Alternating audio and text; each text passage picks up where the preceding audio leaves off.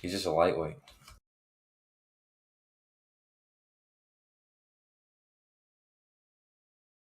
How many drinks are we talking in a row there? 30? Him or me? Or I don't count how many drinks I have, but I do drink roughly a full bottle of whiskey every day if I'm drinking whiskey. Or what is it? 24 ounce. There's actually called, what's it called? Earthquake, and they're 10%, 24 ounces. I don't know how to. Let's do that. So that's like equal to 10 drinks or so? I don't know. Let me see. I think I did the math before, but there's comparable. And I don't drink a full bottle of whiskey, but it's like almost the full. I'm like right now, for instance, it's like at the end of the bottle. It's not exactly. So it's probably like 80% of the bottle. This depends on which one I'm drinking that day. Let me do the math though for that malt liquor. Your liver would be fucked. Yeah, I wonder about that sometimes, but I'm gonna be I'll be interested in those because pretty soon there'll be several things to do. But I think one of the things is you'll be able to clone your own liver, your own organ. So hopefully by the time it's a problem for me, that's available in a sure enough way that I'm gonna be fine with doing it. Gosh, I would not bank on that, dude. I don't know, would dude. not put your bets on that. I know dudes in Germany who they work in the field, and they basically said that they look out for that in 10 years. They told me that 6 years ago. So yeah, I mean, it seems sure enough. Like he said it was stem cell based. That's why he was the other guy telling me about stem cells. He was this German dude. You might remember this guy, Gio. If maybe you'll remember this guy. There was a guy who about the time I started in 24/7, Blitzwink was there, and there was another German guy who didn't have as bad as accent as Lichwink, but he was like he always asked a lot of questions, and he never actually argued anything about the globe. He just always asked you guys a lot of questions, and it would annoy the hell out of people. I don't know if you remember this guy. His name was Atlas. Atlas was his name. You remember that guy? It rings a bell. Yeah. Yeah, he would annoy the fuck out of I was like, wow, he's asking interesting questions, but they would never lead anywhere. It would just be like, he'd be asking them to try to, like, I guess maybe make you have something insightful, revelation or something. But he wasn't arguing the globe ever. He was always asking questions.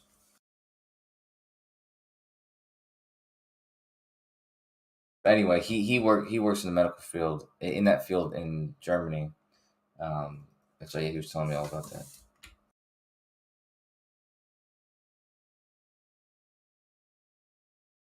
Yeah, you heard about Lichwink though, right? Gio, I brought it up the other day. He passed away last year. I saw that. Yeah, it sucks, man. Yeah, I liked him. Yeah, he was. Me and him were a team back in the day, dude. I don't know if you remember. There'd be nights in 24/7 where it was me and him, and we were arguing against like whoever was in there about something dumb. But Lichwink would always make the best shit in Blender. Like he would always make something in Blender so that we could show this in our argument or whatever. He did that for me once on Nathan Oakley's show. I was on Nathan's show, fucking arguing about something, and so I was like DMing Glitch. I was like, "I need you to make me this fucking shit with these, what was it, like windmills or something like that," and he did it. He was a good dude. Yeah, I used to like joking with him and laughing with him because he was just this older gentleman that was, especially in 24/7, it's kind of a younger crowd in there, so lots of youngsters, and I used to just laugh with them, like. I think you said because it.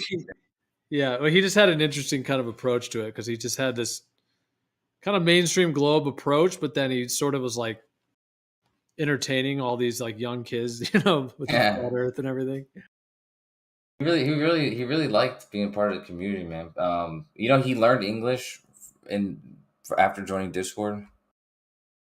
He learned it from talking with us. That's the first time he was like practicing speaking English. Oh wow. And it's kind of evident though too, because he was really bad at first, but got better. Anyways, yeah, good guy, man. Rest in peace, Livestreams.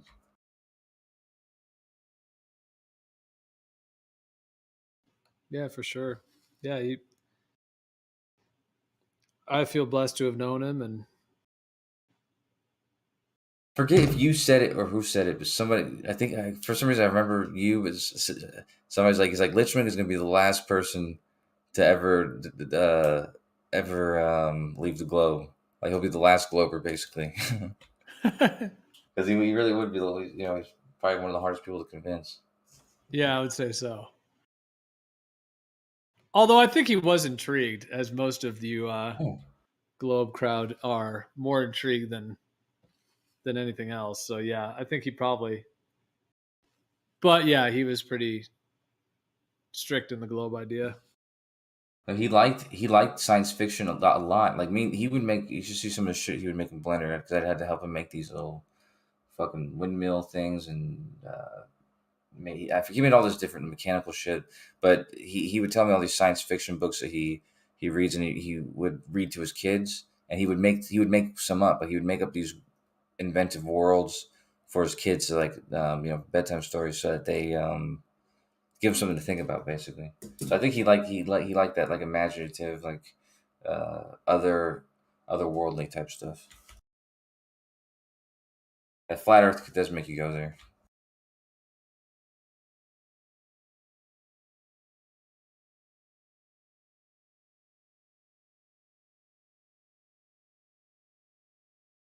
Hey, Kosho, Yeah, I had a lot of fun times talking with him. Yeah, he was he had like a playful energy to him, which was cool because he was kind of this older man, like from Germany. You know, like I said, with all these like young American kids, oftentimes. So he was just fun. He had a fun energy to. He was only 63. See, I guess I know a bunch of people on here older than that. Yeah, yeah, exactly. I don't Yeah, know, but I he thought he wasn't was like older too. super But old, but yeah, he sounds older than he is. 63 is still kind of old, but he just sounded even older than that. it's kind of wild to think about just those times back then, and Yeah. like at the time it was just so like alive and kind of full of life, in that sense. And then because there's been some other people that have passed on too, and it's kind of yeah, it just kind of puts things in perspective, I suppose. It's just What was 24/7 like? What stage of 24/7? Because that was before any of the interviewing or because, like I said, I think a lot of that was because when I was coming in there a lot on like alt accounts and stuff like that. But before that, there was none of that at all. But like, was that still sort of the beginning of 24/7 or like the early middle stage or something? I'd kind of categorize it more about middle ish. It had already been there for like a year or something, right? I mean, that would have been the first server, like not the 2.0 when he was there. Yeah. I have a feeling like maybe he kind of ended up at Gems, didn't he? Did he kind of hang out there? Yeah, of I don't. course. Yeah. Yeah, I think he was probably there like a bit after. Yeah, I mean, yeah. what did he get banned from 24/7 like everybody I think does? he was one of the people who didn't get, or maybe he got banned way, way later, or he really didn't like going there. So because I would ask him, "Are you banned there?" And he wasn't banned for some time. I think maybe eventually he did get banned, and then got allowed back. I don't remember. Yeah, but I don't get the vibe that he really liked Gems either too much. But he probably did hang out there a little bit more.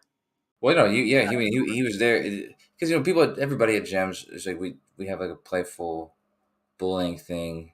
I mean, I get bullied a lot over there. He would get bullied a lot over there. I mean, really anybody does. But Where's sometimes. that? So what? We getting bullied? No, if we're talking about Gems and Gem server, debate Flat Earth and more. It's funny when I first went there. I went there with P Link and a couple other people, probably just P Link though. and it was always described because I was in 24/7 for a month or so, and Debate Flat Earth and More was always described as like a cesspool of trolls. Like it was just nothing but trolls, and they're like it's like the most you have to know like they were making it seem like it was like super strict, and you had to know your shit if you want to go in there. Otherwise, you're gonna get fucking eaten up. I remember I went in there and actually I got interrogated by somebody who I'm friends with now, but I think he thought I was a flat earther, but I never really, I never expressed, I never expressed being a flat earther. I think I might have said I was on the fence or something. But regardless, yeah, I got interrogated. Flat Earth is the way to go. We know this. We know Flat Earth is the answer. Oh well, yeah, maybe. Well, that's what I was What asking. server are you talking about? The Debate Flat Earth and More Jim Panda server. It's join actually that my shit. home server. It's like what my, it's where all my buddies are. But when I was in 24/7 before I'd heard of it, and actually even still, I guess from the flat Earth perspective, a lot of people call it a troll server. And there's a lot of trolls there, but 24/7 is fucking bullshit. It's just full of children, bro. yeah, It's full of high school kids just going on to laugh at Flat Earth because they don't understand it. They don't understand the concepts. When I was on there for a little bit, you just got to be careful when you're talking with high school kids and shit. Or younger. Yeah, but I don't want to get into that because I've heard some shit. Gio knows we've all heard some despicable shit. Exactly. But just carry on. Yeah. They But bring up intelligence. Gio actually capitalized on exactly the issue over there because the issues they first try to just separate everybody who's experienced in the argument already, but they're globers or whatever. So there's like they kind of they kind of have problems when they're trying to talk to new people because the globers are in there, and so they would just ban them, and then they end up just banning really everybody who's going to have a real discussion with them. The Geo, I guess obviously if there's not if it's just an echo chamber, then there's no discussion really happening. Wait, this is a server where they're all banning globers? No, that server, the 24/7. I'm saying that they ban a lot of globers. That's fucking awesome. They ban them. They almost ban almost all globers actually, except for fuck globers. That's my opinion. Yeah, the ones that don't ban, the ones that will consistently give arguments. Kind of like Zanuck. He's somebody who's actually allowed back a lot, but obviously Zanuck a glober? I can't even tell. Yeah, Zanuck. He's like one of the. He's like a Rumpus, basically. Rumpus and Zanuck. He carries on. He has no idea what he's talking about. That guy. A Rumpus? Zanuck. Oh, I don't know. He's pretty smart. He does go. Zanuck a glober? Yeah. Yeah. I think they're just carrying on about their university degree, that sort of thing, like everyone carries on about specifically what they know, and they go into these very like in-depth things. And it's like, how I see it, you can interpret it however you like, what they're saying. Like it doesn't necessarily have to mean a globe. Yeah, some carry on about specifics. It's like, I've done this course, therefore I know exactly what I'm talking about. And they go into very in-depth analysis. Like that's tough. That's the discussion on this Discord. People's just carrying on about the university degrees and whatnot. Something that a lot of people don't admit, although I've heard Zanuck admit this as well as a couple. I've admitted this, that there's stuff that because I've always been into science, and actually I've been in space since I was a little kid. Like I've just always been into science, right? And so a lot of this stuff I already felt like I knew, but almost all this stuff at the same time, it has being in this community and these conversations and to the depth and to the rigor that we take it almost every time. I've learned more being in this community than I have, definitely from school, because I learned most shit from outside of school, like just fuck school, man. But definitely just being in this community and practically, because what you really try to do sometimes when you're in discussions or when you're unfamiliar with something, you try to become familiar with it and really understand it. Otherwise, you got no point in in trying to argue with somebody else who's obviously does know about it. So it's like you really try to understand, like something like refraction or even what's another thing. When Coriolis, like I understood Coriolis before, but the extent that I understand it now is crazy. Kosho, did you get them guys straight on how the globe works last night? No. I mean, I am actually. My girlfriend called, and so I did something else for a while. I think it's especially you, Jeremy. The things I do for you guys, especially you, is it This fucking is for crazy? you, bro. Crazy amount of work I put into this. I'm making this fucking picture. Dude, this is for you. No, it's not for me, dude. Yeah, this is for you. I'm helping your side out, so they know. So you guys know how your own guys know how to shit works. And guess what, dude? We're not fucking in some huge homosexual marriage where benefiting those guys benefits me, dude. We're not in the same group, dude. Like just because. Yeah, you're on the same team. Yeah, no, we're not, dude. Yeah, you and Eggshells and them and Xanax. I reckon Kosho's a flat earther. I'm buddies with a lot of these guys, but there's none of that. This is the problem, dude. This is why I tell you never. I hate it when you drag me into that shit because you drag it in, and it's fun to watch when it's you and other people. This fucking like WWF, fucking flat Earth fight, bro. This isn't like that thing with Blue, or this isn't like that thing with Blue, or whatever other shit we did. This is something totally different. Okay. I'm certain I'm right about this, but I don't. I know we are right. But you're right, Coach. Dude, it doesn't. It doesn't satisfy me to. It doesn't like I've always thought this ever since I've been in this community. If I actually was able to convince, and I was at the very beginning, but if I was able to convince somebody who was a diehard flat earther though, in a simple conversation, and they were like having a revelation that's not flat earth or whatever, I wouldn't even want that to happen. I wouldn't want to be the one who does that. I don't want to do that. So I don't want to I don't like proving other people wrong. I don't know. This isn't going to switch anyone's mind. First of all, Xanax agreed with me the other day, and now he's back. He backed out on it because he talked to Eggshells. Who does it? Just listen, dude. You got Xanax for you, dude. Xanax pulled like a cheap suit once again. That's a fucking shocker. I know. No, but I think Xanax is like me though a little bit, where he doesn't want to have these these little scuffles.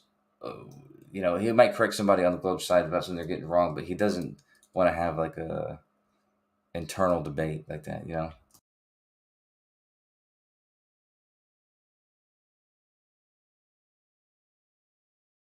Well, Xanax a bloody idiot. We all know this. He just what? What? That was more. Xanax slightly gronked. Xanax not going to listen. Say it in your Batman voice, though. Is it like Gronk? Does that mean like what does that mean? Gronked. You never heard the term Gronk? Yeah, I kind of maybe not. We don't have in America. We don't say the same Australian. You guys have lazy mouths. You guys abbreviate everything earlier. You're like, oh, what you wake up in the Arvo? It's like, dude, just say the whole fucking thing. There's not that many more words.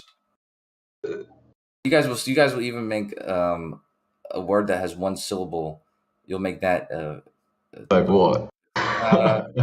There's a bunch of them. Like, well, chicken. What do you call chicken? You call it like chaka. You even call it chicken.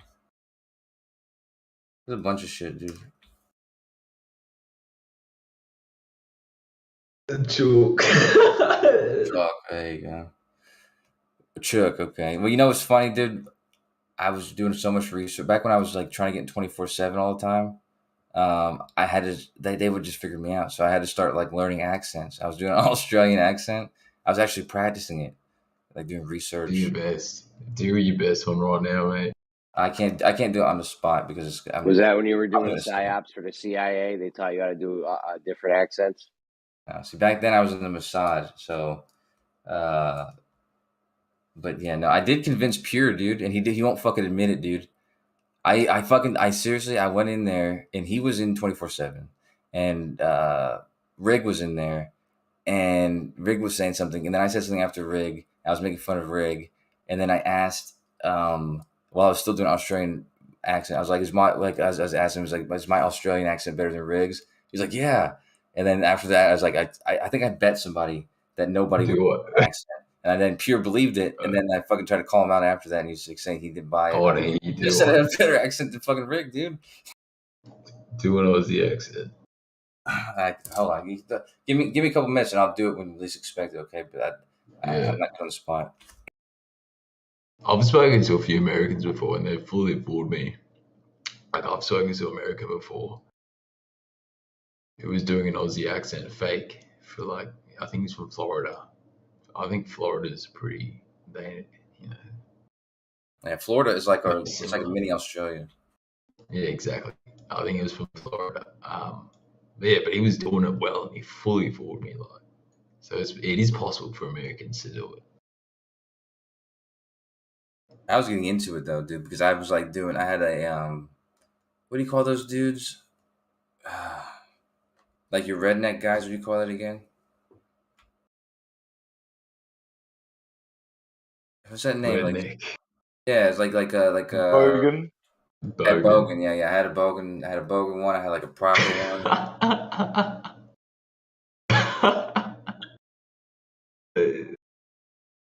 It's so funny. See, I'm not. I would have to. I love the term redneck too. It just means like a fucking white bloke with a sunburnt neck. Well, yeah, but people will call anybody who's got a southern accent a redneck. But You're gonna get sunburnt in the sun, aren't you? me, I can get sunburned. But so what? Not necessarily you, mate. I don't know. No, I have a what's it called? I'm actually almost racially ambiguous. If I actually was a Mossad agent, they could put me in any country in the world, and I could pass for any for being anything. I have a that's good range. though. That's pretty good. But I guess yeah, that's good. When I was in the Navy and I was in the Middle East, then I would go out and go dating and go out and meet people and stuff.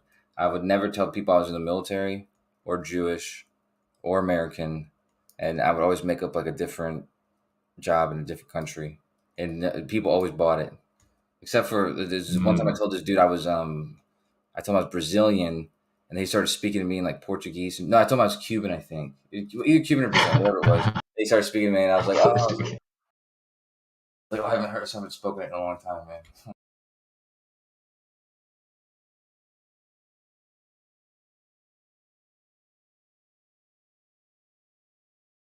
I think I heard earlier you drink lots. You drink lots of booze. Yeah, I drink. Like I said, this is only my research, my own research and surveys. I actually drink. I'm tied. Me and one other person are tied with the most alcohol consumption. What do you mean? What do you mean? The most before you died, you passed out. It was unfolding. I don't pass out. I don't get drunk. I get drunk maybe less than 5 times a year now. It used to be maybe 2 weeks a year, but now how much do you need to drink to get drunk? I don't even know anymore. Probably. I don't drink if I drink a whole bottle, but I don't drink it in one sitting. A whole bottle of what? Like whiskey. I drink a whole bottle of whiskey. Yeah. So you could drink 22 standards. I don't know if you guys do standard drinks in America. Yeah. Is that like a standard drink? I don't know what that means. Like, well, we have standard drinks here. Yeah, a standard drink's about 1 shot. Yeah. Yeah, I think that's a half ounce. And so a bottle of whiskey is 22 standard drinks, so that's about 22 shots. Okay. Where's it?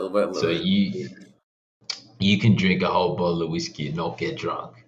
Yeah, but when I say in a day, I literally mean a whole day. So, like, I have a glass of whiskey I've had here all day. I've been filling it up and drinking it. Yeah, that's chilling. No, it's not. No, it's not been sitting here all day. I've been drinking it all day, but I've been drinking it, and like it gets emptied, and it'll be empty for a little bit sometimes. Mm-hmm. You haven't got Irish chains in ya. Well, I was in the Navy, And actually, the reason I had to go to the Navy was because I was drinking too much, and then Yeah. I don't think my parents realized that like that's actually like mandatory. Yet you like to be drinking in the Navy. It's like it actually literally almost mandatory. Is he on the sea the whole time? Well, I wasn't even at sea most of the time. But yeah, like we would have parties, like our higher ups. One of the first parties I went to, I was doing a body shot off like this chief, and you're not even supposed to be partying with him. Was it him? No, a body shot no, off no, it wasn't a dude. Yo. It was actually a nasty lady though. Like she was kind of like, yeah, like my friend, like I thought like whenever like because she's like body shots. I was like, all right. And I thought like that was gonna be a thing to do, so I did one, but nobody else did one. And then they made fun of me for a while for doing it. Yeah, you gotta be careful with that sort of thing. Yeah. I don't know with that. Yeah. So how long were you in the Navy for? It was 4 years. It's typical, like 4 years over here.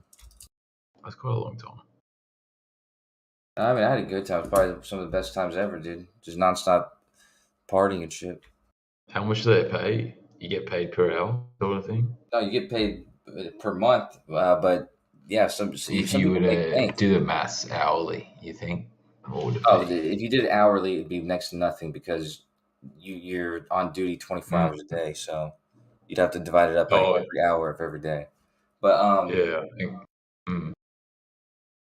If you divide it up correctly, it's fair. But there's some people who are making like $8,000 to $10,000 paychecks, but it's because you get benefits. It's like you have housing money that you get, and then you get money for being married, and if you're overseas, you get money for that too. You get people in Bahrain where I was were getting a reservist that were there. They were getting everything I got, the same amount of money plus 125 a day per diem. So it's basically like double their paycheck every paycheck. If you ask me, the military, guns. I mean, for fun, but not on for duty. I wasn't issued a weapon, but what was I saying? Yeah, in the. Did you go for swims in the ocean, that sort of thing? Like, were you out in the middle of the ocean and you're like, go do 50 laps in the ocean and swim back to the fucking. No. After boot camp, you don't really get ordered around like that,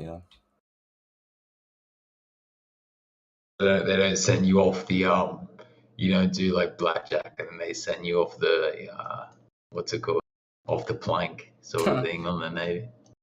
No, I mean there used to be like what do they call it when hazing. So it's like there used to be a bunch of hazing rituals, but I'm certain it's because women started joining the military.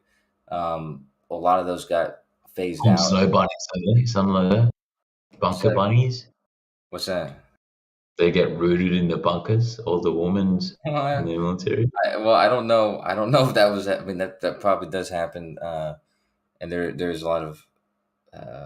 Anyways, they have weird sexual assault rules in the military, but despite that, I think it's like if you're becoming a chief, they do this whole hazing thing all summer where they're like, they're spraying these people with hoses and making them do all these tasks, and then at the end of it, they become chiefs. Or like the rank I was, they have this thing called frocking, and basically once you become this rank, like your pin, like usually you have a pin, you put the backing on it, and it goes on your thing.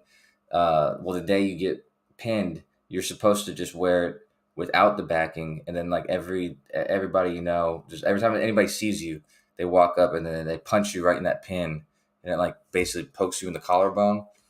Like these were old like hazing ceremonies that they would just engage in, but it's completely illegal now to do those. Same thing with fraternities here. It's like the same sort of thing. Like the hazing rituals they used to put pledges through are actually extremely illegal now.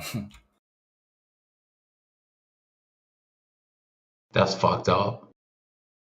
Yeah, but like I said, I think a lot of it has to do with complainers and babies, and then also like for the military at least, like women being integrated with the men. Because I feel like it's if a man, it's like if you're a dude and you complain about stuff like that, no one's ever gonna fucking let that up, dude. So it's like you just have to fucking deal with it. You know what I mean? And if you don't deal with it, you do bitch. Then even the person you bitch to is gonna fucking look down on you. It's like he's not gonna take it seriously. But when when women are involved and the same thing's happening, like let's say the woman is she's like whatever the hazing thing is, and she is complaining about it. It's like it's taken a little bit differently. You know what I mean? So I think women becoming integrated kind of just like slowly phase that kind of stuff out. You're gonna be careful when you're in the American Navy. You don't know when you're gonna be sent abroad. America's quite an amazing country. I've got to say myself.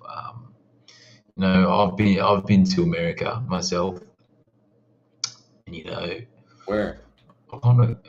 I've been to New York. I've been to California. I've been north of New York. I saw a bear actually. I find it funny, people say, "Oh, in Australia, dangerous animals." You know what I mean? Like, there's a stereotype to Australia at the end. Bullshit, man. In America, you got literal fucking cougar tigers. You got fucking bears. You got cunts with guns. Literally a woman by a gun. Trust me, you're 100 million times more likely to die in the USA than you are in Australia, mate. Like it's just fucking. 100%. And look, I've been to California, and it's like G'd up, and to me it's a very run down shit version of Sydney. Like, you're probably more likely to die in a road rage accident where people get outside their cars and someone kills you in LA than you are to get eaten by a shark in Australia. Yeah, no, there's a shark, this and that. There's probably sharks in Florida. Who knows, man? You know what I mean? I'm like, people say, "Oh, Australia is dangerous because of the animals." America's 100 times more dangerous, trust me. Because in parts of America, I think it's like 1/3 of the country. I don't know, at least above New York. If you get bitten by a tick, you get that tick disease, right? How about that? How fuck's that? We haven't got anything like that around here. Have you heard about it? Lyme disease? Yeah, that one. Yeah. We haven't got that here, mate. You guys got all sorts of fuck things. You got bears and fucking. What are they called? Are they called cougars? There's fucking tigers. You sleep with what are those tigers called? You guys got little tigers running around. Yeah, well, Bob, there's something called panthers. Bobcat or some shit. There's a cougar, a puma, and a mountain lion, and it's actually the same. Yeah, mate. All three. That shit is crazy.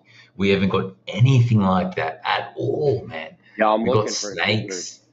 But you guys probably got fucking snakes 10 times the size that we do, judging by what's fucking over in your continent, mate. We got those fucking animals. I said I'm looking for the cougars. If you find any, let me know. Yeah, you better hope your wife's at work, man, or somewhere else, dude. Here's you talk. I tell her when I tell her what you just said, dude. My wife is a cougar. My girlfriend. Do you own a gun, mate? Do you own a gun, Kosho? I do, but the only gun that is in my storage. So the only gun that I ever have around is my girl's gun. But I don't worry about it. But girls, sorry? My girl was in the army, and she's got a gun that she keeps. Chilling. But I used to have a gun. I used to keep my gun on my desk, like in my where I'm sitting now, on my computer, like under my desk on my computer. Yeah. But I used to smoke a lot of weed, and I had it there. I had it there because I felt like I said, yeah. Like if something ever happens, I'm gonna be ready, like whatever it is. But then I was thinking, like, what if I got swatted, or what if for some reason I got raided by the police? I wouldn't really know that was. I wouldn't be able to distinguish that from me thinking like people were just coming casually raided by the police. Yeah, but be honest, but I had that thought though. I mean that's a scary thought because if that happened and I pull out a gun, I'm dead. You were cool. When you had that I was like, it's not a good idea to have this gun here like this. You were tripping out. Bro, I actually have these fucking shrooms in this plastic bag right now, actually. Shrooms? Yeah, bro, I went picking them at work today. Yeah, I had shrooms with my friend. Kosho, how do you drink a bottle of whiskey a day and not slur your words? I don't get drunk. Can I send a photo of these streams in the group chat, or is that banned? You can, if you do the thing where you what is it called? Make it a spoiler, like I'm you put asking the bars. admins. How do you do that? I would say it like this. But news perspective. There was a dude in Gems. He definitely this dude in Rizla and fucking and Chris never believed anything I ever said, even if it was like perfectly believable or something. There's stuff. Why would somebody make that up or something? How do you do it over the phone? How do you do spoiler? You do double bars. Those guys hate you. Rizla and Chris. Yeah, I know, but we were cool. Me and Chris can be cool when Rizzo's not around, and me and Rizzo were cool plenty of times. But he just doesn't. He doesn't drop grudges. So if anything ever Listen, happens, both of them dudes suck. Kosho, tell Nate that you're on my side with this thing here. dude. First of all, Nate is on our side too, man. And you fucking dude. This Oh, isn't all right. fucking. This is how you know Jeremy's Italian, dude. Because everything to him has got to be fucking Romeo and Juliet or mafia bullshit. My family versus your family. Yeah, it's fucking weird with Jeremy. All right, but now that you're here, were you agreeing with Jeremy or with Nick Say about what? the whole? Jeremy, the argument is at the equator, you have one trail of stars going, back and forth straight, and then north and south if they're diverging and converging, right? Yeah, so Jeremy's the Italian guy. He's the idea guy, as he says, the idea guy. I'm the guy who does the work, okay? So I'm actually the one who actually constructed that argument, dude. Jeremy's the one who fucking lays it down. He's like, here's the argument. I got no reason for it whatsoever. I got to be the one who actually sets the fucking reason up, dude. So It's not even Jeremy's argument. What the fuck? well, he doesn't. That's the thing, though. He hasn't even fucking said an argument yet. He's bringing that up because I can tell he's framing some argument, but he hasn't even framed it yet. All right, so because double didn't work. At the equator, do the star trails north and south converge and diverge? Visually. Or is that just like an effect that we see? It's an effect in the same way that when you look at railroads or beads, what do you call it? Hippie beads or whatever, or raindrops pointed straight up at the rain, they don't really diverge or converge, and none of that. It's a perspective. That's my description, but that's your hope. That's your hope, because if they converge and diverge, end of the globe. Hold on. In other words, you're saying yes, the stars do appear to converge. The star trails do appear to converge and diverge at the equator. Kosho, is that what you're saying? yeah. But this is a very difficult. And I see your streams, by the way, man. They look like bugs a little bit, but regardless. Yeah, bro, they're chilling. Have you seen these streams? These are psilocybe subgranosa, the most potent in the world. I can't tell the difference between any streams. Let's get to the bottom. I'll delete the photo because probably shouldn't be able. As with almost all of Jeremy's arguments, and it's set up this way. It's almost a very, it's not sexist, but it's a very female thing that he does.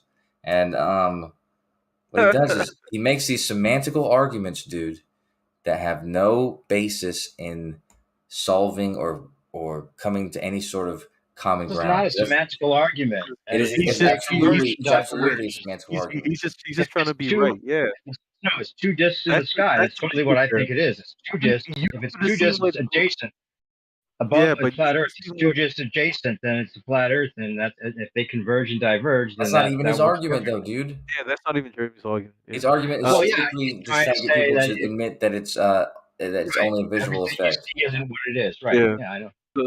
So that we can't say anything in disguise for certain because it's all just the visual effects. Everything it's is not my argument. It's not. Listen, we haven't even gotten to my argument yet. Don't worry about what the argument is. We're not going anywhere until we get past this point. Let's get to the bottom of this. So we ain't going anywhere until we got everyone on the same page. Yeah. So what was Eggshells disagreeing with? Was he saying? It wasn't just Eggshells though. Quite a lot. Okay, but they were saying what exactly? That this is just an effect caused by a certain type of lens, and that if I went with my own two eyes, I wouldn't see this convergence divergence. That's what he was saying. Yeah, they're saying it's just a fisheye lens, different lens. You wouldn't see it or something, and they have to be going straight, which is fucking ridiculous. Well, no. Do you agree with that? He's to me or Jeremy?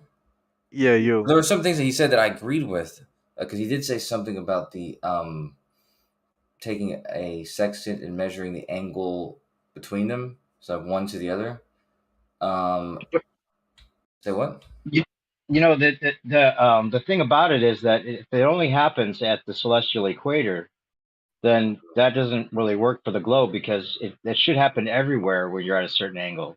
Are you saying that because Lemon said that? Yeah, nonsense. That's absolute nonsense. They've stopped. Lemon said that. I thought it was nonsense when he said that. But it's just at the celestial equator. It's not the globe. Wait, let me get this right. The globe is saying that it's turning, and all the stars are just completely like still. They're stationary, and we're spinning, or they're relatively moving to a slight bit, but we can't tell because they're infinitely far away. So it would happen everywhere, because all it is the globe turning, right? Yeah, it's not like there's two circles coming in, converging and diverging. No, exactly, dude.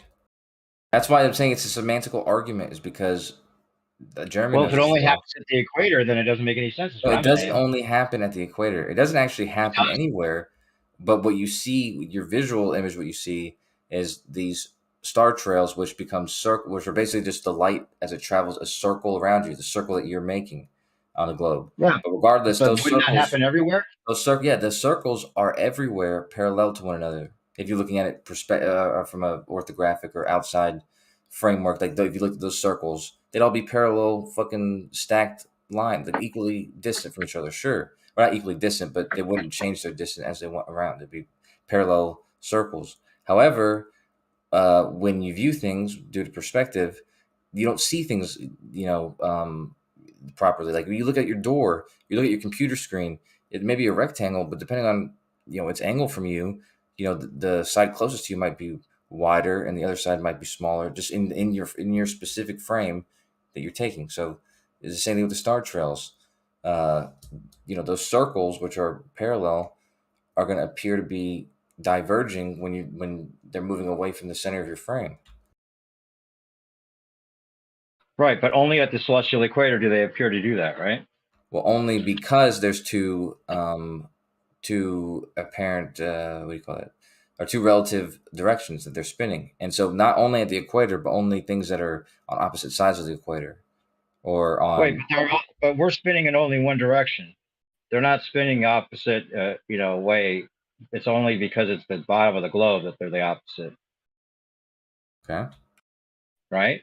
In the globe. That's right. Those are relative directions. Right. So there's not two circles of anything it's just the globe spinning. Yeah, there's so two. It there's makes sense two that views of it. Separate them. You're treating it like the celestial equator is where these two separate star trails are coming to meet, if they're converging and diverging only at the equator instead of everywhere. Yeah, if me and you and Nate were in the park, not Nate, let's say Jeremy. Jeremy was wearing his clown suit. He was in the park and he was trying to juggle, but he sucked at it. And he was trying to ride a unicycle, and he finally got it going. He's on the unicycle, and I'm on one side of him, and you're on the other side of him. Aren't we both going to see two totally different directions that the wheel's spinning? One of us is going to see it clockwise, the other one's going to see it counterclockwise. But regardless of why is it only at the celestial equator that this happens? Spinning the same direction cardinally. But why is it only at the celestial equator that this happens?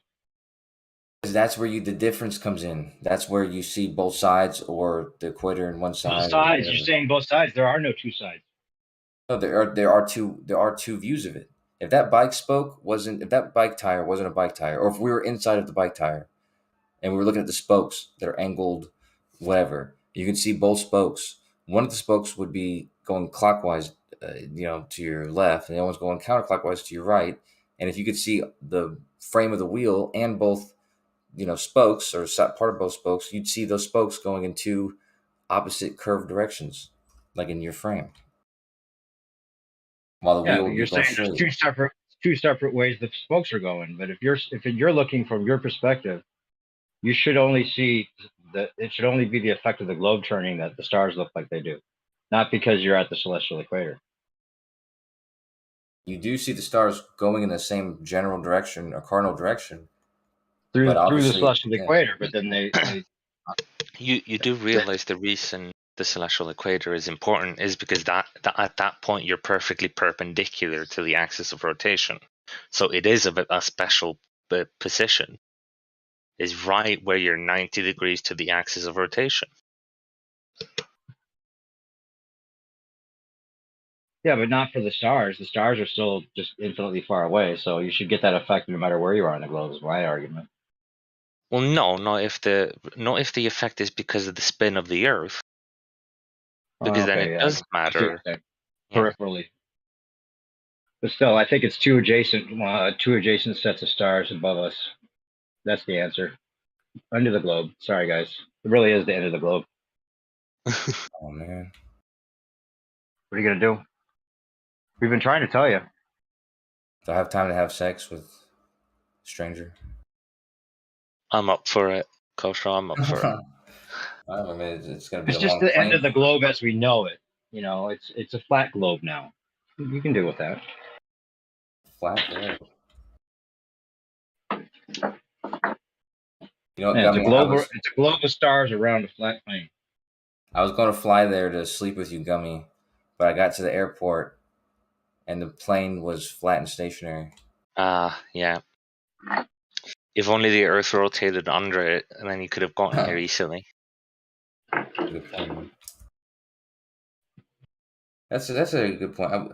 I wish there's questions like that we forget that some people still hold on to. But I'm wondering, Dave, what are some of the flat Earth arguments that you find to be some of the worst arguments? Like what Gummy just brought up about jumping up in the air or going in a helicopter for a couple hours and being in a different place, as the globe suggests, supposedly. Well, conservation of momentum is ridiculous. So you can make any argument about that, like the fucking football that misses the goal, and all of those things should be all crazy, just like Neil deGrasse Tyson says. But when we hear it, it sounds ridiculous because we know that doesn't happen. You think conservation of momentum is ridiculous? No, not the conservation of momentum, but as far as the globe is concerned, yeah. Okay. As far as Earth is concerned, it doesn't seem to be happening. I mean, the clouds are just sitting up there in the sky, right? They're just sitting there. I looked at the cloud the other day. It was like a good hour, and it was not drifting whatsoever. It was just sitting right there, right? Now that's higher than the ground, and the atmosphere is not in sync with the Earth. And it should be drifting always east to west a little bit. No, on average, it is with the Earth. So that's definitely a possibility to see. And you also got to realize it's not about the speed; it's about the rotational velocity. But you'd think that you'd never really see the clouds sit in one spot right above you for very long if there's a constant atmosphere that's spinning and trying to catch up to the Earth. Well, no, it's not trying to catch up with the Earth. It is caught up with the Earth mostly. It's just sometimes there's dynamic conditions that change it. Mostly. You can say mostly, but then it doesn't work because it's not. Mostly is a really vague term to begin with. Okay, so when I say mostly, if it's not in lockstep, like it would have to be in perfect lockstep for the things we observe in the sky to work like they do. It seems. When I say mostly, what I mean is, as a baseline, it is spinning perfectly with the Earth as a baseline, as an average. But then you have dynamic conditions that change that. And so during that day, it doesn't seem to work that way. We don't notice that whatsoever. It's not reality. During that day, you talked about when they seemed stationary in the sky. Well, at that point, the dynamics of it were kind of just drowned out, and the static part, the moving with the Earth, was what was happening, and you observed it as moving perfectly with the Earth. It's not that difficult. No, it seems like it's not moving. The atmosphere is not in lockstep with the Earth whatsoever. Okay. It's not the atmosphere. It doesn't. We're not moving, dude. We're not. I'm sorry to break it to you, but we're not moving. Yeah, Kosho, how much longer till you're done with this thing to show these guys how the globe works? I tell you what, dude, if you keep fucking saying it like that, bro. How do you want me to say it, bro? I'm gonna turn into Zane. Please with the cherry on top. No, just don't pit me against my friends, dude. Okay. I'm not pitting you against him. Hey, I just hey, want everyone Coach to be Ron, on the same I'm not page. your I just want fucking everyone to friend. be on the same. I just want everyone to be on the same page so I can proceed with the argument, and we know how, and everyone knows how the globe works. That's all. So this is all for your sinister plan, because you're ready to fucking dish it out. I see you. Well, as long as I'm only an agent in your fucking sick plans, I'm not. I'll join in if I get paid. Listen, and the thing is, I told you before, like I don't find satisfaction in proving people wrong at all. I do find it necessary to, or if I have a disagreement with somebody, if I am, if I'm more sure that I'm correct, then I do feel it necessary to, Well, yeah. address that. But I don't feel like, debunking people or proving people wrong or anything like that. Well, I I do. can't believe Xanax not. I can't believe Xanax not. Go ahead, Gummy. So I was just gonna say it's very satisfying to prove someone wrong, but when they're so sure of themselves, but they're actually wrong. That's the one time I find it sasatisfying. Yeah, it's great. I just can't believe Xanax on the wrong side of this. Like eggshells, whatever. Who gives a fuck? But Xanax, that's surprising.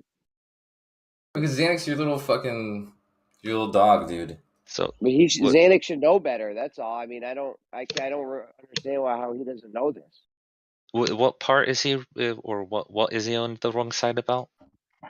Poor eggshells. I'm not sure anybody's wrong on this, to be honest with you. I think it's a semantic argument that people are possibly, they're just conceptualizing it in a way that is different than some of the other people are conceptualizing it. I think Jeremy's conceptualizing it in a way that multiple people they're thinking he's arguing something different, possibly.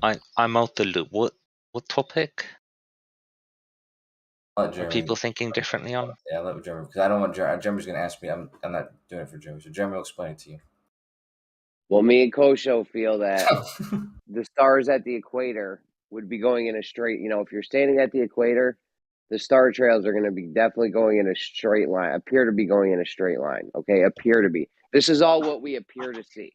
That's all. Okay. I'm not saying anything's actually going in a straight line or actually converging and diverging. So get the stars at the equator, directly above the equator. Those stars would be going in a straight line. The stars to the left and right of it. Got like a television on or something. So the stars to the right and the left of the equator, north and south of the equator, they're circling a pole, right? They're not going in a straight line. They have to be circling a pole, right? So we got one line straight, and then the other lines are curving, right? Apparent, yeah. An apparent curve, yeah. Yeah. So you would see convergence and divergence in those lines, right? Yeah. Yeah. Okay. I know it's pretty easy for you. You didn't hear where my argument's going. Maybe that's why, but yeah, that's it. That's the whole thing. Yeah, we can't so get far. people to. That's it. Yeah, that's it. No, okay, not so far. That's it. Well, I was gonna say, so far what you've said, I agree with. So I don't know what the problem is. I don't know what the problem is either, bro. Okay, these people, I don't know. Like I said, it was most of Jeremy's arguments. Like I said, I don't mean anything sexist, but it's just there's something very female-like about it. And dude, I can't even get to the argument yet. I know, but people can sense it yet because people don't even know how the globe works. What is the argument? Yeah, the way you word certain things, like they know. It's like I feel like I'm in court, dude. It's like I'm not gonna. I shouldn't say this to that because he's like asking me in a way that your girlfriend would ask you, right when she's about to lay down. It's like, what were you doing at this time? Like, I was doing, I don't know, why? And she has like this fucking evidence that you were doing something different, right? That's basically what he makes it. That's what he makes it feel like he's about to do to you. So yeah, people don't want to answer that shit, dude. And it's not just eggshells. It was almost every. I mean, I was like one of the only Globers who actually. This was like a couple weeks ago. Because there were several people. It was Doofus, Moyak, Doofus was on our side. I think Doofus was on our side. Doofus was not. Doofus was one of the main. You sure?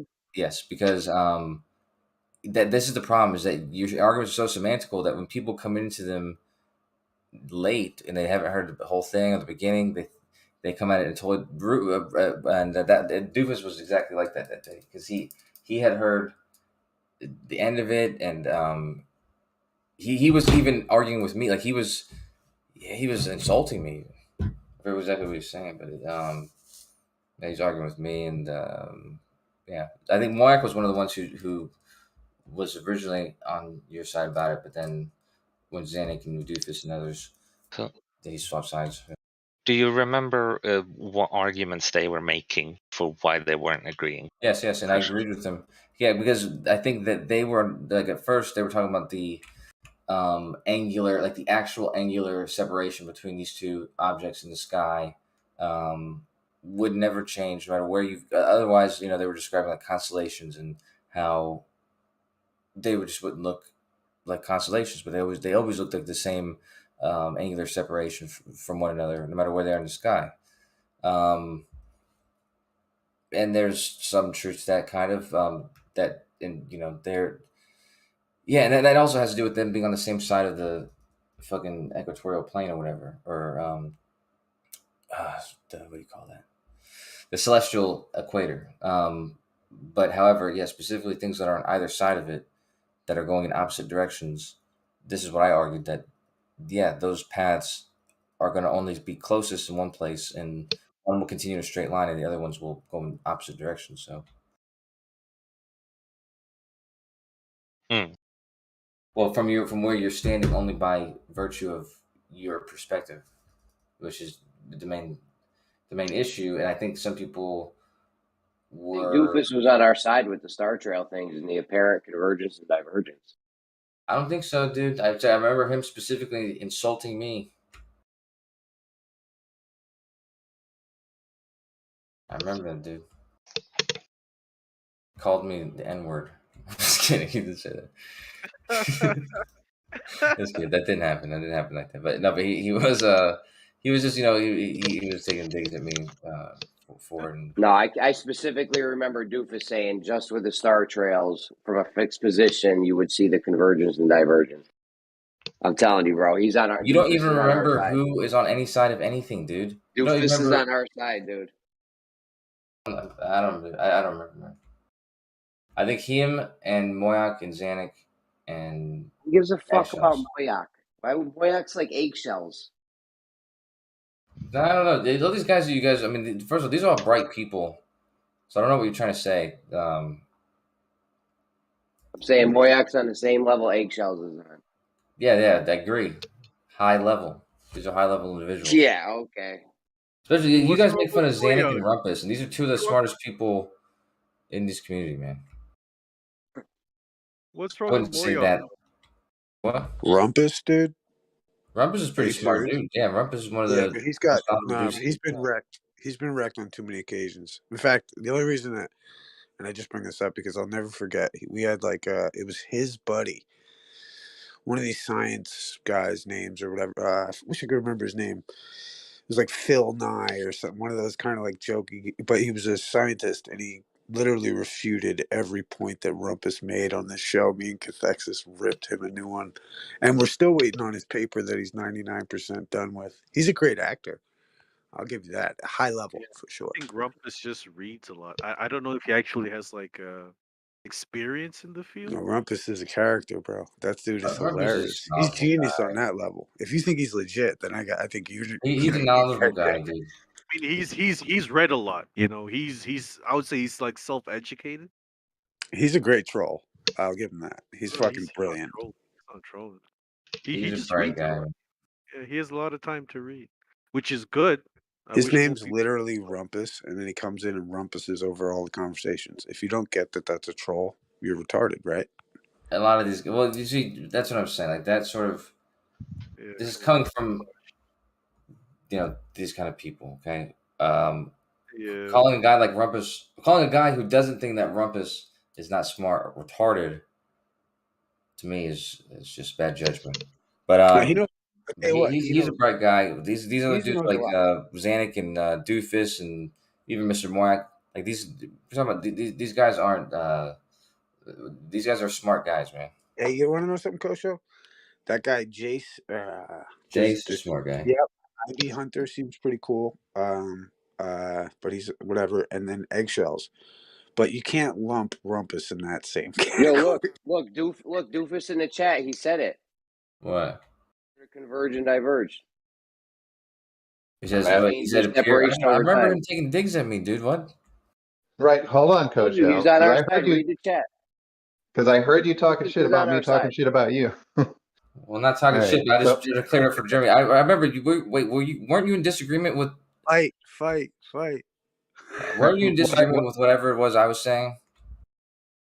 The thing that I'm always in disagreement with is you tend to use more words than necessary to describe something. Right, true. Right. It's a great way to tell someone to shut the fuck up. You know, it's a great way. Doofus, is this because of a fisheye lens though, or would this happen with a rectilinear lens, or without any kind of fisheye effect? A rectilinear lens would make it worse. Actually, if you use a legit. Hold on a second, Issa. If you use a legit fisheye lens, something that actually has a 360-degree field of view and that maps back out to a sphere, this kind of effect doesn't actually occur. But what does occur on a rectilinear lens is that the stars, as they're passing overhead, appear to change separation in the photographic plane between pixels, but the stars still don't have a different angular separation. It's just their appearance on the photographic plane. Yeah, we're not saying they're actually doing it. We're just saying this is what it appears to do. That's all. Right. That's all. We can't even get people to agree with that, Doofus. Imagine that. You know what's funny? Now I'm thinking about it. I do think now I hear Doofus talk about it. I think he was one of those people that was actually like he's the guy who came in late, but he came in late for our side. This is why I question you sometimes, Kosho. You rarely know what's going on. I remember it was something controversial. I don't remember what it was. I was actually nervous for a second that it was only me and you, but now that it's Doofus, I feel much better. You're a fucking punk, dude. All right, so now y'all need to settle this with Eggshells. How do we do that? But you do agree. Wait, so you don't agree that the angles or the stars appear to converge angularly to your field of vision? Well, nobody here says that. What? I don't even know what that was directed at. I think everybody here is in agreement. And I'll tell you exactly why. It's because Jeremy's not wording this as some sort of fucking in any sort of trickery sort of way. He's wording it in a normal way, which we all would agree with. The problem is with these other in these other conversations about the same thing, he purposely words it in a way that makes you look for like a hidden gotcha or something like that, and also is leaving stuff out. So that's why when Doofus said that I sometimes explain, and sometimes I do it without this reason, but sometimes I do it because Jeremy's wording it in a way that is leaving a lot of words out or making it extremely vague, in which case you have to actually clear it up. This is one of those times where you're using too many words to describe a situation. Yeah, I felt that when I was like halfway through it. I still have half more to go. It's not going to be short. I don't know. I'm just having trouble understanding the contention, what people are actually arguing. Well, this is just about how the stars appear to a camera that's fixed relative to the ground as they pass overhead at the celestial equator. On either side of the celestial equator, they will appear in the camera to change separation in the pixels on the photographic sensor, but they don't actually change angular separation if you were to look right at them. The thing is, people are saying the argument from the other side is it's strictly due to a fisheye lens. That's their whole argument. Is this is only a fisheye lens thing,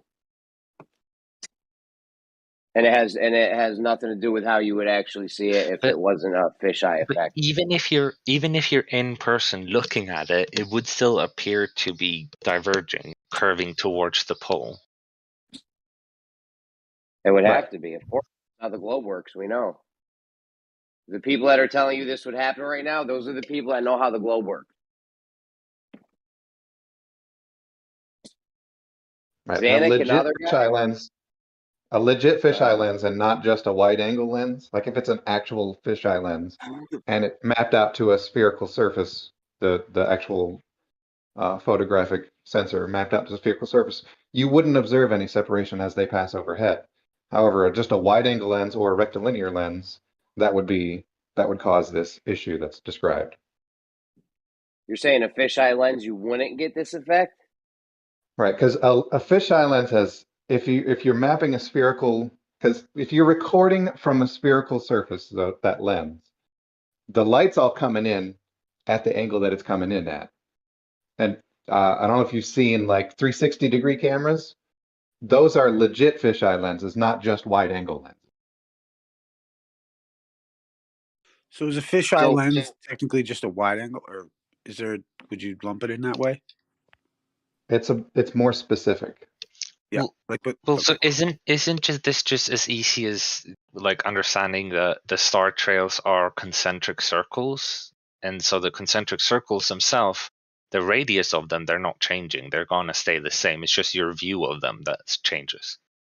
If you try to simplify it down to explaining them just as concentric circles, it makes it a little bit more challenging because they're all following a path on what appears to us as a celestial sphere. So just concentric circles would make it a little bit more challenging to understand. Well, what I mean is that they're appearing as concentric circles in the sky. That's their appearance to us. I suppose.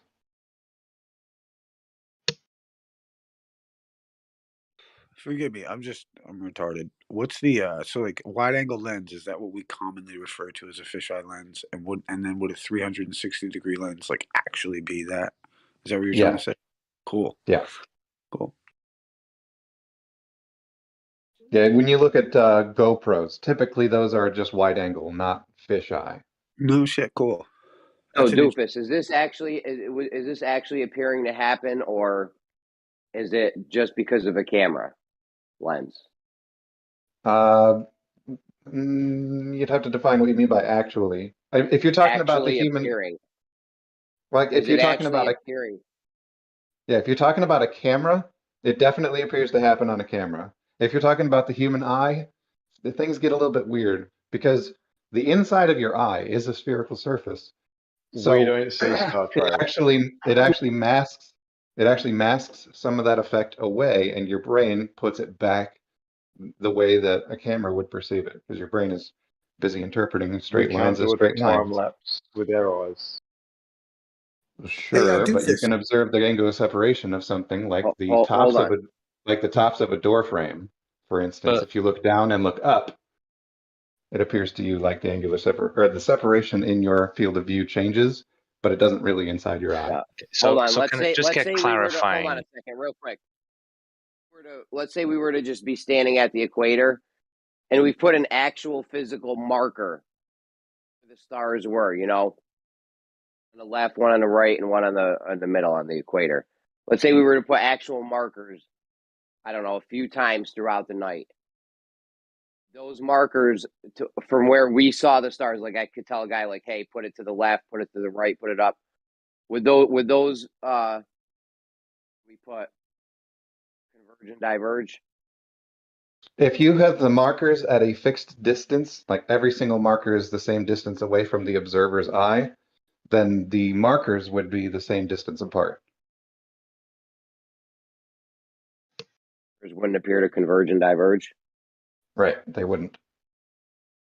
So a clarifying thing, Duffus, would you agree that if you follow the stars, they would not change in angular separation with your eye? You follow the stars. However, if you let them travel into your peripherals, they would appear to be converging. Hold on. Come on, man. Go ahead.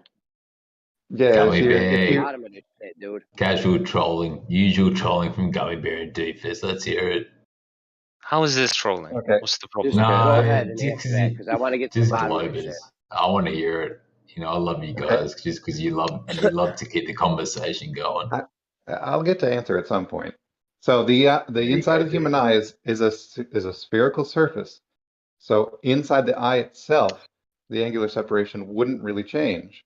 I mean, it changes very, very slightly because the lens is slightly offset from that spherical Hey, surface.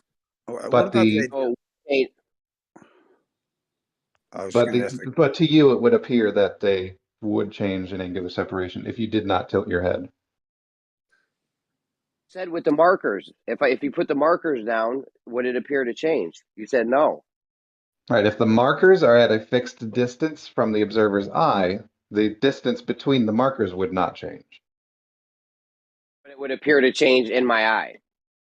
It would appear to you, yeah, you would perceive it as a change if you didn't change your orientation to match the position of the stars.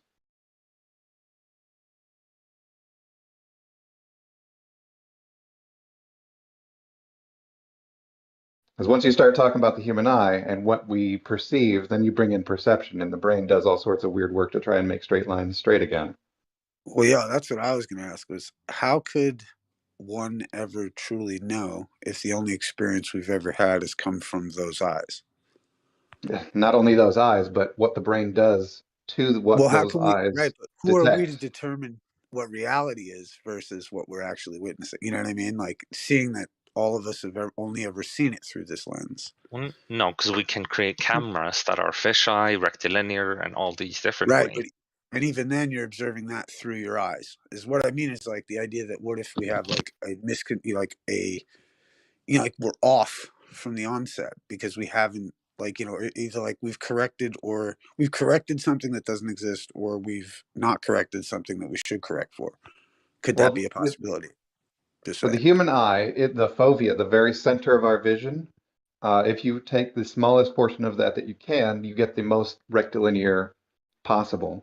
So if you use that to then use a camera to make an observation, you're very certain that what the camera is doing with that light coming in and what you're seeing on the camera is what's going on. Right, but even like your interpretation of that light coming, like I'm just like, I mean, it's almost pedantic, but it's like, like how dare we, assume that we would know precisely what we're observing in light of the fact that there's so much recalculations and recalibrations of the brain. Right. If we were just using our human eyes for the purposes of measuring the angles in just our eyes alone, that would be a problem. If we were using tools like cameras and sensors, we can actually figure that stuff out, though. I mean, fair enough, but I just think there's a lot of room on that side of the word I was looking for, like, I don't know, just the idea that we couldn't know. But yeah, I hear you though. I got you. And what also too, like, let's say you were to take that smallest portion of the eye that sees it a certain way, does that change throughout the eye? Yeah, the brain is trying to make straight lines straight again, because at the back of our eye, because it's a spherical surface, the straight lines that we see are not projected onto the back of our eye as a straight line, because it's a spherical surface. Well, so see, but our brain is in the process of making those straight lines straight. But are we not like maybe superimposing that idea onto this, political model of a world? Do you know what I mean? Like, because like, let's say like you're saying that, oh well, the brain's tricked because it's actually spherical, but it makes it straighten it out, so it's not flat, it's curved, but you just can't perceive it. Is that what we're saying now? Like, I'm just curious. No, because we use cameras and sensors as tools to actually measure what's going on. Wrong. Completely wrong. Well, I mean, it's not completely wrong. It's just it still leaves open the question.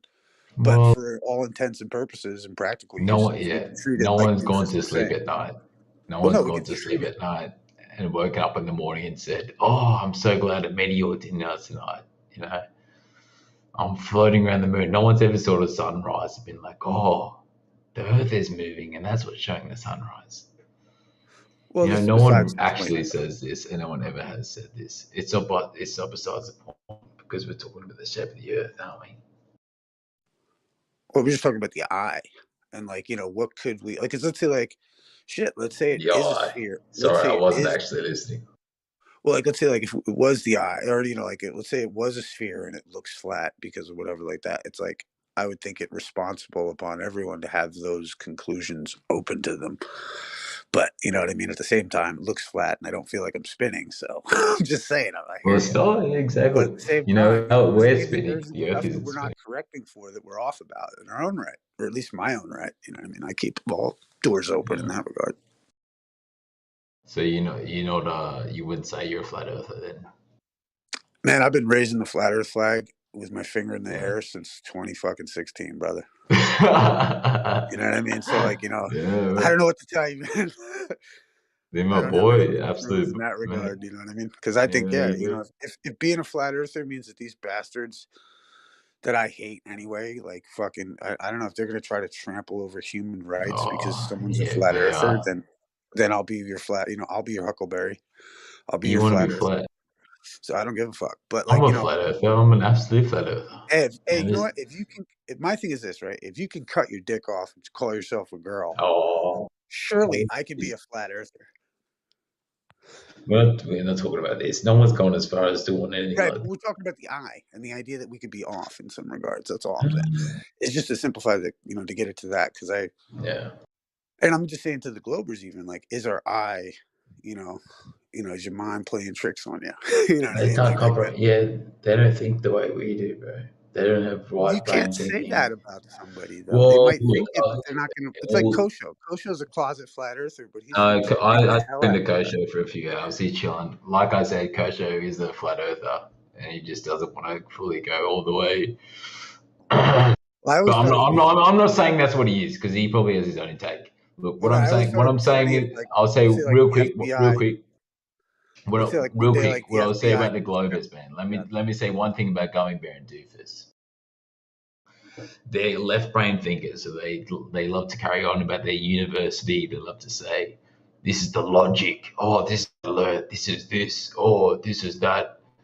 But they're not looking at the sunrise. Yeah, but you know what though? Flat earthers like to say that Globers like to say that they're established, scientists, and they don't. You know what I mean? Like, because there's all these cliches, and I think we need to avoid cliches. Because like like Doofus especially, eggs, like I don't see these guys as any less intellectual than anyone else. I don't either. I think they're probably more intellectually to an extent. It depends how you define intellect, Right, and I would also say that they're also spiritually inclined as much as anyone else. And I wouldn't want to say that they're like.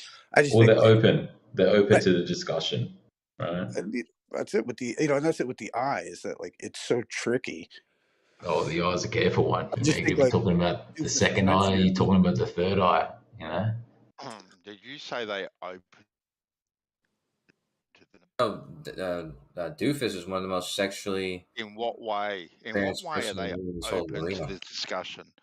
Now, the fact that Kosho is willing, he's like a trader, he's willing to jump ship at the drop of a hat. Kosho's chilling balls, man. Kosho's chilling. Put him to one side, but these other people he's a flat earther that are open to the conversation. In what way are they open to the conversation? Well, they're open to the conversation because they actually listen to what we, flat earthers have to say. They're open to the discussion, and I see them here quite often. I see them, I check in probably every day these days. I check into the chat every second day, and I see people like Gummy Bear and Doofus. And they're not only in here just to prove themselves correct. They're in here because they're listening, or they're learning information they otherwise wouldn't hear elsewhere. Otherwise, they wouldn't be here, right? Like, what I would say, 100% they're here to prove us wrong. They're here. So can I? That's on you, bro. They're not proving it. Yeah, but they're not proving anything wrong to anyone. Can I describe myself instead of you guys describing it? That's what I said. That's what I said. It was my open take. I'm not saying it's what you are, bro. Is the slipperiest of all. Gummy's a cheeky bagger. You gotta be careful. Be careful of Gummy. Well, no, okay. Let me just summarize myself. It's very quick. I will follow your trains of logic. I will always follow your trains of logic, but as soon as I see a contradiction, I will point it the fuck out. Right? Aren't we all here to just describe the experiences that we have had and the way that we determine the things we've determined? Isn't that what we're here for? Mm-hmm. And think on both show sides. people are wrong. Yeah. And your Pretty much. experiences in globalist spaces is about the same feedback you get here, except for without being labeled. I mean, no one here is going to call you autistically retarded. Yeah, good. Autistically retarded. Who said that? Well, Gems just have a nickname. Yeah, Autard is their thing. Autistically retarded. Did someone just say that? Yeah, they're called altarded. It's quite funny because, like, in a way, they accept that because they hate flat Earth so bad that they would rather be. I've never heard retarded someone than say called- autistically retarded. Yeah, it's a lot of jargon. I've spoken to autistic people. Oh yeah, that's the thing too. Like, they're rocket scientists that they think prove the globe to them. Many of them are high functioning autism, but at the same time they hate autism. It's this contradiction in the globe model. A constant swinging. Have you guys heard of the autists on 4chan? That's where it comes from. Hey, I'm on 4chan. Well, they recognize it. Oh, it's from the psychiatrist. I go on 4chan, mate. I go on politically incorrect 4chan. Right. So you got 4chan. you ever heard? I know the autism 4chan. I know exactly. You ever heard of the bread bakers? Yeah, it's like weaponized, where they see someone they're angry at, and they try to figure out who they are, where their address is, what their IP address is. Where if they had just done their, if they had focused that energy to actually proving what they're talking about, they wouldn't need to weaponize their autism. They could just use their autism to, like a rocket scientist does. It's just a joke. It's like the idea that you're so intently focused on the deep state and the evil fucking cabal of assholes that you're autistic. Nah, yeah, exactly. Yeah, you're reading the tea leaves of the World Economic Forum. But that's not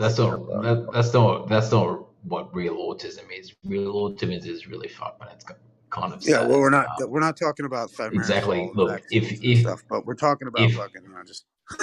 If you're focused on anything but the shape of the earth and what's allegedly real in the government, this sort of thing, and you're focused on anything else, let's think what it is. What is anything else but that it is, it's money and it's getting girls and it's reproducing and it's that sort of thing. Let's say you have all inherently and you don't need to focus on that. What are you going to think about and what are you going to be interested in? No. I like the line, great minds discuss ideas. Well, average minds. What's that line? Great line? Yeah, great minds I know what you're saying, bro. Average minds discuss events and and it's you. Low-level minds discuss people. That's exactly what we're talking about, bro. That's my point. Exactly. Right. That's why the ideas are at play. That's why it's avoid cliches. You know what I mean? Like, this is why it's like this loose turf of the ability to change your mind. This is the Twilight Zone. It's like fucking. That's why it's interesting when the penny drops on certain things, and you're like, wait a minute, they have a vaccine for monkeypox already? Right, monkeypox. It's interesting that they played into that. I only heard about monkeypox 2 days ago on 4chan. You know what I mean? And I heard it on the radio today on my headset at work. Whippersnipping. Monkeypox. Monkeypox is just smallpox. Yeah, it did. It spread out from some gay festival. Yeah, it's been in Africa for like 200 years apparently. But no worries. And they're just saying, "Oh, monkeypox! It's the next coronavirus, guys. Scare you." I listened to the news this morning. It's like, "Oh, fucking this is gonna happen. You're gonna die, mate." And the next thing it's like, "Oh, in the AFL, this bloke tackled this guy won in the fucking tennis." It's like, fuck off, mate. Who cares about the sports? You know what I mean? And then it's the circle. Got a question for you, Isaac. All right. Fairly simple one. Who's that, me? Yeah, you, buddy. You, buddy. Yeah, you, buddy. Hang on. Buckle up, right? It's a difficult one. This is a difficult one, mate. Like, so, if you're at the equator, right, dead on the equator, right, and you watch those stars, right, come from horizon, go up over your head, and go then down, go behind you, right? And if you have the ability to actually watch those stars, like not take a photo or any sort of time lapse video, those stars would appear. They'd only appear to both converge and diverge. Right? That's what you would view. Would you agree with that statement? Yeah, I think if I was hanging out on the equator, I'd be doing other things and just looking at the stars. Obviously, Yeah, margaritas, that sort of stuff. That sort of stuff. But you would agree, though. You would agree that the stars would appear to converge and diverge, right? Not the angle relationship between each star or their position or anything like that. Just the appearance of those stars would appear to converge and diverge. But there's pretty much no argument there. You'd what do you agree mean? with that, yeah? At my zenith? What are you talking about? Or at the horizon? Like, well, from the horizon, and then the stars. So you're going to have one trail of stars that go in a perfectly straight line, right, from your horizon directly over your head and behind you to the other horizon. The stars on the left, the stars on the right are going to have that appearance because they're going around the equator in the globe model. They're going to have that appearance that they're going to converge and diverge, just like we do see in time lapse footage. But as we know with railway lines and stuff like that, off in the distance they seem to converge together at the very end, even though we know that they're not. We know that they're always going to be 1.2 meters apart all the way down that track. But they'll give the optical illusion, the appearance that they do that. They're not actually doing that. You'd agree there, yeah? Yes. Yeah, cool. Well, see, this is the honesty of the discussion that happens in these rooms, that isn't actually happening. Right? That's not what you're seeing at all. You don't actually see that. So to say that people are here for the honest conversation, I just think is kind of sometimes a laughable kind of statement, really. Well, it depends how you define the honest conversation. Well, when you're talking about a conversation like that, right? That ain't an honest conversation when we're just talking about the appearance, not actually the relationship of each star to one another. Right? And I wasn't even talking about that. Sorry, bro. I wasn't even listening. I wasn't listening. So I probably said something about not related. You go on. Yeah, you probably did. But anyway. I just heard not honest conversation, and what I'll say to you is I don't listen to what Globers say, so that's all. But I know you're not a Glober, so. Bandsaw, most of these guys are on our side at this point. It's only a few stragglers. Yeah, bro. You're my boy Jeremy, 100%, man. But you know we're all on the same side, man. The only problem is that's exactly how they view you.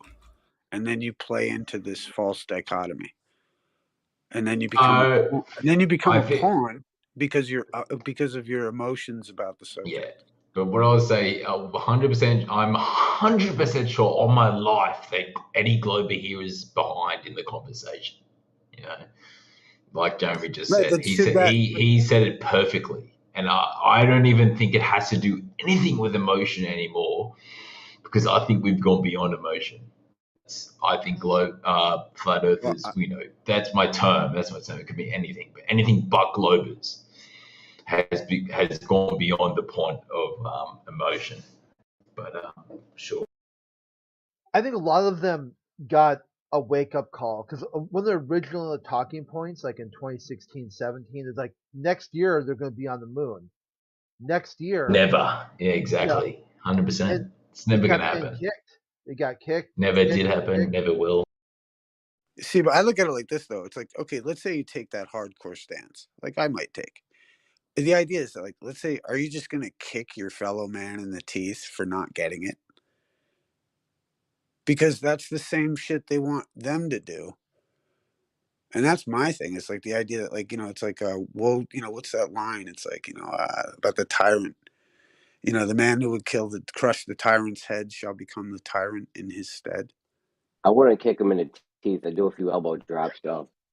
Right. But you know what I mean? At the same time, like, it's that notion of, it's that group think. They're not even after the discussion whether or not you think the earth is flat. They're after the fact that they want you divided. And I think, like, once that penny drops, then it's like, whoa, wait a minute. This is a whole different game, especially if we're right. Let's say we're right. The earth is flat. These guys are all under mind control and all the rest of it. In a sense, like, because we're not really in combat. But so, like, in that sense, it's like, it's so offensive to bring it to that level off the gate. And I'm guilty of it too. But at the same time, like, you know what I mean? We got to be wary that that's what these bastards want. They don't want us unified. They want us completely divided. No, yeah, definitely. Well said. But I mean, but also, hey, in this sense, justice, or, there is good and there is evil. So, and the good and the evil don't mix. But and there's a time for whatever. But at the same stroke, it's like, when someone's just plodding along and interested in the subject, and they find it almost taboo that you take such a strange position about whatever, the earth or something. It's like, who are we? Like, if I'm in the enlightened state of being this like flat earther, then I'm either going to come off like some dickhead from university who thinks he knows everything and you can't fucking answer any of his questions, or you're gonna, you know what I mean, or are you gonna have the heart enough to be like, hey brother, this is just a new thing. Let them ridicule you because they know not what they do, and they're gonna fail for it. And it's like, there's no, like, it's cruel in my estimates to be cruel to people who are willingly going along with this enslavement. I feel sad for anyone who accepts it wholeheartedly and doesn't even question it once. I feel sad for them because they're walking around in masks. You know what I mean, dude? Like, and it's only going to get crazier for them. I don't know. I feel more empathy than I do animosity. You know what I mean? And I think we should all take that into consideration.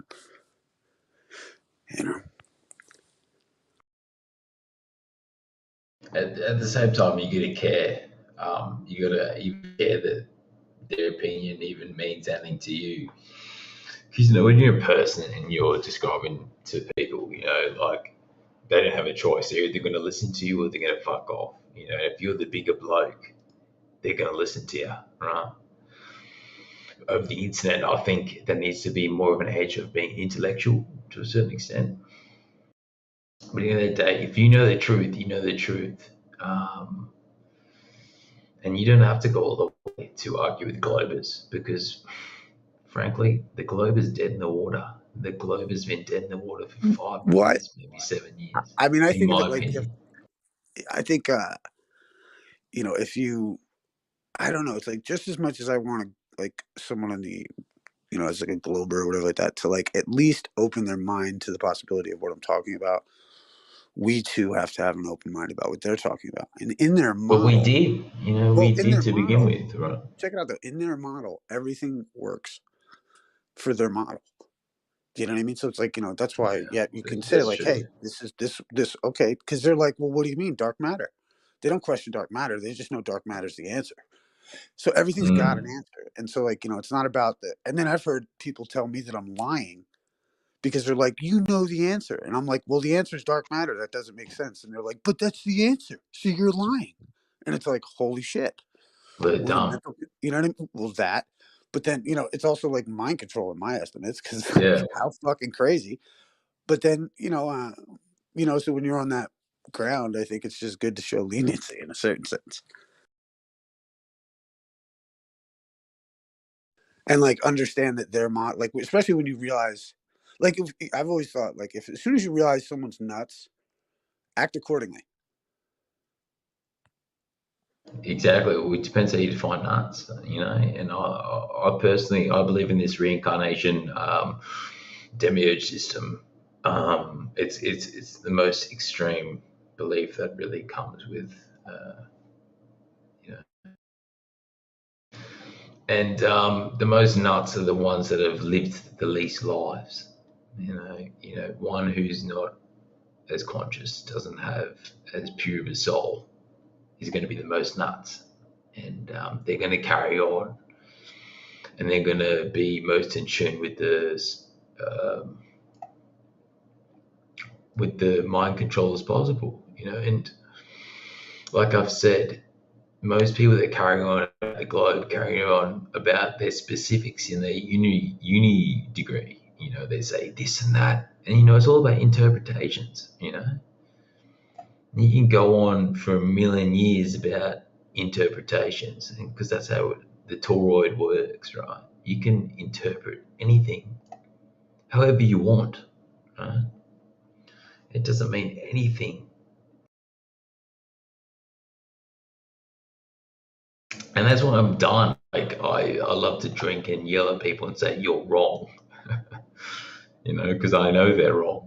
I just know they are. And I'm done with arguing. Like I've said probably 10 times, and I'll say it again tonight. The argument's over, guys. There's no globe. And my question is, what's next? What are we going to do next? But unfortunately, right now, the most popular thing and what gets this Discord going is arguing about the shape of the Earth. But I think we all know the argument's over, guys. You don't need to do the globe's dead. The globe's gone. There's no point even saying you're wrong about the globe, blah blah blah, because they're never going to realize that it's not a globe until they have a psychedelic experience, right? They're never going to know these things until they experience it for themselves. You can logically explain it to them, mate. They're never going to get it until they look within themselves, man, or they have a really nice dream.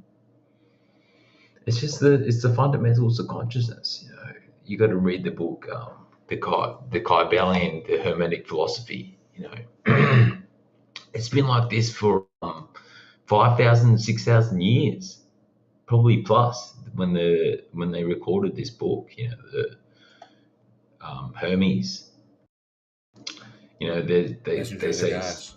Yeah, exactly. So it's been the same way for 6,000 years. There's been the people that understand and the people that don't. Frankly, that's just reincarnation. That's just, but everyone has their own takes on the matter. So, I mean, Flat Earth doesn't have to do anything. Just sit back and just watch it happen. Exactly. Correct. Because, you know, at some point, the government's going to run all the money, and they're just going to abruptly, just unceremoniously, just cancel these space programs. Then people will be like, oh, what happened? Oh, I guess we'll try it on their own. Then they'll try it and then realize it wasn't possible the whole time. And they'll be like, huh. Imagine that.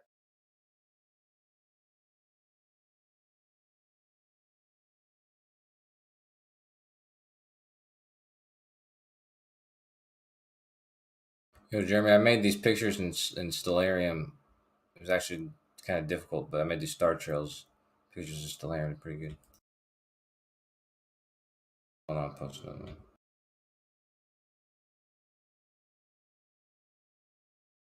Dude, I don't know how worried I am even over this. If people want to go their whole lives thinking wrong things, I mean, I can't change somebody's mind or something. You know what I mean? You probably can't change anybody's mind. You specifically, but yeah. I'm not trying to do that. I'm just doing this because you fucking, for some reason you told me to do it. You don't need to change anyone's mind. They're just going to live their life as if the Earth is flat and stationary, whether they believe it or not. They will never use a curve or rotation of the Earth in anything they ever do. From the day they're born to the day they die will just be one continuous flat Earth lived experience. What are you talking about, dude? There's a lot of people who work with satellites. Like Chronic specifically works on looking at other planets. And there's let's see. There's also Who does that? Well, there's surveyors, but all the surveyors are flat earthers, strangely enough. There's some globe earther surveyors in here.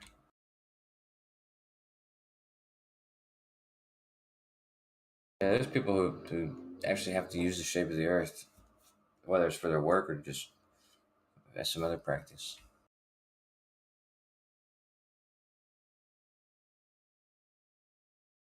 Didn't Doofus actually say that he worked with artillery? I think he did.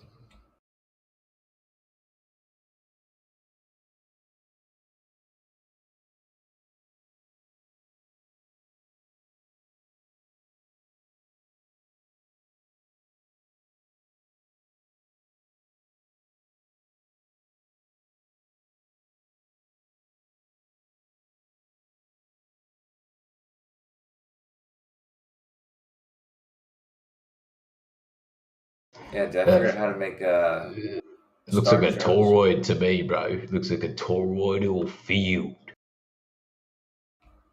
I mean, kind of. I mean, kind of is, yeah. Hey, yes, look, I'll ask one question to you, Gosha. Mm-hmm.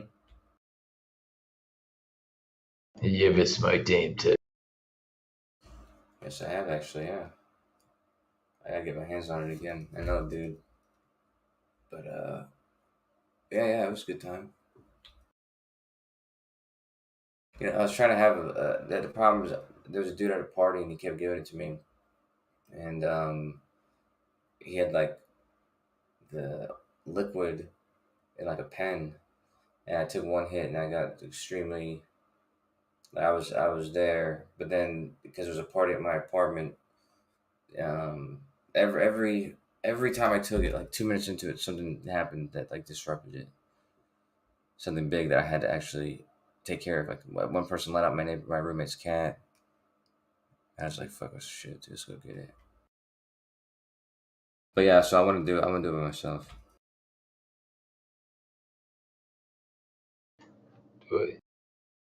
You had the experience? Yeah, I did, but I felt like it always got disrupted. Oh, so you're just chilling. You were chilling with it. Well, no, I mean, I was gone, and then something disrupted. Like I was completely gone.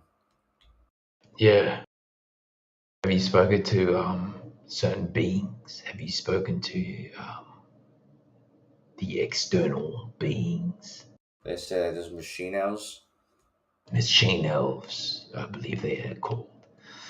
Well, yeah, that was the problem. Is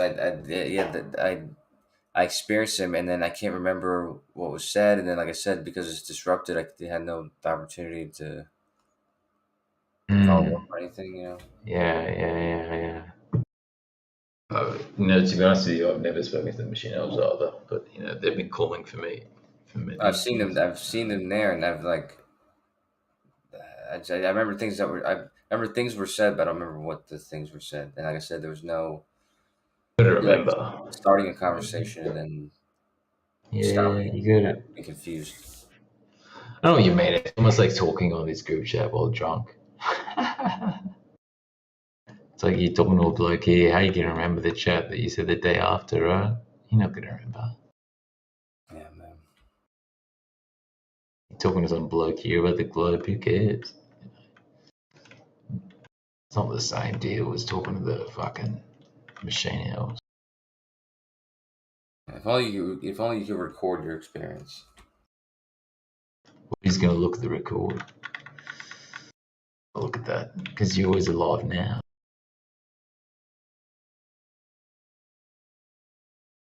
Maybe a people fucking 100 years in the future will listen to it.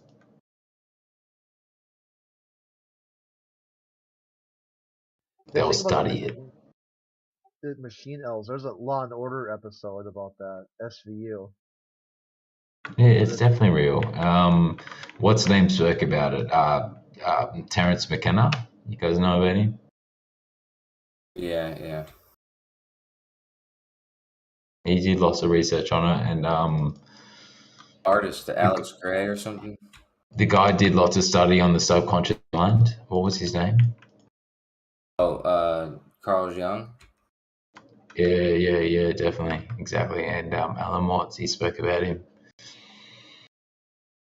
It's the subconscious mind. That's all. DMT, psilocybin, and psilocybin is basically Adderall. I think it's the American version. It's a methamphetamine, right? So Adderall, the methamphetamine version of psilocybin mushrooms to DMT. Did you know that? I didn't know that. Well, there you go. They're like the same thing. Psilocybin is just a weaker version, edible version of DMT. Oh, DMT, yeah, right, yeah. Yeah, they're the same thing. Psilocybin and DMT. It's interesting, right? Oh yeah, absolutely. You eat enough psilocybin mushrooms, and you're off in the same place you are on DMT. Yeah, but you eat too much, you get poisoned. You don't get poisoned, actually. I thought you get poisoned from mushrooms. No, that's not true. I thought there's a certain amount you get like. No, that's not true. Where'd you hear that, bro? That's not true. That's what I've always heard. I mean, growing up, I never verified. Yeah, you're chilling. No, you only get poisoned or you die if you're eating ill species of mushroom. You eat a certain species of mushrooms, you'll fucking shit out your kidneys. You shit out your liver. You'll die in about 30 minutes from eating a death cap mushroom. You will die if you eat the wrong mushroom. So that's not a debate. But if you take it from cow shit, are you almost always going to be in the green? What depends. So I guess you're not a forager, aren't you? You're not a forager. I pick psilocybe subcronosa, which grows in wood chips, and it grows only in certain areas of New South Wales and New Zealand. And it's actually kind of rare, actually. It doesn't actually grow in many areas of either continents or areas of Oceania. But there is another species called psilocybin, Psilocybe cubensis, which grows in cow shit. And I assume that's what you have in Texas, right? I thought most people back in the day, that's what they did. Like I hear people from UK, that's what they talk about. They always talk about how when they were younger, they would go, to farms or whatever. And it depends on the species of the mushroom. So you live in Texas? Yeah, Texas, that's right, yeah. Yeah. That's chill. That's awesome, bro. Yeah.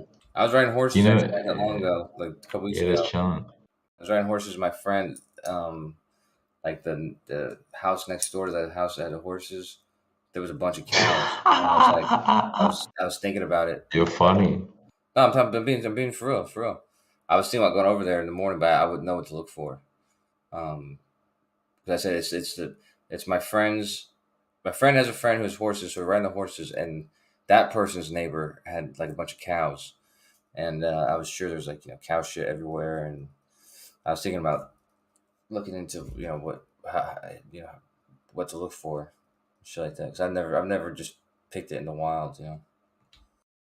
I was certain that there was a common procedure, but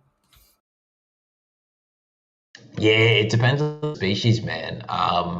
So you don't know anyone in Texas? I couldn't imagine any psilocybin growing in Texas, actually.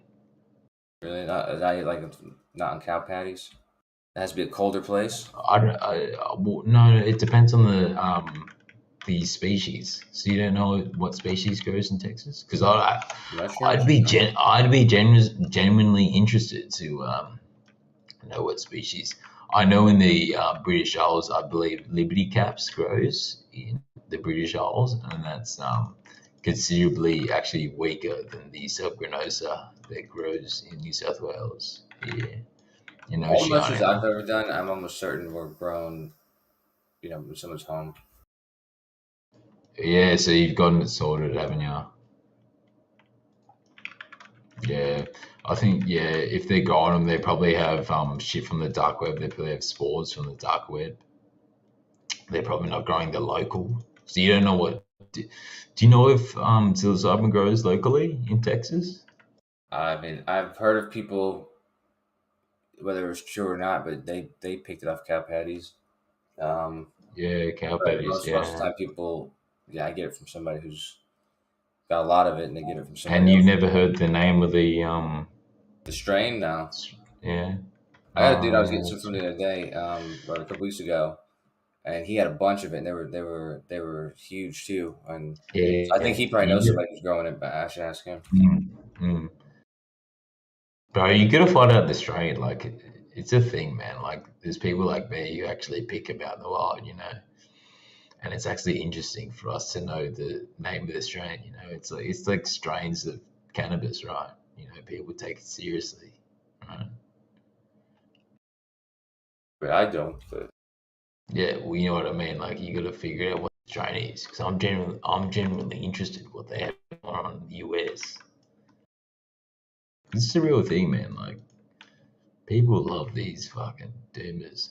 They call them doomers, mate. Yeah, doomers.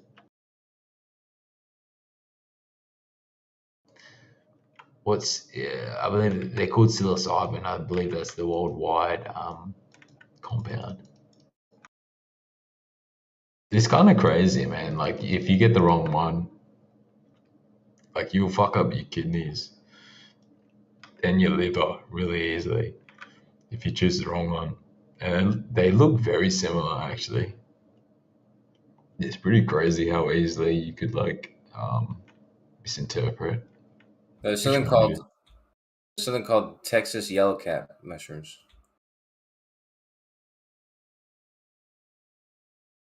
Texas yellowcap? Yellowcap. Yellowcap. That's chill. I've never heard of it. Apparently that's the name of it. Is Texas all desert, or you got No. So some of it is, I guess. You think about it like this: almost all the rivers in the U.S. flow to Texas. Not really. A lot of them do.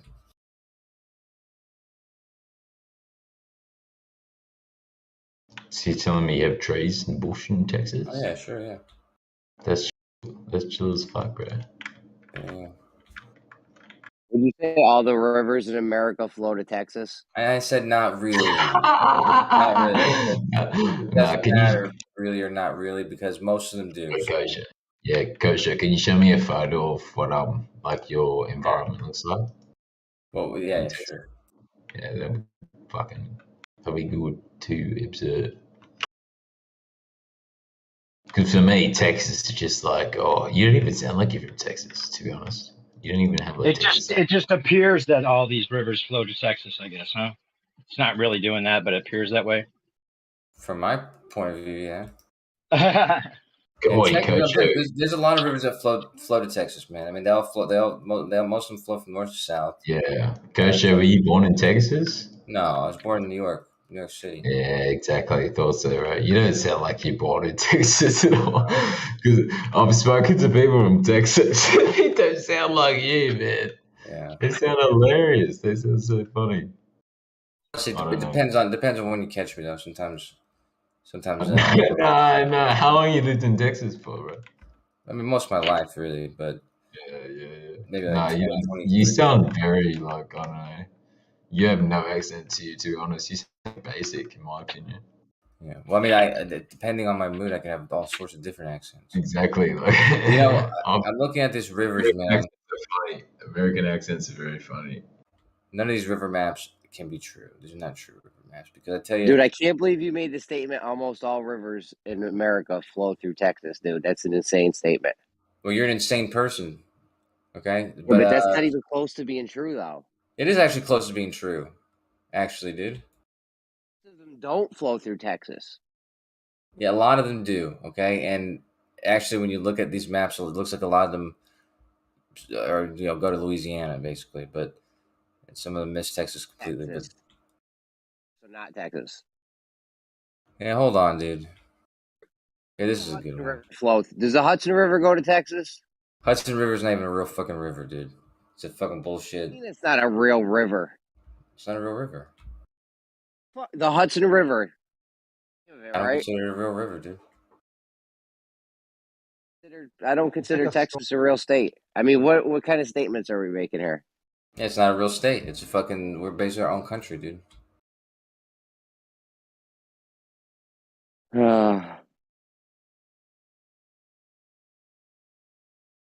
So it's not a when real you're river, it's a baby ocean. When you're from the real part of New York, German, Hudson River is nothing more than the water that's underneath the bridge. Who the fuck was talking? Is that? Who was that? The Mock was saying something a second ago. He's fucking flat earth. Is the Mississippi River a real river? Mississippi's a real river, yeah. But that doesn't go through Texas. Yeah, I know. Most of them, they do go through basically towards that channel, like the fucking Mississippi River, Louisiana area. So not Texas. So not Texas. Yeah, you know, it depends on how you look at it. And then what? Where you draw the state lines? Who's Mississippi? This is a map right here, right? So Texas is just barely misses where all those rivers are going, but yeah, you gotta be careful where you're going in America, man. You gotta be fucking you get fucking the Lyme disease by the bear, or the fucking you get the fucking mountain lion, you get shot in the rifle by Walmart.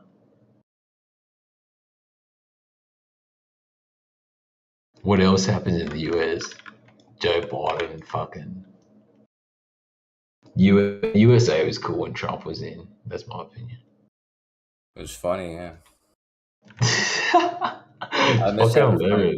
But it's funny. The funniest thing is everyone thought Trump was 100% legit until he was like, the vaccine is good. He was like, the vaccine is good. The vaccine's good. And everything Trump's like, yeah, he's bullshit. That's all he had to say. Yo, don't talk about that, please. The V word. yeah, exactly. Trump was a legend, and he was like, he brought up that bullshit. And everyone's like, nah, man. The difference is he didn't make it mandatory. That's the point.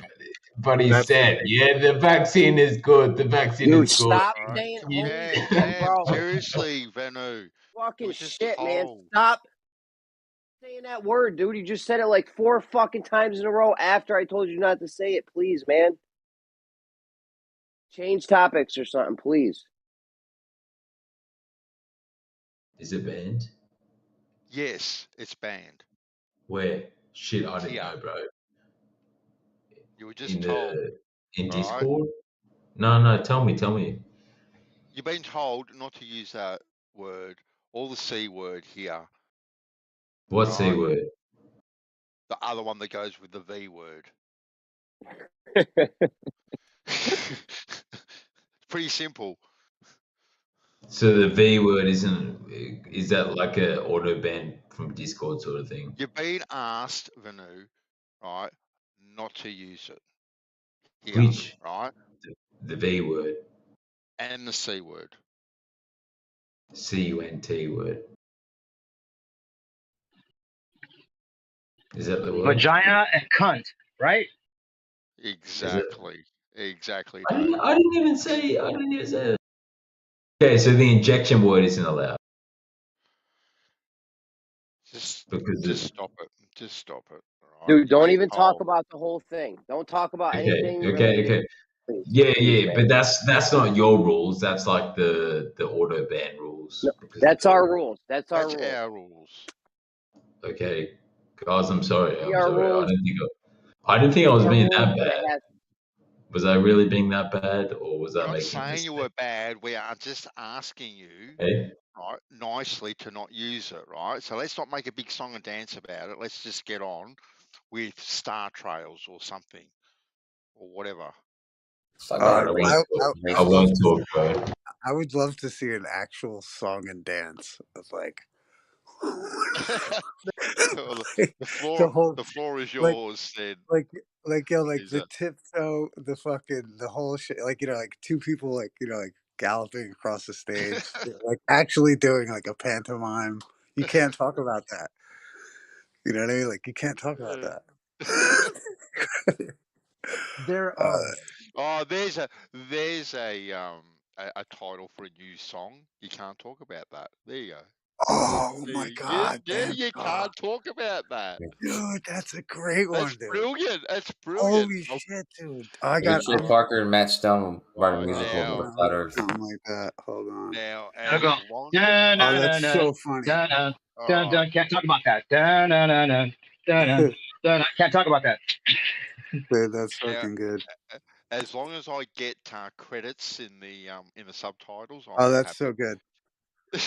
Of course you'd want that, you slimy bastard. Of course. And 10%, you know? Fucking Yeah, A. I'll definitely keep a spotter's fee. As a Yeah, bit you of a go to the, spotter's fucking Bansaw's got a notary right there. He's like, I mean, Exactly. file it in the public record, put a Man, UCC1 on it and shit. exactly. Nah, so I guess YouTube fucks you over if you're not careful with the right words. Is that the problem? And Just remember this, distorted. that Hmm? AI just means artificial intelligence, which means like fake news. Just remember. Never forget. There's nothing Artificial about intelligence. artificial. That's the problem. Fake. Artificial fake intelligence is a big problem. Did you know, man? Look, I'll ask you one question, man. Did you know that your phones can read your brain? Look, so I play this game called World of Everything can. Warcraft. With a certain So subliminal yeah, range. exactly. Look, can I give you my story? So I play a game called World of Warcraft, and I had to stop playing that game because my mate, because I had to start waking up at 6 a.m. and I couldn't play the raid times. And my mate to me was like, "Oh, message me when you win the lottery, and so you can quit your job." And that was probably 7 or 8 months ago. Only a few days ago, maybe a week ago, I thought to myself, because I hate my job, right? So I thought in that moment, I was like, oh, I remember my mate said this. He was like, oh, when you win the lottery, you can quit your job. So that came to me in my mind. And then like 30 minutes later, I looked at my Instagram stories and it's an advertisement for the lottery. And I know if you're following it, I don't know if you're following my story. I never got an ad for the lottery. No, who gets an ad for the lottery, right? And I only got it 30 minutes after I had a thought of the lottery. Yeah, yesterday I was talking to a girl, and she said, I forget what it was exactly, but I was scrolling through YouTube, and it was she brought up like something about a lawnmower or whatever like that, and I was just, we hadn't talked, or whatever, and I scroll, and like the 3 videos down, it's like how to select the best lawnmower. I was like, wow, these bastards are getting good at this, dude. I was like, it's interesting. Exactly. They read your brain waves, man. And this is why I get so adamant about the idea that like like in legality and law and shit like that, as they collateralize everything, including you on the tube, right? They're fucking you on the tube. That's a good one. So like, like in the same way, it's like, they're but remember, these things are corporeal. Like they're in the tangible world, where reality is like inside the skull. Like the idea that your spirit in a body separates you and distinguishes you from not only your body, but also the information that these dickheads have collected regarding account number so and so, which is again not you. You know what I mean? Like, I don't know. It's like there's a weird paradigm thing I think that needs to happen so that we're not terrified of this. They actually call them like SDRs and shit like that. Like they're making all currency out of these like businesses, and our information. I've always felt though it's good to be in it because you can rewrite the algorithm. because like I could show the law to the AI robot and it's gonna know quicker than your average citizen cop what the fuck I'm talking about. And like, you know, and I think that's a good thing because the system says, hey, you're actually blah, blah, blah. You know what I mean? And when you can show it to the code, the AI is like, like, I think, you know, it's pretty interesting. Like, but you're right though. They're all about it, man. They're all about data mining the fuck out of But everything. they're doing it through our phones. Android's doing it. It's almost like Apple's doing it, right? And well, we're their doing phones it right now by talking about it on YouTube, on Discord, on any of it. But our devices can pick up on our brainwaves. I don't know how they're doing it through the chipset. And the question is, how can they you know how they're doing these it? devices that read our brainwaves at the same time? They're doing it like your average. They're doing it like your average spiritual healer, card teller, astrological fucking local soothsayer. They're just picking together what you've looked at before, what you've talked about before. They're recording what you're talking about. So they're fucking hearing what you're saying. They're just putting that together and putting it in your face. I understand. And then taking the mystical card and being like, aha, just like Cleo, the fucking, you know, the astrology lady that reads your future. Like, she's making up some bullshit based on what she's asked you some questions about. Based on what we've already searched, like you said, that's completely understandable. They can do that, man. But they are reading our brainwaves, things we have never even searched up on the internet. Think of it, they got more information than Cleo. And people believe Cleo. It doesn't even matter Cleo's, man. Anything you've looked up, or not even looked up, sorry, anything you've thought about, somehow our devices, you know, have access to our brain waves, and they're doing it through you know, EMF radiation. They're doing it through, you know, you just don't know how Bluetooth works. I think they want you to think that. Just like they want you to be scared of the fucking, you know, the nuclear fucking shit. Just like they want you to be scared of everything. Yeah. Is the same way they want you thinking that they're all powerful, all seeing, all knowing. We read your brain waves. Well, I didn't want to think about it until I saw it the other day that they were fucking, you know, until I had my story that they were reading the lottery thing after I thought about it 30 minutes, right? You know, I didn't want to believe it until I fucking observed it.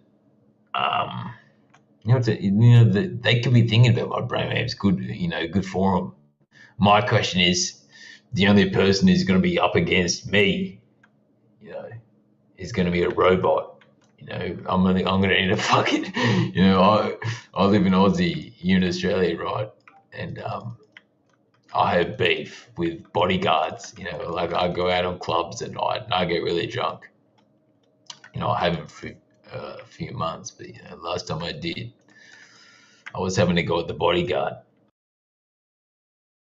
And he was married, big married bloke.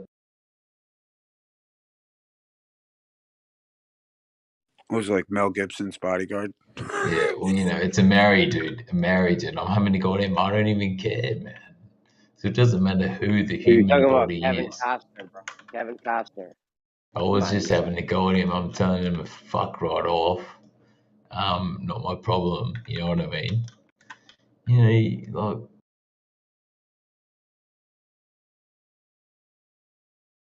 at the end of the day, human fucking form doesn't even matter.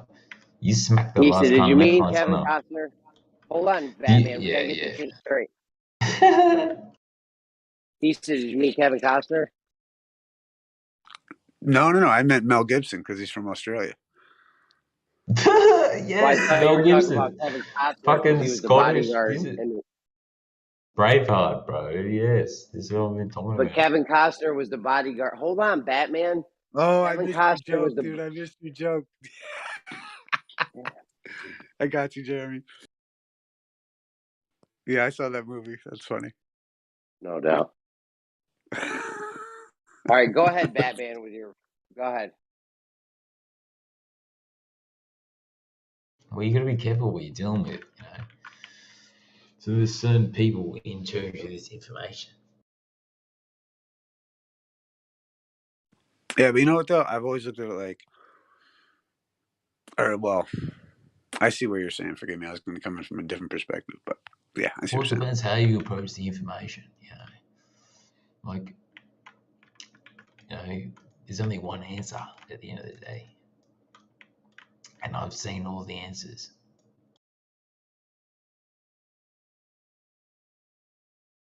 I've seen all the answers. I do say it's my last life. I've said multiple times over this channel that it's my last life. It may not necessarily be my last life. I may be in turn to 1 or 2 or 3, even more. Right? It's all about lessons. Reincarnation is this. Reincarnation is the scariest thing. It's scarier than heaven and hell and all that. Anything you could think of. In my mind, reincarnation is one of the scariest ones. Exactly, it is, and it's You ain't trying to live life again, Jeremy? What's that? You ain't trying to live life again? Bro, it's a crapshoot, if it's based on how we live this life, like let's say you were a good person and reincarnation works like, okay, you're a good person, you're going to climb the ranks. If that's the case, then fine, it's not scary. But if it works like random crapshoot shit, that's fucking scary, bro. It's both. It's both. Look. Like if it's some kind of karma-based system, I'm fine with it because I feel like it's a karma. good. Yeah, it's a good that's life. exactly what it is. But if it's like a total crapshoot and I come back as an Ethiopian kid with a fat belly and fly stuff in my face, but you will like, be. That's the whole point. That's the whole point. It's both. It's a karma-based system, but at the same time, you will experience everything. That's the. Well, have you heard of the egg theory? Have you heard of the egg theory? It's a reincarnation theory where you come back as everyone. You just live every life. That's the whole That's what I keep telling. That's what I keep showing to people, dude. The egg one. Yeah. I've been saying this. I've been saying it for 10 years, man. I've been telling it to everyone, man. Like when you die, you're gonna come back as Kosho. Then you're gonna come back as Geo. Then you're gonna not you, it's somebody else. Not exactly. You can't come back as me. Jews are the final echelon. Once you no. Jewish, hey, Geo. Hey, Kosho. I'm gonna pretend you never said that. Okay. Let's just pretend you never said what you just said, and let's move on. Hey, bro. Have you ever heard of 4chan? Politically incorrect. Politically incorrect? What does that mean? Yeah. I go on 4chan politically incorrect. So I'm just gonna pretend you never said anything about what you just said. We're just gonna ignore it for the sake of liking you as a person. Yeah, fair enough, man. I'll do the same. Yo, let's go, man. Well, look, I'm an Irish Aussie. I don't have anything to say on you other than that. Fair enough, yeah. And you're gonna tell me? I get it. You remember, I'm in this community, dude, and I know what everybody thinks. Do you know about Irish Aussies? Say what? Irish Aussies. No, I do not know. That's actually one thing I don't know about. Well, no, you do, don't you? Yeah. A lot of Aussies I know. Aussies have a background in Dutch. No. Stop. I can't believe you said Aussies have a background in Dutch. Like, no, there's a lot of Dutch. There's a lot of Dutch. No. Shut the fuck up, bro. Can I tell you? Were you born here, Benu? Benu, were you born here? Of course I was born here. I was born in New South Wales, bro. Well, and I had... Hey, hold on. Then you're a bloody Aussie then. You ain't an Irish Aussie. You're an Aussie. Oh, look, can I say one thing? Can I finish what I had to say? No. I'll finish it. No. Look, my take is that most Aussies are Irish and British in general. And that's probably 90% of, not including Indigenous Aussies. And I've spoken to my parents, and apparently there was lots of like Greek and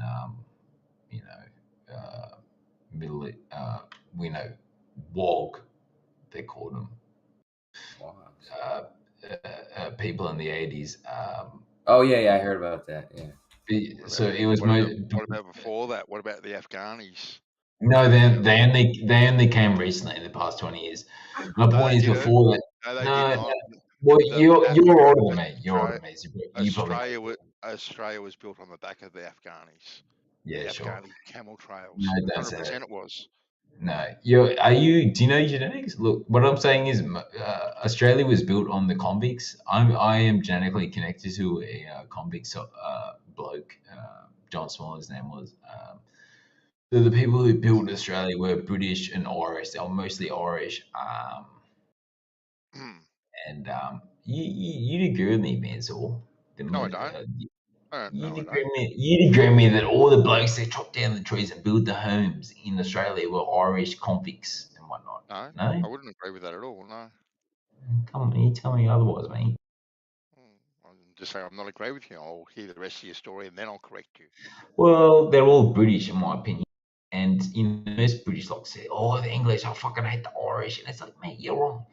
The Irish, the Welsh, most English, they're all fucking the same Celtic genes, man.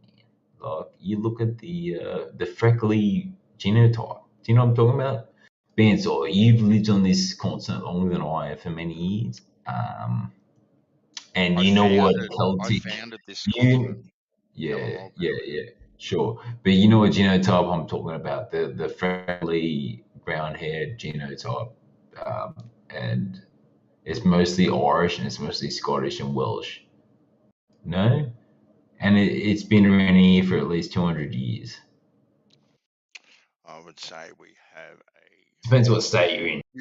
European background. Now, whether that's well, it's mostly British and English, Irish, Scottish, German, French. Then you got the Asian countries like Afghan. 100%. I'm looking at the demographics right here. So the only deviation you brought up was French and Asian. German, Asian continents I brought up. So what I see here says you got about 3% Indians, which is pretty amazing. And that's all the taxi drivers. No, look, my dad's Indian, dude. Yeah. Look, Coach, in Sydney, it's probably 40% Indian and like 30% Asian. I reckon there's only 10%, 20% white people left in Sydney, Australia. There's only 20 white people left in the whole world. Yeah, that's my point. No. I literally looked up the other day. It's probably under 110 people. I think it's 700 million people are white in the whole world. But then you got to ask how you define white. That's not true. Well, there's a genocide. No. Man of consciousness. You look on the internet right now. How many white people live in the world? And it's under 10%. It's under 10%. Oh yeah, it might be under 10%, but it's like 1 billion people. It's more than 1 billion people. It's 700 million minus, actually. No. That's actually 300 million. Somebody was arguing about this the other day, and they were saying there was a white genocide, and I thought, but the reasons were silly. Well, there was. But when I looked it up, though, one of the facts that I was sort of surprised about was at least in America, like the what is it? Like the population, the white population is declining overall, but that's not in any way insinuating a genocide whatsoever. Well, that's no, you know what it means, bro? It means we're going extinct, and there's yeah, but there's only one way you can take that, like. Yeah, but that's not really true, though. Well, it is true. And no, because if you're a white person, no, trust me, it's true. I'm a white person, right? And I could be considered a white supremacist to a certain extent. What? Well, if white people were supreme, then they wouldn't be. but no, not fully. But you know what I mean. Like. No, but check this out. This is the argument that I told. You know what I mean. Yeah, I'm chilling. Like someone said, if I said something bad, like, I didn't say anything bad. No, you good. Don't make me blush. Don't make me blush, bro. No, but this is what somebody said the other day. They said the thing about the white genocide and that there's less white people and breeding and all that. But the thing is, if every single white person that's alive right now had sex with the blackest Indian person ever, and they had a baby, the baby would not be white, right? But the white person did breed and did procreate, and they did not go extinct because they all had children that are still alive. They're just technically by certain people's standards are no longer any white people born in that generation. But that's not any sort of negative thing, no matter what race it was, because all the people are still having kids. Said it was a negative thing. Like as soon as you start saying a negative thing, you start hearing put 'em. You start hearing people leaving the Discord. You get a negative fucking get a negative rating. You fucking get banned off the channel. As soon as you say anything about that, it doesn't work like that, bro. There's a lot of people here who agree with that, with the sentiment. Yeah, you understand exactly what I said to you. No, yeah, absolutely. As soon as you say anything left it, you go fucking this and that. White person, this and that. Boom. Minus rep. Banned from channel. I don't have my notifications turned on, right? Yeah. Regardless, that opinion is shared by people in here, sure, man. It's just it's not shared by me. It's like it's okay. So like I said, I'm Jewish, my dad's side, and there's a lot of people who are afraid of Jewish people. That seems bizarre to me. Yeah, it seems bizarre to me that if somebody thought that their race was supreme or superior or whatever. Yeah, but we don't really care about people like you. Look, I'll say one thing. You don't go on 4chan often, do you? You don't go on. I've been on 4chan. Yeah. We didn't care about the average quote unquote Jew like you. You know what I mean? Yeah, I've seen it all, heard it all. None of that stuff bothers me. Yeah, you've heard it. Do you know about the Zionist? I've heard about them. It's a term for the Illuminati in general, right? And it doesn't even necessarily relate to your bloodline. Like I haven't looked into the information. Because look, I'm mostly Irish, and guess what? The English hate the Irish. They fucking. That's true. The English hate the Irish. And the Irish basically the same thing as the English, right? There's no difference between the fucking Irish and English, right? You just talk different. No, I wouldn't know. I'm Aussie. My Irish ancestors came in because of the fucking potato famine 400 fucking years ago, 250 years ago, sorry. It's same as America, actually. Plenty of Irish actually went to America 250 years ago as well. Same as Aussie. 250 years ago, there was a potato famine. Do you know about that? I've heard of these things, yeah. Yeah, no. It's kind of a big thing because Ireland's like a big white immigration sort of factor of all of Western society in general, like America, Canada, Australia in general. 250 years ago, there was a potato famine, and millions of Irish people. I think it was over a half of the population of Ireland left. Right, over a huge percentage of the Irish people left, right, to other continents. Yeah, that's a big deal, right? I mean, is that a bad thing? I'm not saying it's a bad thing, but it's a big, considerable thing. Imagine a continent's half of their entire people's leaving because of a food epidemic. I don't know, dude. I was at a party one time and it was kind of lame, and then all the Irish people left. And I was like, okay. So the party started jumping around. I'm just fucking around, man. I'm just kidding, man.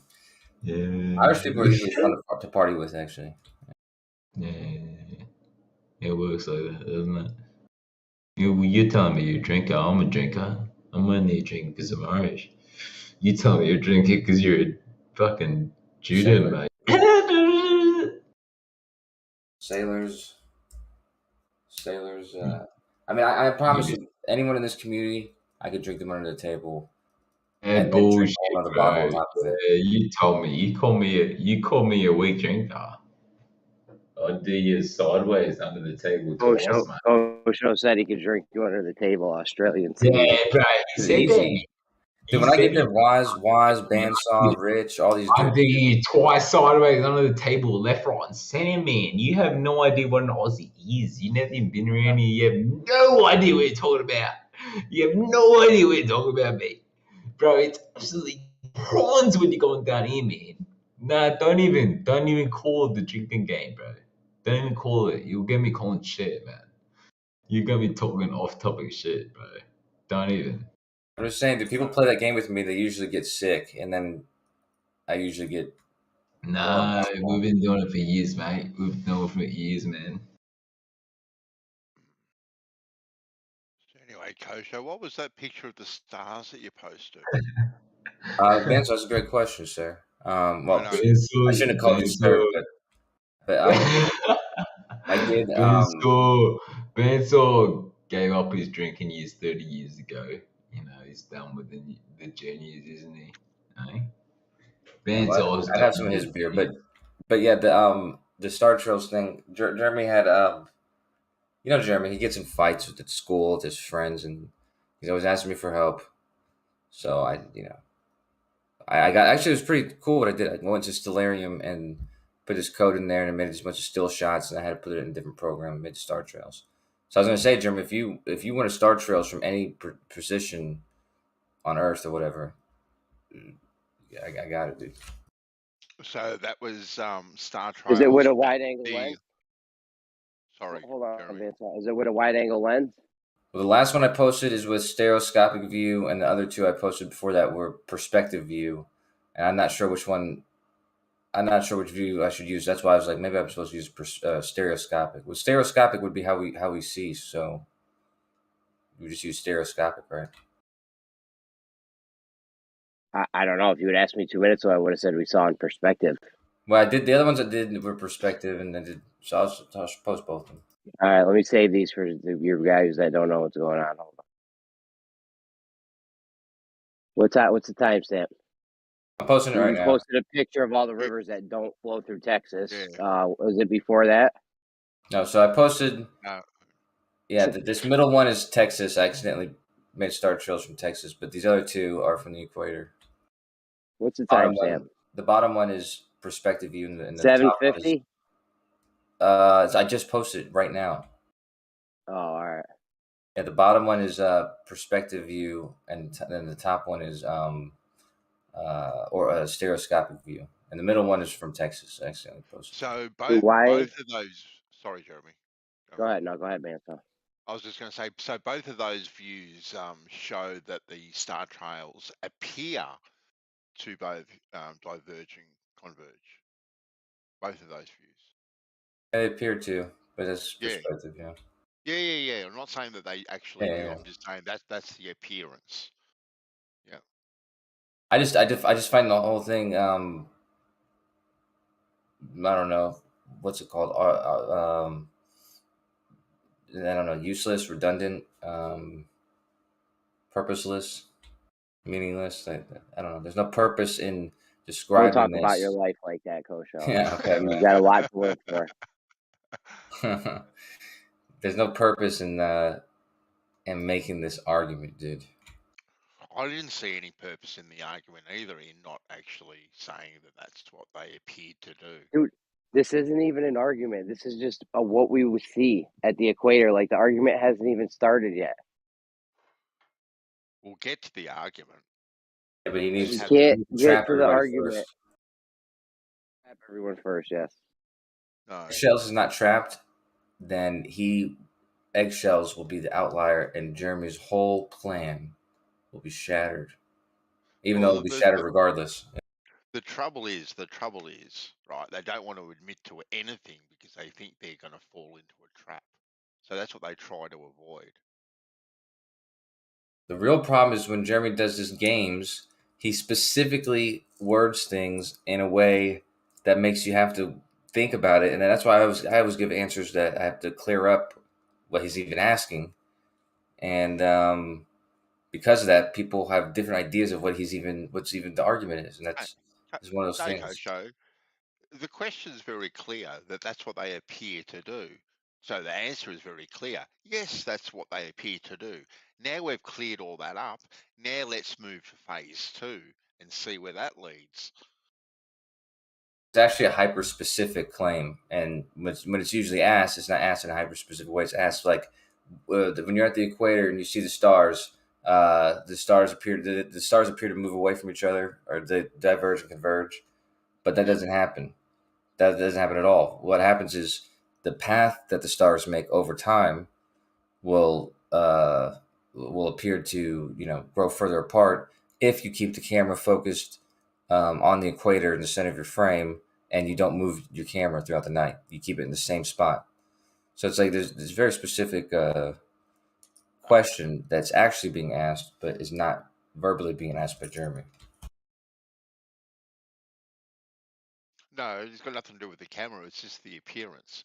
So if you were to stand there and just look at these distance in the far distance on the horizon, they would seem closer together. And as they get closer to you, they would appear to get slightly further apart. And then as they go over your head and back towards the horizon, they would also to appear to come together again, right? And that's got nothing to do with the camera. That's just what the appearance of them are. Yeah, but however, what you described, it wouldn't happen, because if you did look at the stars and you followed them, and then you were looking at the equator on the horizon, and then the stars, you followed them throughout the night up and then behind you, then they would stay the same distance from each other in your frame, because your frame would be moving with them. No, my frame isn't moving. My frame is I'm sitting on my little deck chair, right, on the equator, looking straight ahead at me at the stars coming up at the horizon, going up over my head, and then down below my back. That's what I'm doing. Right. Well, yeah, but you're moving your head though, right? Or are you just keeping your head straight? No, of course I'm going to move my head a little. Well, that's the problem. That's what I'm saying. That's why I said a camera, because a camera you can just keep it in one spot and it doesn't move and all that stuff. And that would be what would need to happen for you to have this observation. If you move it, then the distance between the stars is going to move. If you keep your eyes focused on the same stars as they go from the horizon, above your head and behind you, then they're going to stay in the center of your frame, and they're going to stay the same distance from each other in your view.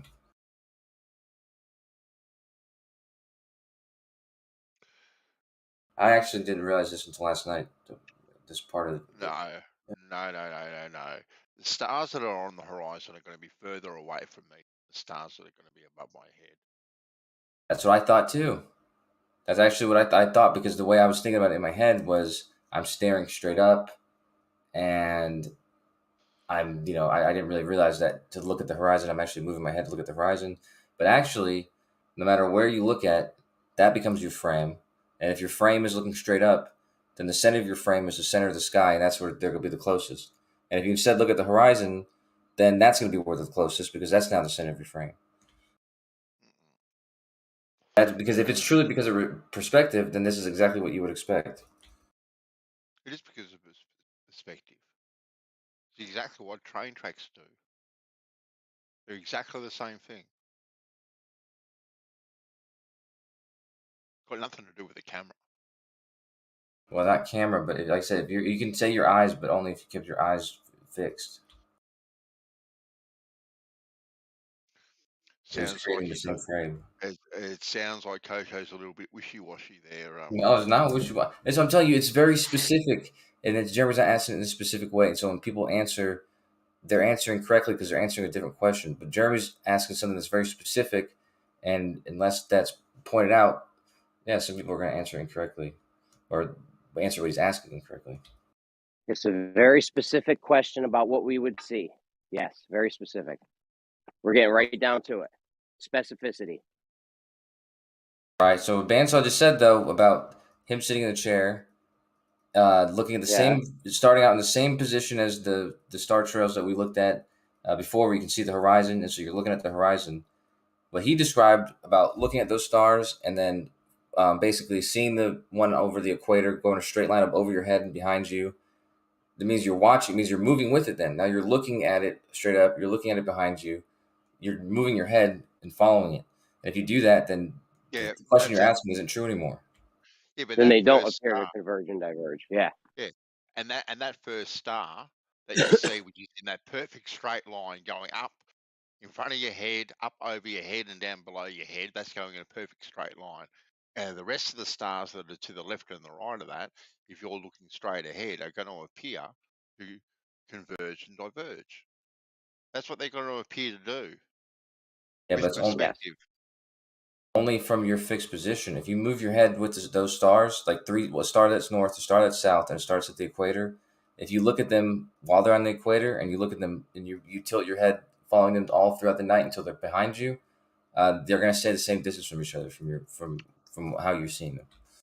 Yeah, but that was that first star that is creating that straight line. Now you're looking straight ahead, right? So you've got that reference, that straight star that's in a straight line, going completely over your head and completely behind you. Now you're looking straight ahead. You're in your deck chair. You've got your margarita. Now you're watching the stars, right? And they're going to appear, because you're looking straight ahead, they're going to appear to converge and diverge. That's exactly what they're going to appear to do. What are those? You're right, yeah. What are those things called that track the sun? Called that track the sun. Say again? Stellarium. The things that track the sun. Oh, there's a bunch of stuff.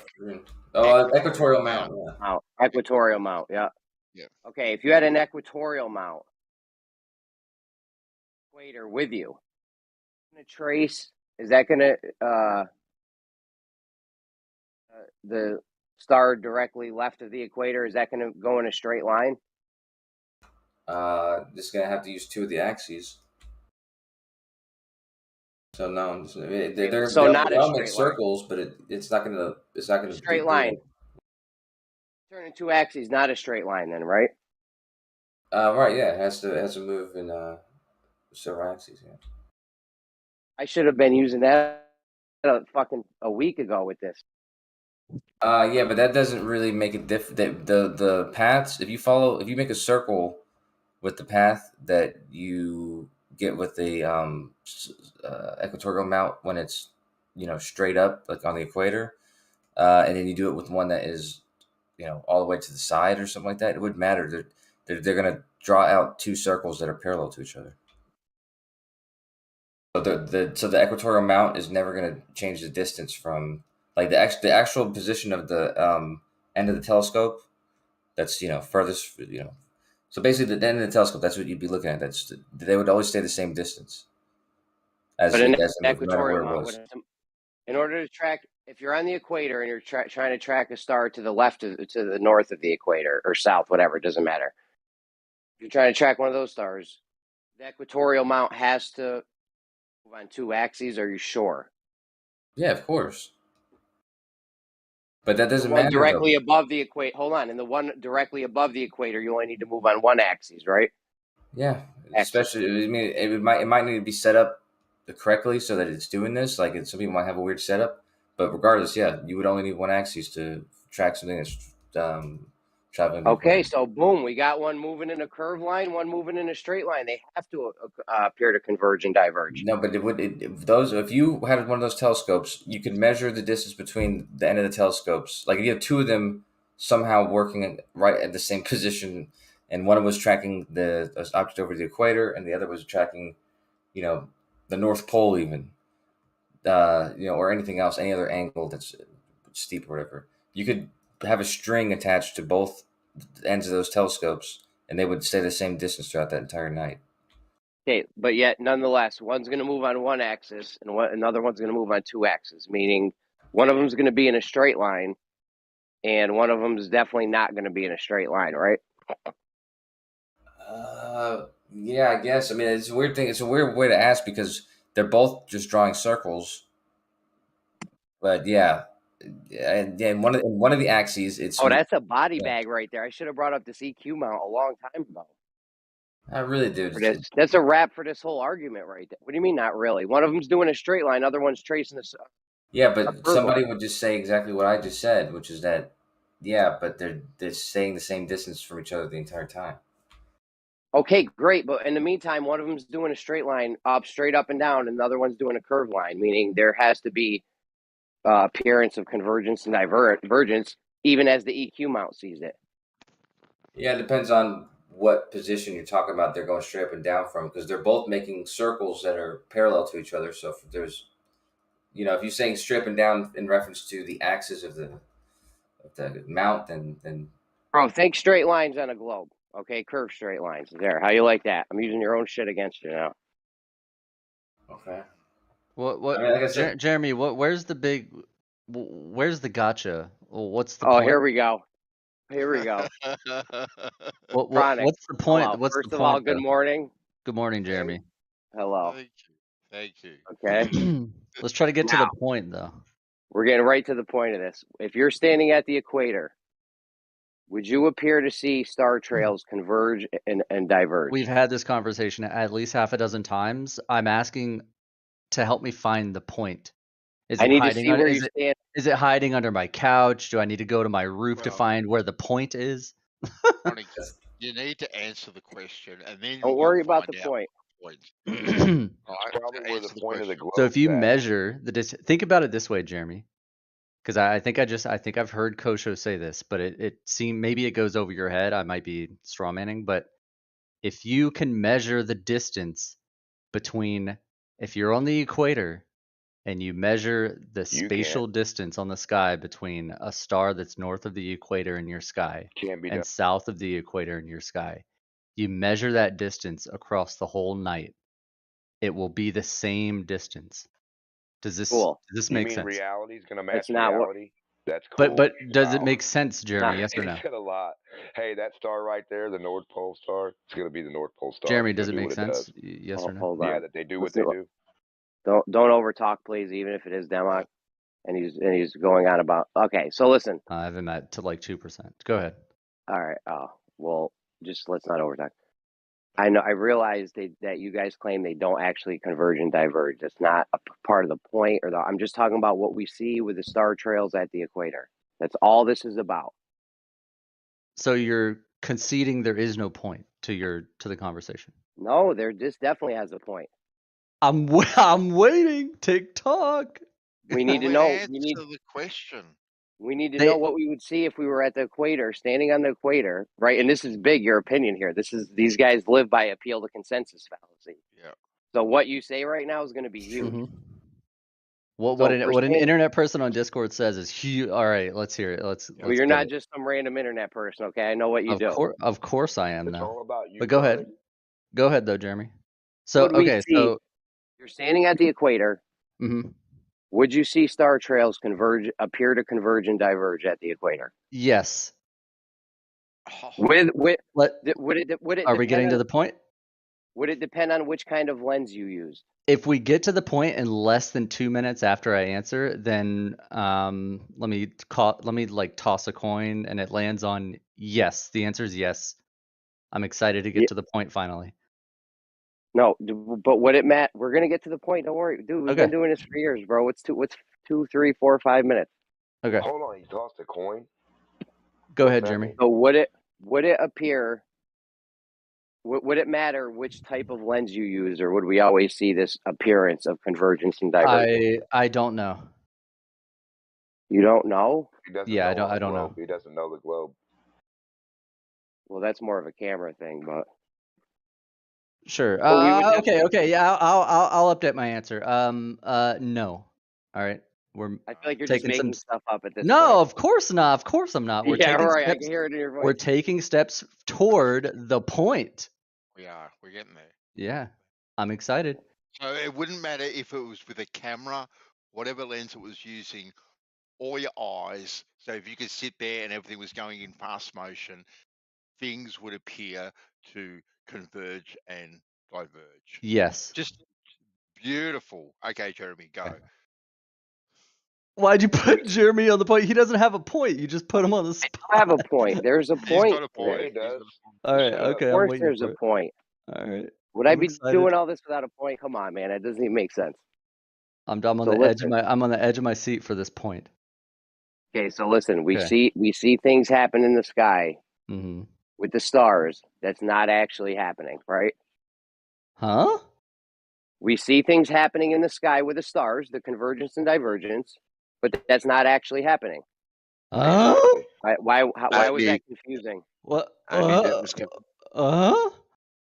Well, first he didn't know and he wasn't sure. Do you not now understand? He's really sure. Isn't this weird? This is gonna help. What about my sentence was confusing, Chronic? Everything. Okay, we see things happen in the sky, appearance of convergence and divergence of star trails. We see things happen in the sky. That's not actually happening. They're not actually converging and diverging, right? I don't know. I don't know. Are they? Yes or no? What's the better answer for you to get to an actual point? Is it yes or is it no? Well, just answer the question. Yeah. He wants you to contradict your previous statement. Sure. So what answer would I need to give him, Kosho, to contradict it? Yes? I know, I'm not clear on that, man. I think he's still he hasn't gotten this far yet. Exactly. No one's clear on anything because we're diving into an unknown territory because no one's ever gotten this far with this conversation. Don't be scared. Don't be scared. We're going where no man has ever gone before. All right, you guys. I was here last night, dude. Bullshit. I literally was here last night for a while with him, and that's when I realized. Understand what we're talking about, filming the stars and seeing the pattern that they make. You realized what, Kosho? There's no point. Is that? No, I realized what he was doing, and I was, and then it became clear when people disagreed about them staying or move. Well, then why don't you just spoil Jeremy's party and reveal what his point was yesterday? Yeah, spoil the party. I've done that enough. I just told you the point. I just told you the point. Which is what? Oh my god. Are the stars actually converging and diverging? Yes.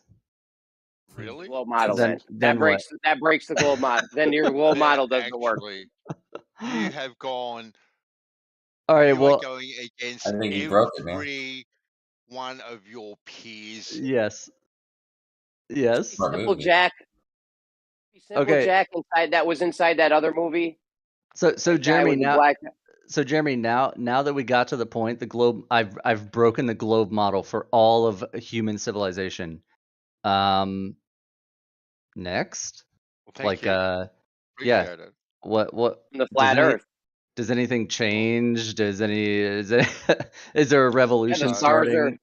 The stars are actually converging and diverging. Welcome to flat Earth. I don't know. So no revolution will happen from this. Darn. So I expected an astrophysicist to know more about this. But yeah. So honestly, your big disappointment, Chronic. I guess so. Your real answer is actually what, Chronic? What's your real answer? About this topic? Yeah, which way your globe stars go. It's what me and Kosho have already logically said. But once you get beyond the point, once you get into the ridiculous realm of Jeremy never actually wanting the conversation to continue, that's why I just give troll answers. No, why don't you just put in the back chat how your star trails move? If you measure the distance between a star north of the equator and south of the equator, their distance will never change because they're drawing out circles. You don't have a distance. Concentric circles. So we have just established then that the stars do not diverge and converge. So that is your correct answer. Obviously. Yeah. Okay then, cool. All right, Jeremy, keep on going. I think you. Okay, so no. I think we. Okay, go ahead, Jeremy. Go ahead. So we see things happen in the sky, the apparent convergence and divergence of star trails, but we know that the star trails aren't actually converging and diverging. Okay. Yeah, so we see things in the sky. So we see things happen in the sky that's not actually happening. My whole point. Okay. So then we can't trust anything our eyes ever see, or we can't trust you and the things. You dropped the mic already, dude. Oh, that was the drop mic point. That's the whole point. We see things happen in the sky. We see things happen in the sky that aren't actually happening. So next time you want to point us to some, look at this thing happening in the sky. Well, that might not be happening because we know that we see things happen in the sky that aren't I don't actually know. happening. I don't know. It's, What do you mean you don't know? Kind What do of you mean weak, you don't but know? it just seems pattern is seems a yours? bit. It seems like you could Can we lock derive him into a something maybe a pattern? little stronger than just Lock him a into a simple star pattern, trail. Jeremy. Lock him into a pattern No, of a star dude, trail. Jeremy's got him. Jeremy's got him exactly where. Now think about it. Right. Chronic can never go anymore and tell people that the planets actually speed up in reference to the other stars, or in reference to the stars, and then also slow down sometimes. This actually happens. Chronic tells people that. Now we can't do that, and Yeah, Chronic can't tell people that the sun actually goes around the Earth every day and it sets like it's falling down. It goes down to the ground every single night.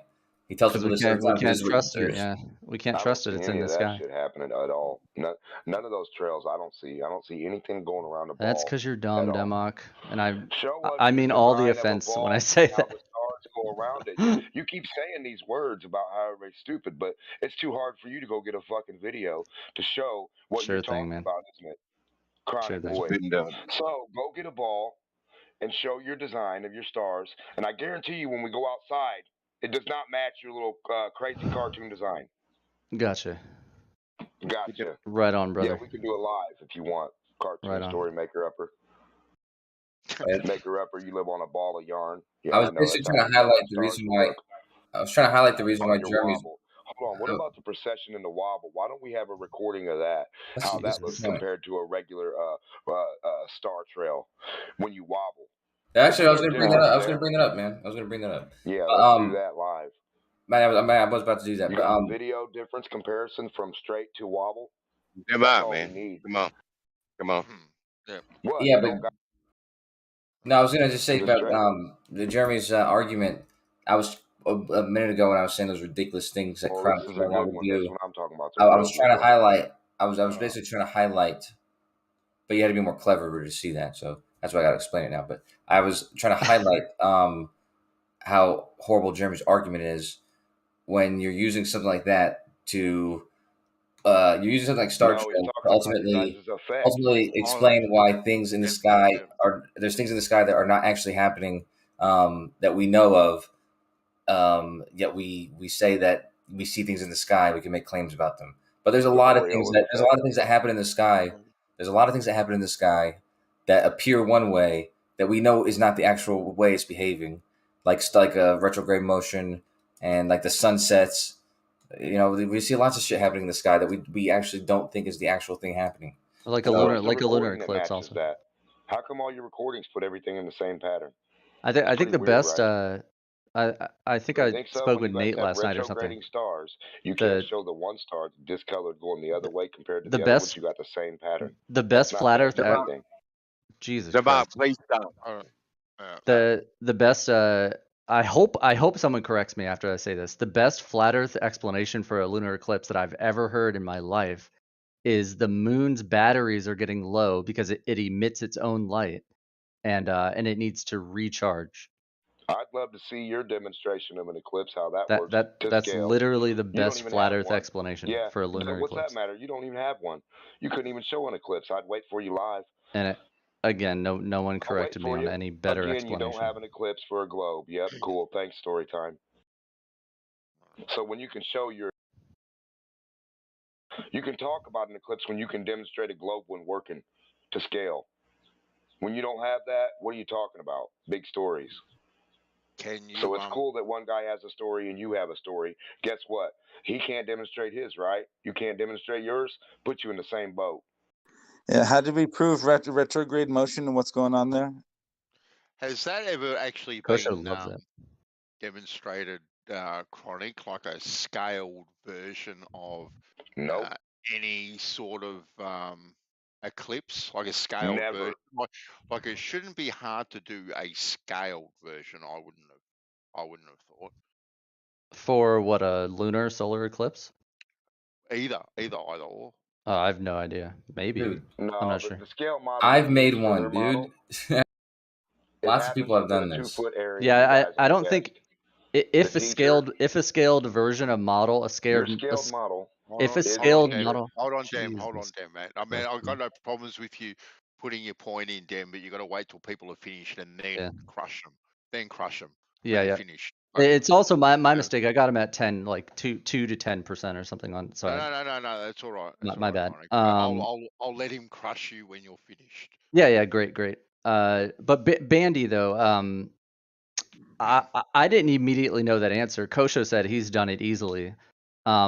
If a scaled model did exist, you come it over to the globe side like that. This is the overall point that's confusing to me.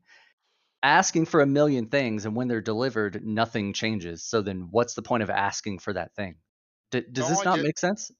Well, no, I just asked if it had ever been done. So before I do my research and try to see if it has ever been done, I want to immediately ask you a rebuttal question before I potentially waste time doing the research. I want to ask you, what will it do for you if I find stuff?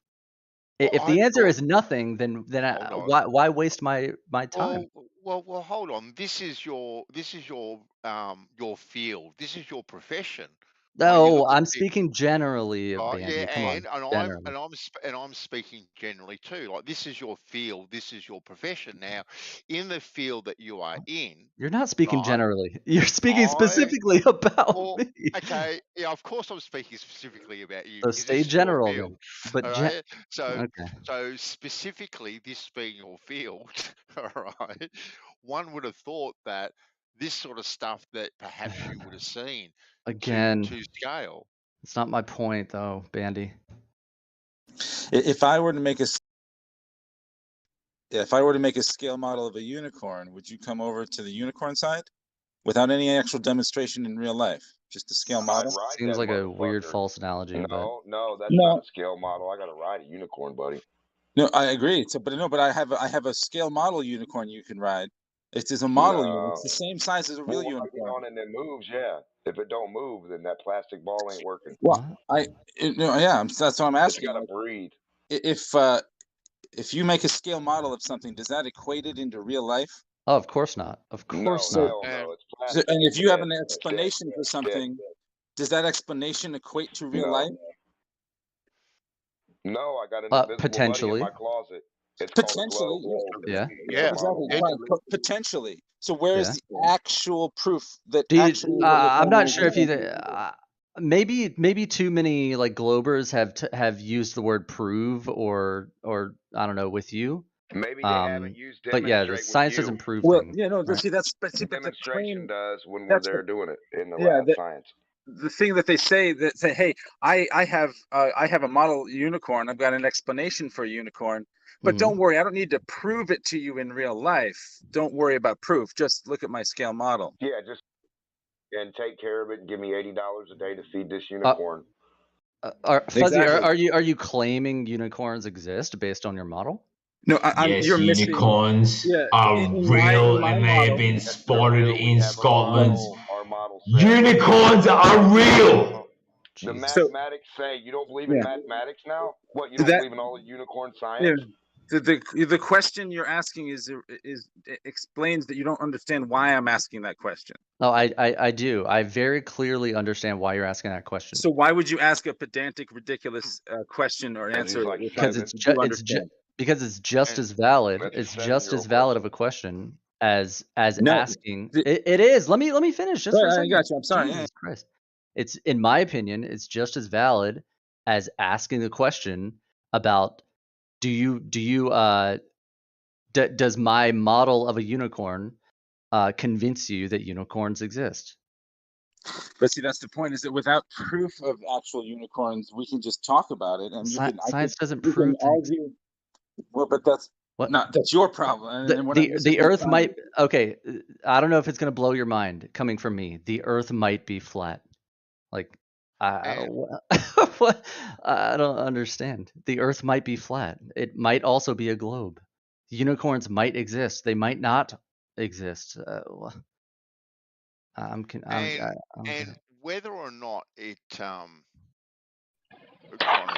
as you said, bring someone over to the globe side, like why would I waste my time? Like the fact that if someone asks, like, has there ever been a a scaled version done of this, right? And you can go, aha, yes, there has been. Okay, cool. Here you go. It's just like, well, bang, there you go. Like it's just shut up. I understand why you, Bandy. I understand why you asked the question, but in my opinion, having that scaled model of whatever you're demanding or asking for, is just as equally valid as some other theory, some other idea that can't be described on a small scale, on a small scale. And you may disagree with that point. You may disagree with that point, but that's like I started with. That's my opinion. So. Well, these are pretty major things that are spoken about. You know, eclipses, and whether it's solar or lunar eclipses. So hold on a second. They're spoken about all the time. Now, you know, we see these small scale things, but nothing seems to be in scale. Like nothing at all. In Why scale. do you have a small scale globe model then, guys? Why are you using a model if models don't work and you don't need them? And why scaling something down makes no sense? How are you trying to demonstrate everything to us in the classroom or It's anywhere? better if he's at 2%. You say, hey, I'm going to demonstrate this to the earth, and you've never seen this or never heard this before in your life, right? Ever in your life, kids. You've never seen this story. I'm going to demonstrate. How would a teacher do that? They'd scale it down, right? Yeah, guys, answer those questions, guys. Hold on, Democ. Let's let them answer those questions. Answer those questions, guys. I'm the one asking the question. I said, does he have a lunar eclipse to scale in a classroom or lab setting? Right? And I put in the back chat about 20 of them that don't match anything. Can you guys find me one that really matches anything with reality? Anything close? So if we don't like these scale models, Coach O, why is your globe always say our model says? Throw it away. Coach O is the glober. Hey. Coach is not a glober. He's not a glober, bro. No. I'm just saying. No, Do you understand the sentence? Bro. My model says that's from a globe. Hold on, guys. Let's hear Democ. Let's hear their answers. Simple. I want to hear what the Globers have to say about the questions you just asked. I want to hear them talk for a second. We should see what they're showing. No, we want to see their. I don't have him loud enough to understand that. I know, dude, but you're not following. Just repeat eclipse model from a globe, the realest one you got. We're not globers here, bro. It's chronic. That wasn't the point, man. Oh, chronic. Gotcha. I think chronic's the only glober here now. Anyways, Bandy, I think there were a bunch of small scale demonstrations put in the text chat. Where do you stand now on lunar eclipses, Bandy? Those are not to scale at all. The sun's big as the moon or smaller than the earth. The sun is smaller than the earth. Did your stance change at all, Bandy? That's nothing. Because they're not to scale. Well, I'm happy I didn't waste the time looking up that research stuff to give you. Well, like I said, I just would have thought that maybe that would be something that you would have known about actually. Shoulders of giants, right? The field that you're in. I don't. My daily work doesn't involve an elementary school lunar eclipse scale model. Hold on, stop. It's a shoebox, dude. But it doesn't, Bandy. This is a misconception here. Doing a shoebox Earth. Hold on. I never suggested, Chronic, that you spend all day, every day. I never said that. At small scale things of lunar eclipse. 1 second. Right? I said spend any amount of time. I didn't say all day.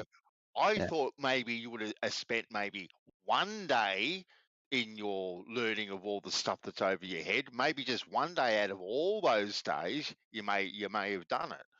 Not any great length of time at all. Just one day. But it seems that you haven't, which is fine. So you're in the same position as what I'm in, yet to see a scaled version of this. So that's fine. Okay. So you're none the wiser, just like me, and everyone else. This is true, I guess. This is true. Which is actually interesting that you are none the wiser than me, Right, Oh, this would be a first. This would be nobody a here, first. nobody here is Alright. none the wiser of Well, anyone here's the else. funny thing, though, too. When I put the videos back there, you got the computer version, right? Then you got the classroom version. Then you got another guy's classroom version. Then you got a lady's classroom version. Then you got another version. None of them are exactly the same as each other. None of them are the same scale as each other. None of them are the same material. None of them match anything like Earth. Nothing. Not one inkling. They're like gazillions. Michio Kaku, when he told you a gazillion to the zillion million zeros, that's what he's talking about. Because they're showing you the scale model in a 2-foot shoebox. That's their scale model of Earth. The sun is 2 foot. Everything. The sun, the Earth, the moon, and whatever they want to put, what's in that 1 or 2 foot little area, and that's their scale. That's nowhere near 238,000 millimeters. There's nothing to scale there. And they have a sunlight, a light from the ceiling, and then a little 10-inch globe. So they got a 10-inch globe and then a light bulb. That light bulb is the sun. Your sun is supposed to be the room. Big. Exactly. I was going to ask about that. It's like the Energizer Bunny keeps going. Yeah, but Chronic, seriously though, last night when they were talking about the, because my girlfriend called that I was gone for like 4 hours, but the thing with the picture from the memoir, or from the, what's it called? Epic Discover, you remember that? Yeah. You came in right as soon as I was leaving, so I didn't even see, I think people were talking to me and everything, and how did that conclude? What happened with that? It's dodgy. That's how it concluded. All of their questions were addressed with logical explanations. No, basically. not this one. How come when you're looking at the sun, it's a certain size and it lines up with the moon, right? So the moon lines up with the sun. They're this distance, right? This distance, because you're on the ground and you're looking up, and you see the moon and the sun match size, right? How come when you're in the ISS, why wouldn't they not be a differential in size from that point and not match up again? Because you're 250 miles away from the point where they match. So if distance and being this distance is equivalent Is this to that a question or a rant? Is when this you're a question or what are you doing? 250 miles away from your position. Even Jeremy's Jeremy, shitting on you don't them. get something don't mean nobody else does. Shut up. Just because you're dumb doesn't mean everybody else is, dude. Calm down. So when you're in the ISS, hey, 250 mile position, different from where you were, why would you not see a 250 mile difference in fucking size change? It does make sense, Jeremy. Just because you don't get it doesn't mean shit, dude. Stop doing that. That means you're pretty slow and everybody else is smart. Stop. You're just proving how goofy you are. Stop. Yeah, you're on the verge of getting your ass in trouble. You legit can't stop talking. He just can't stop talking. I don't know. Energizer Bunny. You legit can't start comprehending either. Cool. He's so low for me. It just goes. All I hear is. That's what it needs to be. If you put him at 5%, if you put him at 5%, you don't pick up the actual English words he says, but you get the idea that someone's talking. So it's like not against the rules because he's not muted. Yeah. But yeah. I agree with almost 100% of what he just said about Jeremy. About Jeremy? Come on, dude. Just kidding. No, the Kosho, the Discover stuff was I'm pretty sure we sorted everything out. I forget who was involved in that conversation, but Gio and mostly Brian. Yeah, that's right. Brian's evidence. And then, I mean, I apologize to him because I called him a liar at one point, but that's because I saw something that I didn't see. But I apologize to him. But it was different than what he originally claimed, and I mean, I admitted. That was. Yeah, sorry, go ahead. It is odd, like at first glance, like once you realize this is two separate pictures that they claim they've taken of the same, of the same image of Earth, basically, with two different, Yeah. So it does. If you don't investigate it, it does look weird, but investigating it adds up. That's right. I remember now that it was extremely enlightening to see the severity of their pivot, like how strong the pivot was after you gave the explanation of the similar date that they were taken on. The pivot went from the cloud patterns looking identical to where's the moon? Why is the moon not in the Discover frame? Like it was. I'm confused. Why is the guy that was given the opposing view muted? Oh. I don't. Wasn't the other guy mute? Is the other guy muted for some reason? He's not now. Oh, he just got taken off of mute then. Yeah. Do we got a cry? Do we got a crybaby in the chat? Yeah, we got a bitch. Ooh. Is that chronic? To be fair, DeMarco was never in that conversation. That's actually true. Oh, really? Pretended to be. So he's not in the room. Pretended to be. He didn't have an alternative view. Yeah, I was listening to it. Yeah, I was listening to it. How it was 250. Yeah, how it was 250 miles difference. That was his opposing view, right? Could we continue with the conversation now? We can if we don't mute the people that are giving. Can I say one thing? Can I say one thing? I've never been server muted in my entire life on this server until tonight. Oh, congrats. Congrats. Yeah, exactly, bro.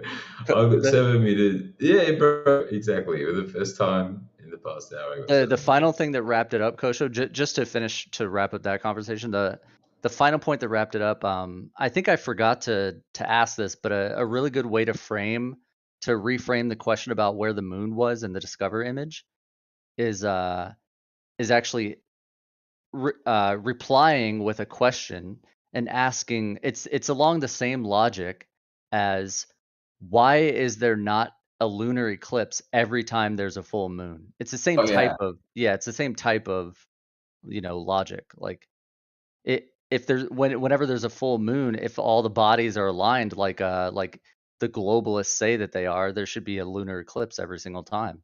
Like and obviously the reason why is because the shadow the Earth casts is small and the moon's has some orbital tilt of like 5 degrees plus or minus above or below the so plane or whatever. Sometimes that's when I left it. I didn't realize the conversation. I heard somebody say that, but I didn't realize that was where the whole conversation. Yeah. Oh, it was percentage also. Percentage was big on the where's the moon. Yeah. And then he asked if it would ever come in front of the Discover camera, and then of course I think pictures. Yeah, and then Zanuck I think was in here posting a bunch of the moon transiting from Discover pictures and stuff.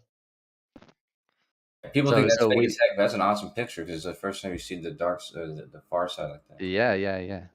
So, anyways, the final point is that because I actually get to points here and wrap them up nicely, is that all of the questions that were raised by Geo, Percentage, and Brian were addressed logically. That's not what Bandsaw said. Was Bandsaw here? I don't think so. Part of it. What about that higher point that Percent pointed out when he drew the line, and there was that higher point. Yeah. Since you remember that? I don't think that was cleared up. Well, I wasn't here to hear that getting cleared up. That point that seemed to be an anomaly as well. Since he's not here, I trolled him and didn't answer it when he was here, but since he's not here anymore, that higher peak on the left side of the image is a high elevation point on the surface that's nearer than the Terminator line, like where the sun shadow Terminator line is. So it's still in. It's being, the peak of it is illuminated by the sun. Yeah. To me, these images, like at first glance, seem identical, but at further investigation, you can tell there's a slight difference. Which, like I said, when you look at the pictures I posted that showed the intervals between the epic pictures, it wouldn't be hard to fit this picture taken from this other camera in between those two, and that's what it looks like. It doesn't look like it's perfectly aligned with that one. When they asked the questions about, they started questioning where the moon was. I think I told them that's actually a logical question to ask. It makes sense if you think about the two and where their positions were when the pictures were taken, assuming they're real pictures and they're at the distances they claim and all that stuff. It definitely is a logical question, but it doesn't take too much time to think about why the moon might not be in the Discover frame. That's all. And then I think Zanuck actually tried to start. I think I went AFK at that point, but he he like was getting it. He was interested in actually working out the angles and the plate scale and stuff to see. Like the Discover image is like a narrow camera. It's with a narrow camera, so it's, you know, with a wide camera on the Discover, you might have actually been able to pick up where the moon was and stuff like that. So while we're still on the moon, Emok, do you want to address your question to Chronic again so he can answer it? The whole 250 mile. But Bandy, I don't pick up the words that Demok says. He can ask it, but I won't be able to answer. I'm not going to talk to people who can't comprehend anything like a third grader. Yeah, because maybe one of you guys allow people to turn them down. Maybe your guys' words will work. Mine don't seem to work. My words Bandy, is that are you not allowed to turn people down? See, that's how Chronic is over talking, because y'all allow people to turn people down to 5% and then gloat how his voice sounds like. Oh no, I can tell when Demok is talking. Let me address it. Right, we've got no control of who turns who down, Rakia. We've got no issue with that whatsoever. No, we got there's nothing in the server rules, right, to stop people turning anyone down, right? The only people you're not supposed to turn down are the mods. But when Chronic was over talking Demok, right, because he had him turned down, you may not have been here. He was actually picked up on it by Jeremy, and Jeremy pointed it out that he was over talking him. What about when he gloated how his voice sounds and made fun of him? He's such a crybaby, dude. You seriously want us listen to yourself? Every single thing? You're a grown man. This is a grown man. Shut up. I am pointing that out because y'all muted DMOC right in the same point where Chronic was doing that. It's ridiculous. No, hold on. It just seemed biased to me. I don't even like DMOC. I think he's an ass. How you doing, DMOC? So. Well, do you want us to pick up on every single thing that everyone does? Because then no conversation will ever be had if that's going to be the case. No, just mute someone and let someone make fun of them while they're on mute. That's cool. We can move forward. This is actually a low IQ argument. Right after he did that, he called me a crybaby, and now he's calling me low IQ. Y'all allow that too, right? I didn't call anyone low IQ. You said this is low IQ while I'm talking, and you called me a crybaby, right? Yeah, right? You sound like you're crying, like babies. No, I'm not crying. I'm just pointing out the fact. Jesus Christ. All right, then. Well, then let's have a conversation. Anyway, some facts. Bandy, let me clarify one. Names. Bandy. That's against the law here, right? Okay. Bandy, let me clarify. You can call me whatever you want, Rakia. Just because you choose that's not right. I would get muted for that. I doubt it. Come on, man. You called people names before and you never got muted, Rakia. So crying. No, that's not true. I get muted all the time anyway. The fact is, once you get muted, there's no going back. Let's seriously move on. One last point of clarification. Demok is turned very low for me. I can tell when he's talking though. So I do not purposefully overtalk him. I did overtalk him that one time and got corrected by Jeremy, but he's not muted. I know when he's talking.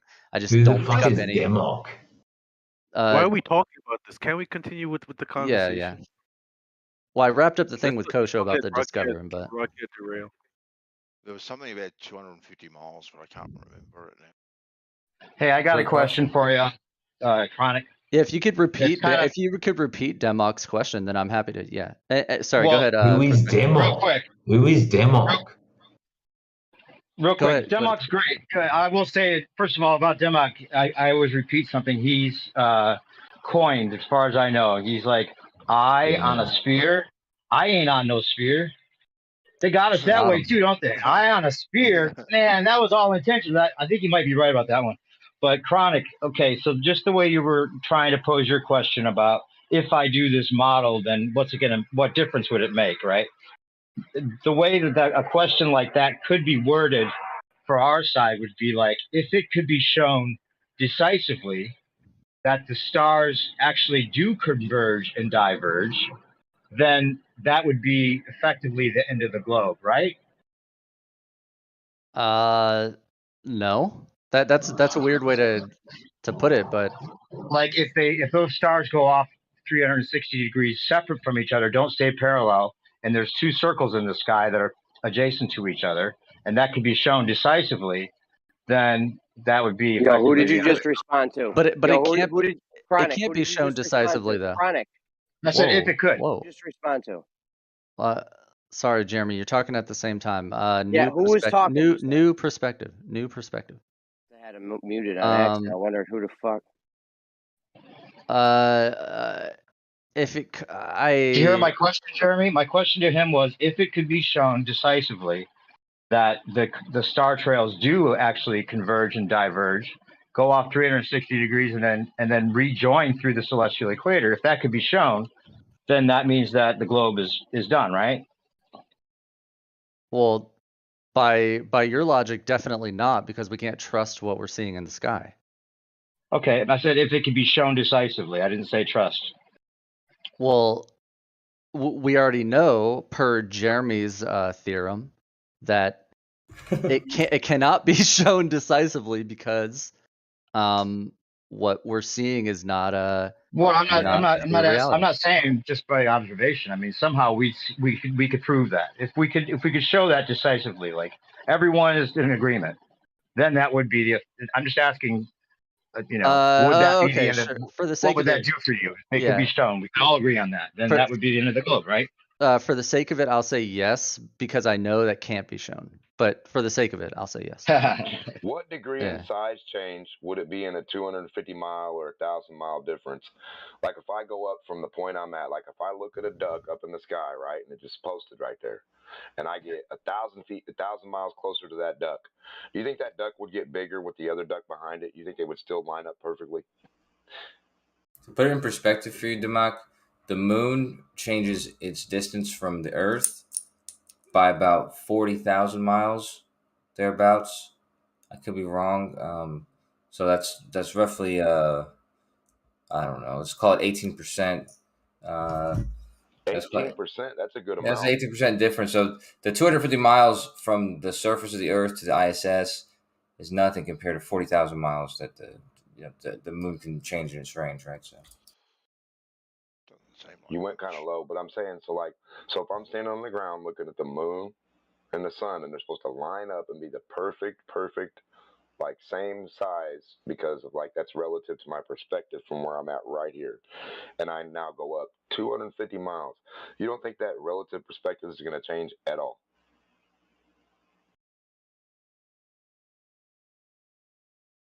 I'm just trying to respond to that, Demak, but I'll just respond to it in a different way.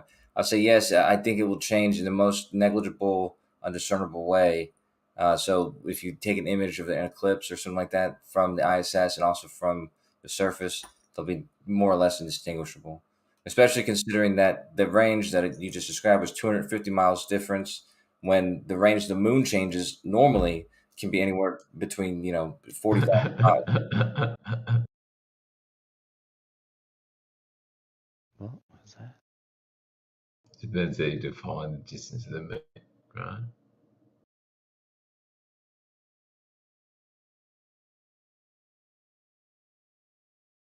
No, I just thought maybe if I see two buildings that look like, this building in front of me is lined up with the building behind it, and they look like they're lined up perfectly and they look the same size. If I get 200 miles closer or 200 miles at a different perspective point, different viewpoint, it seems like it should change a little bit to me.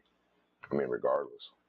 Two buildings is a good observation. So imagine there's a building and there's also a fucking 18-wheeler truck.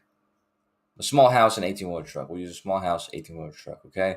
And the house stays the same distance, and the truck sometimes moves. But at any given day, it's stationary. And so if you were, 20 miles away from this house, and then you moved, 50 feet forward, so you're 50 feet forward, you're in these two positions, those two objects are not going to look that different, in relationship to each other. Especially when that truck happens to move, a mile back and forth. It's sometimes a mile closer, sometimes a mile further away. So that mile is going to be a much bigger difference, and that barely changes the relationship. So if they were close and local, it'd be a little difference there at 250 miles, wouldn't it? Oh, absolutely, yeah. Absolutely. Yeah. How come the sun's never shown on the ISS to be a big sun, when you could see it in an airplane and it looks small like the moon to look little bitty? Good question. The same answer. Good question. I mean, do we got footage of the What's sun he asking, on Coach? the ISS? He's asking why doesn't the sun look like it's really big from the ISS? Isn't it the same exact explanation that you just gave for the building? Yeah, that's what I said. The sun also looks little bitty, and like when you're up above the clouds and you look left, you look right, the sun and the moon look like little dots. He might not be following your explanation. That's my guess. Pin dots over a big plane. Does that help you? Little bitty Earth, little bitty sun, little bitty moon, big old Earth. We'll explain it to him in kid talk. Yeah, he says Earth, little bitty Earth, or little bitty moon, big sun, and something about dots. No, I didn't. I said little bitty moon, little bitty. Why don't you just address him? You're at his level, Kosho. No offense to either. Why don't you fucking turn your mic up, you stupid bitch? Little bitty fucking moon, little bitty sun, big Earth. He said little bitty moon, little bitty sun, big Earth. This ain't gonna work. Yeah, this is. You've either got to turn him up, Chronic, so you can hear the question. I will go anywhere. Kosho, you address him. I will literally never turn Demok above 2%. Okay, well go on mute. Go on mute then. You're not adding anything. No, hey, Kosho I got put on mute. I got put on mute last time I had something to say. So if Demok is aware he's at 2%, stop addressing me. We got a 3-year-old in here, okay? So what are you helping us do? Kosho and Demok, you guys have the conversation. Why are you still talking? Address Kosho then, Demok. And I agree with Demok. Okay. Yeah. Well, you can't not. I mean, it's just reality. Demok's a fucking troll, you know. We listen to testosterone or we listen to facts. You know, Demok may be the fucking biggest male here, you know. Demok's no troll, man. Demok is one of the few F-ears that have original argument. One of the original arguments. Okay, sorry. Demok is a flat earther? Well, respect. Yeah, respect. Sorry, bro. I wasn't even listening to you, bro. It makes a flat earther. Fucking. Yeah, maybe you should speak for me because I get muted a lot, and maybe. Yeah, bro. Maybe all my words will get out one day. Yeah, I got server muted a few times. Then maybe somebody could comprehend anything, and somebody would. Yeah, bro. What they don't. Demok, are you a flat earther? You're a fucking legend. Yeah, +1, mate. 100% on you, my bro. Sandlot. Yeah, bro. Say it again. And everything's Sandlot. a flat gradient above it. The stars are in a flat gradient. Everything. It's like we're in a big sandlot, and you got the water on top of the dirt, and you got the air on top of the big sandlot, right? And then above that, you got the other medium, which they call space. Yeah, on the other side of the fence is the beast, right? Yeah, on the other side of the fence is the beast. You can't go to Antarctica because that's where the beast is. The Antarctica is the real true space. That is the beast. The beast is cold. The Cold War. When you get over there, you're actually fighting cold. In a war of poverty, you fight poverty. In a war on drugs, you fight drugs. In a Cold War, you don't fight people. You don't fight whoever. You fight the cold. So they were fighting the cold. Space is supposed to be cold. Antarctica's cold. It's supposed to be helium-3 in space, helium-3 in Antarctica. So if you want to go to space right here on Earth, and you want to use gold, copper, or silver, and you can a superconductor to go over there and levitate over a superconduction, then have fun. That's what they don't want you to know. And whoever doesn't have any fucking comprehension can, you know what? That's all I got to say. For the one people who keep saying, hold on a minute. Hold on 1 second, please. The people in here who think just because they don't comprehend something means everybody else doesn't, they have a mental problem. That's all I'm going to say. Yeah. I brought up the superfluid and superconductor years ago, and they laughed at me, called me a liar. I brought up as an original thought how the atmosphere can make things appear even above your eye level or the crosshairs of a theodolite, and they called me a liar until I got George to post that very thing. No original thought, huh, Kosho? You're just trying to demean people and talk down to people again in your own little sly way. Hey, we have plenty of original thoughts here. We try and bring them. D-Mock was trying to bring one earlier and got muted. I'm glad we finally got to hear I got it. muted. Can I ask them a one question, guys? Can I ask them a one question? Demok, are you a flat earther or a glober? Because you seem to be saying drunk. He's been asking me this 4 times. Yeah, hold on, Demok. I've got a question for you, mate. You just mentioned something about the stars being in a plane. Flat layer. That's right. Real physics. Exactly. That's all we have. Yeah. So you don't think it's in some sort of dome arrangement whatsoever? Fuck no. You think no. Fuck okay. No. Cool, man. Cool. It's never been in a dome. That's why Jeremy and people can't comprehend any fucking thing other than a ball too. Kind of weird to me. What I'm telling you is, we live on a flat dirt, right? So how can it not be a flat gradient above us? There ain't no sky around. We haven't been underneath. We haven't been to the edge to see no sky or stars on the outside edge of anything here. We haven't seen an edge of a ball or edge of a flat plane, right? Correct? No, correct.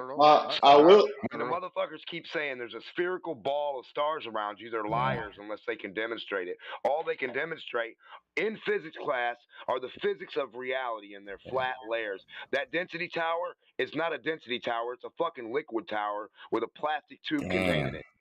You know, it's just fucking. This sounds weird to me too, dude. Now what? Now what? You should curse some more. And I will say Sandlot has some truth in it, because when they did throw something over into the cool zone where the beast was, it was a ball. They sure like their balls. Remember, it was a baseball. Demok should curse more. Demok should curse more. It makes what he says true. Yeah. Yo, Demok, who are like the scientists that you look up to? Like, whose work do you read and whatnot?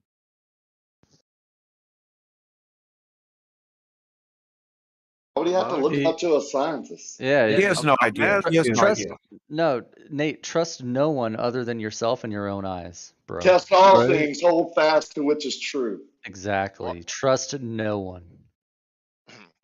Why wouldn't you gather information from as many places as you could, Nate, and then piece that all together yourself? Like, why does it have to be solely and wholly one particular person? You go a little bit here, a little bit there, and you piece this together, you piece that together, just like a jigsaw puzzle. So to look up to one particular person, right? But I mean, these scientists that you may want people to look up to, right? Well, you'll turn around. Well, they're a globe believer, but you can take what they say, right, and what they have demonstrated in the real world, and you can take that piece of information. You can disregard all the rest, and then you can do exactly the same with someone else. It doesn't have to be wholly and solely from one particular person. Yeah. Nobody takes it from one person. No globers take scientific facts from one person. It's from the consensus of science. What's facts? There was no facts. The argument What's facts, Brenda? What does that look like? Many a time, Brenda, right, if someone brings up a particular point from a particular scientist or physicist or whatever, right, then it'll be thrown back in your face. Well, they believed in the globe, don't you? Right. So here's the thing. That's not. They believe in the globe because it's true. No, you believe it is true, Brenda. No, you believe it is true. It doesn't make dollars. I believe it because it's true. No, you believe it is true. You don't get to tell me. You don't get to tell me. And it's fine to have your belief. Right, it's fine to have your belief, but you haven't seen it all, you haven't explored it all, so you believe other people, and that's fine. And these other people too haven't seen it all, and they believes money. I believe what they say. Science, yeah. Money. I believe what they say because what they say is true. No, lobbies for science from a guy like Bill Gates or somebody who wants to pay a guy to go in the lab. That's what starts science. When you're sitting there in a No, lab that's coat, not what Brenda, science hold is. on. Yeah, it is. When you're sitting No, in a it's lab not. coat like you're at labor ready and you don't have no job and you just paid all your money for school and you can't do nothing because you're too smart to go wash dishes or make donuts or anything, and you can't do nothing. You can't drive a truck. You can't mow a lawn because you're like so smart, right? Yeah, there's no point for you anywhere. I So what are washed they gonna dishes do? for 10 years, dude. What are you talking about? Don't you Okay, dare so sit you're there and tell rocket me, science don't you, dishwasher. Okay, excuse you're a me, rocket excuse science me, dishwasher. I wasn't done Sam, talking yet. why don't you curse some more? It makes everything you say so true. Why don't you Why don't you curse? Why don't you Why don't you curse? go talk to somebody who doesn't want to kill herself some more? So why don't you Retard. go curse? Why don't you go curse some more? I have a And relevant not question if you guys suggest want and not to. suggest that I want to kill myself. See, I have a this relevant is the question. filth. This is the filth. This is Yeah, what. you are the filth. This is Brenda. the filth that is. Everyone just stop, all right? Enough of that Democ, enough of that Brenda. Right, let's just move I didn't on. do it. Brenda I came didn't in do here. anything. Okay. I didn't do Brenda anything. doesn't like truth. Yeah, you don't like truth, Brenda. Everyone, just quit it. So I was gone Does for a second. Can you guys scientific repeat that? consensus make something true? That was crazy. Okay, does scientific consensus make anything true or make it true? Not quite. Consensus? No, scientific consensus alone doesn't make things true. Science is Okay, so that's yeah. It's a tool meant to approach the objective truth, but nobody can claim to the actual objective truth, right? So if someone says the science says this, how did you validate that claim? What was that? You were really muffled there. Yeah. Okay, if somebody makes a scientific claim about the nature of the world, whatever that nature may be, how do you go about validating, or how did the person, whoever making that claim, did they validate the information? Well, You, they would have go to about it? present you evidence, perform right? you perform experiments that validate that claim, or that seem to that give results that either validate or invalidate that claim. They don't Okay, prove so that claim to be true. I mean, well, Brenda said earlier that I heard her talking about scientific consensus, and she said that these things are true. Yeah, Brenda And sometimes. the question, Yeah, hold on, Brenda hold on, sometimes is an hold extremist on, with hold her on. words, but go on. That's okay, but how did she validate the claims? Well, like I just said, Brenda sometimes, in her isn't mind, Brenda she here? will. Well, I think she's server muted, but Oh damn. not to speak for her, but she's muted. But Well, yeah, define server muted. it's for in a lot of globe earther mainstream, humans, in a lot of their minds, for all intents and purposes, all practical purposes, we can use common language and say things like that Brenda says, that are scientists show things to be true, et cetera, et cetera, et cetera. But if you want to be all Socratic about it and sit in a circle and philosophize about all this stuff, then we can go down that route. But Right. So when I appeal to the scientific consensus, I'm not saying it's true because scientists agree. I'm saying that it's more likely to be true because they are scientists. Well, 4 out of 5 doctors thought camels were good for you. Hold on a second. 4 out of 5 doctors believe camels cigarettes were good for you. That's the majority of doctors. Sounds like there's consensus. So is that statement true? Is that the consensus today? That cigarettes are good back for you? then. It was back then. Wait, so you're saying time changes it? Were they were being bought off? They were being bought off, weren't they? They still are. How do you know? Hold on. How do you know the scientists that you're seeking aren't being bought off? How do you know that? Brenda, it actually doesn't matter if they were bought off or not. Consensus evolves and can change in science. That's it. What Rags to Riches seems to be proclaiming is that consensus, if and when consensus is made at some point, that cements that idea into all of human history as, whatever, reliable, understanding of some subject. I vehemently disagree, of course. Also, the science of the time did not say that cigarettes were good for you, right? That was just an advertisement. I don't believe that what I read in the popular press, and that was just an advertisement on TV and in magazines. Why does the science change, Brenda? Why is that? What do we got to do? What's different? Because it gets better. Science gets better? How? The scientific method you repeat, how does that get different or change? Jesus. Because you learn more, you get more information. So science changes. How does Yes. science change? Please let me know the steps. It gets better. It gets better. The hypothesis. You have a scientific method. Does that change? The method doesn't change. The science gets better. Science doesn't change. No, the method determines the science, right? The method determines facts. Which determines the science, right, Goofy? No. So the facts aren't science now. No, science is the method. What the fuck are you even talking about? Can I talk to somebody that even comprehends words right I now? said, I understand you just fine. No, Science. I don't think you understand anything. Do I need to say it again? Well, you can curse some more. That will make what you say true. Well, when you keep saying the word curse and I never cursed, what are you talking? You see, you make. Oh, I heard you on. Let's sidestep this. This is super. This is guys. This is all super you do is helpful and curse. Yeah, all you do is great. curse.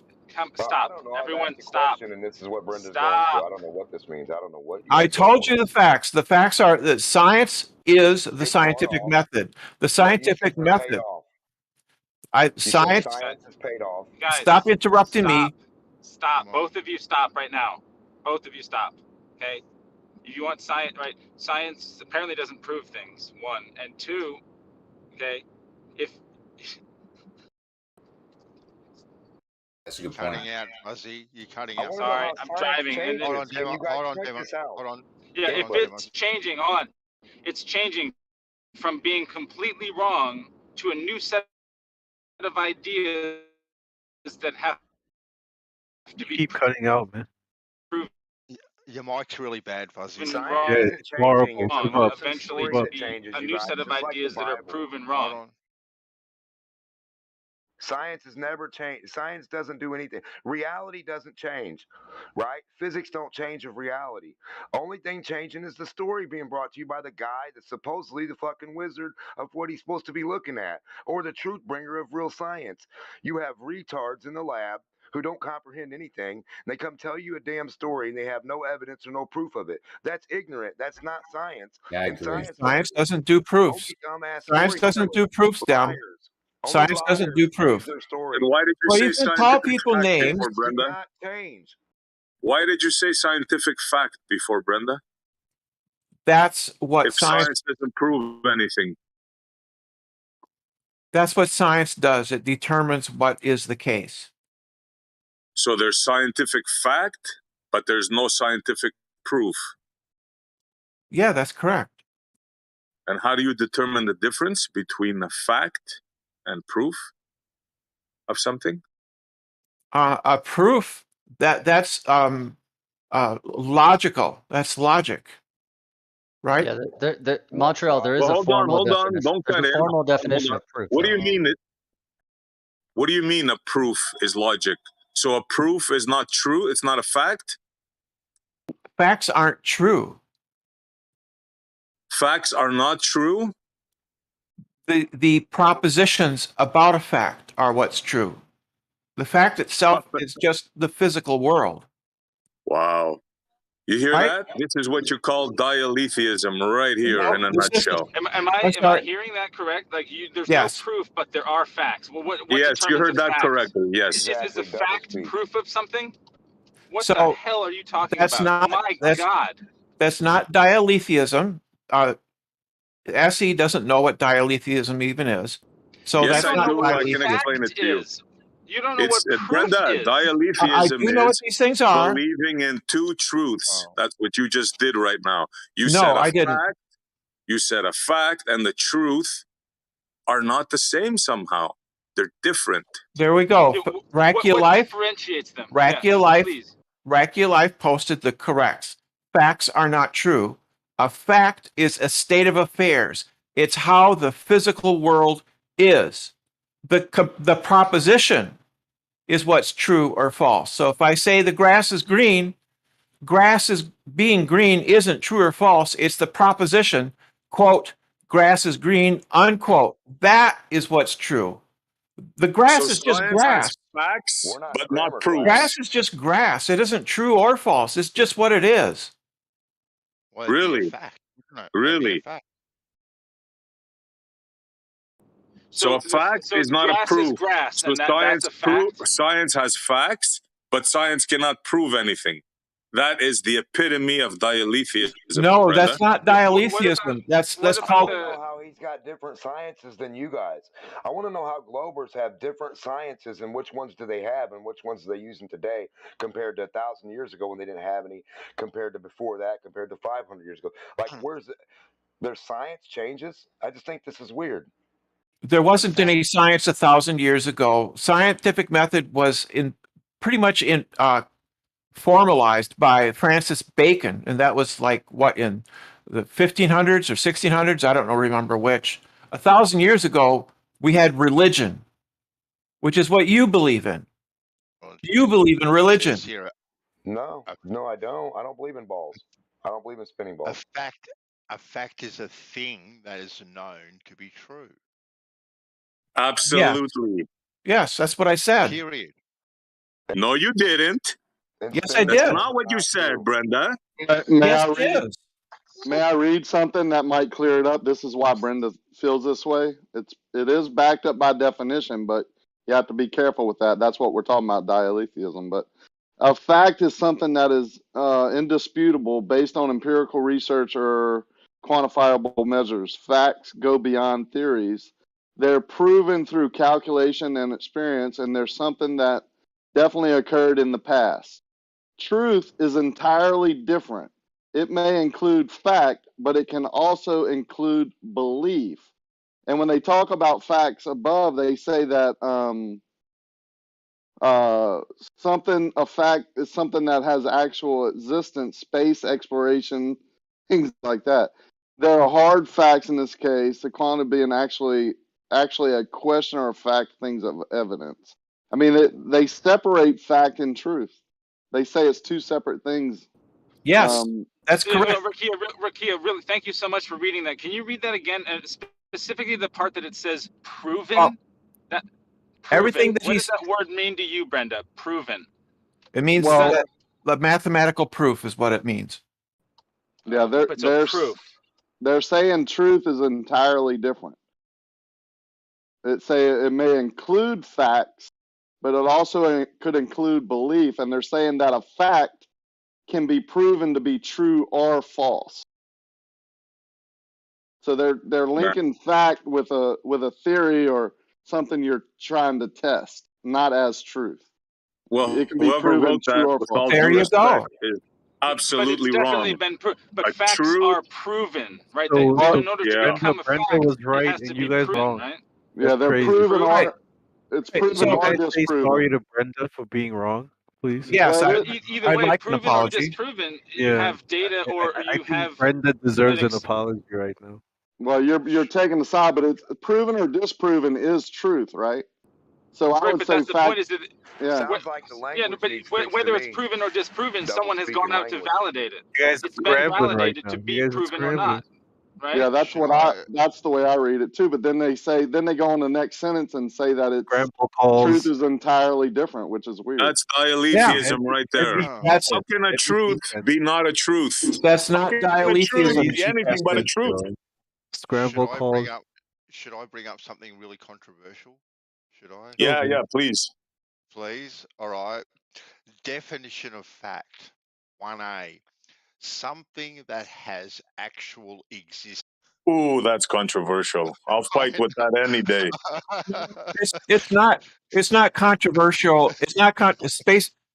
For one thing, what this shows is when you people let me speak, then you will understand what I have to say instead of just talking over me and getting all triggered. Just listen. What I say makes sense. Go on, Brenda. Say something that makes sense. Go on. We're all waiting for you.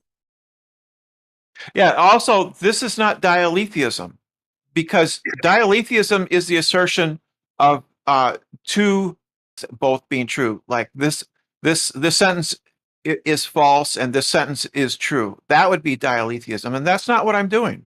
Truth is what again?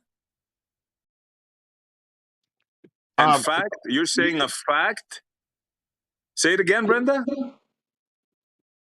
Is a property of logical statements, propositions. So a fact is not true. Yeah, it just is what it is. It's just a thing. It's true, right? It's true. How can it be? No, it can be proven false. Can a fact be not true, Brenda? It can't be true. It can't be. It's not the kind of thing that can be true or false. It's just the sentence is what that talks about it is what's true or false, right? If I talk about a tree, the tree isn't true or false, but what I say about the tree, that can be true or false. If I say that's an oak tree, but it's really a pine, then what I said is false. But the tree is still just a tree. That's all it is. Nice try. That's not how it works. That's not how it works. I can say something is a fact. There is a tree there. That's a fact. Is that true or false? If it's not a tree, then your sentence is false. If it's not a tree. Exactly. So a true You agree statement with me cannot be false. What? A fact cannot be false. It can't be true. It can't be true or false. Yes, it can. No, it That's just the whole is. thing of a fact. A fact is true. It's not false. It's a fact. You're getting. There's a fact. There's a tree there. I'm not lying to Montreal? you. That's true. Yes. Well, Montreal, what you're failing to do is to distinguish between the thing in itself and talking about and the words that you use to talk about it. Those are two different things. That's not the issue. Is That it a is true the statement? issue. Is a fact statement? Yes or no? Facts are not words. Words aren't facts. Facts are not words? Right. It's the what tree. Do you just nod? You grunt at something? When you look at a tree, do you see words? No, I see a tree. Right. Yeah, but I didn't mention a fact. I just looked at a tree. And then you talk about it. When I say it's a fact that I have $10 in my pocket, and you question that, and I show you $10, is that true or false, the statement that I made? The factual statement. What have I said before about statement? I don't care what you say, Brenda. Well, you asked me. The question is, you don't think a fact is true, and that's ridiculous. And I'm trying to point that out. You said you have $10 in your pocket, and then you asked me if the statement that you have $10 in your pocket is true or false. And I'm asking. Yes, that's literally. I'm quoting you. It's a fact that I have $10 in my pocket. It's a fact. Now, is that true or false? And how would we determine that?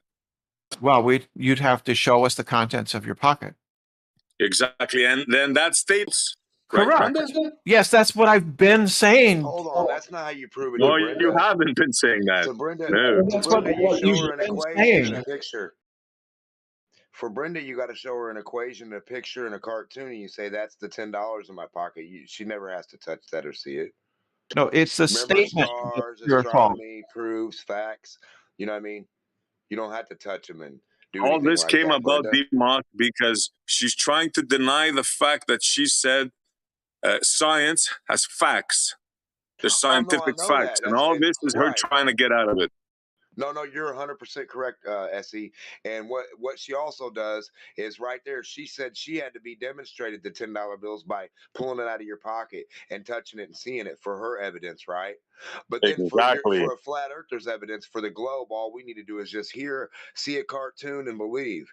We don't need the globe. We don't need physics, right? It's cool, right? Yeah, good point there, Demok. That's right. Yeah, that she just demonstrated. Yeah, that's just a straw man. An empirical evidence. Yeah. You're just straw manning the globe. You're just straw manning. Yes, you are. I'm sorry, man. Sorry, little guy. I didn't mean to straw man you, girl. Don't you mean straw girl? Anyway. So there it is. That's dialetheism. A scientific fact that cannot be true. Bang. Yeah, that's just nonsense. That's not what I said. You're just twisting things up because you're just being contrarian, SE. Hey, Democ, you do that again. Democ, you do that again, you're getting an official warning. That's not good. Well, he seems Watch to your mouth. Do what, but hey, I think that don't want you to use that type. They don't want you to insult people in the way you're insulting people. Oh, don't insult anybody? All right, well, don't be so vague, Jeremy. Do that again. The nature in which you were doing it a minute ago, I think. But Yeah, regardless, Jeremy makes no sense a lot. Regardless, evidence. If you have evidence for something, right, like your court case or whatever the hell, evidence for whatever the hell, is evidence always true? Can it be false? No, that's different. That's exactly right. It can be false. But right. a fact, yeah. But Kocho, fact is not evidence. A fact Evidence is already proven. A fact has already been proven or disproven. That's why we're calling it a fact. Facts, That's the whole yes, point. sir. Facts can be brought into evidence. So yes, of course they can. The other way around. The other way around. So if I can't bring in a gun in a murder trial to see whether or not the gun was used in the commission of the murder, that's evidence, and then you will determine if it was, and then it will be a fact or not. It's a fact that this gun was used in this robbery, or it's not a fact. It was not used in this robbery.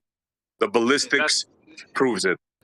That's what the determination of the court case would be, is that the fact now is, after determining and scrutinizing it, yes, now it is a fact that this was the gun used in this murder. Yeah, until you find out the evidence was verified. faulty. After the evidence was examined and scrutinized. Yes, sir. Right. But then after that, they found out something else, that there was a special thing with the gun. The gun wasn't even around back then, but the people that noticed at the time. What are we arguing about? Evidence will be produced, and a new result will. Of gas. That's what you could do, Mole Man. Some reality, some physics. It's reality for Dima. But yeah, you can take the bubble sextant, and regardless of your elevation from the surface of standing water, you get bubble. That's going to help you at a single point. So the light has to be practically parallel to get that. It's just story time. Thank you, Walt Disney. No, it's not story time. It's just practical. Story time is his equivalent to nuh-uh. Walt Disney is anytime you guys are repeating Walt Disney science. You're repeating I still don't understand. And rocket science from Walt Disney. There's no nothing different. Brendan, big breakthroughs today. I'm going to mute you. Stop, guys. Okay. I still don't understand where I'm observing a parallel light ray. Where do I see it be parallel? Nowhere. On Earth. Nowhere. On Earth. Nowhere. All I see is corpuscular rays.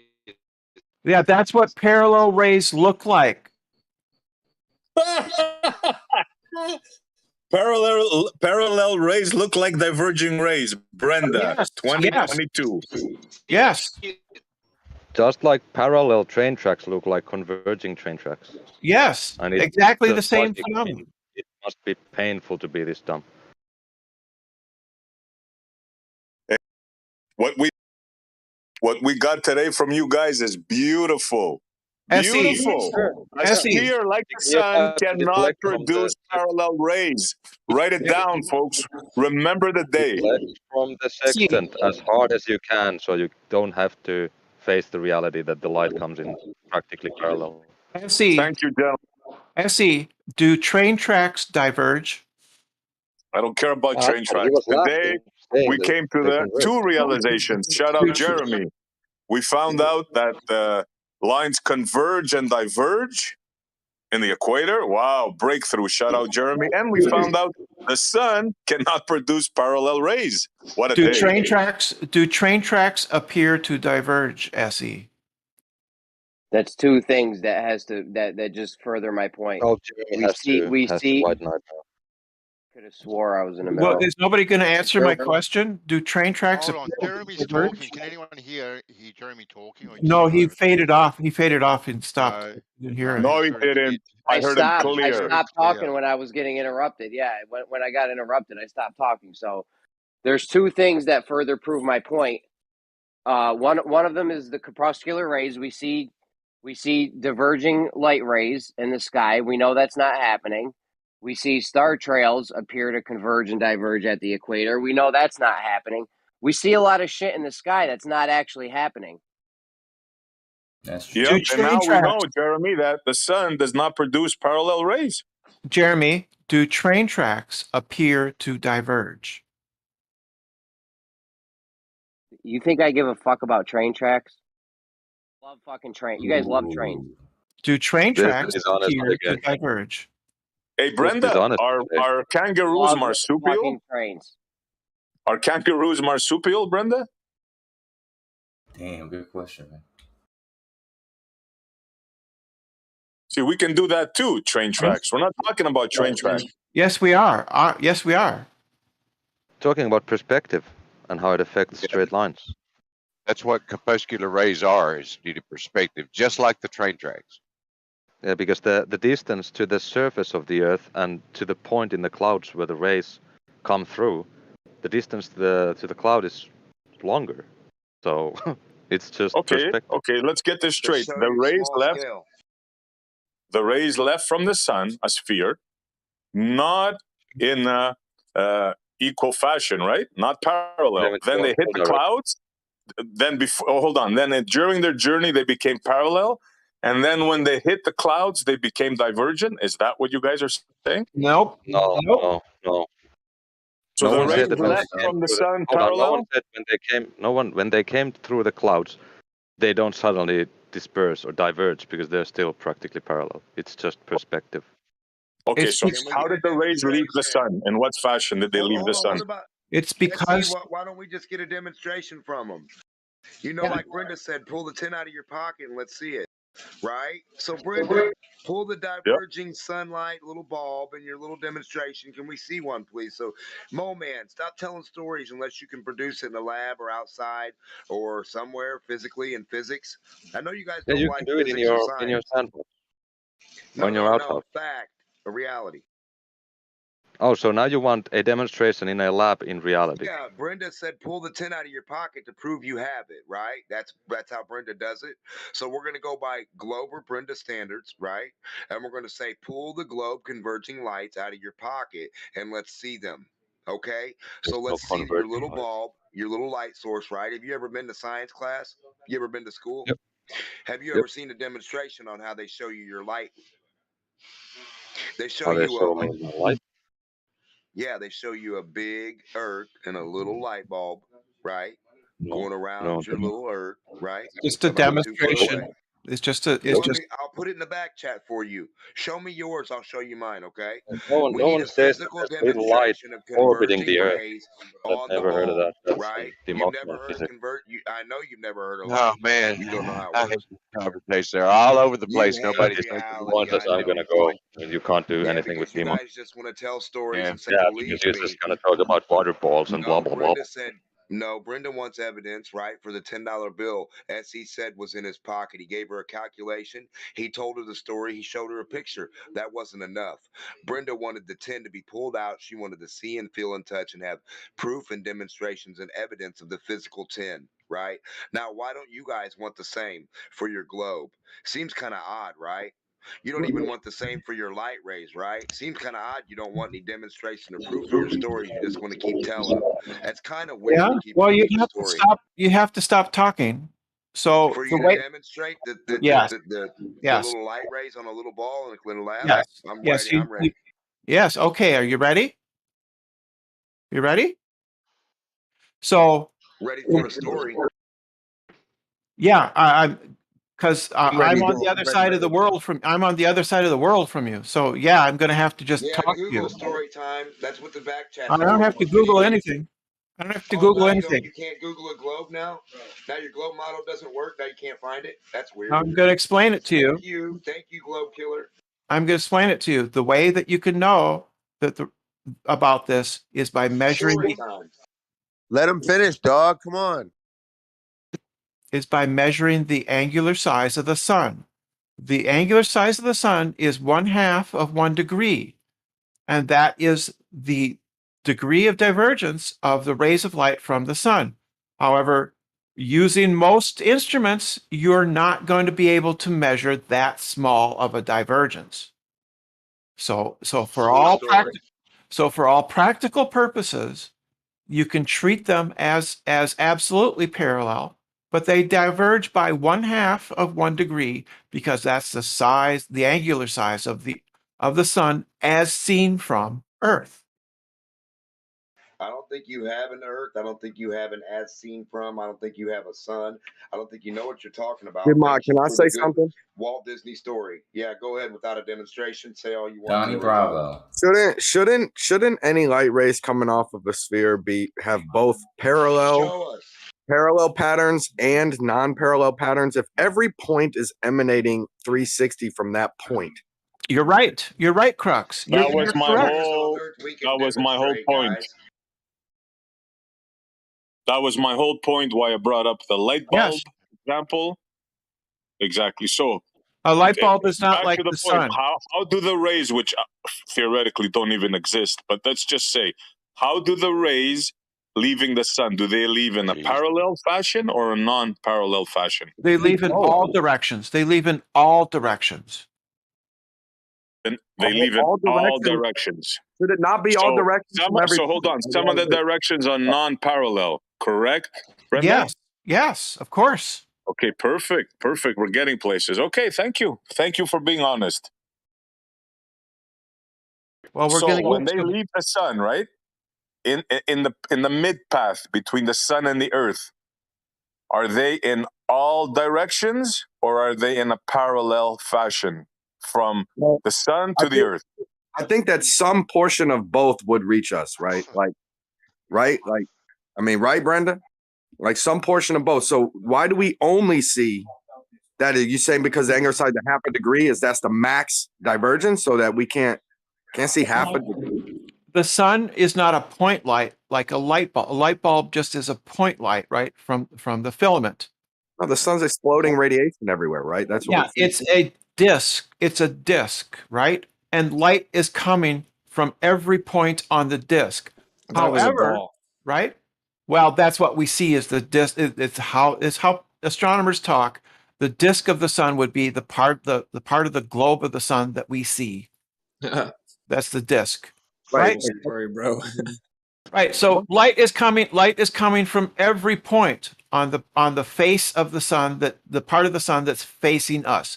From every but it was point. Sent out. Think about it. It was sent in every direction, right? So the left side of the sun sent stuff everywhere to the left, out absolutely parallel straight to us, and to the right. Yep. Right? That's still going to reach, and both sides. So shouldn't we be able to? Are you saying, but just because it's 1/2 degree distant, our Earth is only but when are we going to have instruments precise enough? We do. We can now, but in the past, no. But so since every point of what we see of the sun is going in every direction, however, it's only 1/2 degree wide. So that's the amount of divergence that you're going to see. You're not going to see the rays of light that don't hit the Earth. You're only going to see those within 1/2 of 1 degree. That's the part that we can see. The rest of it we can't see because it doesn't hit the Earth. If we were on the sun, how big would the Earth look to it? The sun is 1,000,000 times bigger than the Earth. But if we were on the sun, how big in what do you call it? The size, the light would be coming from everywhere all around you because you're on the sun and the whole thing is burning. No, I mean I feel that. I'm just wondering how tiny we would not even be able to see the Earth in the sky. Like it would take zoom out the ass, right?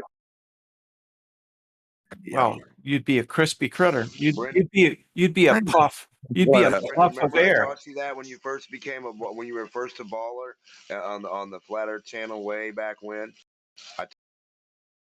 1 million Earths to fill the sun. Remember that? Long time ago on Dreads. You was on the back of the bus. Remember your little picture? You don't remember that? I taught you all a lot of stuff, didn't I, Brenda? And then now you think you know everything before you sat there and didn't say shit for about Well, half a year. okay, I came in the. Kind of weird, right? How all of a sudden you're like Mrs. Wizard or whatever the fuck. It's just weird. So, yeah, we can grow. I came in the middle of you guys arguing whether or not the sun's rays were parallel or not. Why were you guys on that, if I might ask? Was there something contended? Because it's why I'm explaining it to him. Okay, so the reason is because it shows that the experiment that Eratosthenes did is not equivalent to that of a close sun. So the sun is not close; it's far away, and Eratosthenes' method works to measure the circumference of the Earth. No, wrong. Well, absolutely wrong. It's over my head. Prove it. Maybe we could walk through it together. You don't have a circumference. You can't find the curve anywhere. You don't know where that's at. You don't have a center. What do you mean? That's up to you. Your 99,000 years and 99% has to prove your globe claim, not me, buddy. Not me, Shadow Let me ask Man. a question to both Shadows sides. don't prove the Earth, buddy. Dima, give me a sec. Let me ask a question to both sides, and I want you guys to think about this. From a surface of a sphere, which is constantly curving, can we have any parallel lines emanating from it? True parallel lines. Emanating? What are you talking about? Along the surface. I don't know. He's talking about zenith. He's talking about zenith lines. But it did sound like we agreed there could be SC, like just seeing 5 minutes. Okay, maybe I could have used a better word, but you know what I mean? You mean can we draw two lines, two rays, perfectly parallel? On the ground, why do we get flat, straight shadows? Why Okay, would they be curved? Okay, Where's the what do you guys think? Effect? Well, let's try to answer SC's question. SC, if we marked the surface with coordinate numbered spots or whatever, distinguishing marks, right? It would be like, I would guess each spot, right, is going to have like all these 360, rays coming out, and it's going to have one, zenith to you, or however Kosho said it. So you're not going to get like multiple parallel rays from that one spot, but from other. It's expanding in all directions, or so you'll go outward in all directions. So it doesn't go straight because you're gonna receive a smaller amount of light because the other light has already spread out because it's coming at you at this, at this angle. They're all angles from each other. So what is Brenda saying I missed? Did somebody in here say the sun is close and local or something, and then it's being shot down by this parallel light ray, or like what? I cited somebody said that we don't have the circumference of the Earth. I said we do since the Eratosthenes, and then somebody said, well, that works just as well for a close and local sun, and I went to parallel rays to show that it doesn't. That's not true. Okay.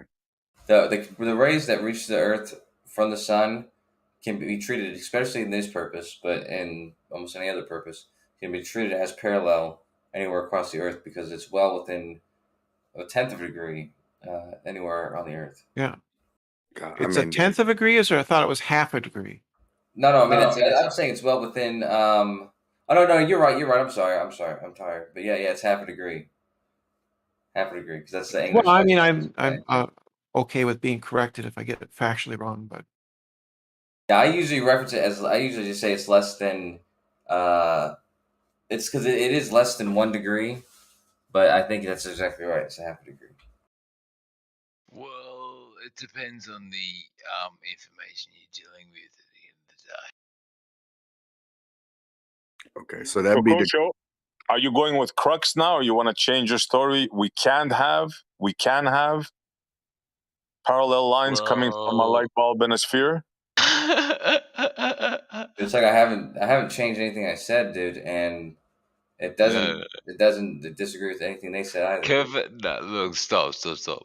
Kerfo's a flat earther. He's Joe, man. Who's a flat earther? Bro, you just like George. Are you George? Yes. Yeah, Simoncho. It's the same person, bro. Simoncho is George. You think I'm George? You have the Oh, exact same how voice. high are you? Bro. Holy shit, man. Jesus. Wait a minute. Gotta scrape you chill off the out. ceiling right here. How Holy high shit. are you, bro? I believe in the global Brenda, earth, that was man. funny right there. That was. Hey, I'm gonna tell you what though. That right there was funny, Brenda. Yeah. Those It's funny damn because parallel rays. I've been asking it. Yeah, parallel lanes, man. Yes, parallel, bro. Parallel rays, the scene of today. Yesterday was You sound white exactly hole. the same as George, bro. You're the same person. Oh, I know who he's Next talking time about. he's here, we'll talk. You'll see we're not the same. You're exactly the same. No, George is like speaks like Dracula. Yeah, he says Portuguese. Yeah. It doesn't sound Portuguese. Yeah, I guess So, we hear that's different. how you say.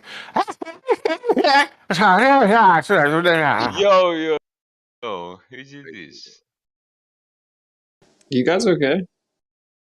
I don't know. I think we're having brain farts. So. Someone made fun of my love. Wow, you guys know that light rays are just an abstraction and don't exist in reality. And just to all the Globers, I'm curious. If I was on Mercury, then the sun would have divergent rays, right? Oh, I mean, it has divergent rays even on Earth.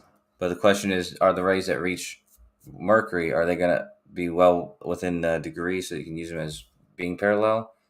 And the answer to that question is probably not. Oh, wow. So I did say there's no proof of rays. This is just a thing that we use, right? There's no actual proof of a ray, of a light ray.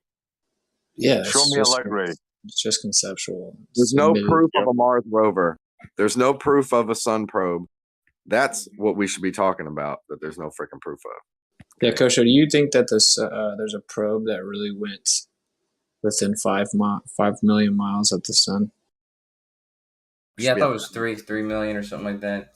Yeah, I mean, if that's what they claim, if that's what they claim, if that's what they claim. I wasn't there with them, but that's what they say.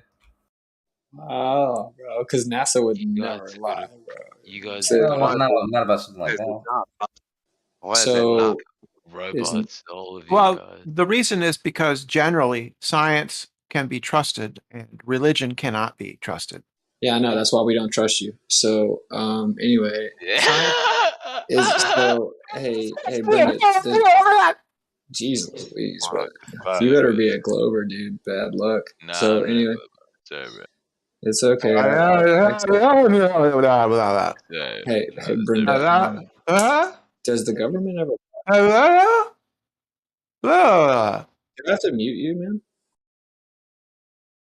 Are you guys just letting this go on? Is that what's going on? Hold on. Settle down, Brenda. Seriously. Brenda, does the government ever lie? Well, you know, we're going to talk about the It often does. lazy government. Why can't we just? That should take like 1 second. Yes, I said it does. Often. Yeah. Okay, and so federal agencies lie a lot, right? So just they don't want to scare us. What's it? They gotta murder people, and the public doesn't need to know about it. They gotta lie. I mean, come on. What? No, they do lie. They do lie. Time for Brenda to go, I think. When they do lie when they have the ability to, and when it's in their interest to. Yeah. Of course. They lie all the time, dude. Hold on. Are you playing a game at the moment, Brenda, or do you want to engage properly? Is there a question? Yeah, does the government lie? Sometimes. Do people lie? No, non sequitur. So, what do you mean? Which federal agency doesn't lie? Well, do people lie? Do people in We're general talking lie? about the government. But the government is people, right?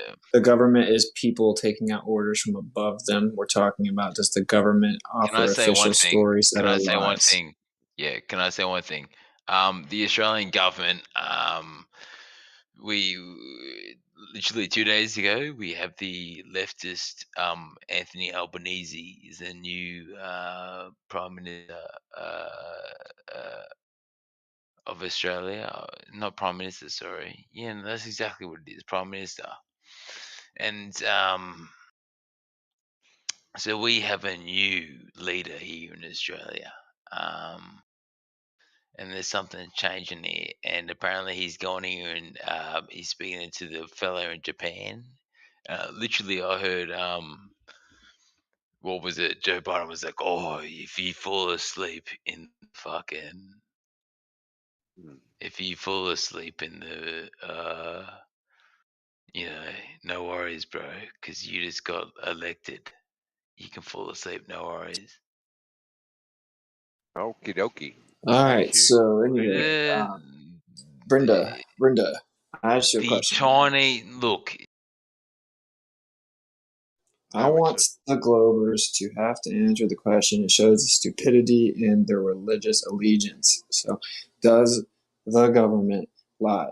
Everyone said yes. It's just obvious. They've even admitted it. So, which federal agency doesn't lie? I think they all do. So, NASA said, is a federal agency. I never said any of those things, Witsit. You're misrepresenting me. Brenda, does the government lie? Sometimes. Okay, which federal agency doesn't lie? I think one of the most reliable government agencies would probably be the Department of Weights and Measures. Any technical or scientific agency would also be very reliable. That's not a federal agency. Yeah, there Yeah. are agencies that do nothing but set standards for certain industries and technical industries, things like that. Yeah, they go around and check the fuel tank, the fuel pumps at the gas station. You'll see a little certification sticker. That means the government has came by and checked that your gallon is a gallon. You guys are clearly scared. Those people can lie. Those people can lie, but I would say they would be the least likely to. Let's talk about the major acronym agencies that are very famous, right? Let's talk about the big players, okay? Let's not talk about the people that check the gas. You guys know where this is going. A big fuel tank, right? He just said filling the fuel tanks, remember? Like the rocket's just a big fuel tank, right? And it goes up. I wonder if somebody just like filled the train with some gas or some different fuel. Let's stick to one point, man. Let's stick to one single point. Please. Hold on a minute. And put a camera on it. You're going to have to stay on track, man. Yeah, Dem is hijacking your question, Witsit. Yeah, you just said you're going to fill some fuel and do some fuel things. So I thought that was a good leeway to this. I know, Demarco. We'll get to that. We'll get to that later. I think Witsit's going down a line of questions, man. Hold on a second. Well, if I just got done with it, fuck, man. So a fuel tank, different ones, hit them, explode them, put a camera on them, see what they really do, right? If that's the rocket equation, a little thing of a metal full of gas, see what it does. Yeah, I agree, man. We should do that. We should do that one day. I'm gonna look into that too. But I think he had a couple questions. Yeah, I'm just trying to make a pretty simple point. I think everyone knows where it's going. So, if the government, I think you won with that question. I can shorten it up for you, Witsit. I can shorten Brenda, it up. you already did because you literally said yes. Well, because you said they can lie, and you know that they do, and you avoided the question of the main government's, people he's talking about, so for a reason, right?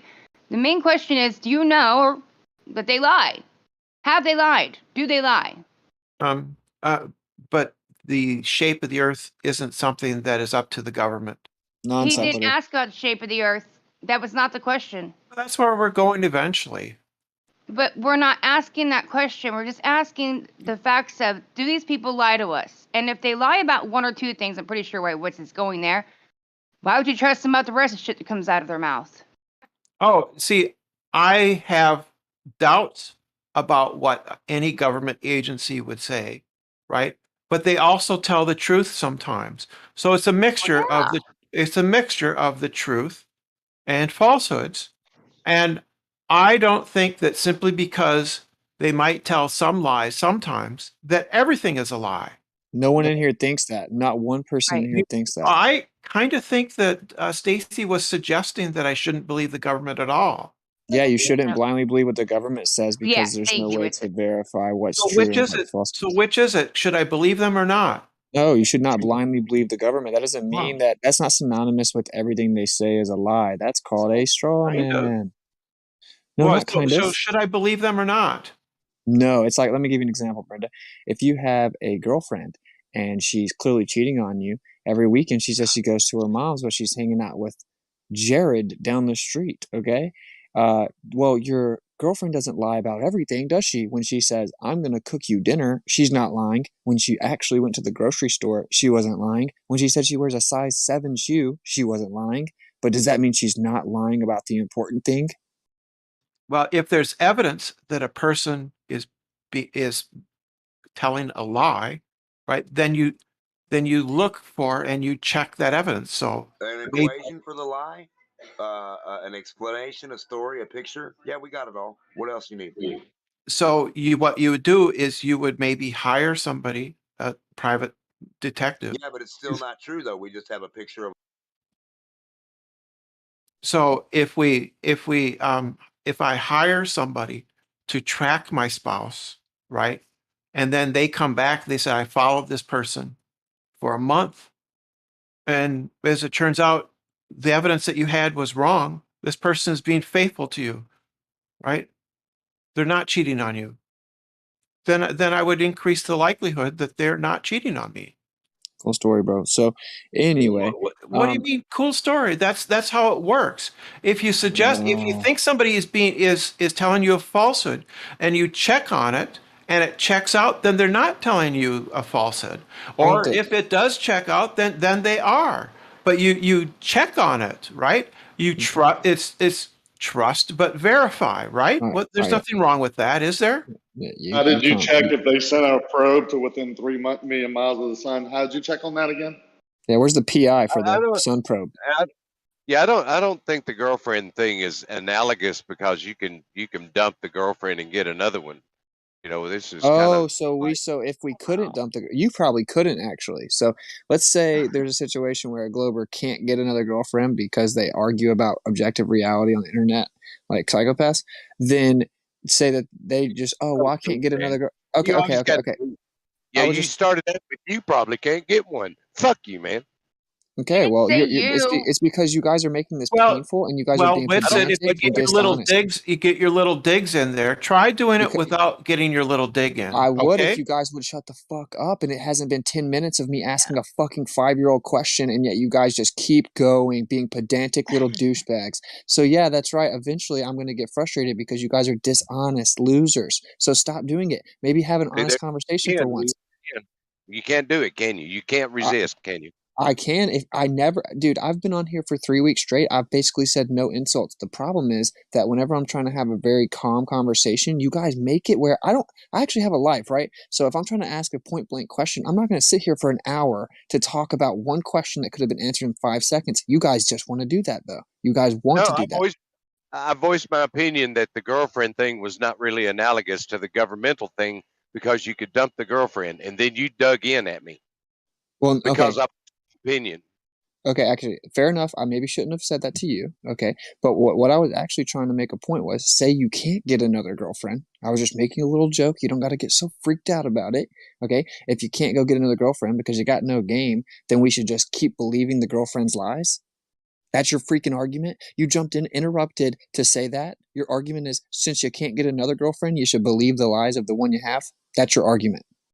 You see why I'm frustrated? You see why I'm frustrated? Nobody's put anything about can't get another girlfriend. You see why I'm frustrated? I've been with for 12 years. That's your argument. Your argument is, since we can't replace the government, we should believe them. That's your argument. Right. It's like, did you stumble across the room saying that? Or what kind of question is that? Dude, are you kidding me? Because that's exactly what you meant, no offense. So you're like, well, we're basically stuck with what we got here, so, you know. So that's why he changed it around to about you can't get another girlfriend. Come on, keep up, guys. What did I say, though? I said trust but verify. Okay, now then someone said, what's the private investigator for the 3 million mile away from the sun probe? You would check the data. You can watch the rocket that launches the probe into orbit, and you can check on the reports and the data that comes back from NASA. Oh, so we can go ask the girlfriend if she's lying. That's your answer? No, my answer was or watch a video that you see them literally walk to where you think they're going to go into a house, but you don't know anything else after that. Kind of like when they, launch a freaking rocket up supposedly in space, and all of a sudden, boom, feet cuts. I don't know what happens after that, but I'm supposed to just believe her that she didn't do anything. You know what I mean? Or him. Yeah, we can ask the girlfriend if they're cheating. No, it's and we most have of to the trust girls. the girlfriend. So not everything is on the internet. So you can go to NASA. You can go there and you can watch the rocket that launches I actually do that. And you can go and talk to the people that designed the probe, that built the probe, and that monitor. Listen, I sit and let Witsit talk, so let me respond to his question. You're being rude to Witsit when you interrupt me responding to him. Right? Relax. I said one word and I went quiet right away. Don't do that. Okay. Continue. So you can do all of these things, and you can get the data that the people at NASA are receiving from the craft, right? You can get all this stuff. So again, it's all available. Your answer is the same. Go to the actual girlfriend and ask her if she's cheating. So we're not going to go to the same source and ask them if they're lying to the American public about one of the biggest lies ever. That's ridiculous. Okay. So the point is very simple. And this is the follow-up that you're not going to want to answer. So, okay, you agree the government lies. So then what does NASA lie about? Can you name what NASA's lied about? Yeah. Name one. Yeah, and Kosho's the only one I've ever heard to come up with these little BS, like NASA's still amazing answers. So Kosho, go ahead and give them to the people. Say they're still amazing. I mean, they lied and got in trouble for some of the team lied. The engineers or whatever it's part of the team. I forget which part of the team, but they lied about the safety checks regarding the Challenger. And they lied about the oh my god, the O-rings. They lied. Well, no, they lied about the they were getting warnings from people, but they ignored them, and they lied about that as well, and they got fired for it. Okay, we're not talking about some little individual, right? We're talking about the government. People died, dude. We're talking people about died. Except they all have twins, and none of their twins. No, they don't. No, none of their twins went to the funeral. What are you talking about? They didn't die. And none of their twins went to their funeral. All the ones that were on there that have twins, their twins didn't go to their funeral. You guys think no, they don't have. What are you talking about? The people died. Do any of them have twins? That some of the things that you believe, yet you disbelieve things you have evidence for, but you believe that the Challenger was fake. I didn't say that. I said, do any of them have twins? Did you check to see if those people were twins? Scott Veach met a pair of them. Do any of them have twins? It looks like the Globers are incapable. I just told you. Scott Veach just said that he's met a pair of them. It was the first time he's ever seen a twin in his life. Okay, so did the twins go to their twins' funeral? I have no clue. No, they didn't. They didn't. Were you there? Anyway, were you there? They didn't go to the funeral. Were you there, or did you just trust what confirmed your suspicion? I don't know. This was 5 years ago. I looked into this 5 years ago. If you want to, so you weren't there. You weren't there. You just believed. You believed what you read in the paper. Were you there, Brenda? Because you seem like you believed that they were there. Were you there, Brenda? I can throw the same question to you. Were you there on the probe near the sun, Brenda? Yeah. Were you there on the probe? Were you there? Were you there? Were you there at NASA when they? Were you there? Come on, please. Stupid argument. Well, think about this, because this is why that's the argument that you're giving to me. Were you there? Man, I'm trying to make a point for 10 minutes now, and you guys are being ridiculous, man. Okay, so the point is pretty simple. When I ask you what does NASA lie about, you guys can't say anything. You guys got to say some individuals at NASA. We did tell you. We told you what they lied about. I'm going to mute you. It seems to be too triggered. I wasn't talking about individual, a whole division. I'm just going to have to end up getting out of here, I guess, because I didn't say an individual. It was a whole division at NASA that caught lying about that. Okay, so here's the point, right? We're talking about official narratives that were lies. Okay, like how the military lied about the Vietnam War. right? We're talking about official narratives the government has put out that are lies. So stop talking about individuals that made a mistake one time, and actually it just goes back to verifying another claim NASA made that the Challenger really exploded. Okay, well, Witsit, you can double check those narratives independently of any of NASA in this case. Okay, how do we independently verify the narrative that they sent a sun probe? You can measure the distance, for instance, to the moon. You can measure the circumference of the Earth. Do I need to mute you? Like I'm just trying to respond. You can measure it yourself. You can do the measurements yourself, like Blue Marble Science and Bob did. You can, and Sly Sparkane also. You see how this is like when you go try to question the Bible in a church, right? It's like, this is why you guys are changing the subject. You guys are misrepresenting my question. You guys are interrupting. You guys are all dogpiling, because it's like, how dare you question my priesthood? That's what this sounds like. Does anybody else have anything else to say with it to your question? So like, not Brenda, that I don't care that what you have to say. I'm not being rude to you, Brenda. I'm not. I'm just saying, since we're not getting anywhere with you guys going back and forth, you and Brenda, does anybody else have anything to say to what's this question? We answered the question. I do, Brenda. You were yeah. That I was talking specifically asked. I was, starting a sentence. You and don't I mind. wait. No, actually, I started, and then you interrupted me. Yeah, actually, this is all you do. That's true. That's what happened. I guess we're just all going to have to start leaving when you do this, right? Yeah. Can we all reset? Right. So I answered. Brenda, can you calm down? I answered Witsit. The question is, how do you verify, right, that say your spouse is cheating on you? You do an independent test. The independent test in the case of the circumference of the Earth is you can do the experiment yourself. That wasn't the question, Brenda. I said, how do you independently verify the sun probe? And then you talked about the circumference of the Earth. And if you keep doing it, I'm going to mute you, because you're not going to talk over everyone and keep on diluting the conversation, intentionally being dishonest. Don't be flexing. Saying the same thing. You can independent. Well, then to answer his question, losers in here, bro. To answer his question, the way you would independently verify it for yourself is you could intercept the data coming from the probe yourself. Oh, can we do that? Yes, people intercepted the data coming from the moon landing at that time. Which is not the probe that went to the sun. You're moronic. It's an example. No, you always you keep changing the subject because you're being dishonest. Not changing the subject. That's the subject is verification. That doesn't even prove that the probe is there. Of course that not. Proves that there's data being sent from somewhere and you're receiving it. It's an independent verification. Whatever, Brenda. Okay, so you're never going to give in. We get it, Brenda. We get it. You're never going to give up. We get it. Can someone else get in, Brenda? What? Or do you have to keep preaching? Let me just very simply outline this, okay? So we're talking about how the government lies, right? And then you guys think that NASA's the one exception. They're super credible. And then the only example you guys can come up with is the Challenger, right? And that some people lied about a safety check. And I tip my hat to Kosho. At least he's even come up with something. Most of Globers just shut down right now because it shows the stupidity and their inconsistency. But hey, here's the point I'm making. No.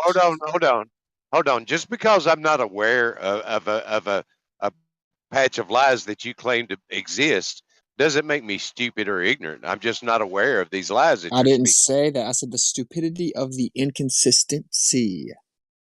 Oh man, y'all are so simpleton. It's crazy, bro. You guys are so impulsive with interruption. That's what's why people the inconsistency? Get frustrated. What is the inconsistency? Yeah, that the government lies, but not NASA. But we gave you an example of where they lie. No, that's an individual. We're talking about the official narrative that NASA says. So this is the fourth time I've said it. It was an entire department. Okay, what official narrative? Are you guys? The narrative of that department was a lie. Yeah. Hey, what official narrative that the government put out by NASA was a lie? Yeah, the narrative that coming from that department, right? That they did those checks. That was a lie. The narrative coming from that department. That's what you think. Yeah. Which particular narrative? You use narrative in the answer. You think that answers this question? They had got to go at us, so they went and they blew it up. You guys can't even come up with think about how dishonest you guys are being. So we brought up a hyper specific point. We're not Brenda, being. every time I Tell us talk, we're you being interrupt me. dishonest when we give you an answer to your question. Hey, bro. Next time I start talking and you interrupt me, I will mute you. It's every single time I talk. Well, don't sit there and tell us we're lying to you when we tell you the truth. We answered your question and then you tell us we're lying. Brenda, I know you think you're tough on the internet. If I start to talk again and you interrupt me as soon as I talk again, I will mute you. And I never mute anyone. Okay? So this is the point, right? We brought up a specific example, the sun probe. Okay? And how could we verify that the sun's actually there? You say, oh, if we look at data from NASA, we can prove it.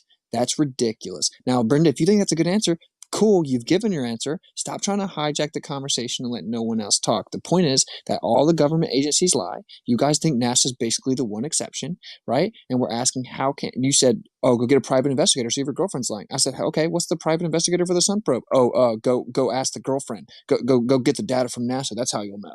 It's a ridiculous answer. And if there's not any Globers in here that can be honest about this, that's why you guys are dwindling down to a shadow little corner of the internet where no one is honest. That's what's happening. Because you guys can't be honest about anything. And an honest Glober right now would be like, that's right. Honestly, we can't really verify the claims of NASA. They're really one of the only people that claim to be able to verify the claims that they make. And yes, it is odd that we seem to think NASA is much more credible than all the other government agencies. But that would require some honesty, wouldn't it? Yeah, you know who what else I think? agrees with that? Can we all agree on that? Or no? Wow. Oh, because I would love Vincent just hold lied. this to the fire. How is I would love Brenda to hold jumping this in to right the now? fire. Yeah. Earth, what's up? B-Ball wanted to say something. No, go ahead. No, you're good. You're good. Yeah, we didn't hear you because someone was talking with you. You want to hold me to the fire? Go for it. You don't agree with that? How? It's like that's fucking weird, bro. To not agree with that. So I'm saying, just weird. Even people at NASA agree with that. Like they know things internally are being, not as accurate as they should be or whatever. Every company is like that. Every government agency has issues like that. There's no denial, except from y'all. It's weird. We didn't deny it. We told you. We gave you an example. Quit lying about what we've just told you. So when we say, can you verify the claimed narrative of the sun probe from NASA? And you say, yeah, look at the data from NASA. That isn't a sufficient answer. That's not what I said. That is what you said. But you can't personally verify that it's fake by just calling it fake. That's not how that works either, Earth, right? So that is how that works. Okay, prove That's Santa's exactly not how that real. works. Prove Santa's not real, smart guy. Yeah, we know Santa's not real. Okay, prove it. Prove it. Different. Prove it. Prove it. Yeah, prove it though. No, I think Santa's real. No, you have to prove it. Yep, you have to prove it. You just told me to prove it, so prove Santa's not real. Yeah. Or how do I know it's not? Reindeers don't. We know reindeers don't fly. No. I've seen a reindeer fly. Prove it. Okay, prove it. Yeah, prove so I've seen a reindeer go up to the sun and get a sample. Prove me wrong. Really? Wait, now see. Yeah, wait, really. Prove me wrong. Wait, Rokia, don't follow him. Don't follow him. Earth. Now you're saying prove reindeers fly, which means we're back full circle where how it's supposed to be. When someone makes the positive claim, they have to prove it. You can't prove negatives. So everyone knows that reindeers don't fly. Prove it. But we all know but it's just appeal to popularity. We know there's some fake Santas. That doesn't mean there's not a real one, bro. Yeah. So you're quite. My little niece doesn't know that reindeers don't fly. My little niece believes that reindeers fly. Yeah, Earth is life. I can put reindeer food out on my back porch, and then I heard stuff on my roof whenever I was 8. So prove it. Prove reindeers aren't real. Yep. If you can do that, that'd be great. I did do that when I was 8. We made reindeer food. You can't personally claim that it's fake just because you want it to be fake. So that's what you just did. You said it was fake, but I made reindeer food when I was 8 at school, and then I heard stuff on the roof. Okay, you believe in reindeers? That reindeers fly? No. Prove reindeers don't fly. Because we know reindeers don't fly. Do you know anything else that what in this world flies without any propulsion? Reindeer. Or without wings? Reindeer. You're not getting special food. He does. Earth is not He getting does anywhere. get You it. just He want to be does get it. stupid. He's just being dishonest. You just want to no. You just want to be stupid. That's all So this is. back to No, reality that's with we're reversing it onto the you. girlfriend analogy. I've used that before. That's very good. This is the difference in the girlfriend Okay, analogy. girlfriend. Check Now, this if I out, want bro. Check to, this out. In the girlfriend analogy, the detective actually followed the girlfriend, right? Proof. She actually saw the girlfriend kissing another man, came back to report it. But in the case of the probe, nobody followed that probe. how do you You know? have to take it on faith. I mean, there's no two ways about that. Yeah, can I hire How a do you know? PI to follow the sun probe? How do you know they're not tracking the probe? How do How you do you know know? reindeers? How do you know that they're Oh, here, not?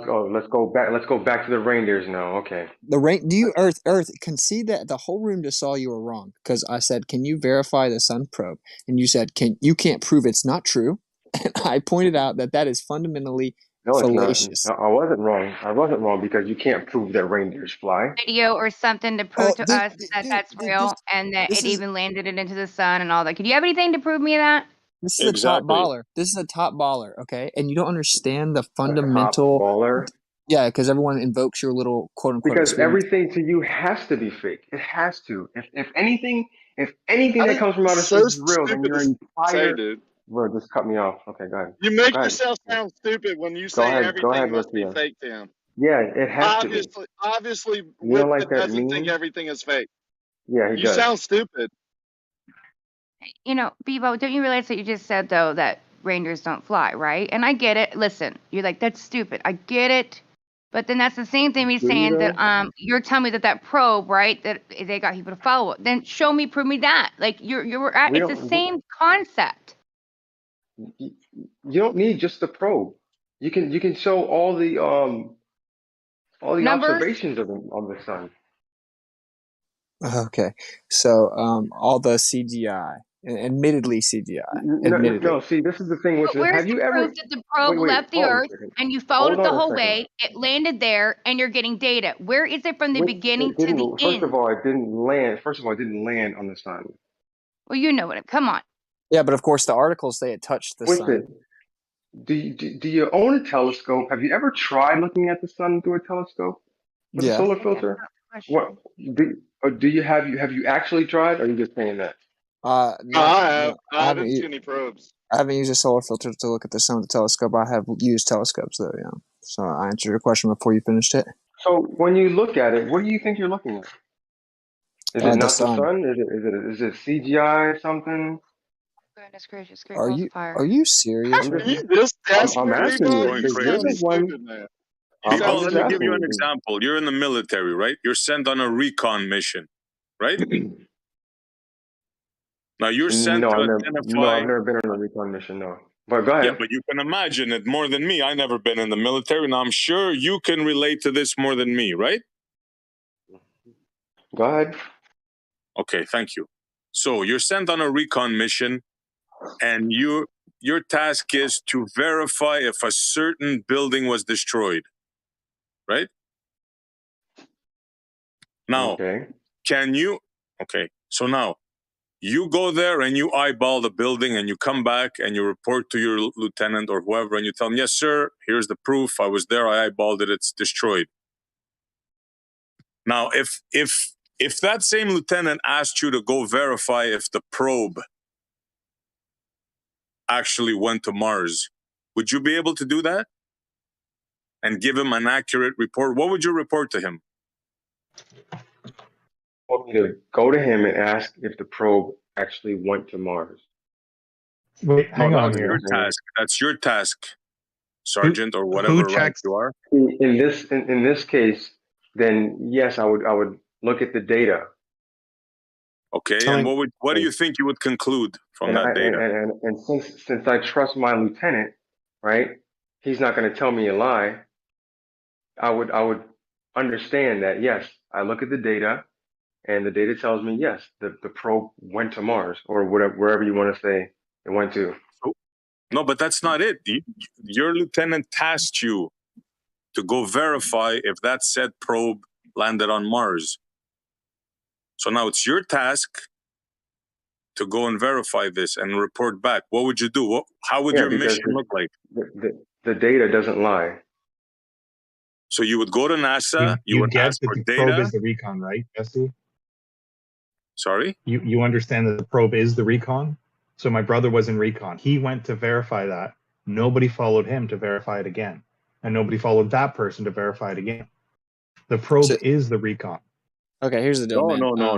No. Don't follow them. This is I think that the reason we don't need to follow them. Okay, we just now exposed them. Okay, because when we said, "Hey, can you verify that the sun probe that there's a probe that went that close to the sun?" He said, "You can't prove it's not true," and I said, fundamentally, that's not how things work. You don't prove negatives. You can't prove Santa's not real. You can't prove reindeers don't fly. And he said, prove they do fly, which means he immediately conceded whether or not he understands it or not, because he's now going back to where we were, which we said, prove your positive claim. This is a fundamental logical axiom that Globers seem to not understand. When you make positive claims, you have to prove them. We don't have to prove that your positive claim that you can't prove isn't true. That's not how it works.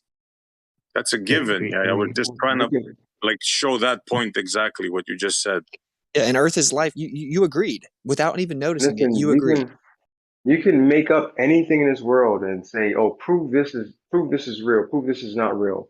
But I mean, when you use a reindeer analogy, come on, that's pretty dumb because everyone knows. You can make up that you sent a probe to the sun and no one can disprove it. You can just make it up. Go ahead, Rikia. Go ahead. You can just make it up. They did. They made it up. It's only ridiculous because you already agree that reindeer aren't real. That's why you're calling it ridiculous. You're not calling it ridiculous because you've proven that they don't fly. Reindeers. Wait, reindeer? Go ahead, B-Ball. Just go ahead. Go ahead. No, you can't cut me off first, so I guess you just kind of cut biased. him off. You cut no, because I was first I was in the middle of speaking, and then you cut me off. About it, and then you go ahead. I'm gonna go on mute so you can finish. This is crazy though, right? Like this just, I mean, you guys get so triggered when I say the word dishonest, but this is exactly what this is. Because you are dishonest. Okay. Can I say one thing too? You said earlier about your assumption earlier that your lieutenant wouldn't lie to you is already a problem right there too. I promise you, your superiors have lied to you many times. His own superiors in the military has lied to him. I promise you, 100%. I mean, this look, is so wild, man. Why can't you just admit? Witsit, I'm sorry to interrupt. You're destroying this dude. I don't even know why you would want to waste it. Like you said yesterday or something, you're gonna deal with credentials.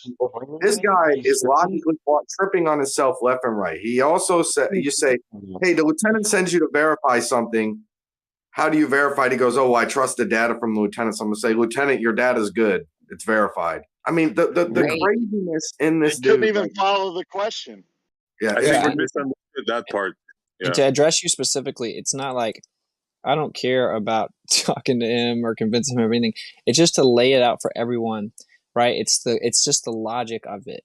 Whenever, like, you think reindeer are ridiculous. We think saying that you went and touched the surface of the sun is ridiculous. Okay, and we also think it's ridiculous. It has to be fake. It has to be fake. What? Right? What's it? It has to. You had to interrupt me because you know I'm making a logical point here. Well, you stop talking for a second.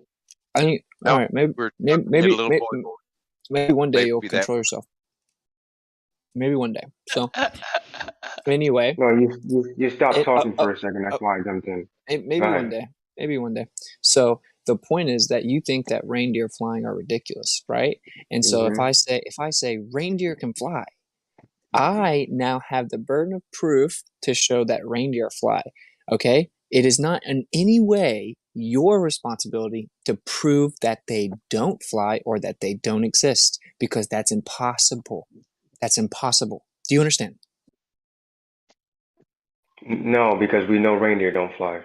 It's not impossible. It's like a robot. It's like you're short circuit. Can you show me an example? Can you show me an example of a reindeer flying in real life? Now you're back to asking for the proof of the positive claim, which is our point. Because you're using our stupid You're not analogy. getting anywhere.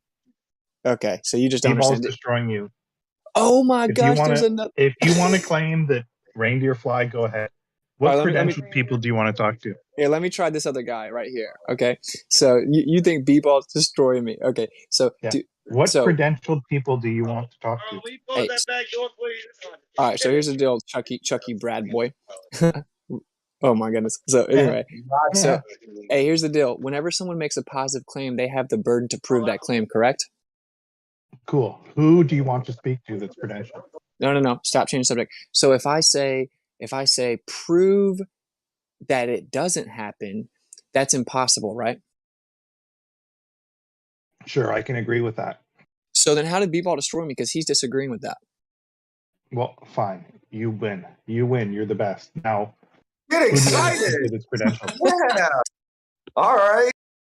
Who do you want to speak to that's credentialed? Why, do you have credentials? I'm asking you who you want to speak to. I just said I'm contemplating implementing a new strategy where I only talk to globe earthers that have some type of credentials and only talking to them within their specific field of study, because it seems like the people that are here are anti-flat earthers and they're just contrarians, and they typically speak out of ignorance, but the arrogance comes from just believing or siding with consensus, and so it ends up being a futile pursuit. Well, yeah, the thing is, I don't need observations from NASA to know that the Earth is a globe. See, now you're changing the subject, right? So we were talking about. No, I'm just letting you know. That's all. We were talking about the prospective verifiability of a sun probe story from NASA. Okay, and so we can't verify it. The only thing that you guys have come up with, desperately trying, is, well, if we take the data from NASA, so you're asking us to go to the very source we're trying to see if they're telling the truth. We're going to go take their story, and that's how we verify their story is true. That's your claim. Okay, how are you verifying? Wait. How are you verifying? I'm sorry. Ask. Right. Who would they ask for? Who do you think we should ask? Who should we ask? Yeah, like asking them, like, who do they think we should approach with that idea? Like, Chuck, who do you think we should approach regarding the landing? You could ask any university with an astronomy program. You don't even have to talk to the dean of astronomy. Do you because they can zoom in, they see the probes. They see the probes in space. Do they? No. If you want to know who sees the probes, I would talk to the people who launched the probes. But do you need to see that? Okay. Well, why would we accept anyone else if they're the only ones with any firsthand knowledge? Right? You know, the Earth was a sphere, and the sun was what it was before we sent probes there. Yeah. Wow. So you guys can't answer point blank question. I used to ask you a point blank question, man. And I answered you point blank. Ask the company that launched the probes. So we have to go back to the very source we're trying to see if they're credible. Yeah. So are you talking about the shape of the Earth or what the sun? That's reasonable, though. No, it's not reasonable, Issa, because if I use the analogy that even a 5-year-old can understand, if your girlfriend's cheating on you, you can't go to your girlfriend. Your answer is go to the girlfriend and ask her if she's cheating. No, but you can tell. If I pet a unicorn, and then you're like, how do we verify if Jeremy pet a unicorn? Go ask him if he pet a unicorn. Exactly. No, but in some cases, though, they can take you back. It's a 50-50 here, right? There is ways where they might have devices that you can verify are like not trickery telescopes that you could zoom in and see the probe, or your girlfriend could show you a video alibi of her at the store shopping for 6 hours. Like you know what I mean? This, I think, is a 50-50. So don't get caught in that. It could still be an alibi, though, right? From the Why does it have to be fake, though? So but her best friend's gonna lie for her, right, Issa? So right. That's what I mean. It's like but I'm saying, like, I was just asking the Globers, like, in the sense of like, who would you go back? Hold on, one second. All Who right, do you think we should go ask? And all I'm saying is, like, that doesn't mean that necessarily they're gonna provide the right answers with it. Like, you know what I mean? Like, if it's your girlfriend in question, you're gonna go to your girlfriend, right? So, like, who's the party in question that they would have us ask? Not some not some professor at a university that didn't have anything to do with it. I was just saying, at my work, who to ask. At my work, when a company claims they did something, i.e. shipped me something, I make them prove it if I don't have it. So they need to present the documentation, the signing for it, to say that it's here. And your evidence would be the arrival of the product, right? Your evidence But would it's be called the trust but verify. No, Issa asked this question. He Right. said, so If I your don't have verification the would be materials, receiving the product, right? if I don't have the materials, I make the company that sends it prove that they sent the materials. Actual proof would be when you receive the product, right? Yes, and I'm saying I don't have it, so I make them prove they sent it. Right, and then you'd have to go check the person that supposedly sent it. So would you believe that they sent it if it never arrived? No, you No. can just track it. You can see the tracking data. Wait, so when you call the Yeah, USPS, exactly. when you call USPS and they say they never got it, I don't do that. Hey, I was But talking. the track. I was talking. Call the I was USPS. talking. So when you call USPS and you ask, did this ever actually get shipped? And they're like, no, they printed the label, but they never actually shipped anything. And so then you go back to the source and you ask them, they say you didn't send it, right? So we have an independent party that can verify that it wasn't actually sent, right? So that's not what I do. helping. It's not about what you do. It's about That's not what we do. It's about the logical We go to the. undertone. No, listen to me, because I am credentialed in this and you are not. When I need something, I get them to prove it to me. They provide the information to the USPS or whoever else. Prove you have credentials. Sorry, was I interrupting you? Yeah, usually. Go on, buddy. Go ahead. Okay, so they have to prove it. They show me when they sent it to USPS or whoever, pure later. They show me all the tracking data, who signed for it, when, and where. And when we find if the last signature is mine, then I need to find it. If it's not mine, they need to find it. What would happen if you questioned the company? They said they sent it, and the post office said that they sent it. But you never got the package. What would you think then? Well, they probably got stolen. It happens all the time. So either I lost it or somebody here took it, and we have to decide if we're going to reorder it and pay for it, or if we're going to hold them. It rarely happens. That's tricky. It's kind of a tricky situation to be in, isn't it? Yeah. Luckily, it doesn't happen very often. Usually, when we ask them to prove that they sent it, it gets lost somewhere along the way. We have all the tracking data. So if we send a probe out to the sun and we get all the tracking information about where it went, and the last point it says it is the sun, what can you conclude from that? Yeah, but look at what about the people that interpreted that data? Hold on, so the people sent a probe and the people interpreted the data. So both parties are saying that your package was sent, but we still didn't get anything, right? What do you mean they didn't get anything? Well, I'm just saying you have someone who interpreted the data from the rover that was sent. Yeah, but you have teams of people that are tracking this and interpreting the data. UPS too, dog. I was saying. But see, no, they're saying they did get something. So I'm telling my boss I got something and it's right here, and he says no, you didn't. That's you. You're the one saying no, you didn't. But it's right here. You just don't want to come. Well, no. Let's say I have the receipt that I got it, right? Or let's say there's a receipt out there that they paid for it, but I never got it. Somewhere along the way, something happened, right? And all I'm saying is the idea that you're still dealing with two parties that are, and even worse in this instance, because there's nothing really to give you but imagery. And it's just about whether or not you accept it.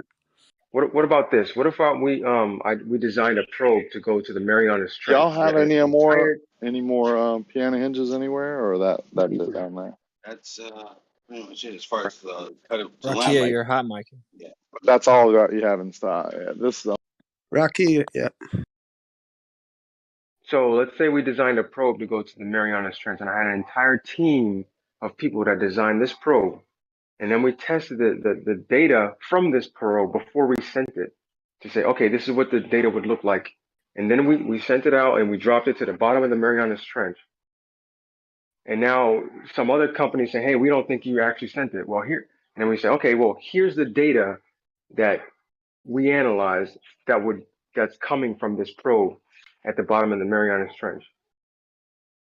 Yeah, so here's the thing, right? So we don't have an independent party to verify the tracking here. So funny? What's so funny about that? What the Glovers are saying? What the Glovers are saying about the Marianas Trench. The Marianas Trench. I think that's pretty funny. What the Glovers are saying is go ask the person that sent you the shipment. Go ask them, and then if they send you a piece of paper that says they sent it, that proves it.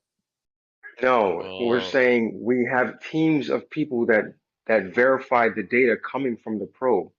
Anybody can look at the data As we're building this probe, we can say, okay, this is what the data would look like coming from this probe. Okay, how about this? Then we What send it out. What does this provide for humanity? Well, It's just information. Gives us new knowledge on something we don't have knowledge on. It depends how you define humanity. In terms of the Marianas Trench, it would show us how deep the Marianas Trench is, the pressure. Why is that funny? No. Say it again. No. Can you say it one? No. Can you say it again? The Mariana Trench. Marianas Trench. Because yeah. Say it in your Batman voice. Dude, why are you interrupting him? Just let him go. Marianas I don't understand why that's funny. No. Go on. Are you drunk? No. Yeah, I'm drunk. But Mariana Trench. All right. That explains it. I've been around the Mariana Trench, and there has been deep underground,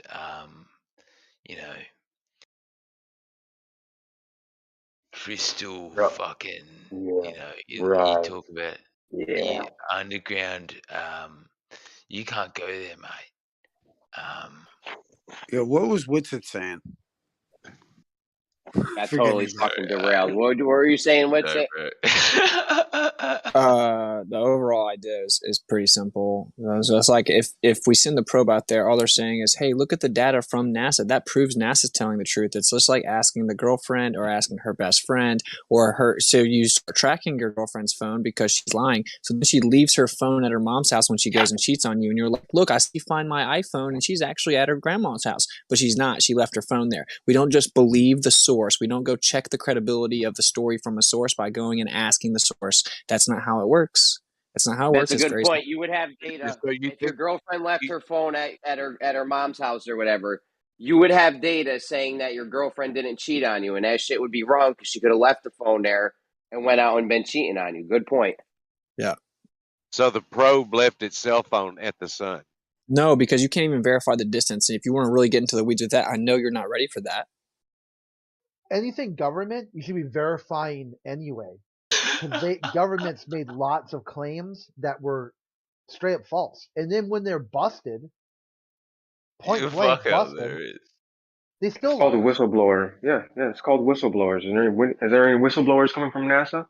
Oh yeah, there should be many. Yeah, I literally know an ex-NASA employee that was stationed in Antarctica for 6 months of summer, and he is now a flat earther. He knows that NASA lies. So does he count? Oh yeah, I'd like to talk to him. I'm gonna have him on my show. Feel free to tune in, bud. Yeah, man. I'm looking forward to that. No, you're not. Yeah. You're just gonna dismiss it. You're gonna insult it. I'm excited to watch it. I'm excited to look into it, listen to the guy, and check it out. Insult him and act like no matter what he says isn't true. Even though he literally was stationed in Antarctica for 6 months, he said you never see the sun for 6 months. He said that's not what happens. Left Plane didn't say anything like that, dude. But I'm saying I know that's what's going to happen. Kosho, you think that the Globers are going to be like, oh, wow, ex-NASA employee on Austin's show is admitting the Earth is flat and that you never see the sun in the sky for 24 hours when he was stationed in Antarctica. Oh, wow, I didn't think – I need to rethink everything. That's not going to happen. What time of the year was he there? That's what's going to happen. No, what time of the year was he there? During the summer, bro. 6 months of the summer. Had to, like the No Fear Act had to be – like NASA's under investigation of how they suppressed whistleblowers. They are under scrutiny because they suppress whistleblowers so severely. They actually had to pass new laws just to try to give whistleblowers some protection because it was so bad.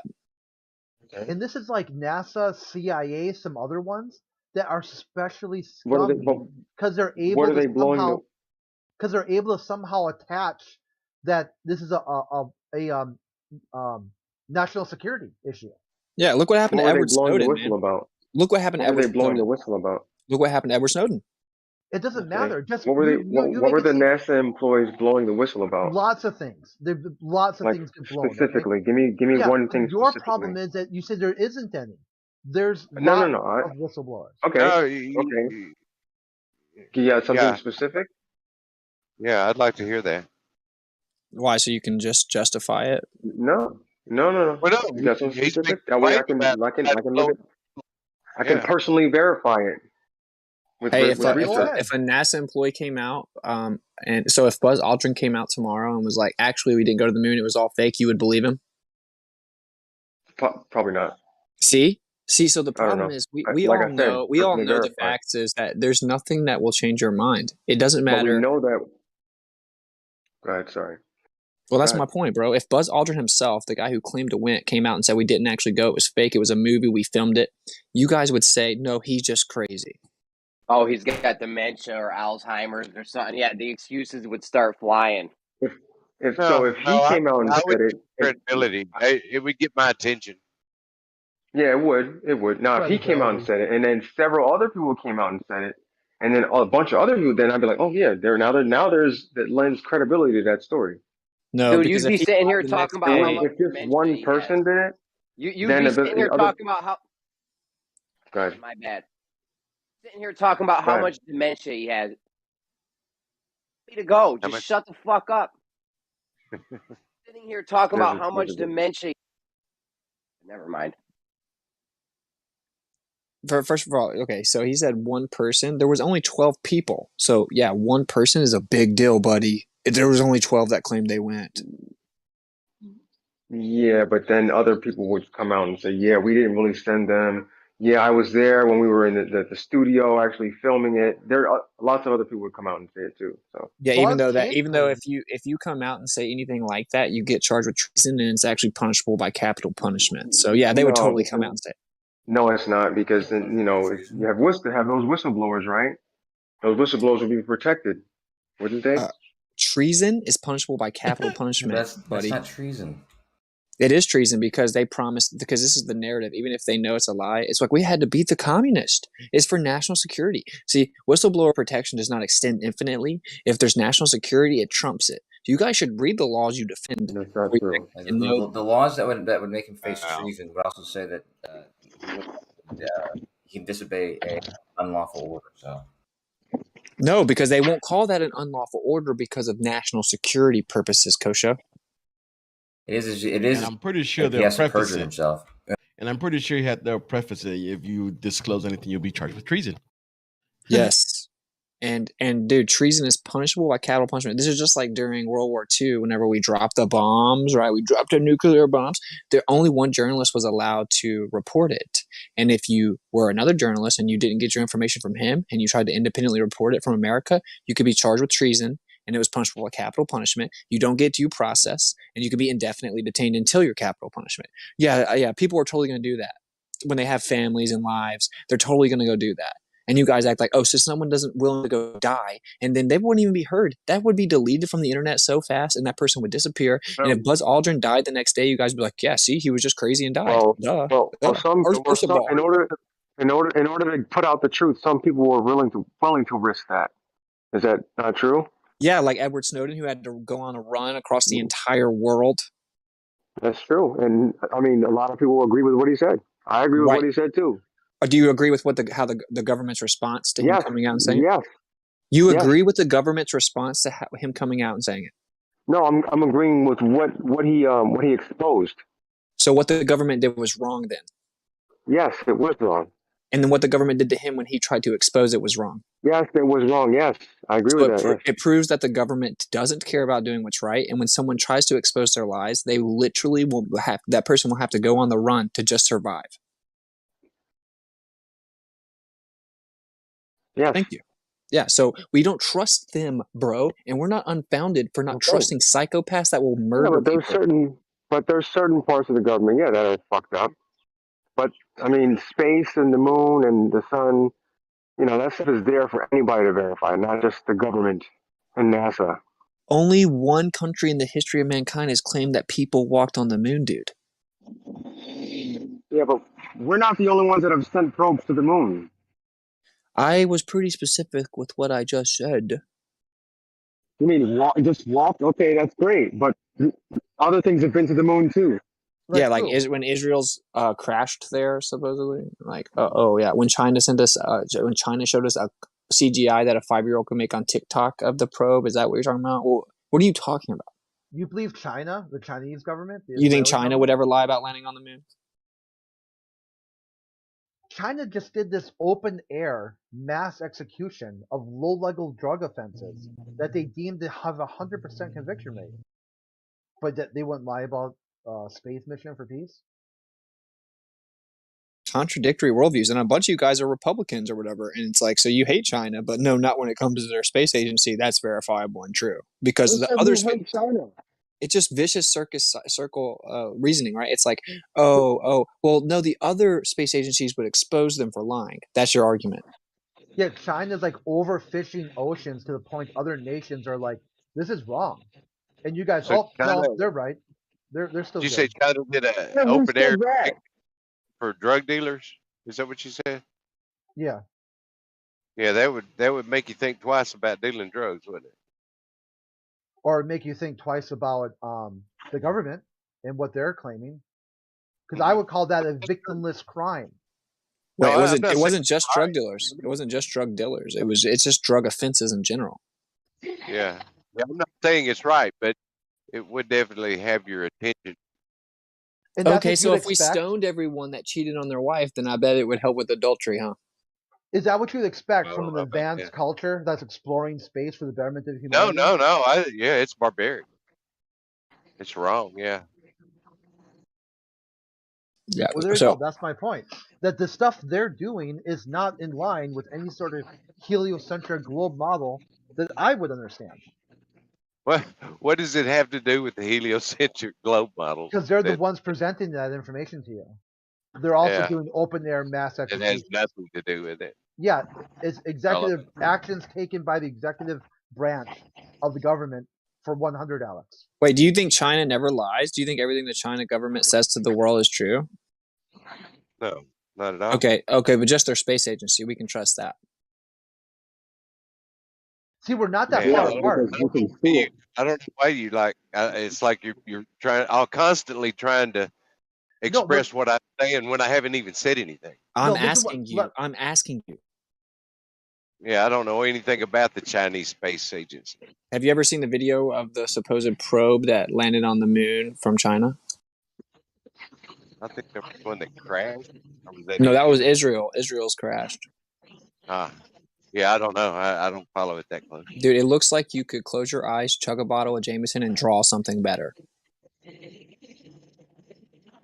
It's the most fake thing I've ever seen in my life. So just because you don't like the way they put it doesn't let any credence in it being fake. Oh, so you guys do believe it. So we can't trust the government of China except for their space agency. So I wasn't strong. Yeah, because we can actually track it. When they send something in space, we would definitely want to fucking track it because we want to make sure they're not sending that fucking nuclear bomb. Oh, so I did predict your response, which is that the other space agencies would tell on them. You guys have circular logic.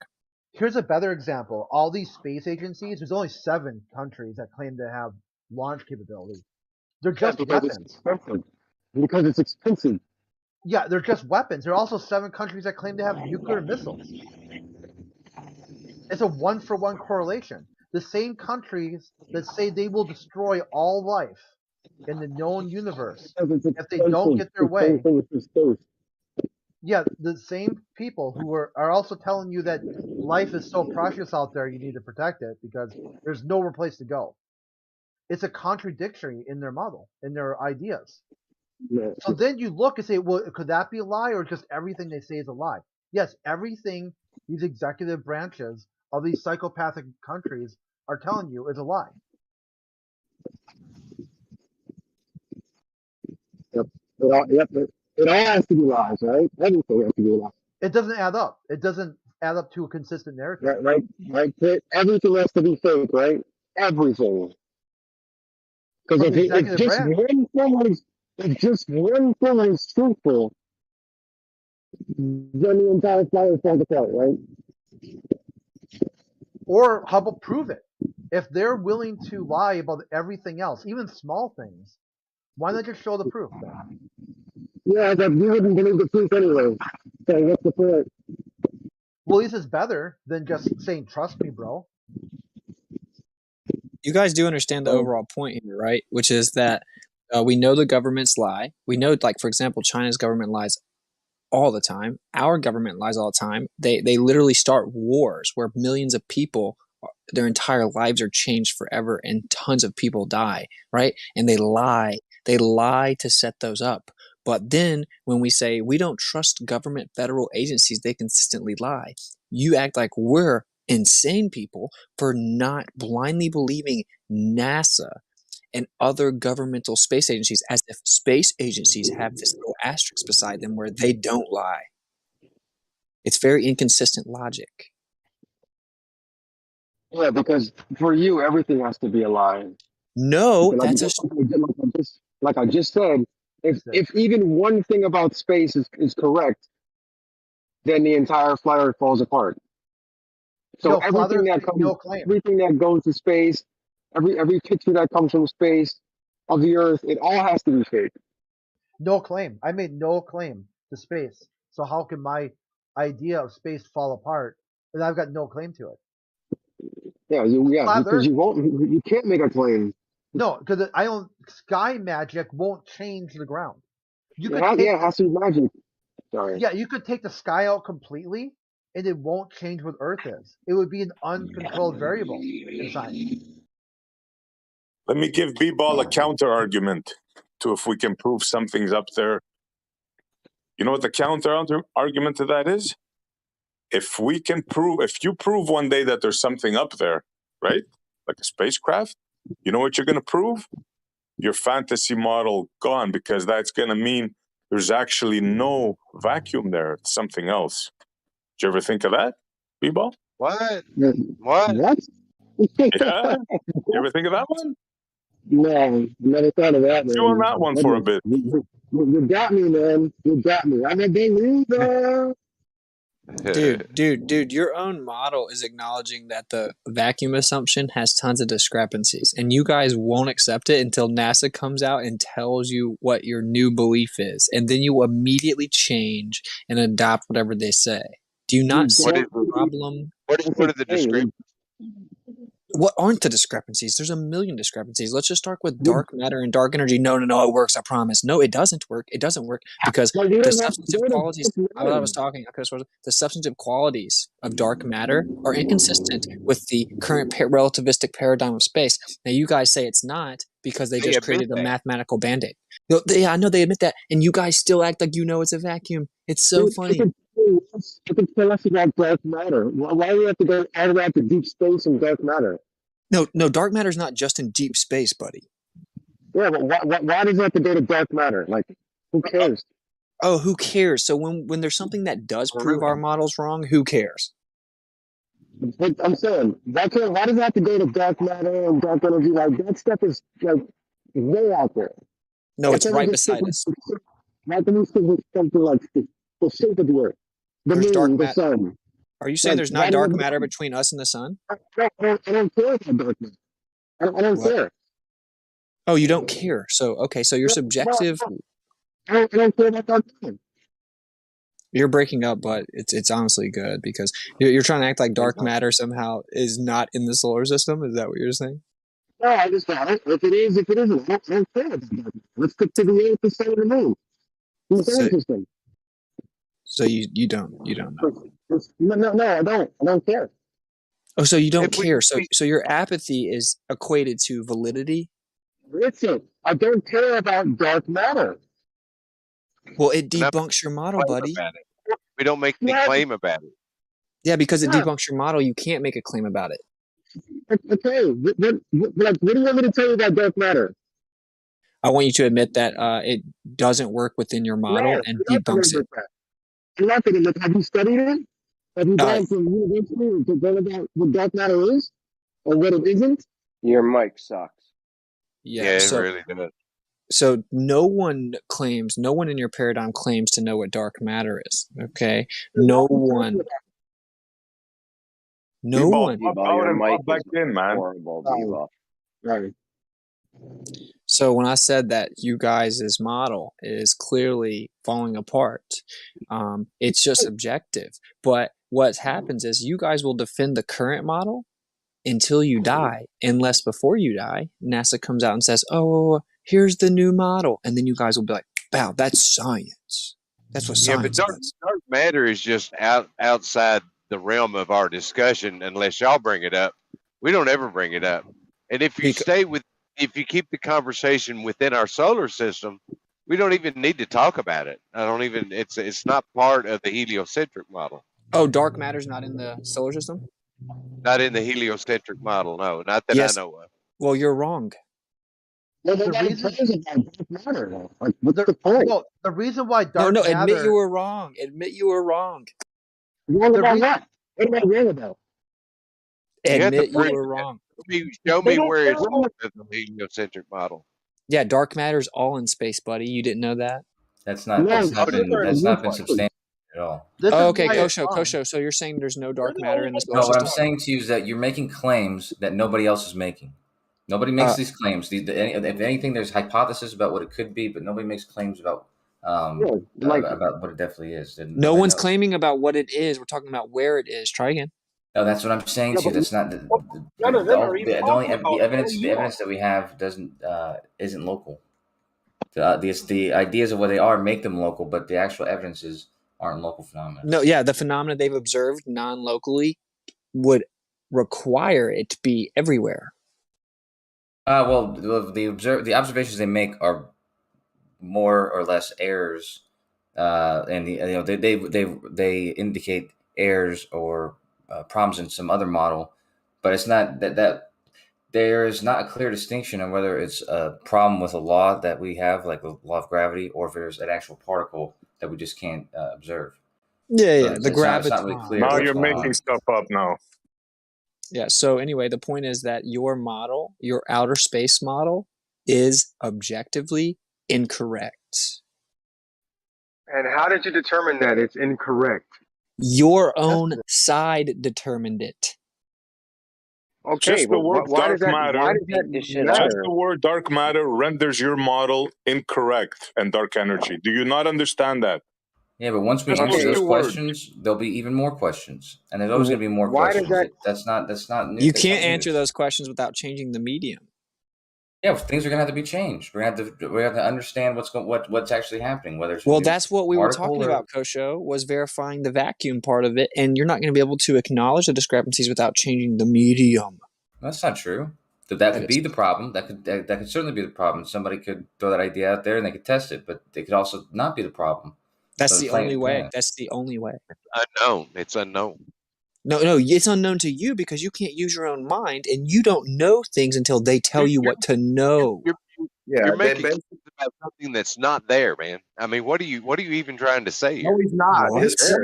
His point is that they constantly are telling you their model's constantly wrong because it's constantly wrong, and they're going to find the new thing that shows you why it was wrong, and this is their best guess. Always.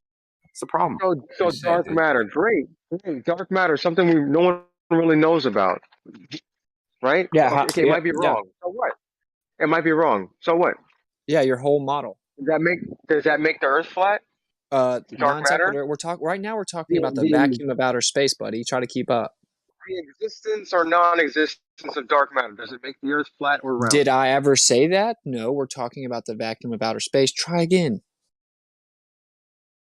So temperature gradient when it goes to fucking nearly zero. Would that not verify some sort of vacuum up there? No. Okay, why not? So if something is cold, it has to be a vacuum? No, I didn't say. I meant to say lower pressure. I didn't mean to say zero. Lower pressure. What about moving a craft through space with apparently no resistance? Would that indicate there's nothing there? No. Nearly nothing? No. Okay, why not with it? Because literally. Because the lack of resistance has nothing to do with the medium claim, right? Because if you don't know what the medium is, how are you going to differentiate any type of resistance level? Can you enlighten me? No, you can't. You're just saying things. You just say things. That's all you guys do. All you guys do is just say things. Okay, but what about the medium? What if it's a certain type of medium? There's no drag. What does that mean? There's no drag on an aircraft or something. What does that mean? Does that mean there's some other type of medium? Or does that Didn't. mean there's a lack of atmosphere? Now you're asking me what it means. Now you're asking me to replace and fix the discrepancies in your own model. That's what you're now asking the stupid flat earther to come up with an answer because your model sucks. Okay, so our model sucks. Okay, do you have one? Do you have a better one? I don't need a better one to point out that No, yours you is don't. wrong, do You I? don't have. Hey, You do don't I? have one, do you? Hey, do I need one to point out that yours is wrong? You need something to say that yours is correct. Hold You know on. what's I'm not saying you know, mine's correct. I'm saying yours is wrong. Try again. Hold on. You know what it's like? It's like somebody who's walking down the street, like, sees somebody's shitty truck, and they're like, you got a real shitty truck. The muffler's falling off. Gonna need to get those things changed over here. And they're like, fuck you. You don't even have a truck. Yeah, Yep. but their truck Okay, still sucks. Their truck so I'm still gonna sucks. give a real response real quick. Doesn't mean your muffler's not falling off. Exactly. The NASA claim or anybody's claim about a model of the universe. Part of the reason why it's described as a model, because all models are incorrect and not perfect. There's no perfect model. There's always going to be unknowns or estimates, and so in this case, there are unknowns in this model, and whoever said you don't have an alternative model. Well, actually, that is kind of needed because even though those things are not known, our model is still the strongest model that describes the universe, that describes everything in it and describes Coach, many other things, but not these things. And so we know there's flaws in it, but we also know it's the best working model, the best working description of the universe. That's like saying you're gonna hold somebody in prison for murder, even though you don't have a newer person to charge for murder, but this is the best guy you have that could probably commit murder. No, it's not what it's like at all. What it's like is you don't know. I got a good analogy though. Keep with You the don't know car what the work. weather is tomorrow. Like, You have to prepare your clothes anyways, and so you're going to prepare your clothes based on the best information you have. Yeah, you hold him in prison just because that's the best information you have. Wait, let the other guy get No, it. you hold it. Hold on, Let me see. A question for B-Ball since he's in the military. I'm not going to I just address wanted you. to know. Well, somebody from the ball side or globe side or flat earth side, anybody, right? Say you got somebody willing to risk their life, right? You're going to space. At any second, you got to sign a waiver when you're at the fairgrounds to ride a ride because you could die on this ride, right? Now you're going to space. That means that every second. Yo, if you're gonna do these, Dawn has to be a Hold on a second. Can I get hello? So when you go to the fair, on certain rides, you got to sign a waiver because they're dangerous, right? So now astronauts are supposed to be risking their life at every second. First, by riding a bomb that can blow up like the Challenger at any second, right? Is that right or wrong? Mm-hmm. Just make your point. So they're risking their life at every second, right? So why don't all the ones who claim to be astronauts live right now or claim to be in the ISS or on it? Let's see them walk through Democ's tunnel of science. You got a 50-50 chance to live. As soon as you make it out, you get paid a really good check. I mean, a super big check, right? And you can do all the science and astronauting you want now. Brother, we were in the middle of something. Yeah, I know. We were in the middle of truth right now. So, in reality, brother, will you be willing to walk through the tunnel for your science, buddy? You got a 50-50 chance. You get the money or death. I wouldn't do that, Democ. 50-50 You wouldn't chance. do that? Not enough. So that means don't stand by your word then, buddy. For a globe or science of a globe or any astronaut that lies, because actors don't die on TV. You understand? There's no risk for an actor. The safety margin of riding a rocket right now die for science is the question.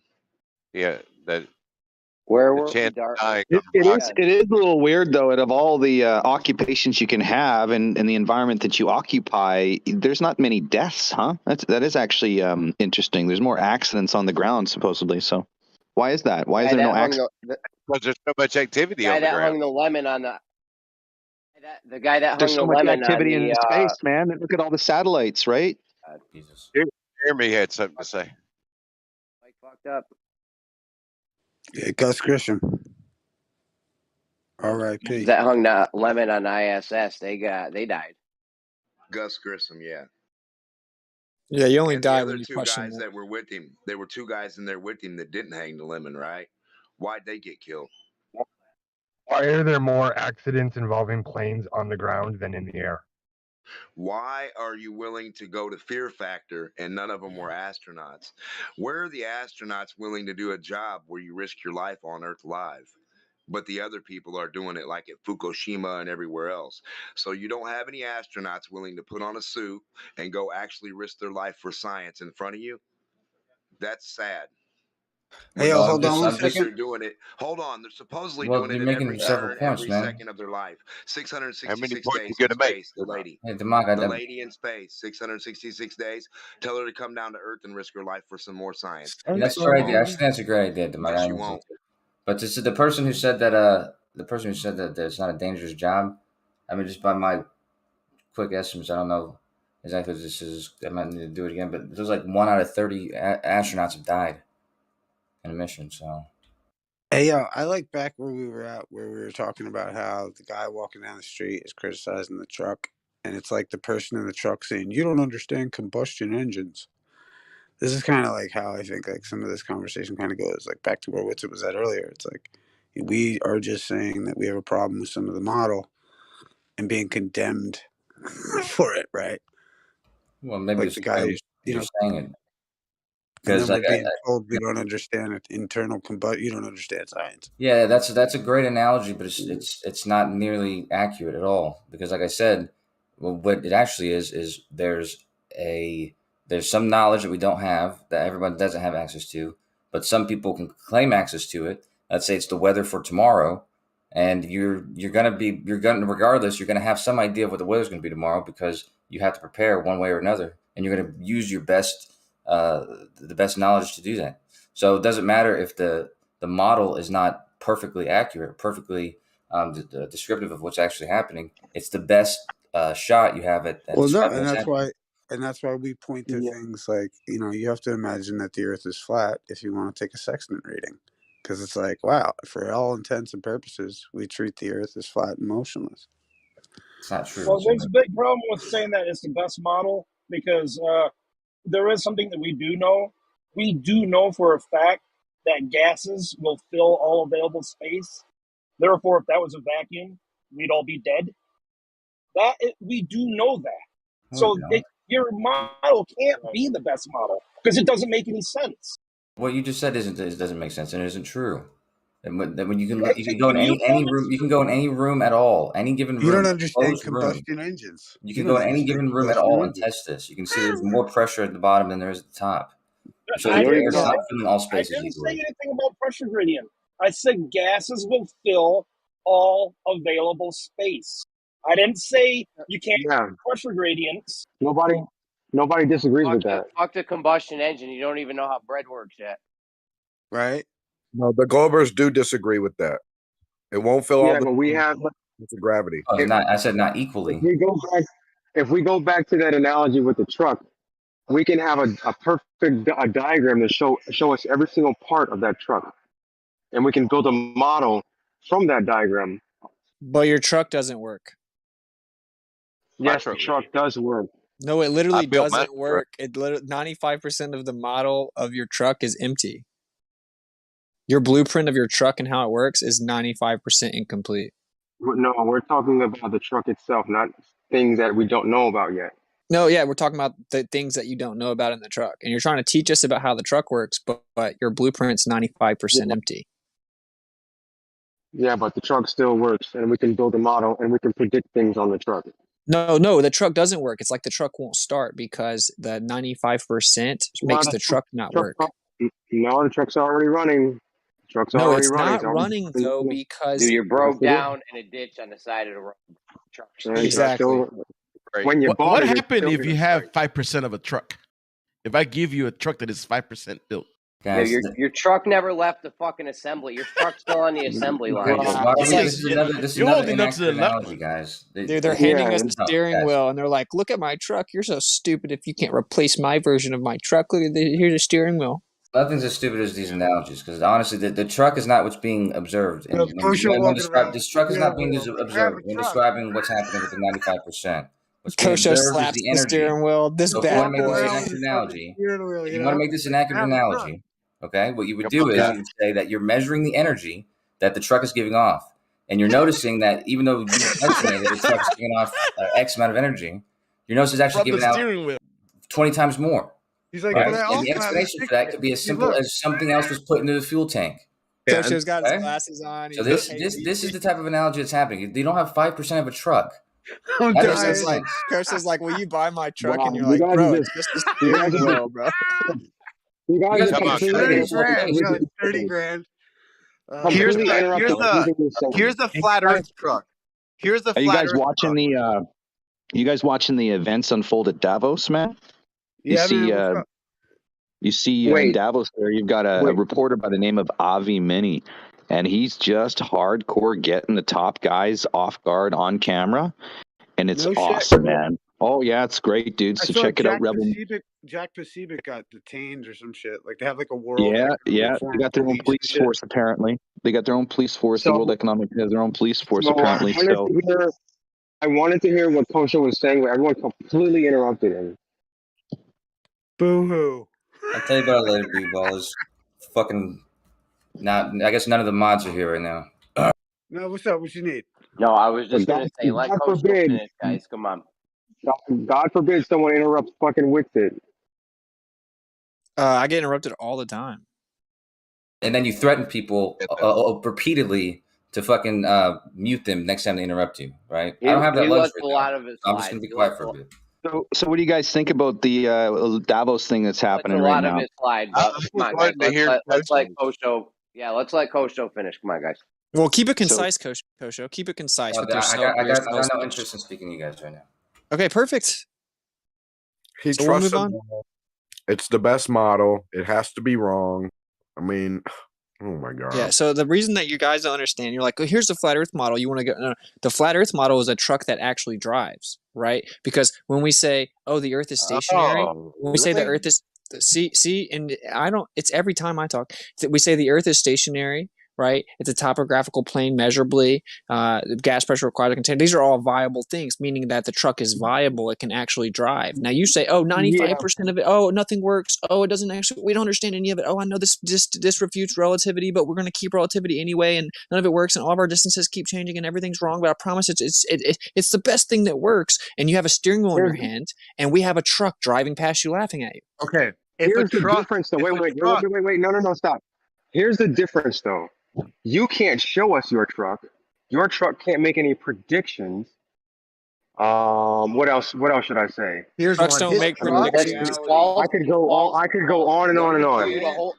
What are you talking about, dude? You just grab any map, buddy, and use your 3D three circles on it, and do some calculations. Why are you using fucking circles on a map? The flat Earth So what truck.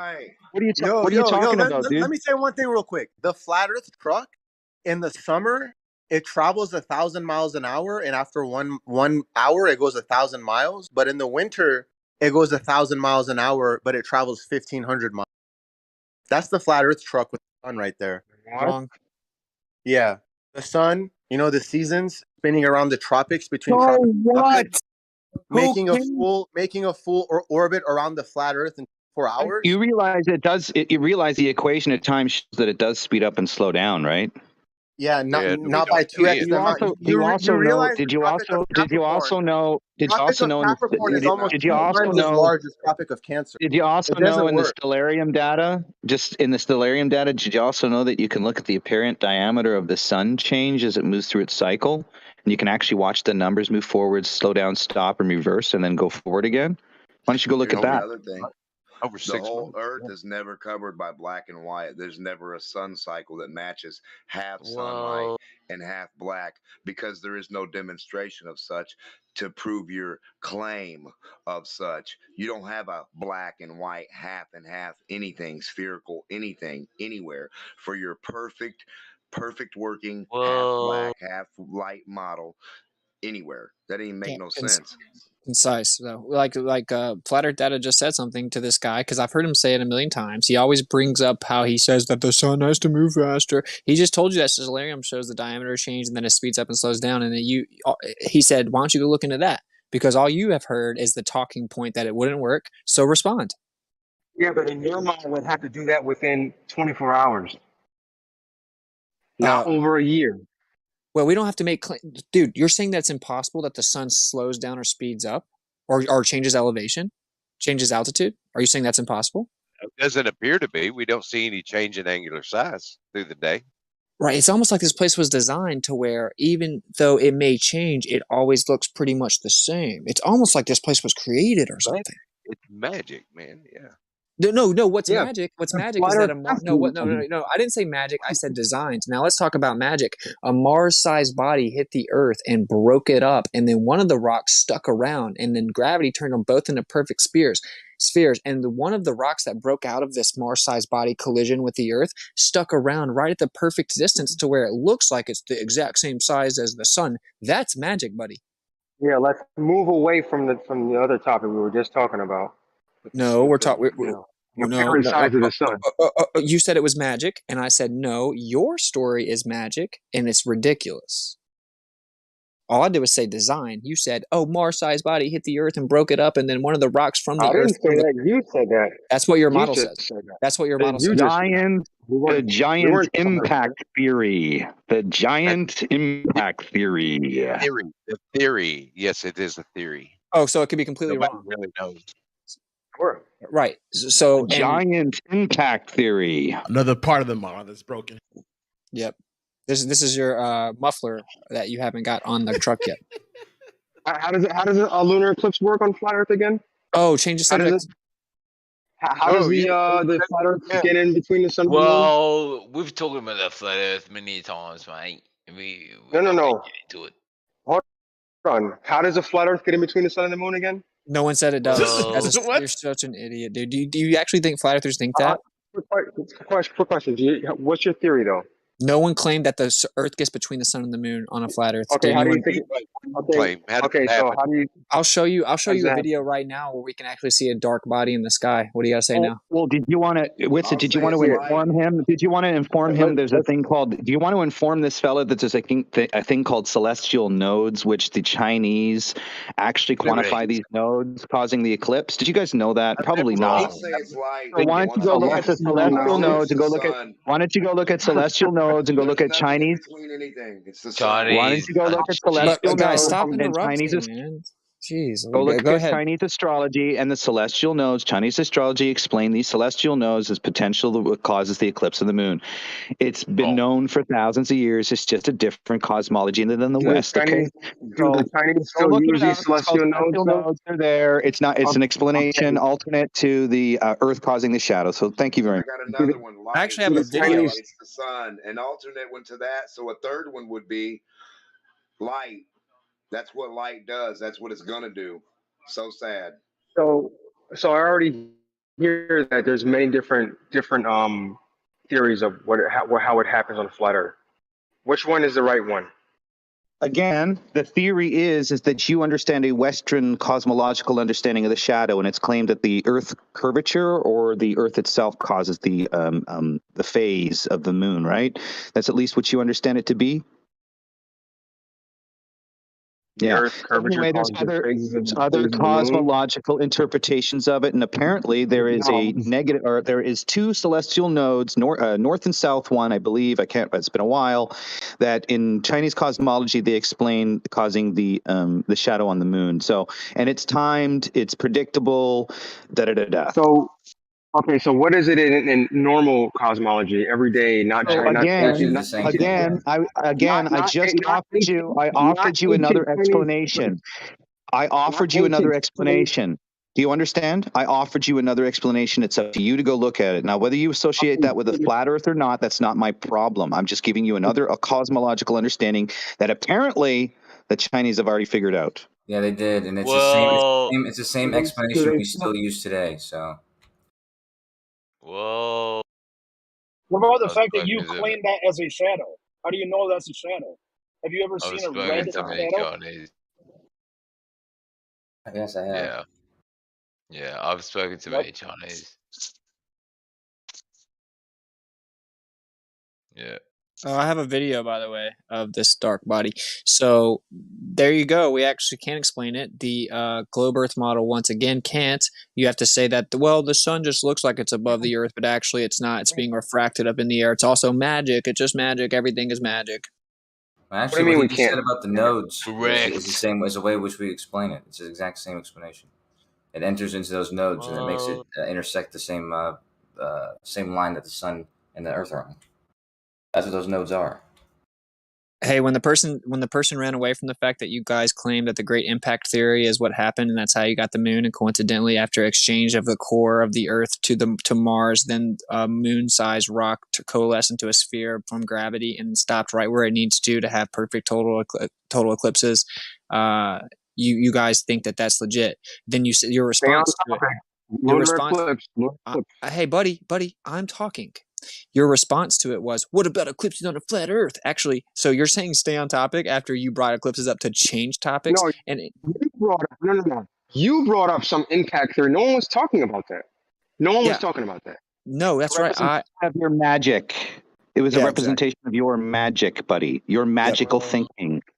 Your observable reality tells you one thing, which is your senses. You're told to ignore your senses, to conflate or reify your observations based on one understanding. At least do yourself a favor, understand the other argument before you try to convince other people of your magic. Can you make a scale model of how the lunar eclipse works on Earth? Again, have you looked at Google Earth? Because Google Earth is incorrect. Would you like to spend a minute going to YouTube and finding videos that show you how Google Earth is incorrect? Would you like to watch tutorial after tutorial on how maps are incorrect as far as sizes and so forth, right? So spare me the shit. Your observable reality is Euclidean. If you don't take my word for it, go research Bernard Riemann. Okay, he's a well-known mathematician that helped Einstein figure out general relativity. So if you go study Bernard Riemann, he will tell you that we live in Euclidean space. They tell you with planar trigonometry. They show you in plain sight with maps. So at the end of the day, anything you conflate to be your reality is just your religious indoctrinated belief. And you know, at the end of the day, I don't care if the Earth's flat or a ball. That's not the point here. The point is understanding your indoctrination and understanding what dog in the fight you have here. So what dog in the fight do you have? I'll tell you mine. Mine is to document the bullshittery, the propaganda, and the agents involved, and the entertainment side as well. I'll answer him. Yeah, it can be done on a flat plane and a flat sand lot. Everything can be. All physics you see in reality right now in front of you can all be demonstrated right now in front of you the same way physics work on a flat plane in your flat sandbox, B-ball. Stop. Do you have anything to the ladder of flat physics?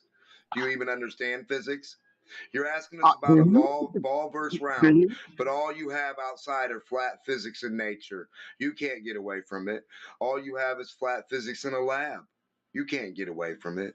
Stop making stories, dude. All I have is physics. All I have is watching a sun go below the water. Yeah, cool. That's what I have. You saw a picture. Yeah, you saw a rainbow. What's that mean? I filmed it. I mean, I filmed it. Wow, you saw rainbows. No, I didn't say rainbow. I watched in your own model, Earth is life, right? You know, your own model, the sunset is an optical illusion, right? In your own model, it's described as such. Do you know that? Yeah, okay. So why would they describe it as an optical illusion in your mind? What do you see that as? I think they say that because as it goes to the horizon, it gets refracted. There is no horizon. You're looking at wind. You're looking at a mirage of wind and air. So when I look at the water and the sky, I'm looking at wind. Air. What's wrong with you? I'm looking at wind when I see the water in the sky. That's in front of your face, Goofy. That's wind. You're a real tiny guy, bud. The Earth is massive.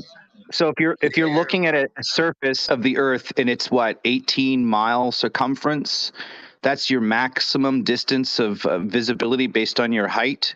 666. Cool. Right. Cool. the sun, which is supposedly thousands of miles above the Earth, above the flat Earth, is seemingly touching the horizon, which is supposed to be at eye level. Are you familiar with Eratosthenes' observation?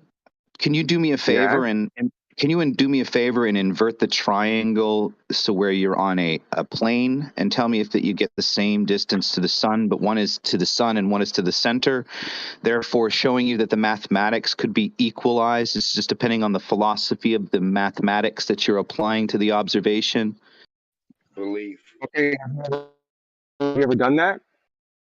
Or are you just claiming I'm saying that? you can. I'm saying you can. I'm saying you can, and it all works out because it's all based on a 2D circle. Do you understand that? Yeah, really? So go and take a map. Go take a map and find an intersection point and tell me why you're using 3 circles, and those 3 circles you're using 390 degrees or zeniths. Show me where in the maths you equate between 3 points of observation. There's curvature in the calculation. Just show me. There's no curvature in the calculation. Yeah, I don't. Isn't a dip? We're talking about sextants now. You don't know what we don't know globes that don't exist. That's what we're talking about. Oh, he said something about Eratosthenes, and then he brought it to celestial navigation for some reason. But Yeah. celestial navigation uses circles that are along the surface of the Earth, created from the equidistant points from the GP, and you can't do that. If you look at the globe and you look at the Arctic Circle, that's a circle around the GP that would be the North Pole. So it's all circles, which means it works on a plane, Kosho. So if I can use it on a plane, which I do because that's my objective observable reality, I use straight lines and angles, which also coincide with the circle. That is the mathematics. Can you show me where I'm applying for curvature?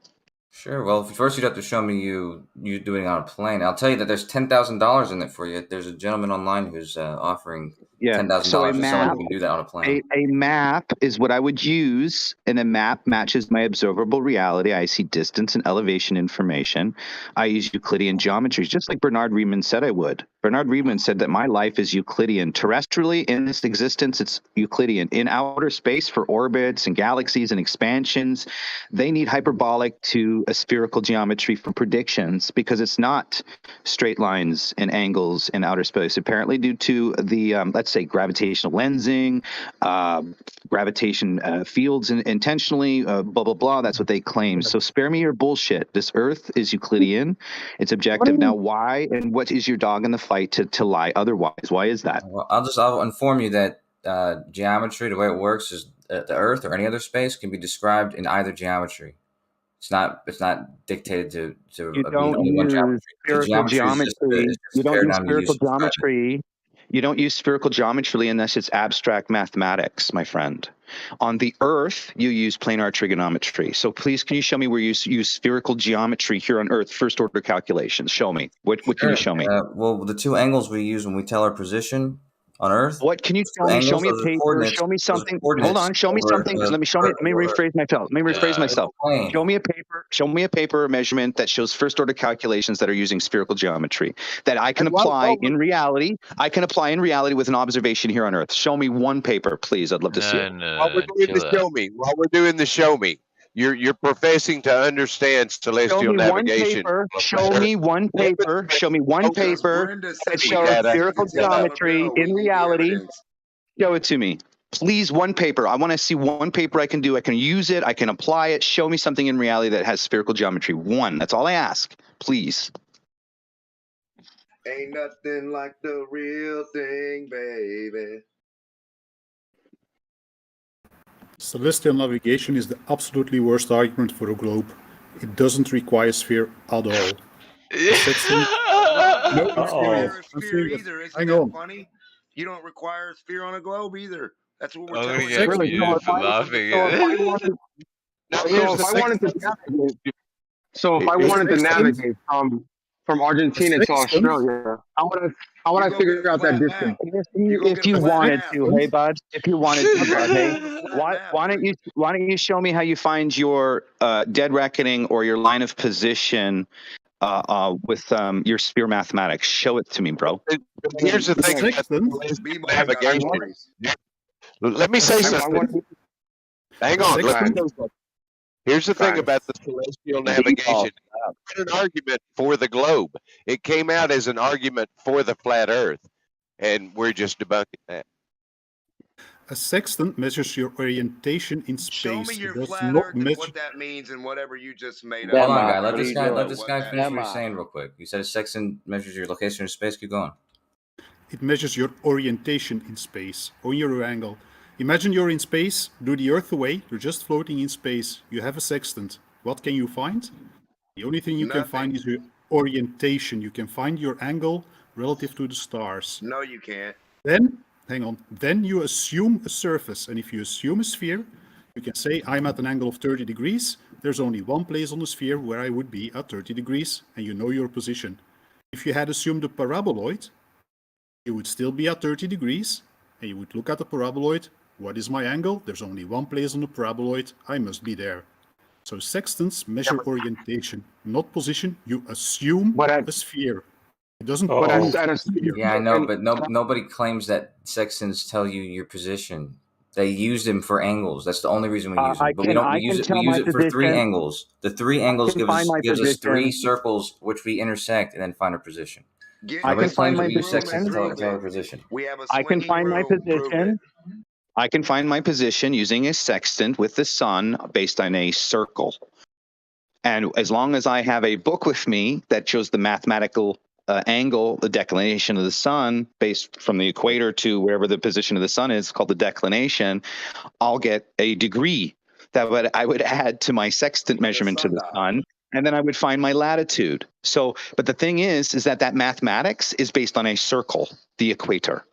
Yeah, so go ahead and describe it to me. Let's pretend like you're at I don't know, 70 degrees latitude, and this is happening to you. How are you going to find out that you're at how are you going to find out how far away you are from the equator? Would you like me to repeat it again? So I'll repeat it again real slow for you. Because I actually know how it's done. If I take a measurement, I take a measurement, and I've got a measurement of, I don't know, 60 degrees, right? I'm going to go into a book. I need a book now, right? Because I need to find out what the declination of the sun is to find out that angle to add to my angle of the sun that I've just taken. With that calculation, I can find my latitude, right? Now, if I want my longitude, all I need to know is make sure that I have Greenwich time with me, and then I take a measurement at solar noon, right? And then I can do quick mathematics, times it by 15 degrees, and I find my longitude that way. So it's easy with the sextant, but you need a book. So if you know time, 60 by 60 by 24, oddly enough, 60 by 60 by 24, you can, just for that number alone, you can determine, for that number alone, you can determine the distance to the sun. You can calculate the apparent radius of the Earth with 60 by 60 by 24. It's just ridiculous how it all derives to this 60 by 60 by 24, even arc minutes. Even arc minutes down to the 60 arc minutes, which 1 degree or 1 arc minute is 1 nautical mile. It's all derived from a circle. That's it. So the thing you just said about the 70 degrees, if you were to do this, you would indeed find that the sun is at a 70 degree elevation. And that wouldn't tell you how far you are from the equator. That would tell you how many latitude lines you are. That's what I just told you, dude. I know. So now how do you turn that 70 degrees into an actual distance? We don't have to do that, Coach. So you don't turn it into an actual distance. You're finding your latitude. If you're trying to find if you're trying to find an actual distance to where your intersection point is, well, you'd need to find at least 3 stars to find a better intersection point, which you're going to be relying on a book if you're wanting to calculate things accurately. But if you're going to take 3 positions, well, you're going to take three different angles, 3 different stars. Then you're going to have a GP position to that point, basically taking the angle, subtracting it by 90, timesing it by the 60 nautical miles, which comes from the circle. You'll get a radius distance from the GP to find an intersection point, right? So that's not what I asked you. First of all, I'm asking you, how would you know the distance to the sun? Because you can know that just by knowing that so angle. Again, you can know how far it is. Now hold on, because now that's not my only question. Trigonometry says 2 things. So listen, buddy. I waited patiently for you to finish, dude. Have some decor, okay? What I asked you was how did you find out that angle? How do you determine the distance you are from the sun from that angle? And the second question, based on what you just said, is how are you using 60 nautical miles per degree Well, how does that number equate to anything about a circle? Okay, so again, right back to the Eratosthenes example and inverting a triangle. So whether you have a circle and a triangle over it, you can apply that the drop, in this particular case, the shadow is caused by Earth curve, or if you invert the triangle, it looks like it's a local sun, and therefore the local sun is causing the shadow. The equations are still the same. You still have the 7.2 degree angle and the distance of 500 miles, except for it's showing that the hypotenuse is pointing to the sun in the sky, if you invert the triangle in Eratosthenes. So the mathematics are still the same, which means it's all derived from that one circle. In other words, if I have a point in space and I move 89 degrees from it, and that's 70 miles or 69 miles or 60 nautical miles, I still get that 1 degree. It's still applicable over a circumference, which comes from 60 by 60 by 24, which is the quantification of time. So we can look at a natural cycle without even stepping out of our room and devise a mathematical equation for it. So all these mathematicians didn't even have to fucking leave the room. All they needed is to work with time. So if you have time and a measurement, then you can quantify the location or the distance. So that's what you have to have a root base first. It has nothing to do with whether it is flat or a sphere. The application, however, is on a plane Earth. That's the difference, because all the light has to come in at 90 degrees, and all the circles have to be equal distance to one another and equal points of altitude, or else you don't get the mathematic measurements. And what you can do is you can compensate for refraction in your height above the surface of the Earth to get more accurate in your calculation. But at the end of the day, you have to rely on the straight lines and circles to at least fundamentally start at a premise where you're going to be more accurate at that position than assuming second or third order calculations based on an observation. So the circles have to be equidistant from each other. Is that right? Correct. Okay, that's just news to me because I never knew that. They're all equal points of elevation. Hold on, dude. Because I want to make it clear. I asked you a simple question about how you derive the 60 nautical miles per degree. Just give me only that answer. That way I can understand that that's the answer for that question, because that's what I'm asking. You said a lot of stuff that wasn't that answer, and maybe it was hidden in there, but just that's so if the sun is moving at a certain rate, right, and you want to quantify that rate, well, you can quantify that at 1 arc minute of the sun is 1 nautical mile, and you can time this out. So the correlation to the path of the sun gives you the circumference over the Earth. Well, if you take 60 by 60 by 24, you can quantify that circumference size and get your arc minute or whatever based on time. You can work it out yourself. Go look at it. So if you look at time and then you want to quantify it, you need something else to quantify the time, which means you need something to measure to. And this is why they use the zenith angles, minusing the angle to get taking the zenith angles and multiplying by that circle that you get with the assumption of the angle that you're measuring is giving you that 3959 through the hypotenuse to the sky. That's the derivative. The 3959 works both ways, but it can work on a flat circle, right? And that's demonstrated in the math when you go to use a map and you use the math. None of the calculations require a sphere. You don't think of a sphere, you don't operate in a sphere, none of it. I think it's a futile task to ask you again, but I just want to make it clear. I asked you just please answer that simple question alone so I can make it clear that was the answer to that question and not other stuff. So you want to talk about conversions, whether it's a nautical mile? I want to know how the 60 nautical miles was derived from 1 degree. Well, if you have a 360 degree premise and you have a 24-hour cycle, right? Well, you have these divisible mathematics based on a supposition of a circle. Well, the circle is basic value of 360. So if you have a time value that's associated with the 60 by 60 by 24, and then you have a circumference that comes out of that, and then you have an angle, hypotenuse of 3959, well, what do you mean you don't know how it's derived? At this point, it could be 21,600 or 24,900 or 40,000 kilometers. You can, whatever units you want to use. Are you just looking for how nautical miles were divided in units? Because I can tell you how the mile was created. No. And no. The mile had no curvature. I'm asking about when you take a measurement and you're learning that you're 70 degrees. It's 70 degrees in the sky. And so, you know, there's 20 degrees, 20 degrees from your zenith angle, and you multiply it by 60 nautical miles. And I'm asking why those 60 nautical miles equate to 1 degree that you're measuring. Well, okay, so listen, if you're measuring to the star in Polaris and you're directly under Polaris, okay, and you move 70 miles, you can do basic trigonometry showing you that you get 1 degree. So if I'm moving 1 degree 70 miles and I get a distance to the stars at 3959, or whatever at Polaris, whatever it is. This is just an arbitrary number because it's based on an observation that you can't verify, which is the actual known location, right? But you still get the measurement.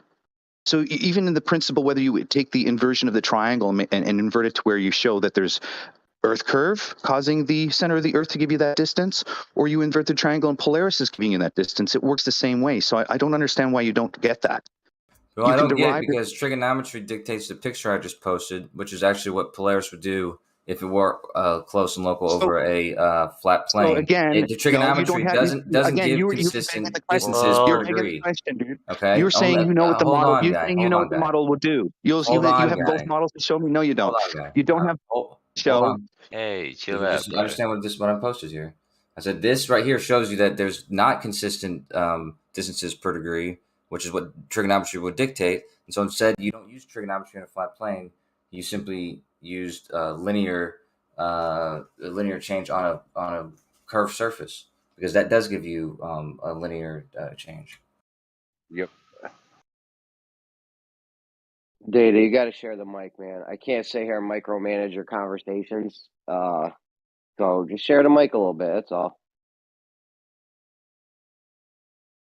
Share the mic, mate. So if you invert the triangle and you have a hypotenuse pointing to Polaris to give you 3959, and that shows you that if you move 69 miles or 16, whatever unit you're using to measure your distance, in this case we're going to use miles, so 69 miles, why wouldn't that apply over a circle? That would be the same thing as a circle. You'd get the same mathematics if you did the same thing. If you just had it at a point, if you drew a circle on the floor and had that measurement, you could take that one measurement and devise the circumference from it. So I don't understand what the issue is here, buddy. Because you can't do that, actually. If you were to do that, and then If you were to do that, and then you were later on, like any other point in time, go to some other point, like let's say halfway between you and the equator and the North Pole, you're not going to get a consistent measurement. It's not going to be consistent. You got refraction, buddy. No problem. But again, you're not listening. For some reason, you struggled even with this basic geometry. If I have a right-angled triangle, and I have the hypotenuse pointing to Polaris, and I move 70 miles, and that's 1 degree, all I have to do is now take it and time it by 360 to get the circumference size. What is wrong with you, dude? That's what I'm telling you. If you were to make that mistake, you would easily find it to be a mistake, because trigonometry would not behave that way at any other place. Hey, I can't hear Coach finish. Hey, bro, he did not. No, this guy's full of it. Okay, well, this guy's full of it. Disingenuous, dude. And y'all might need a moderator measurement is if you can't. Hey, bro, share. I mean, yeah. Go ahead, Coach. No, I was just saying, it's simple. Like if you're right that if you were only in one location, you can make a measurement and you can come to some conclusion, incorrectly, that you'd be able to transfer that out to every latitude. But if you're using trigonometry on a flat plane and you're using right angle triangles, you'll soon realize that that doesn't work that way. If you move to any other location, equidistant from the first location that you started from, so if you move in distances are equidistant, they're not going to be equidistant angles. That's not what trigonometry allows. Well, I'm not enough to understand either side of it.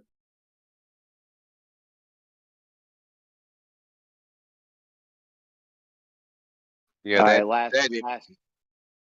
Go ahead. Last time.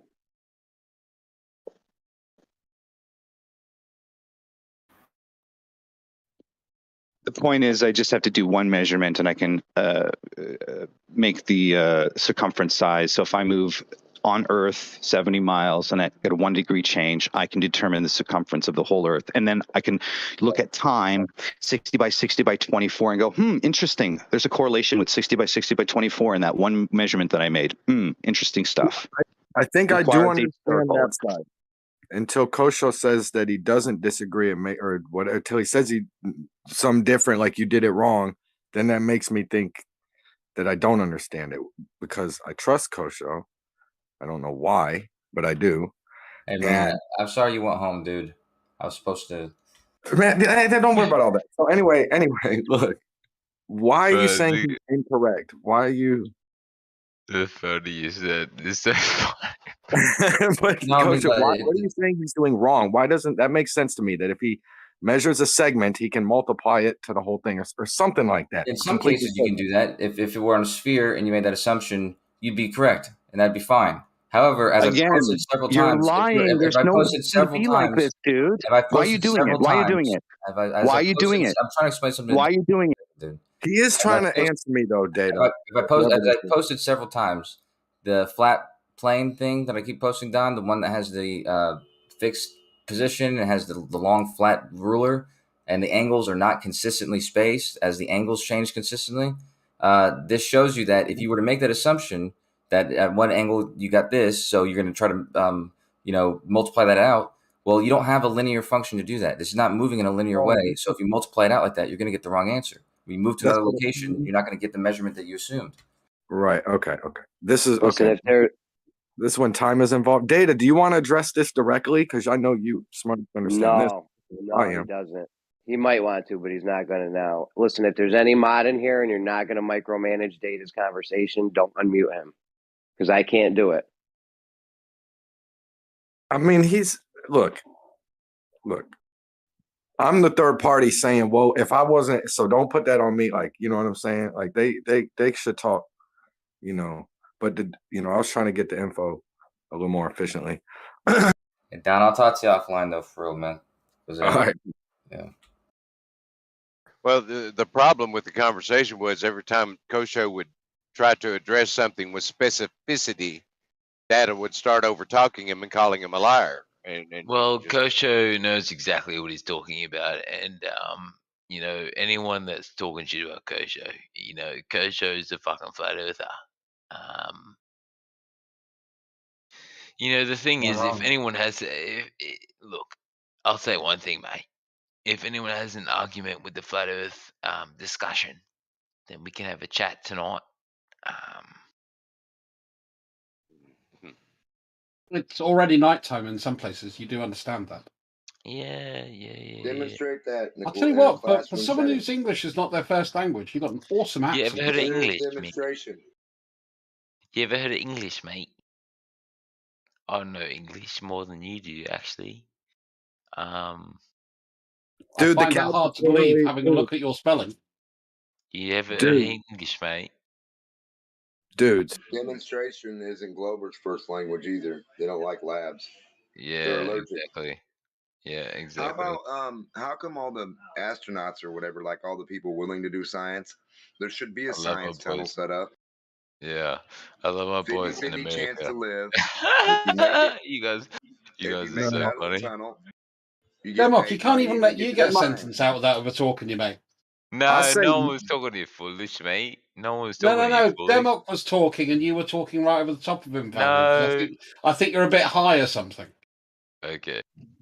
Demok, magic tunnel, not a science tunnel. We need a magic tunnel. It's called a science tunnel. Shut up. We're not talking about what you make up, man. This is my No, idea. Why you guys always But that's they need to go into they need to go into the magic. One mic. So the science tunnel that I thought of, you walk through it, you got a 50-50 chance to live. It's for science. It shows your willingness to actually go to space and risk your life for science. If Buzz Aldrin and Neil Armstrong and all these liars that supposedly went to space, supposedly wouldn't be willing to go through it, or you're not willing to go through it right now, then you don't get money and you don't get to go to space because you're not Surely really it'd be willing like, to risk your life. a 1 in 90 chance of dying in the science tunnel. Because that's about the ratio of astronauts that have died that have gone to space, isn't it? So 50-50 seems a bit harsh considering, out of the 500 odd people that have gone into space, only about sort of 12 have died. In fact, most of those have died in the atmosphere. That didn't even make any sense. You don't run the military. He You don't talked coordinate over who you the does whole anything. time. Hold on. He talked over you the whole fucking time. Yeah, you did. You don't coordinate the military. How in the hell would you know? How would you know, Demok? Well, Demok coordinates the military, so obviously he does know. So we have to grant him that. And it's okay, Jerry, don't mute him if you did mute him. I don't need to do that. It's okay. He's being really cool. Not a problem. Well, yeah. He's not going full Demok. He hasn't been cool today. Yeah. You haven't been coherent today either, Jeremy. You haven't been coherent. I repeat. it still should be a magic tunnel, like for science. Okay. Like they should got a 50-50 chance to live. If you don't want to live for science, you don't want to risk your life. If you don't want to risk your life for science, don't lie to people and tell them you are. Don't say you're on ISS. But Demo, why 50-50, Demo?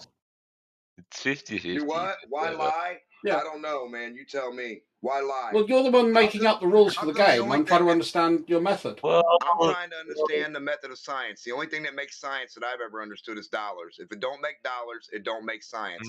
How come science is paid for and not free to every kid? How come there's a military branch of secret science that you don't even know, but you're going to sit in here and act like you know anything? Any kid, any person in here, stop talking like you know something about any science, any particles or anything. Because none of you know shit. No, let them make No, I do the know. military gave you in your Walt Disney book. Sorry. No. Murder. I'm not a fag, man.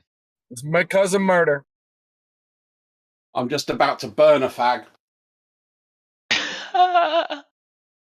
I think more people should do that. No, I think more people should put their money where their mouth is, or put their balls where their word is. Nah, you gotta listen to the English. The English are really funny. If I'm gonna risk my life, this ain't about funny. This is about reality. If I'm gonna risk my life for everybody in the stop. Get this dude off here. He's just laughing and being incoherent. If I'm gonna risk my life for the American public, you created the rules for a game of 50-50, and you're prepared to walk down the tunnel, so I'll give you courage for that. Trust, what are you doing? Why are we over my life for science, right? And that's my sole purpose, Buzz Aldrin and them. Jeremy, you willing to risk your life for your lies or not? Dude, I don't want to hear about your science tunnel all fucking day nonstop. Yeah, hey, Jeremy, can you unmute Rakia, please, Jeremy? Fuck you, motherfuckers, penis. Oh yeah, he was hot micing earlier. He was hot micing. Yeah. Good sentence. Yeah. Thanks, bro. Yeah, I know when you're hot micing, man. Penis jokes. No, dude, stop, man. Chill out, man. Shut up, man. Just shut up. I'm just gonna repeat what you say, Jeremy. Penis jokes. I mute him? Yo, chill out, bro. Is there a mod? Someone mute him. Yeah, someone mute him. I want to hear the English. I want to hear the English bloke talking. I'm not English. Foolish. The English blokes are funny as shit. Yeah. No, you want to be. I'm not English. Everybody. Yeah, you serious. I'm not English. Talk over everybody when they fucking talk. Drunk boy. No. Hey, who are you? I'm British. No, I thought you were English, foolish. No, I was born in Scotland. Oh, cheers. I'm a sweaty Scot. I'm a sweaty sock, mate. I just thought Scottish. Cheers. I thought that would be ridiculous. Yeah. The whole fucking room because they don't want to hear truth, right? That's cool. Yeah. We want to hear what Foolish has to say because he's speaking English. He's got the accent going on here. You know, it's more interesting. Foolish. Can I get your opinion on more magic observer bias? Yeah, exactly. Can I ask you answer a question if I can? All right. So I was just looking for the keys, spinning around the room. The desk, the pants. The cat jumped on the keys within 8 seconds on the floor under the bed. The cat jumped on the keys all day. Is that magic? Do more, bro. No, I heard jingle. I heard them. I heard like jingles. So I looked down. Oh my god, the cat just. Thank you, Kitty. Is this real or not, Foolish? I don't know if it's real or not. Money don't jingle. Does he? No. I mean, look, it happened. Foolish. This happened in existence for real. 100%. Bless me on everything. But I'm saying, is it real something magic? Like no, it's a cat. Nah, you chilling, bro. Yeah, does your cat have a collar? What percentage would you put that on? If the cat had been in and out of the room 15 times already, that they followed me in those spaces 15 times already, but never jumped on the keys once. But this time for some reason. So 15-1, something like that, simple. Yeah, well, whatever. I mean, you could say, is it probable it would do that? You know, I don't think it's magic. Crook, you chilling, bro. You keep going, mate. You know, the first thing I'd ask is, how old's your cat? He's rambunctious. He's hopped around the whole room already 15 times a day.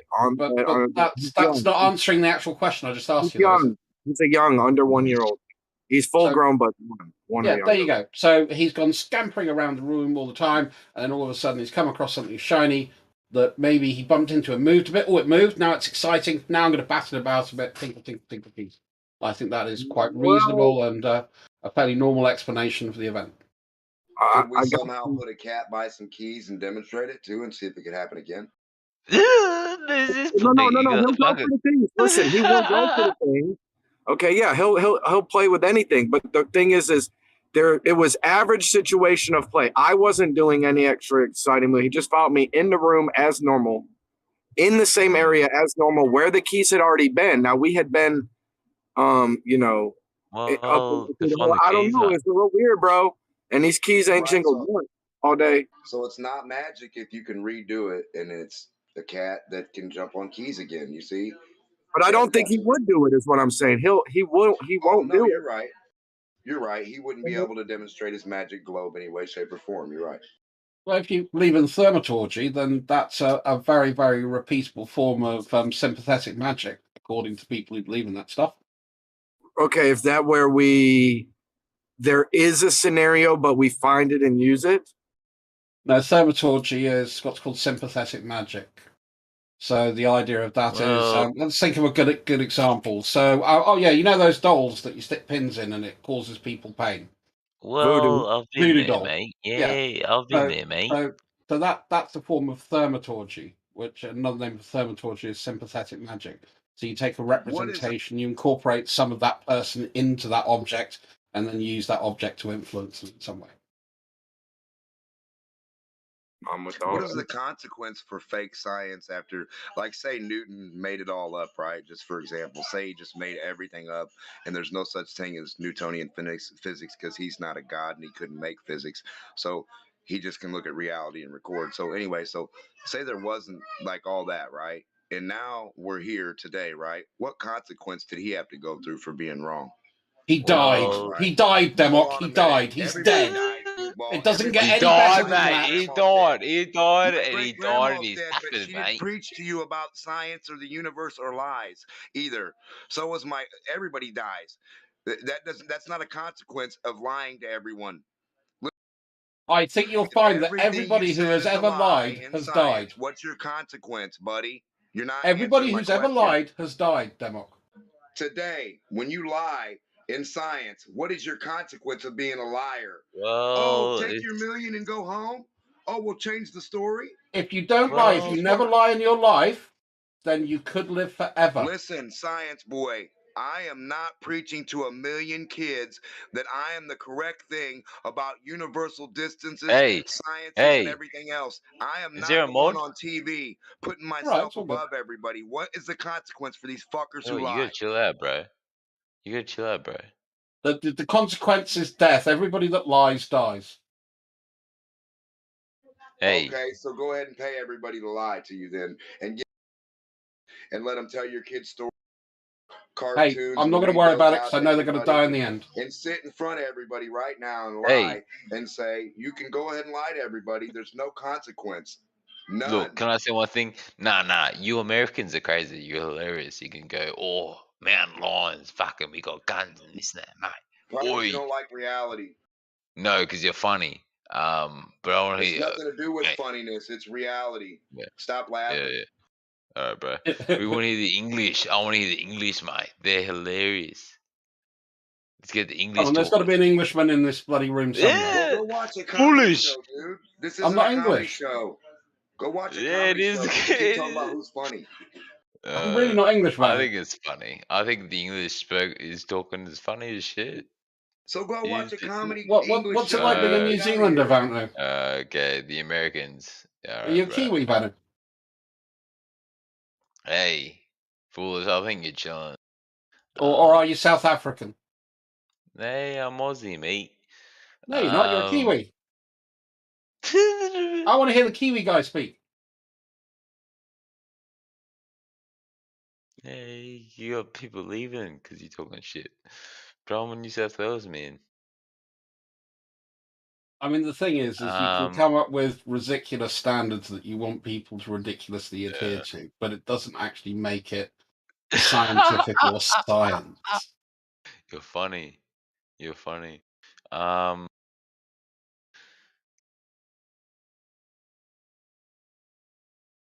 Who's the fucking American? He's fucking hilarious. But you blokes are hilarious, man. I think you know, you gotta love the English. I think they're the most interesting. The English are Yeah, one of and the. I love you South Africans too. You're awesome. Shut up, mate. I'm New South Wales, man. You never spoken to someone from New South Wales? There you go, mate. New South Accents Wales. are awesome. Well, you know, you're from the Southern Hemisphere. You speak English, therefore you must be South African.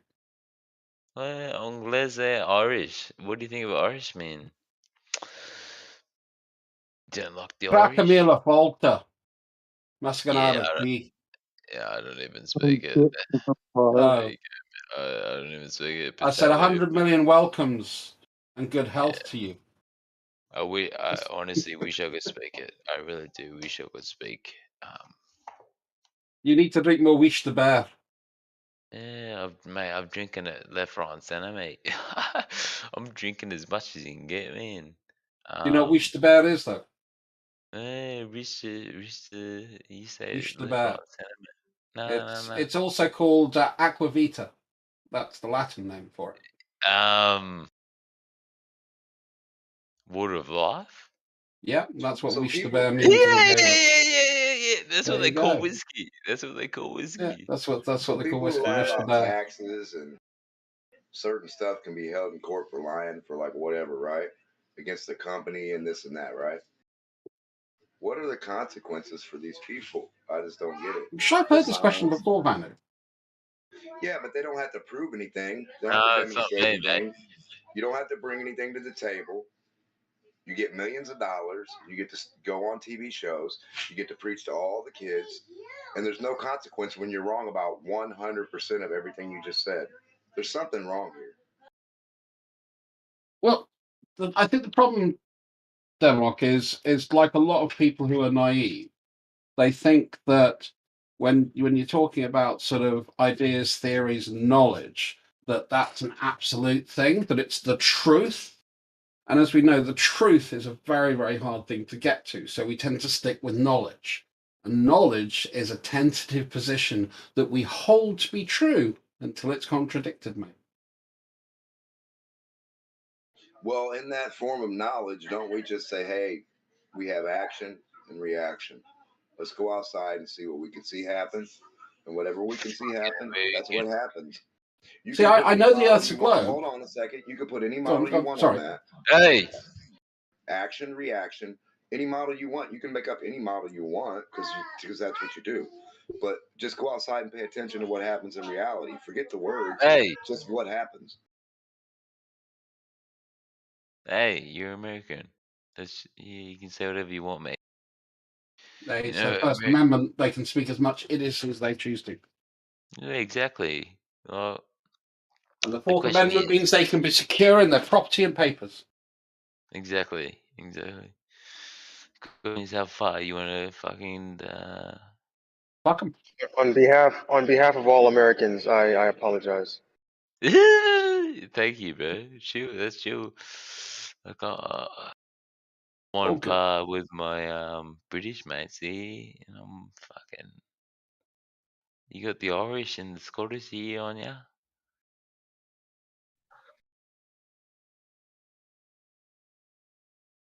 Oh, what a day! I think Antarctica's space. I think that's the only place they go to study space. Yeah. Oi, what a day, he says. What a day. Hey, what a day, you know. It's a nice day. Yeah, what a day, he says, mate. Been a busy day, mate. Yeah, what a day, because you got... It's a good one today. I'm off. You got many people. You got many lives, actually, on what you're saying. How many? No, I was doing an event today, so I had to stand up and talk in front of loads of people about really boring shit. Yeah, I know I wouldn't want to jump in the tunnel of science before they made me an astronaut or somebody going to the radiation thing or like exploring an Earth or somewhere where I'm going to go maybe, you know. Well, I still want to know, Demok, why is it a 50-50 chance of making out alive? What is the science behind that probability? That's what space is. You either die or you come back, right? That's 50-50. Well, right? no, it's not, because we've sent hundreds of people into space, and very, very, very few of them have died. What about the Challenger? Yeah. So that's well, how many of them died out of how many? That wasn't even in space at the time, no, mate. How many it blew up in the atmosphere. What was their chance? Stop. What was their chance? What was their chance? Well, how many shuttle launches were there, and how many people died, and how many people were on it? And then that will give you your probability, won't it? 50-50. It's not complicated, mate. Live, right? It's really not complicated. We sent up lots and lots of shuttle missions, and the only one that blew up was the Challenger. So therefore, it's not 50-50. Think this through. You can do this. I believe in you. Yeah, I believe in your script. There was also the cosmonaut that was left in orbit to die, and his dreams were heard. So we don't fully know. You don't know anything because the government hasn't never told you shit. So, how do you know? You don't know anything. What's the government told you, and why are you getting all this secret information from the government that we can't get access to, Denmark? What are you talking about? Ain't nothing secret. I get it out of my brain, dude. But the government hasn't told you shit. I don't need. I got common sense, buddy. I know liars lie. That's all I need to know about It's liars. American. You know It's that American. lies. Okay, that's a fair statement. What else do you need but to know how about do you know when lying? someone's lying? That's a bit more complicated, isn't it? Listen, no. 50-50 chance for space. Stop changing the topic, Jumpy. Well, no, because, I'm trying to understand where you're getting the logic behind that probability. Stop, dude. Can you slow down? You keep wanting me to be respectful, but you're not. If you get in a rocket right now, your chances are 50-50. I disagree with that probability, and I'm trying to understand why you're using that. Well, prove your claim then. Get in a rocket and show us. Get in a rocket and show us. Interesting. Show us you got more than a 50-50 I can't even chance to get in live. a car, mate, because I don't have a driving license for a car. Well, then stop talking about what you don't know then. Get somebody who does. Get somebody who knows statistics. There was a British guy. He went into space and he came back, so he lived. So therefore, it's 100% you live, and 0% you die. I like that. You saw a TV program and you believed a TV program. Thank you, Santa Claus. Yeah. I mean, we have news on every day. We have Walt Disney stamped on the bottom we have local interest stories. There's lots of stuff on TV. So why is it all lies? Who was the producer, the production company owner, Walt Disney? Thank you. If it's space, it's Walt Disney. I don't think so, because we're in the UK. I don't think Walt Disney owns any of the British terrestrial channels. Footage of space stuff. Go get some Warner Von Braun footage and tell me what's not Walt Disney on the bottom of the fucking video that you're watching. Tell me how Walt Disney didn't make that when it was the only TV studio. He didn't make that. Are you goofy? That was the only TV No, I studio. think I'm Mickey, actually, because I'm really trying to take the mick out of you at the moment. Well, you're not. I think you're the only person that thinks I'm Warner not. Von Braun appeared on the Walt Disney Studios, right? And he told you about rockets on the Walt Disney Studios. He told you about rockets. Yeah. No, he really didn't. Get the videos and show I've never heard Werner von Braun speak, Demo. So again, Warner you see, Brothers. I think he's a Warner Von Braun. He's a Warner brother. Yeah, I've never heard him speak. So that's interesting. So the fact that you think that, I'm going to be jealous. I'm going to be generous and say you're incorrect rather than you just trying to lie about me. Well, I think you don't have more than a 50-50 chance to get in a rocket and live or die. And that I'm perfectly happy to accept. Odds. Yeah, so and I'm perfectly happy to accept that that's what you think. Different than 50-50, I don't know. Yeah, we can all pull a number out of a butt and use that as a probability. Doesn't mean that has any valid value. Listen, are you ready to go into the space tunnel for science or not? Well, no, because your space tunnel doesn't exist. It's a thought experiment that you've had in your mind.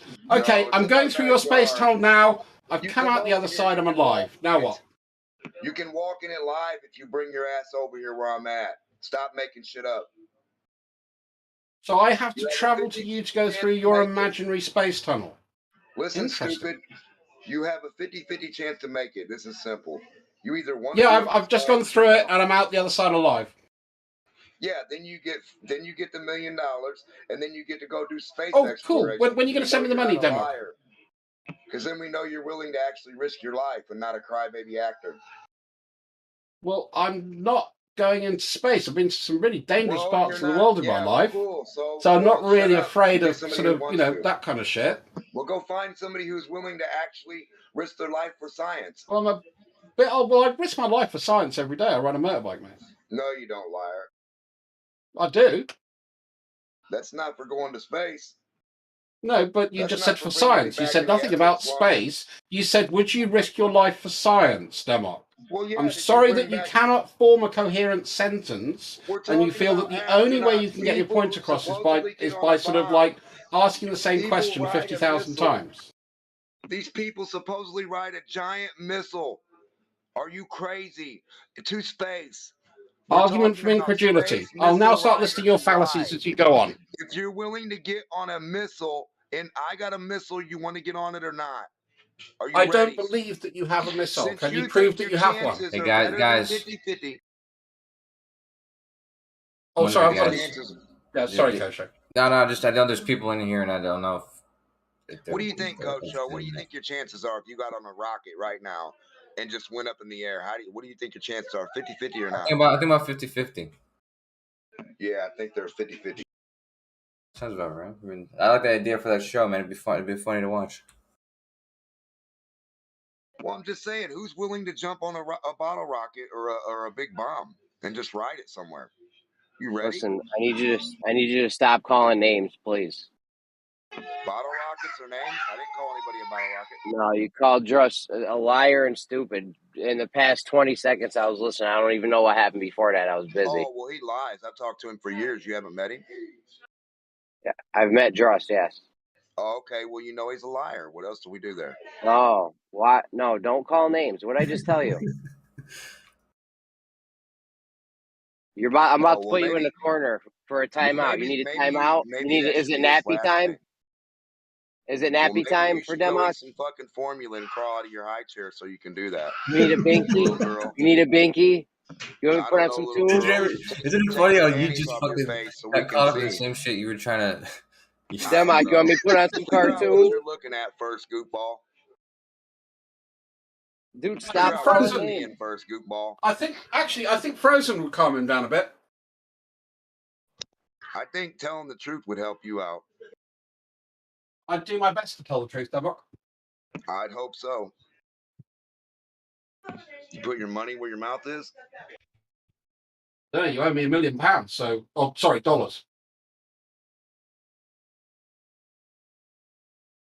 Like I said, are you willing to put your money Let where it your mouth go. is for physics? Physics, man.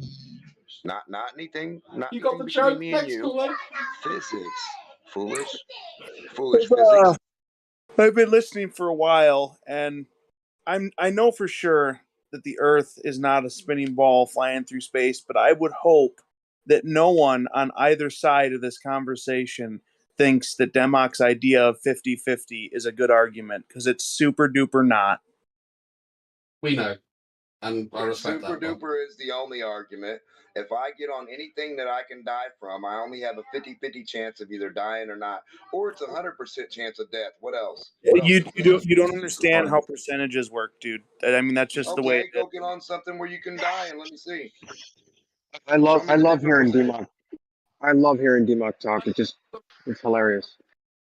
Oh, so I ride a motorbike every day. I see you guys demonstrate. Put your money where your mouth is. Go get it. Yeah, do it. I ride a motorbike every day, Demok. And there's a good chance that can kill me. Look amazing. We're talking about rockets. Get on a bomb. You just said, rocket. Would you do anything where you could die? A rocket. You know, we're talking about rockets to space, though. DMOC is a flat Earth spokesman. We're talking about rockets, guys. Not riding your motorcycle. Not riding go-karts in your backyard. Cool for Jeremy, you. Get your boy, man. Jeremy, the real Bob Dole has spoken. The real Bob Dole has spoken. Okay. Yeah, well, he spoke wrong. No, he's right. You don't know how percentages You work don't know anything. Shut up. amongst laundry Shut up. list You of don't other comprehend things. anything. You can't comprehend anything. All you do is ask people what they're talking about.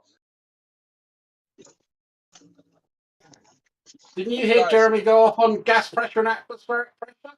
He held people's feet to the fire for a Did you fucking hear long Jeremy time. call a bunch of liquid a density chamber when it's a liquid chamber of layers?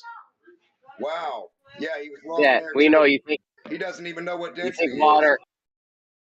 Guys, It's the how compact. It's how compact. Yeah, tell your stories to It's how, somebody I else. didn't even Glover. finish, bro. Guys, I come on, didn't let even him finish. get his Bro. insult in there, dude.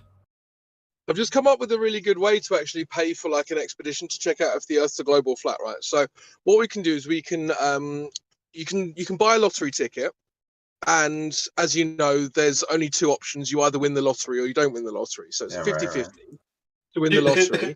50. So then you just buy 50-50 chance, Democ. Go buy a fucking lotto then you ticket. just buy 2 lottery tickets, which makes it 100% chance to win the lottery, and then you just use that money to fund your space expedition. Yeah, but you gotta pick no one of the big idea who lotteries, you are, though, but I right? love you. Pick one of the bigger lotteries, though, right? That's how percentages work right there. There you go, crypto. What's that? Nice What's work. that percentage? And in fact, in respect to Jeremy and the real Bob Dole, I will only ever refer to Democ science and not flat Earth science when it comes to Democ's statements. Yeah, don't wrap us in with that shit. Hey, you got Democ, we got Zanuck. Yeah, they go in the dirty diaper basket, not in the Democ basket.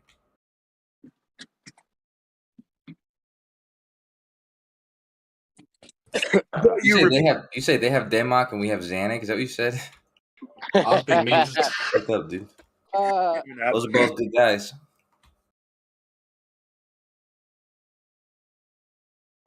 Actually, what I'd love to do is to be able to fake like a Discord group and just have like a load of people in there with a couple of random comments from bots coming out every once in a while, and Democ and Zanuck in there, because I reckon they'd stay in there for about a month.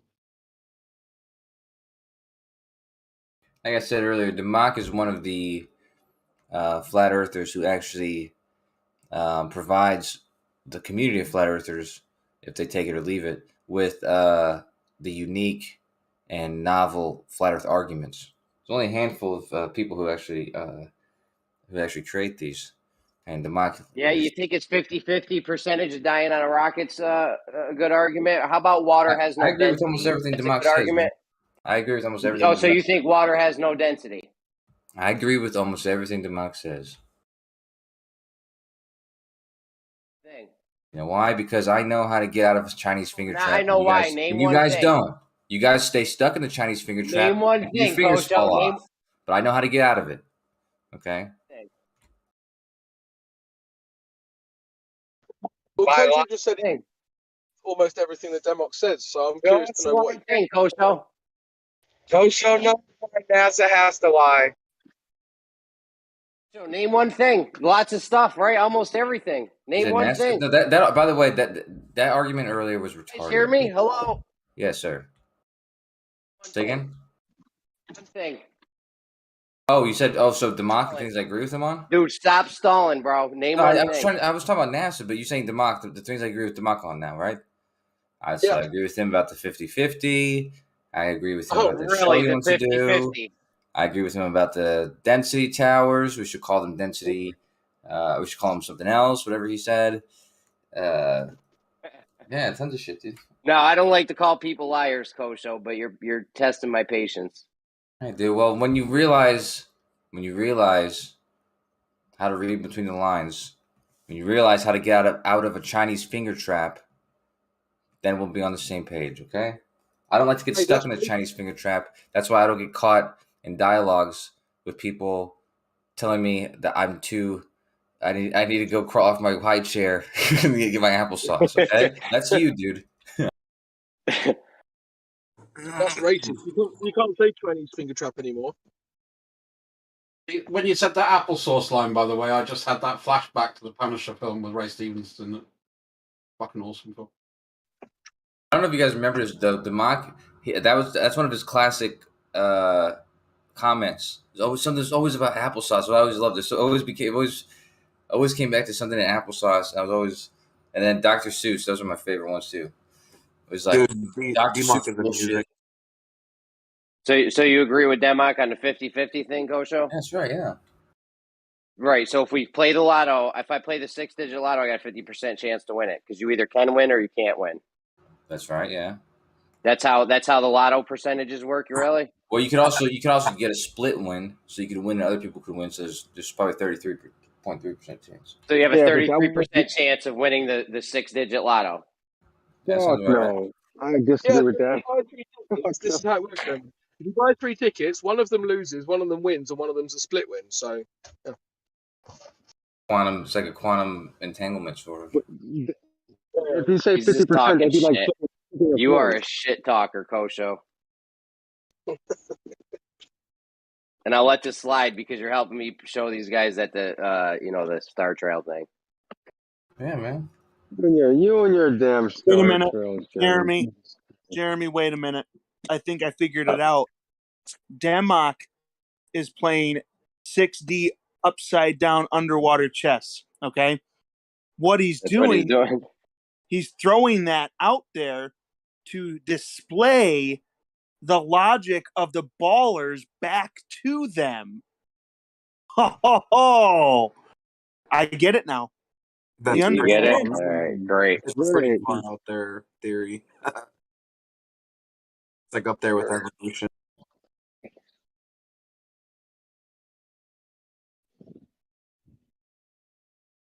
Yeah, the honest thing I'll say though is I do find value in those novel arguments. Doesn't matter who it comes from.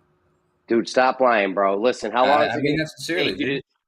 Listen, how long is it going to take you to teach Zanuck how the globe model works? I don't teach Zanuck anything. I need results. One of the first things Zanuck ever said. I need results, bro. Was Nathan Oakley was insulting Zanuck because when I first met him, and he said I was Zanuck's teacher, and Zanuck got really offended by that, man. But yeah, I don't teach. What do you do when you I don't teach Zanuck things. He's a pretty smart guy. Charge him up. When you add salt, you add electrical, continuity. You add electricity, right? The reaction of, right? Salt water, correct. Water. And you make it more dense. And you make it more dense. No, not dense. Yeah, you add salt to water, you make it more dense. Yeah, that's really what happens in reality. It's electricity, right? So you add resistance. So each one of those little pieces of salt are acting like a little floaty. So you can call that whatever you want. Correct. But it's not density. Hold on. So is the resistance of the salt density or what? Can I charge my phone with salt water? So hold on, stop, dude. So when I add a little bit of sand and it falls to the bottom of my water, does that make the water more dense now? Yo, you literally could charge your phone with salt water. I've done it before. And hold on, shut up, Democ. I'm in mid sentence. Shut the fuck up. I'm teaching you something about your fake ass density tower. Why are you trying to run? Hold on, guys. Hold on. Nobody jump in. Yeah, keep lighting up so I can find your name. Is that the Baghdad battery you're talking about? There you are. So yeah, I've made one before just with salt water. You make them for sale for boats, right? Boats. You could just grab some salt water from the ocean. You got a battery. Oh, good. Okay, that's like the Baghdad battery, right? Yeah, it's similar. Yeah. Okay. And all you do is you're creating a charge potential, and then medium for the. I guess I don't know. What do you use to charge up? Like, what do you charge up? I charged a couple little LEDs. I just did it in a little Tupperware. Oh yeah. And LEDs. It lit them up for weeks, bro. I don't remember how long, but it was weeks and weeks. Is it like you just fucking have a cup of salt water and you put two fucking ends of a wire in it? Is it like that? Yeah, one of them was a galvanized. One of them's a galvanized wire. A galvanized piece of metal. Can I ask a question here? That's cool. Hello? I'm gonna try that. Hello? When that other guy was talking and B-Ball butted in with the BS that he was wrong about again, did the other guy get muted? As y'all diverted from his teaching y'all Who, something? Democ? Democ got muted. Whoever that was Democ that got was originally, whoever it was that was originally talking when B-Ball cut in, and now we've proven B-Ball to be wrong, and that guy is muted. I think that's wrong. What the fuck are you talking about? Hold on, guys. First of all, Democ interrupted me. I was mid-sentence when Democ cut in, and I unmuted him like a minute ago. Relax, bro. We got stir up bullshit, man. Yeah. If you'd like to be a moderator, you might talk to Gio about that. No, I would hate to be a moderator. It sucked. But what happened was D-Mont was talking, and G-Ball butted in with something that didn't have anything to do with it. That's not what happened. Jeremy started telling him, yeah, that's exactly what happened. No, and I was you mid-sentence. started telling him, dude, he was talking when B-Ball cut in. I don't know what you're tripping. B-Ball interrupted him. And then you he started stopped talking answering and asked B-Ball, the question. proving B-Ball wrong, and then D-Mont got muted. He's not muted now. I asked a question. I only muted him for a second because I was mid-sentence trying to explain to B-Ball how this saltwater battery thing is the real thing. Come on, man. Yeah, that's what B-Ball cut in I asked on the D-Mont question. about. I asked the question. I didn't say that it didn't happen. I asked a question. So who got proven wrong about anything? Yeah, D-Mont was talking. He even said, look, man, why y'all cut in? I was trying to teach y'all something. You guys need to chill out, man. You guys need to chill out. Yeah, because he just wants to come in and stir up bullshit. Yeah. My question is, what's the the natural psilocybin mushroom that you have in America? Told you about the yellow cap, Texas yellow cap. The yellow cap in one. Texas, man. Yeah. That's That's one. Yeah. Texas yellow cap. I'll look it up actually. We got the mushroom stamp. Yeah, brother's chilling. The Jeremy Texas says it. yellow cap.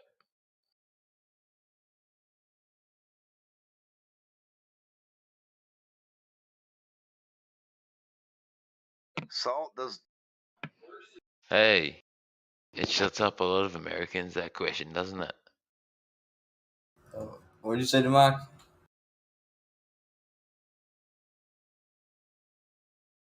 Someone had something to say, didn't they? Come on. You wouldn't want me talking at this time of night.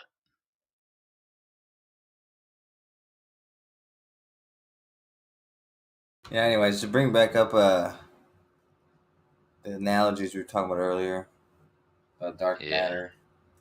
Someone said it was something about a truck, and they were all talking about it. The only thing I was saying was that if it was a more accurate analogy, because of the actual nature of what is observed when calculating the 95% of missing matter, which actually accounts for both dark matter and dark energy. But let's just do one analogy for both of them. What's really seen is not that there's a bigger truck, or not that there's a 200 times bigger truck or anything like that. What's seen is that the internal combustion of the engine is already understood, the mechanics are understood, and so the speed and range of speeds, acceleration stuff are understood. And so what's observed is some energy that is allowing the truck to do some incredible speeds that would infer there to be more energies, or something that we don't quite understand. It's allowing that to happen, which would basically be it. And that could be explained by many things, like maybe we don't understand the internal combustion engine of a car at all, or maybe there's some fuel that we don't know about at all that can be added that can allow it to do that. There's a lot of explanations. We just don't know the answer.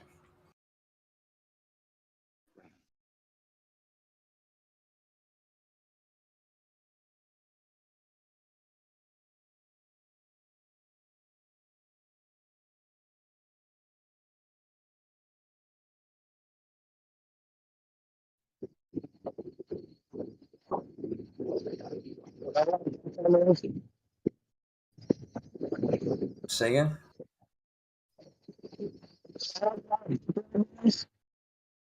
Your mic literally could not get any worse right now. That's why.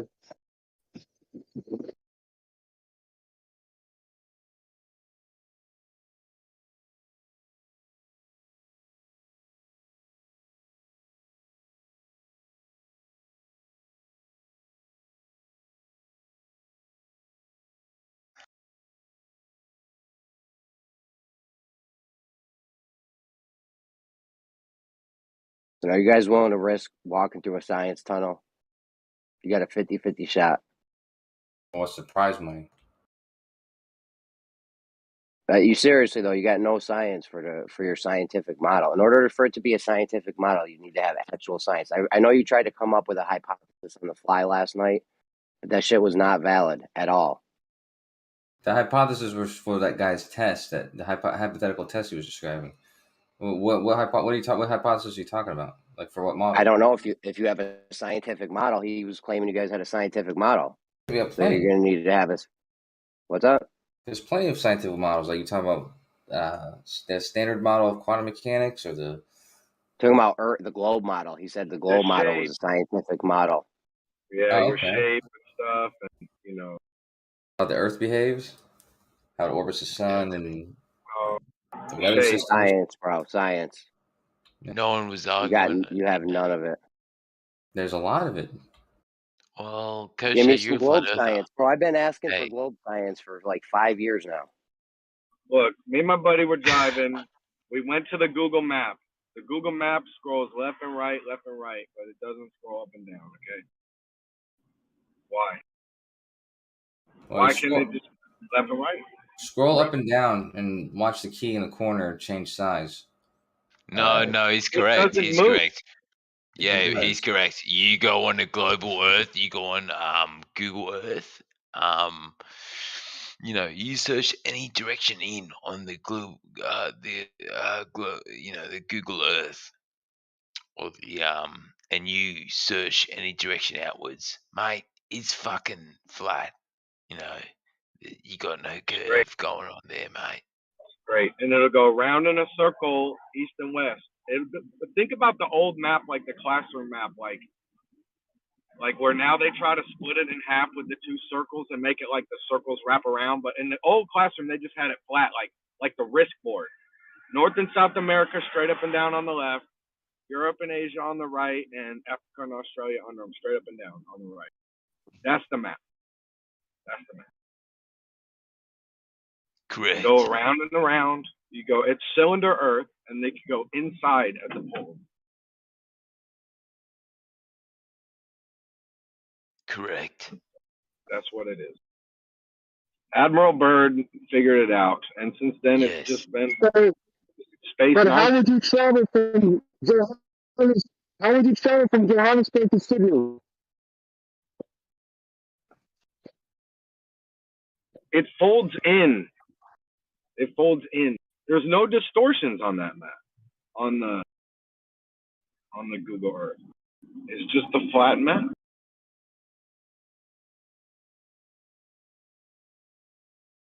Where are the distortions go show on the flat Google Earth map? I'm about to show you, dude.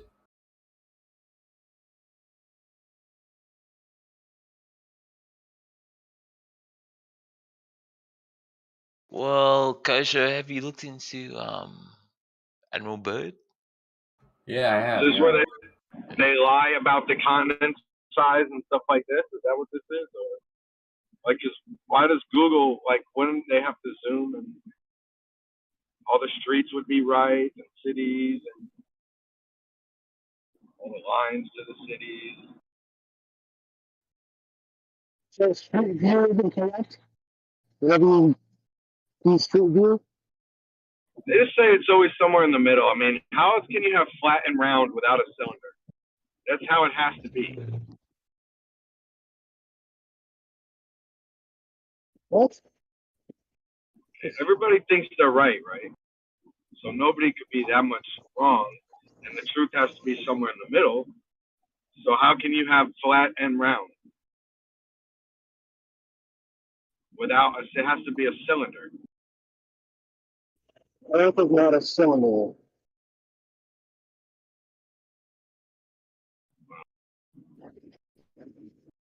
You say So.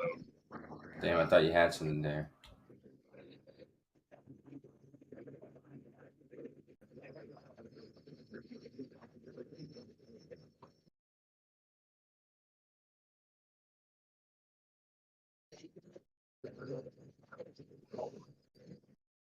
Well, Cylinder Earth could at least explain some of the observations that we see without invoking magic. Well, magic is real, my friend. I promise you that. I promise you everything about that. Collective consciousness is definitely real. I don't know I'm sure there's scientists that do experiments on it. What do we think? Who naysays the experiments where they have the plants, having feelings, or the plants are sensing things and stuff like that? Like, does anybody deny that? Right. So we know we have that. Right. Or did you say plants sensing things? Yeah, like they have feelings. Like, man, oh man, there's some cool ones, but the simple ones are where you talk to the plant nice and get good success, and then talk to the plant mean and get bad, get negative results. That seems to that's be kind of like that Michio Moto guy, or Lynn McTaggart's The Intention Experiments, or there's a couple other ones that done this. I mean, Nobel Prize people been backing this shit forever. They'll claim. I don't know. Go ahead. I heard that you could put the lie detector on the plant or whatever, some sort of electrical sensor thing, and then, bro, I need to be able to research this while I'm not driving. But I heard one where they can have a plant murderer murder and stomp and rip to shreds a plant, and then walk in the room, and the plant's brother or just any other plant knows that it's the plant murderer, and the plant starts giving off vibes. Whereas when other people walk in the room, the plant doesn't give off any vibes. Only when the guy who murdered the other plant recently. So maybe it has the other plant, juice on him still for being a murderer. But either way, plants have feelings. Now, the consciousness in other animals and stuff, they do maybe, like, they have these sensory things that are like deeper levels, is what I mean. Like, they have these really sensitive type of network in our realm. But the collective consciousness is definitely real, guys. I mean, we should document more. It's definitely real. Definitely 1 million%. 1 million%. 1 billion%. I literally made the cat find my keys within 8 seconds, like, subconsciously. Like, that's ridiculous. That's absolutely ridiculous. Well, and I've then, been saying it. Yeah, exactly. Okay, right. go ahead. I'm sorry.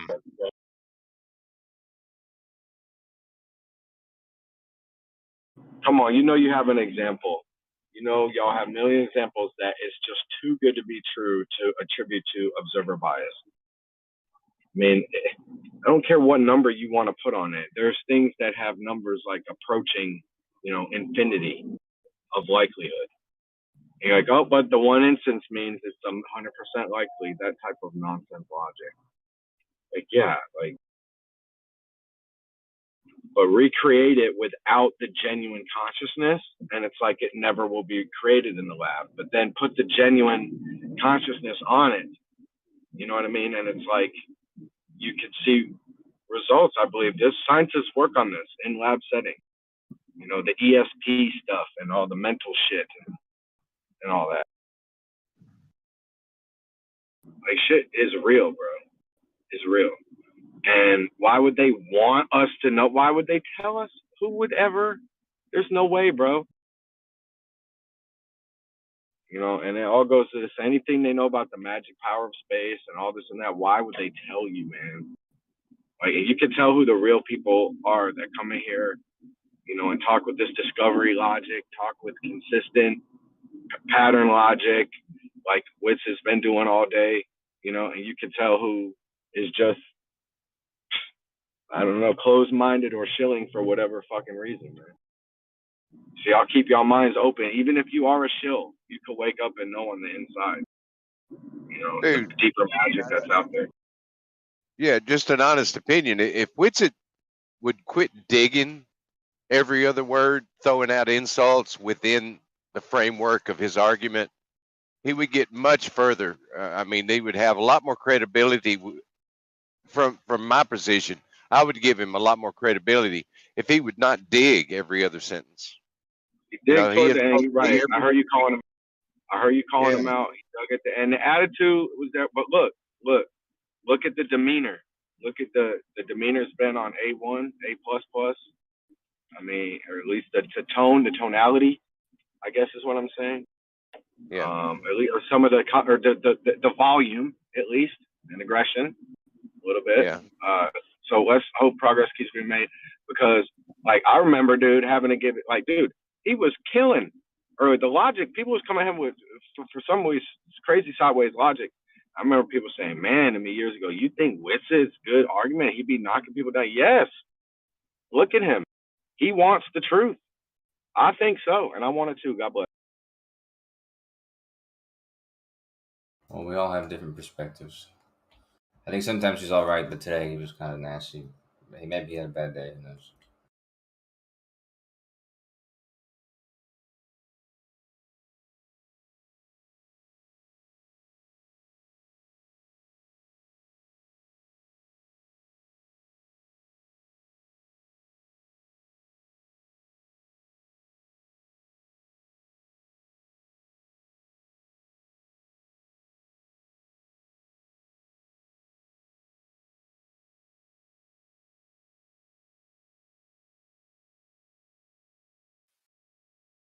Where'd you guys go?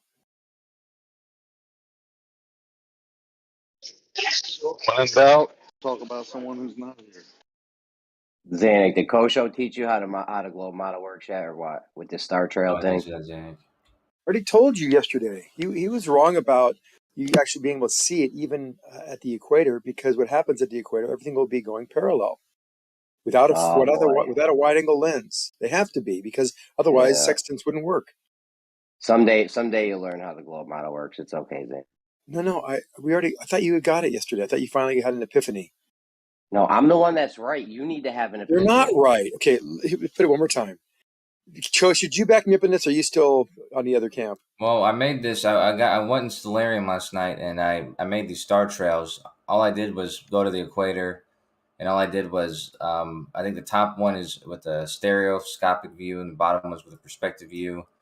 And yeah, so I mean, I'm not sure which one I should use, but however, they both give me the same thing, where the middle lines are straight and the side ones are curved.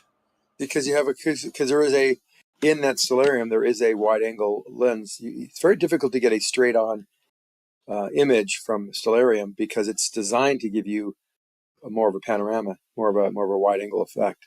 Listen, me, Kosho, Gummy Bear, and Doofus. Okay, Doofus. They're all on my side. All these people. Gummy Bear is, and Doofus. I would listen to them too. I would be willing to take a conversation. I know. Remember, I told you. I thought you had it when I gave you the. No, I thought you had it when I walked you through this 2 days ago. No, I started out by saying, I hadn't really thought about it. Most of the pictures we see this divergence, and I thought, and then I started thinking about it, and then I had the little impromptu from eggshells, and I thought, it's obvious. They're not going to diverge. I remember the other day, Witsit said it was a monumental moment. I was holding your hand, walking you through this, and you acted like you got it. And I thought you had your epiphany then. Zanik, we know what it is. Why? Because Zanik's right, but the reason is I keep saying this. Jeremy's he's vaguely wording it. He's leaving a lot of stuff out, and it's important to note that if you're an observer on the equator and you keep your face fixed in one position, then it's going to behave like those same stars that were in one place in your frame. They're going to be somewhere else in your frame, and they'll diverge. However, Zanik, what you're thinking about is something more realistic, which is looking at those stars and then following them as they go up the straight line up over your head and then behind you. If you follow them and they stay in the center of your frame, you're exactly right. They're not going to change angular size from one another in your frame. And so you're not going to that's how you're going to make a measurement anyways. You're not going to make a measurement by looking in one place and never following the stars.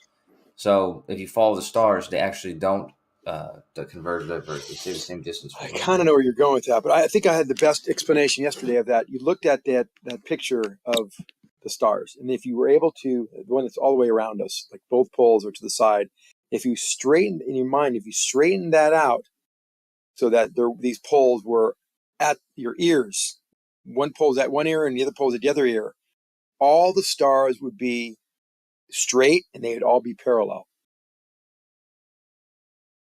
Yes, that's true. All the circles, while they're still circles, because are you parallel. remember, think about the pictures that you see about the star moving in time lapse. I mean, all the stars moving. It's like a fixed, picture, a painting that's just kind of rotating above you. Yeah. And everything in that picture, there's no change of position of any object with relation to any other object.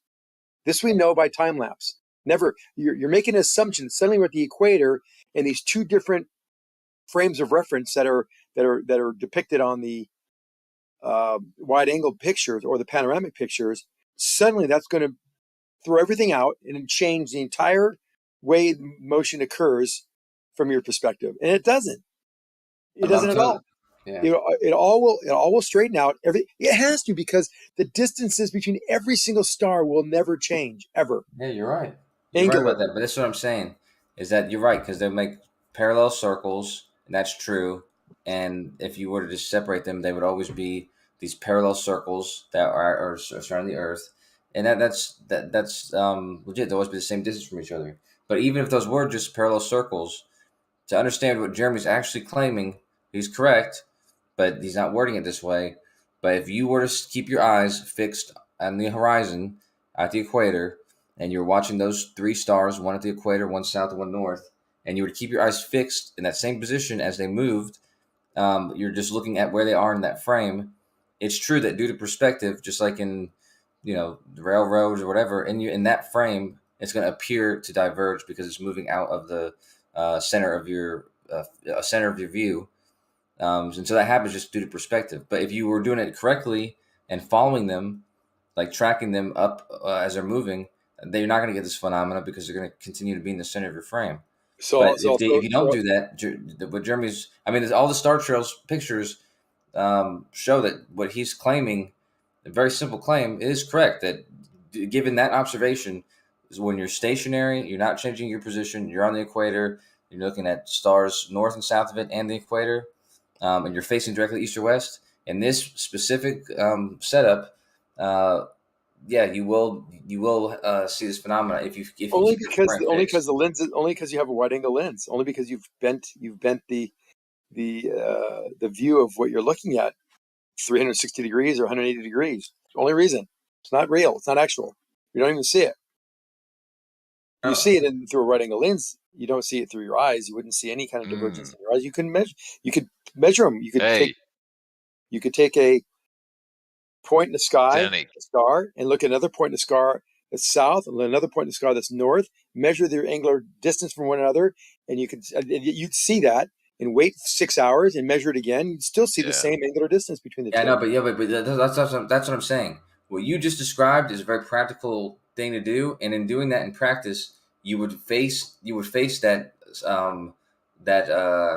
star or whatever every time. You would turn your device to it, and it would be in the center of your frame because you're actually measuring the displacement between that one and the other ones. And in order to make that measurement, that's what you'd be doing. However, in the examples that Jeremy's showing, that is not being done and can't be done because the camera is always fixed. And even though you can still see those stars in the frame, they're not the focus of the frame. And so, like I said, due to perspective, they diverge. But you're saying is correct. That's what I'm saying. That's a problem with this argument. It's so semantic. There's people correct on both sides, but I keep on. I don't know how much more detail I need to provide for even what you see. It's not even an apparent deflection. It's not. When he said that, my knee-jerk reaction was to throw it back on Jeremy, like, apparent? mean, not real, right? No, it's not even what you see. It's not apparent. We actually can take a distorted a lens that gives you distortion of perspective, called a wide angle lens, and watch this phenomena happen. But that's not what we're talking about. You want to actually see what's happening at the you equator. Look tripping. up and see a You divergent. tripping, bro. These guys, and they don't diverge. Okay, I have to ask you because I when I did the star trails, I was trying to pick which one, which view would be the one you'd want to use, and so I did perspective, and I did what is it, perspective? What did I say before? Hold on. Anyways, I'm asking which one should I use because I'm trying to use the right one. So let me see. So yeah, that's what stereographic. That's what I meant to say. So perspective, stereographic. They also have fisheye, orthographic, equal area, and a few other ones. But stereographic seems like it would be reasonable, right?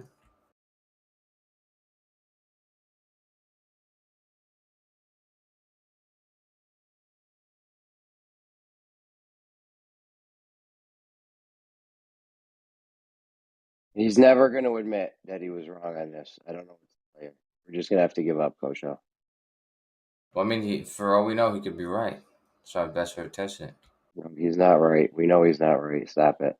Stop. Okay, are you there? Are you there listening? Yeah, we are now. Both you guys. Go look at the picture I have of that GIF. It shows what we're talking about here. We're looking at all the stars and what they look like. If you're at the equator and it has a little, I wish I could freeze frame it and I might just take a picture of it. Is this the Xanac guy y'all were talking about earlier? So when you get to the point where you're looking at the stars from the equator, look at their directions. See how they're diverging? Yeah. Okay. That's all Jeremy's claim is. But that's because you're looking, even in that, you're looking at that from a wide angle lens.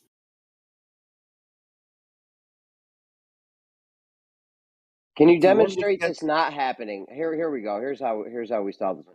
Can you demonstrate this not happening on the globe? Like, can you show us star trails from a fixed position and show them not diverging and converging? What's up, kiddo? They're not diverging. The whole sky is rotating. And it'll still look like it's rotating at the equator. Yeah, I can, but it involves me using projection models. So like I told you, I could do stereographic and I could do perspective, but I can also choose Mercator for some reason. And when I do that, yeah, the star trails all appear to be straight lines.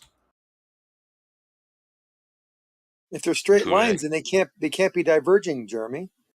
What part of that don't you understand? And if it was true, then we couldn't use sextants because those angles are in the almanac where they are. Yeah, I know, but Zach, think about that though. When you're using a sextant, you actually face the star that you're trying to measure the angle to. It's in your focus. It's like in your frame. So it's like no, I can have two stars. I would use two stars. Right. Okay, but that's what I'm saying. If those two stars were in your focus, you can get accurate measurement. But if they're if they're moving outside of your frame, whether it's upwards or downwards or something else, that they're actual. You wouldn't make a measurement like that, first of all, because that doesn't make sense to make measurements like that. You would be holding the device and you would center them in your frame. You know what I mean? It wouldn't be something that was like in Star Trails picture. It's something that's raising up and almost leaving your frame of view, or heading downwards, whichever direction it's going. I realized that last night when I was making. Try to EQ them out. That the star trails they appear to be close. The star trails appear to be closer together when they're in the center of your frame of view and your focal in your the direction you're viewing. Kosho, try the EQ mount at the equator. No, I'm not gonna do that, man. That was a body bag right there with the EQ mount. It wasn't. It was. That's a body bag right there. The EQ Why you mount. try it out then, dude? Okay, Xanac, we got two EQ mounts on top of each other, right next to each other, right on the equator. One of them's tracking a star that's directly above the equator, right? That's only going to move on one axis, right? Xanic.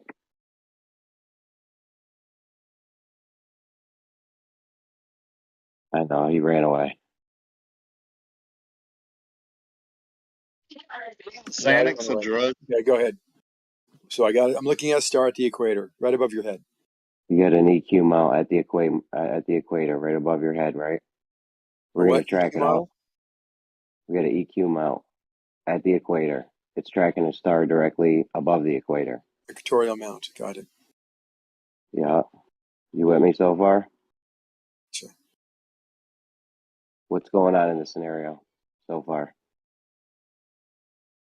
Because I think you just lied to me. We're watching the star from the equatorial mount. How does the equatorial mount work? Yeah, it tracks the star. It tracks the star. Hold on a second. I'll be right back. Jeremy's running away. I think Jeremy just ran away. You got him, Xanic. I know, right? Good to see you off drugs today, man. Well, most of them.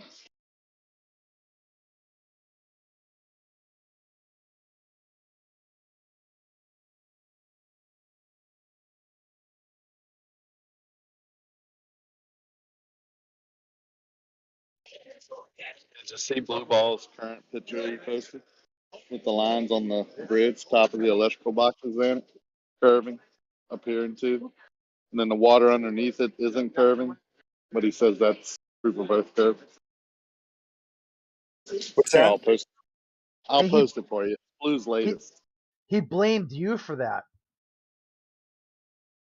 The other day, Don took him to task about everything he does is some sort of knee-jerk reaction to what you did or what he blames you for. He said, well, you can think that all you want, but I don't, Blue went on to say he doesn't care about you, doesn't think about you, you play no metric in anything he does. He wants to meet me face to face. He makes memes and videos about me. I know, and then he posted a message, because of Rakia, I'm going to do this. His cause and effect. You are his god. You are a supernatural force in his world that you can just dictate his behavior simply by existing. Says he makes me dance. Yeah, and he thinks that, he's controlling you. In a way, in his mind view, he's got to somehow believe that he's like the alpha and the omega. Because he's only reacting to what you do because he made you do you. So that when you do you, he responds to what he made you do. It's like this backwards logic that globalists try to wrap themselves around to make it seem like they're doing something other than just freaking out about flat Earth. That's the only thing he's doing. He's freaking out about flat Earth, and he wants to blame you, he wants to blame other people, but also has this very high view of self, so he tries to make it seem like he's in control, when he can't even control his own actions. Xanic, you here? Of course. Okay, we have an EQ mount. It's at the equator. It's tracking a star directly above the equator, right? That EQ mount is only going to move in one axis, right? Right. Okay, there's another EQ mount directly on top of that one, 2 inches from it. It's going to track a star to the north of the equator. One of the stars directly above the equator is going to track a star to the north of it. How many axes is that going to be needing to move on? What was the second part of that? What kind of scenario are you trying to draw here? There's an EQ mount at the equator.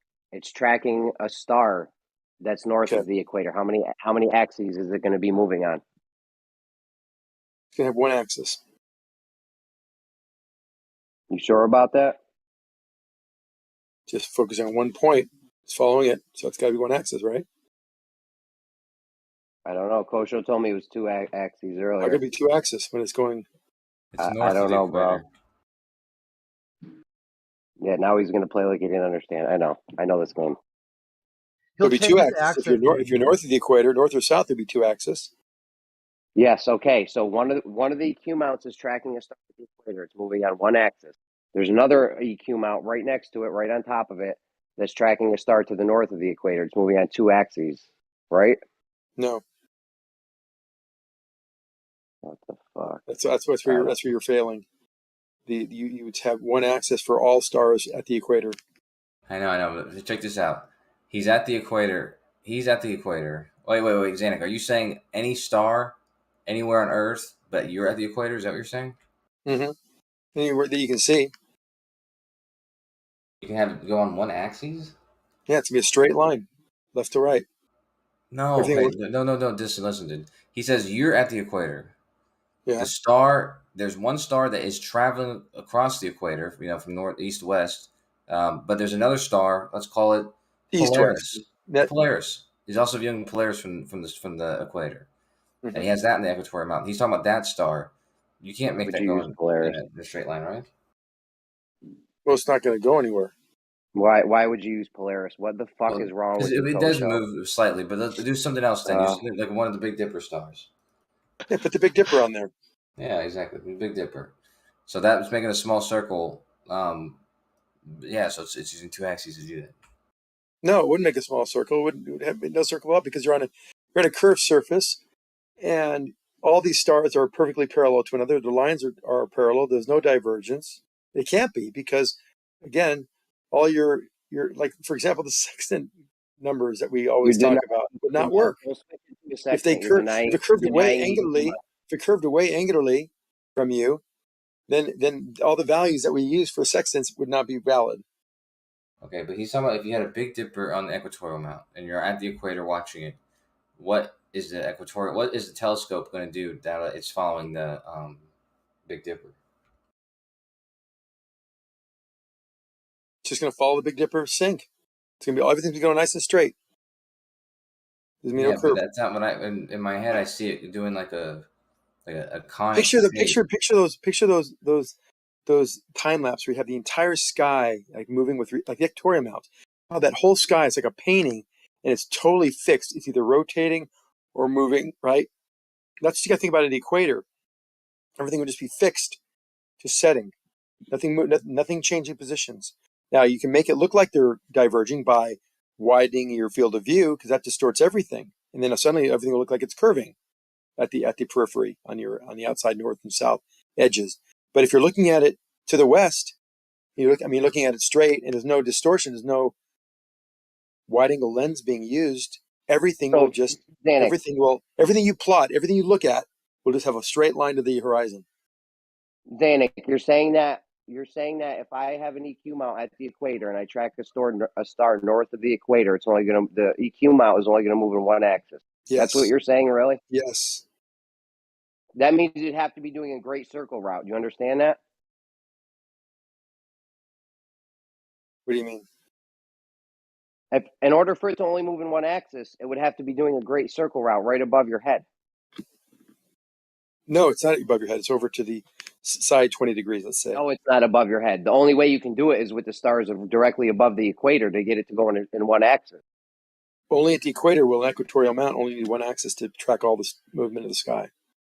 Only for the stars directly above the equator. That's the point. That's the contention, right? That's the argument. So once we figure that out, I think we have the answer. So that's a good way to bring it up and way to talk about it. And I think once we figure that out, you have your answer.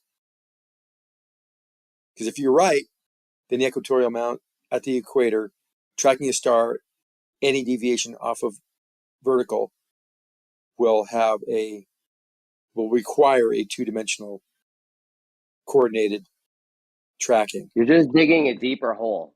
No, I'm not, because if I'm wrong, then I'm wrong. I'm not at all. I'm saying if you're right, then we absolutely require a 2-axis tracking device for stars to the left or to the right of us, to the north and the south of us, if we're at the equator. And I contend that we don't, for the reasons we talked about last night.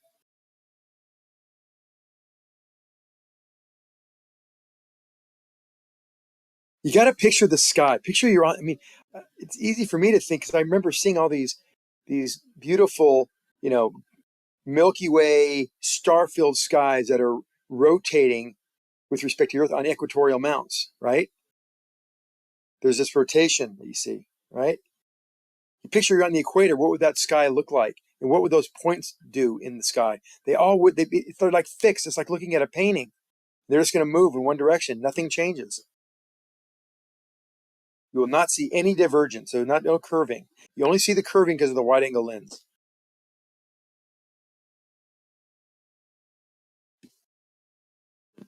Hello? Test. Who are you talking to? I'm talking to Jeremy. Who do you think I'm talking to? Yeah, he ended that about What kind of 5 question minutes is ago. that? Jeremy left you. Zanuck, were you talking to me that whole time? You That's asked the question, I hilarious. responded back to Such a you. douche, Jeremy. Dude, that was like 5 minutes ago. Like, No, just now. What do you think I was talking to? No one Come knows. on. You said you need an equatorial mount with 2 axes to track the stars to the north and south of you. I said no. I go, think about the sky. Think about the Milky Way. Think about those big, enormous pictures and videos and time lapse that shows the sky rotating on the equatorial mount. At the equator, you don't need more than 1 axis. Everything will go a straight line. Everything. Yeah, that was Jeremy and Kosho like 5 minutes ago. No, okay, you're not paying attention. Jeremy just responded to Zanuck, and Zanuck went on that whole thing. That wasn't 5 minutes ago. That was like a minute after Jeremy said that. Jeremy said he was digging a deeper hole. Exactly. Yeah, he's digging a deeper hole, and I was responding to that. Only way quiet. Listen to me. The only way you could have it move on 1 axis is if the star is going directly over your head. Otherwise, it's going to have to move in 2 axes. No, that's How what I'm can you not telling you. understand You're wrong. Now, if you prove me wrong, then you're right.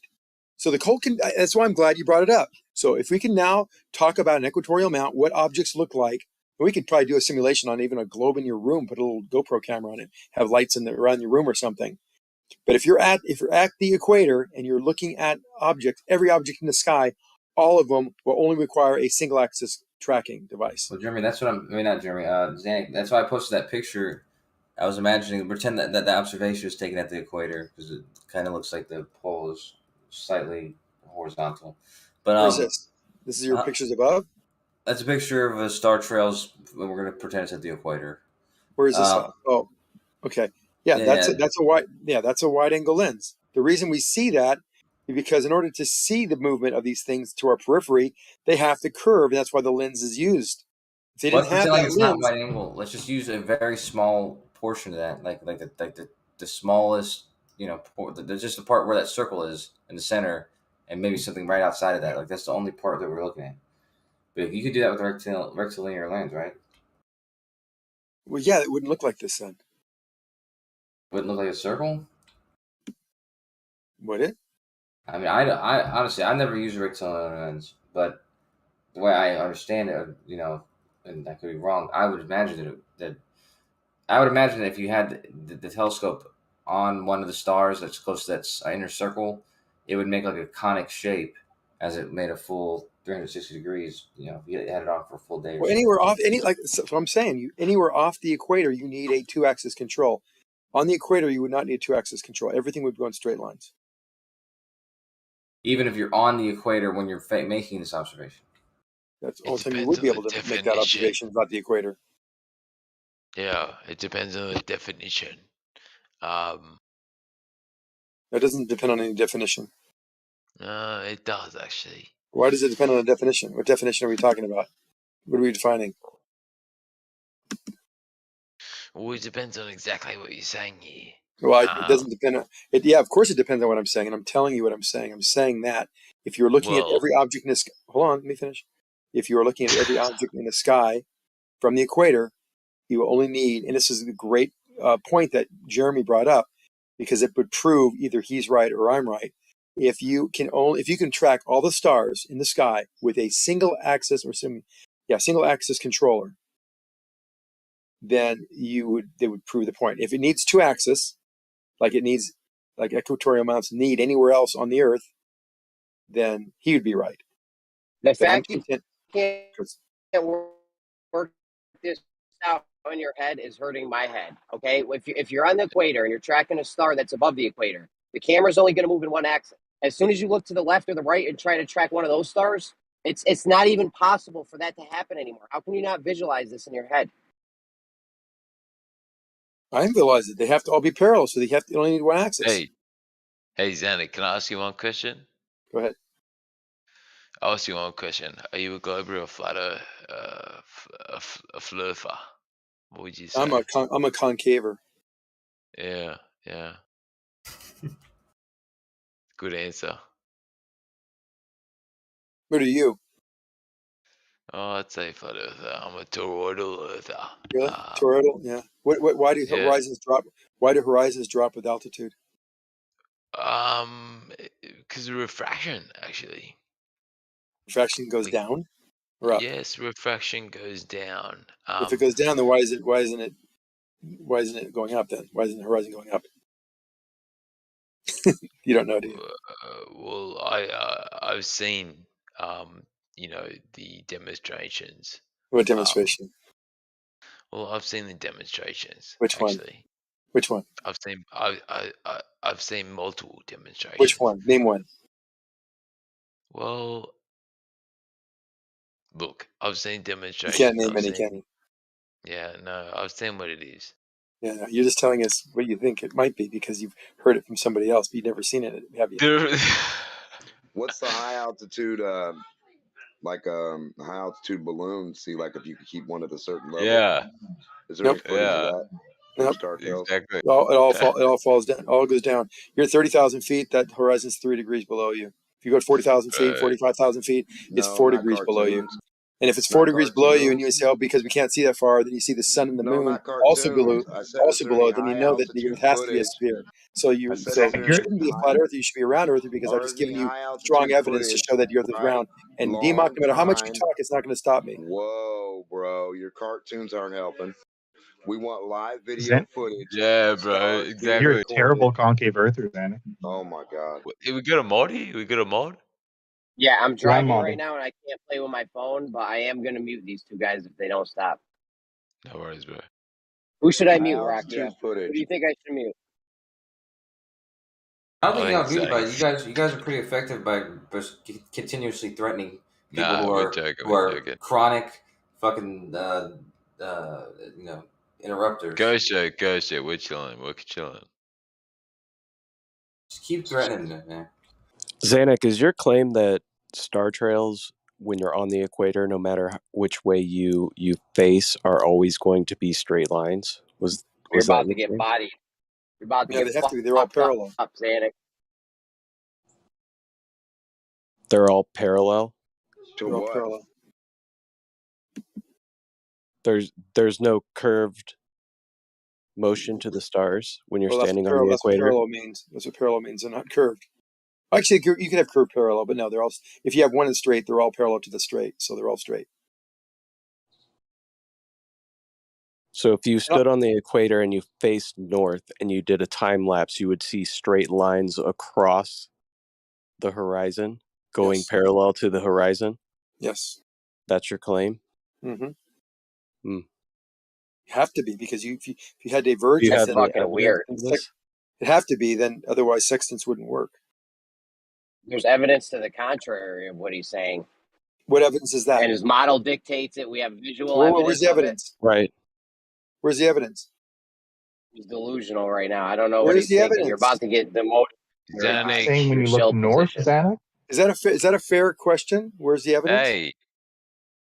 Why are you interrupting me? Why are you yelling at me? I was Every asking Jeremy a question. Do you have the evidence? That's ever been taken. Yes, every the Star Trail that's ever picture been that I've already taken. determined to be skewed because of the wide-angle lens used. And we all can agree that there is a wide-angle used in them. So that's the answer.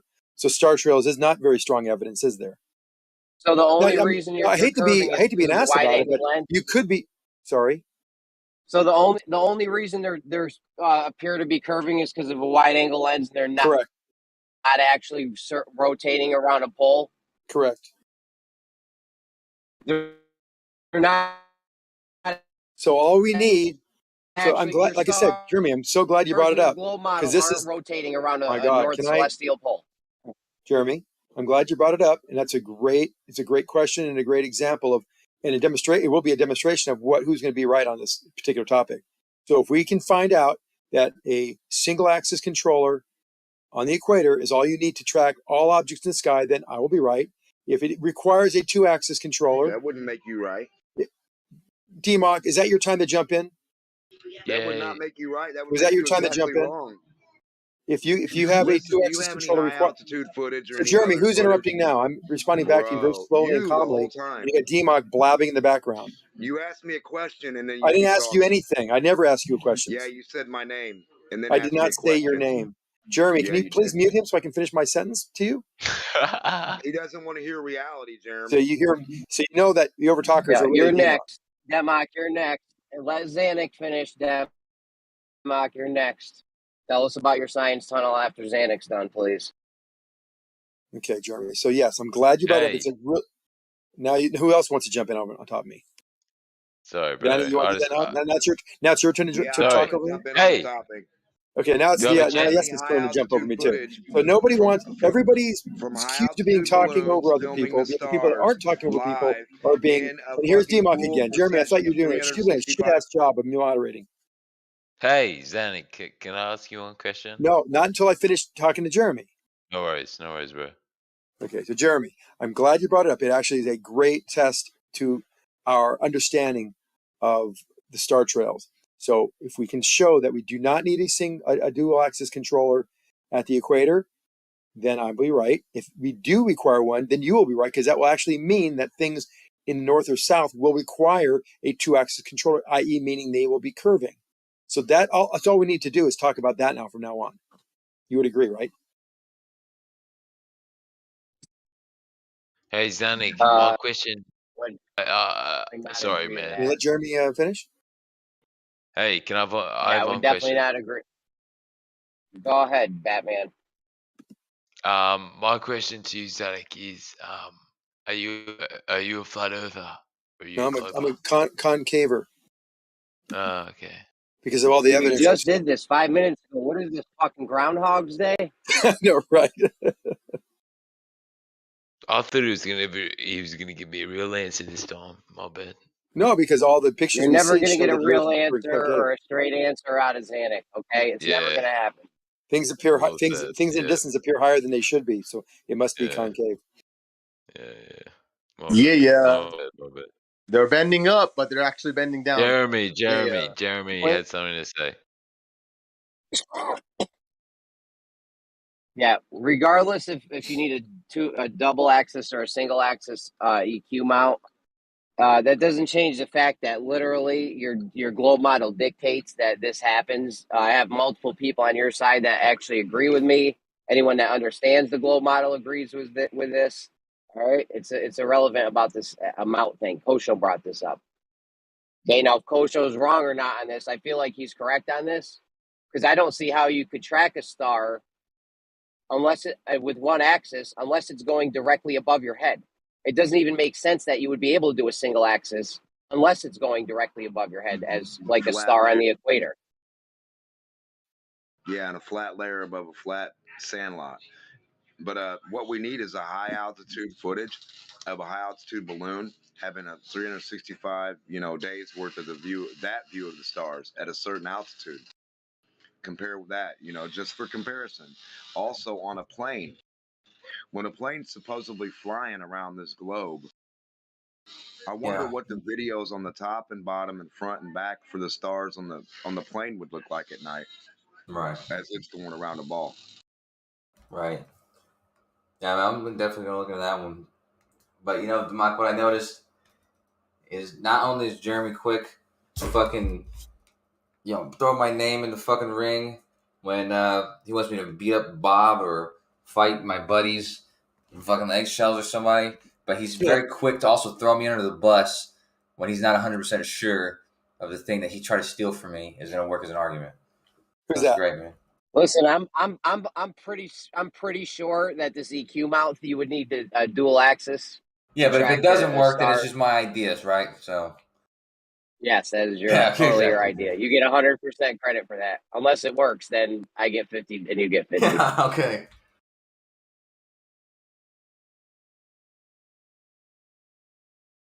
Do we need a 3-axis controller for the a normal equatorial mount? Or is it 2? I think it's. Say one more time. Kosha, do you know? Say one more time. Kosha, do we need a 3-axis controller or a 2-axis controller to see an equatorial mount work? I've never used an equatorial mount, to be honest with you. I only understand. I only They have probably an only understanding make of how it functions. They probably only make 2-axis mounts because honestly, a 1-axis mount is fucking worthless if you're not at the equator tracking a star directly above the equator.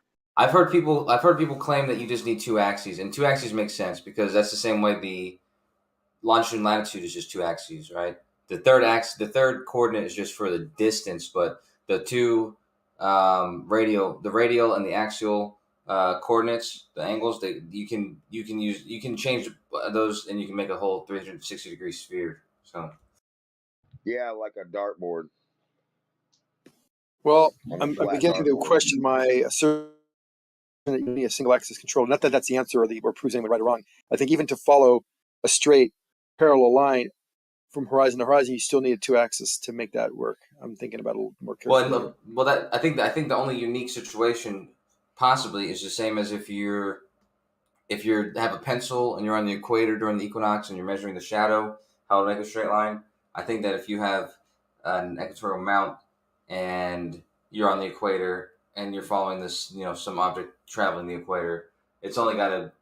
I mean, if you set it, I think you have to set it up specifically so that it was already oriented in this way, but you would only have to swing it across one axis. The same way that if you were traveling, the prime meridian, like if you're traveling the prime meridian all the way to the other side or whatever, all the way around that way, you would never have to change your the other coordinate at all. You'd only ever change that one coordinate. That's the way I'm thinking about it, but I don't know. Like I said, I've never used one, so I don't know if to function that way. Because if you think about it, if it starts at say you're tracking the sun on the equinox, and you're over at maybe at sunrise, right due east, directly east, and you have it pointed directly east, but it's going to rise up in north when it's at high noon. It's going to be south. No, not from your position. Yeah, from my position. If you're on the equator, you're saying? No, in North America. Oh yeah, you're right. Yeah. Starts out due west, but then it ends up south of straight up of zenith, and then it ends up due west again. So I think you'd have to have, even in that situation, you need 2 axes to follow that. Yeah, I agree with that, but the specific scenario we're talking about is the same thing, except for you're actually at the equator making the observation. Right. They should connect a high altitude balloon on like a swivel where it can turn, and then record the stars at night for a year. Right? Yeah, buckle down. High altitude balloon. Recording the stars for a year on a swivel to where if it turns, it doesn't matter. It'll,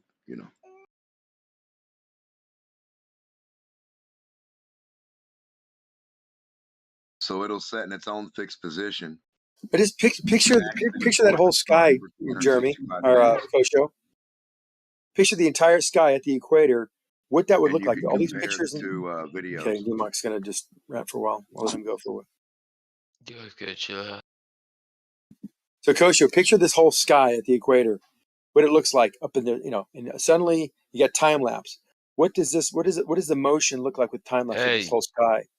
It's not going to have two diverging things at the bottom, as it goes to north and south. The whole sky will stay fixed. The whole sky will set. The only difference between that and anywhere else on the Earth is if you go north, you're going to see it rotate. The whole sky rotate, as we see with equatorial mounts. If you're south, it'll rotate. The equator, the whole sky will just go up and down. There's no divergence. They're all parallel. Yeah, they're all parallel. They're all parallel if you're talking about the stars that are right above the equator. There's no difference between. There's no difference if you measure the angle between the Big Dipper. Was that required? That little blurt. Sorry. Tourette's, little Tourette's kicking in. Tourette's is kicking in, huh? I get it. Yeah. Nah, Zenik. You gotta chill out, bro. You gotta chill out a bit. I was talking to my friend Kosho, and you went bah. By the way, Zane, I can imagine the way you're thinking of it now. I can imagine what you're thinking of it, and I see the intuition. And I honestly, I don't know. If I knew how to if I knew which like view to change it to in Stellarium, I could do this right now. But the ones I use is stereographic and perspective.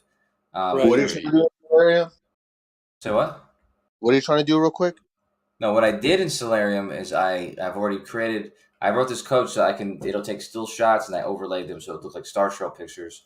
And so that's all I did. I did it from the equator, but I used stereographic and I used perspective, and those gave me the same observations that me and Jeremy have been talking about, where they converge and diverge. But also you can change the field of view too to whatever you want. Also, so I'm just not sure. Maybe I could change the settings so I can try the correct view. Oh, you've done it correct. Go show, mate. You've done the math. Think about this. Think about the position of the star in your field of view when it's setting versus when it's above your head. What that path would have to look like in the north, at the equator. It's those two. There's only need two of them, I guess, to really look at it. I'm telling you, Zanik, you're. Like, so why don't you just go ask him in Gem? No. I'm telling you though. Go Zanik, ask him in Gem. No, because there's no need to get other people into this already confusing thing that I have to follow you around and clear up your fucking what you're even stating. Because Zanik, I think still Zanik, you're thinking about it correctly, but not the way Jeremy's describing. Because you're thinking about it like you're following the stars. Because especially if you had an equatorial mount, they're following the stars, and you're thinking about doing that observation where they're following the stars. And so you're right; they would always keep the same angular distance from each other if you kept them in the middle of your frame. But that's the problem is that he's not describing that. Like in star trails don't describe that. Like star trails show a stationary shot and what they appear to be doing. And given that view, I think that view says that they'll in the middle of your frame they'll be closest together, but as they go up and above your head, they appear to be going around your head on either side. And only because see all those. That video I posted it. You have. Look at the ones that's rotating. All those stars, with respect to one another, never change. You all get that. I think you posted that, or I know. Yeah, you posted it. When we see when we're looking at one way, they're all the stars in that circle are going the same direction and are all parallel to each other. Only when you get to the equator is this debate now on what happens, why they curve away from us to the north and to the south in the picture.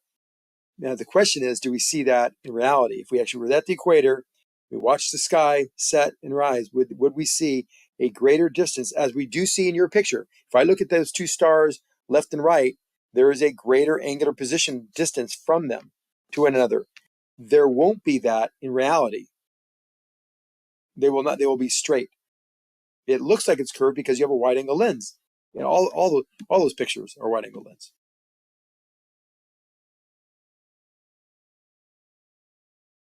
Yeah, I don't know.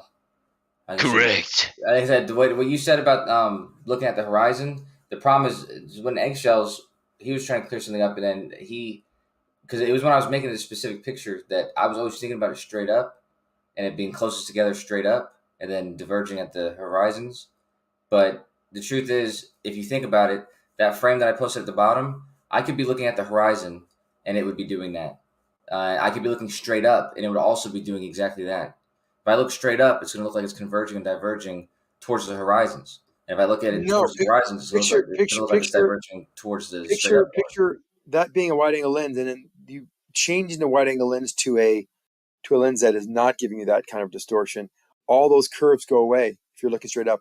Only when you start looking at the sides does it start to curve, because you're trying to bring more field of view into your field of view. And that's why it distorts and makes curves. If you look straight ahead, it's straight. If you look to the sides, it curves. It has to, because that's how. Yes. So this video can I just say something here real quick? So when you're doing a star trail photo, you're staying in one position and you're allowing the objects to move around you, meaning you're going to capture images or the trails in a perspective view. Now, if you followed all of those lights with some sort of like EQ mount or just a single axis mount on the equator as it goes up over you, and you're moving the perspective of the camera with the stars, there would be no appearance of divergence and convergence because the objects are not passing through the perspective because perspective is following with them. If that makes sense. So that's kind of that's exactly what I'm saying. That if you follow them, you don't get this convergence divergence with the stars that you're focused on. As if you move with them, they're going to keep the same angular distance from each other if you move with them. Right. Yeah. Right. Because when they move in respect to your point of perspective, that's when perspective will make them appear to converge and diverge. Now, if you're moving directly with them, your perspective is following the stars themselves. So your perspective is constantly in the same position and you're moving your perspective with them as opposed to the stars moving through your perspective, which causes the appearance of convergence and divergence.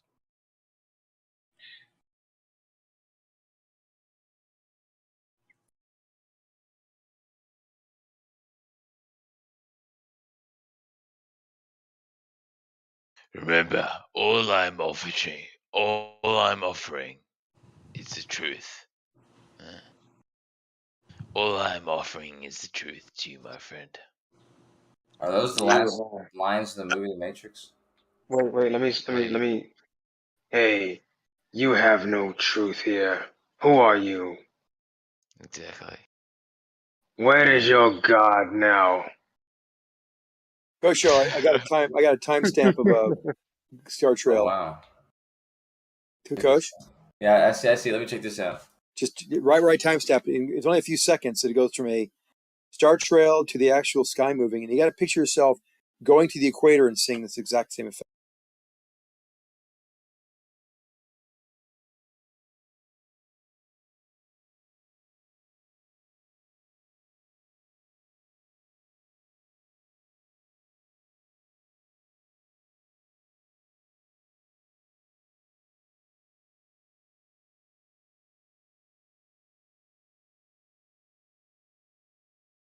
This is a cool video.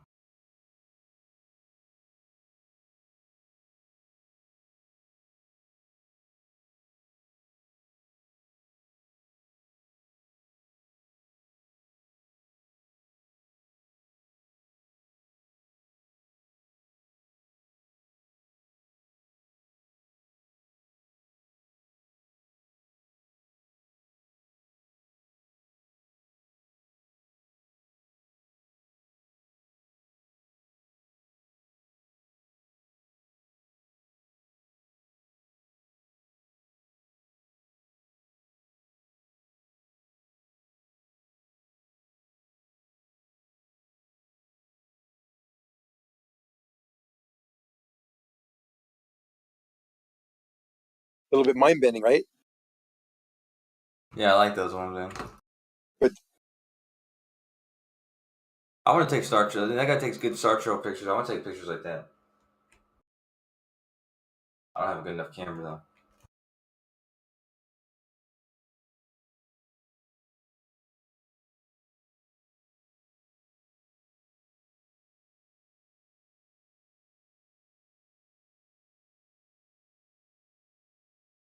then Earth of Light just posted one too, which kind of shows. Does anything change on those stars? The distance between them? All we're moving is the Earth. Well, yeah. They don't change. The sky doesn't change. Just perspective changes. Right. I don't think anybody has any contention with any of this, really. I think it's just kind of the way everything's being stated. I think previously maybe it was confusing as to Like if you're on the equator and you use an EQ mount and you follow the stars, correct. There's still going to be an arced pattern, right? The stars are still going to be appearing to arc and circle around like Polaris. Yeah. Right? They are certainly going to. Hey. Yeah. Hey. I think. Yeah. Hey. Yeah. Hey. Hey. Hey. Hey. I was just talking, bro, and you just started interrupting me like randomly. Yeah, exactly. I think you need. Hey. Hey. Hey. I think you need a Hey. live stream verified tag, my friend. What's that? I think you need a live Whatever's stream. happening in here, please stop it. Yeah, I think Nepal needs a live stream verified tag. If you're talking about the flat Earth, continue, my friend.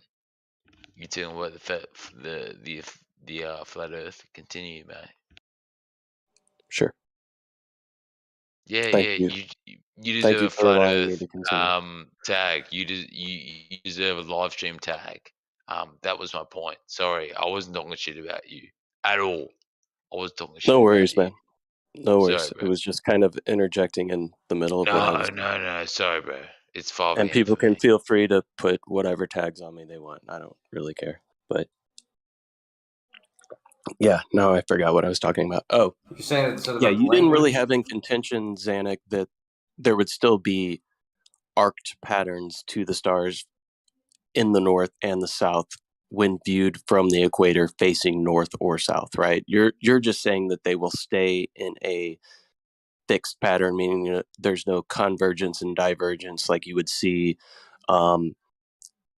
taking a shot due east or due west with the star trail, where you see some sort of slight divergence and convergence as you get away from the center of perspective from where the picture's being taken, right?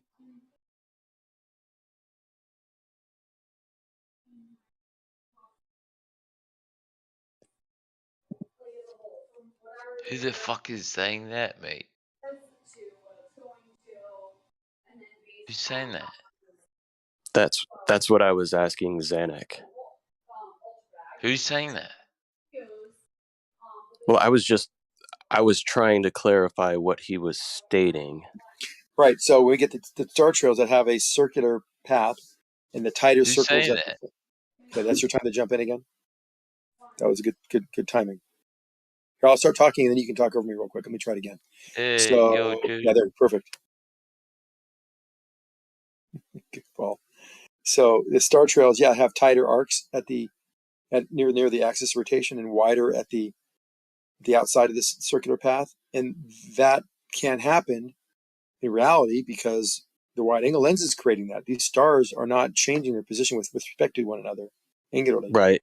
We're Yeah, only that's seeing it typically because only a wide-angle lens effect. only wide-angle lens creates that effect. Yeah, I agree with that. The same side of that coin, when you're at the equator, things also do not diverge from each other, but it will appear to diverge when you look at it through a wide-angle lens. Because I think some of those star trails actually are viewed from.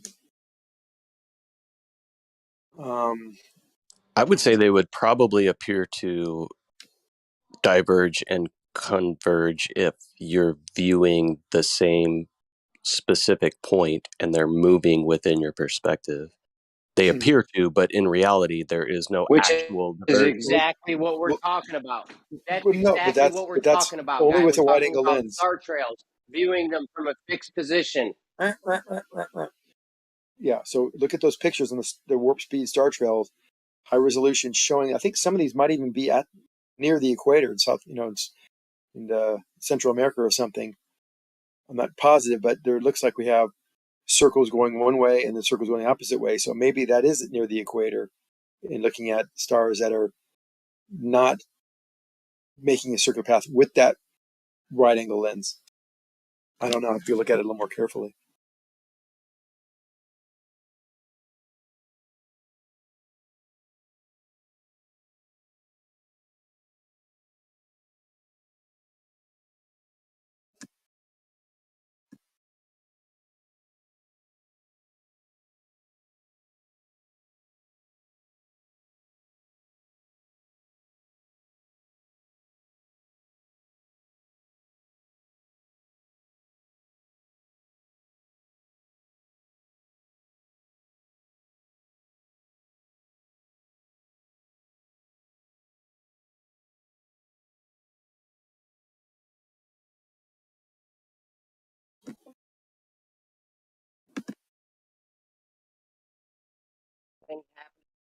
All right, Napalm, you still there?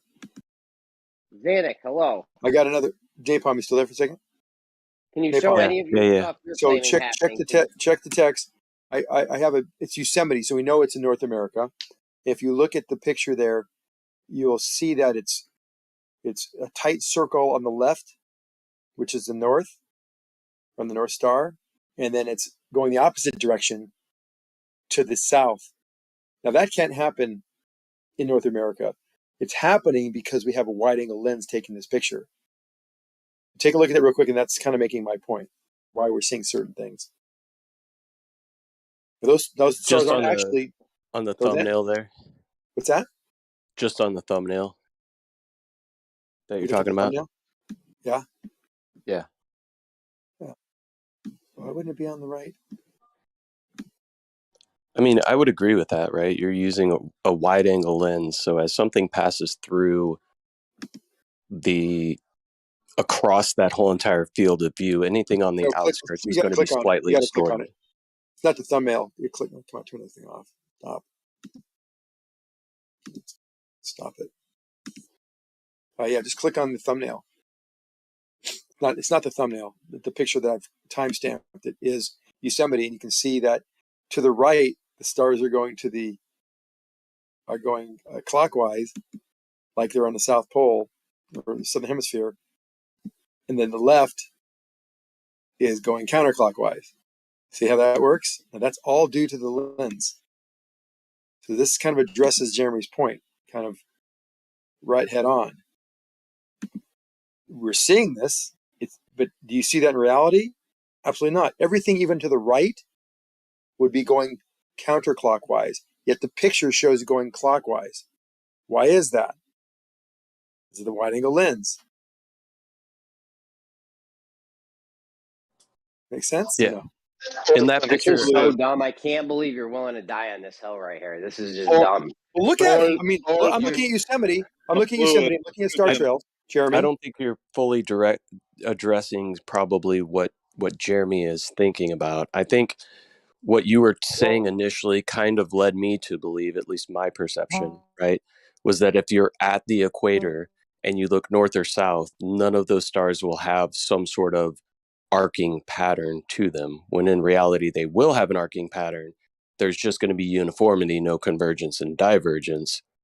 That's not perspective based. Again, if you challenge this, go look at the Yosemite timestamp. Show specifically I have stars to the right frame going counterclockwise. You can see they're curving away. They are clearly diverging. This is in the north.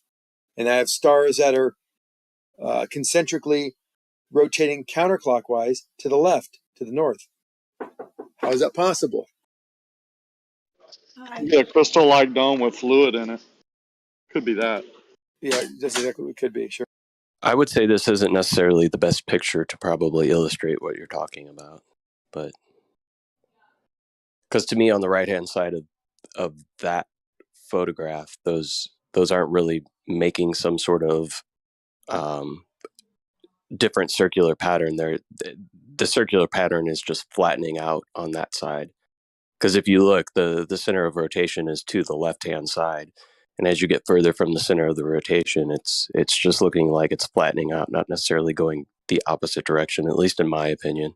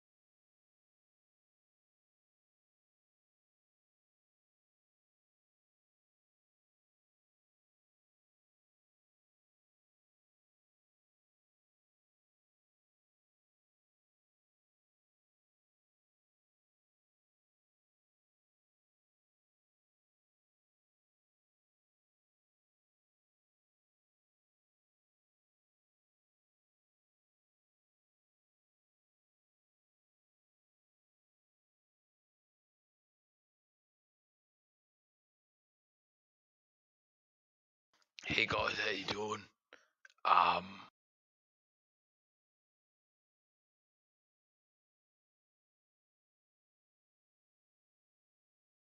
you doing, guys? Oi, Go Show, man. How you doing? Go Show.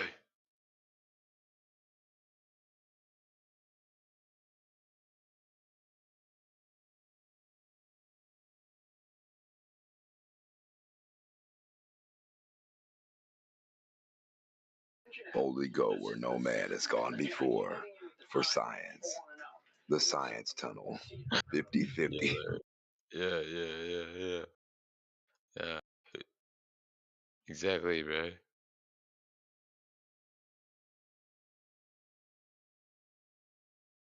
You're a funny bastard.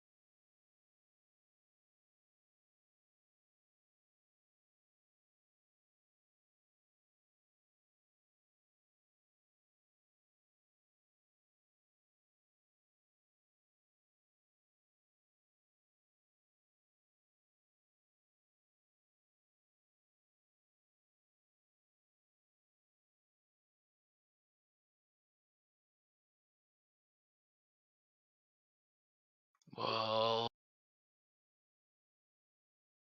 again, it depends on the information you're dealing with.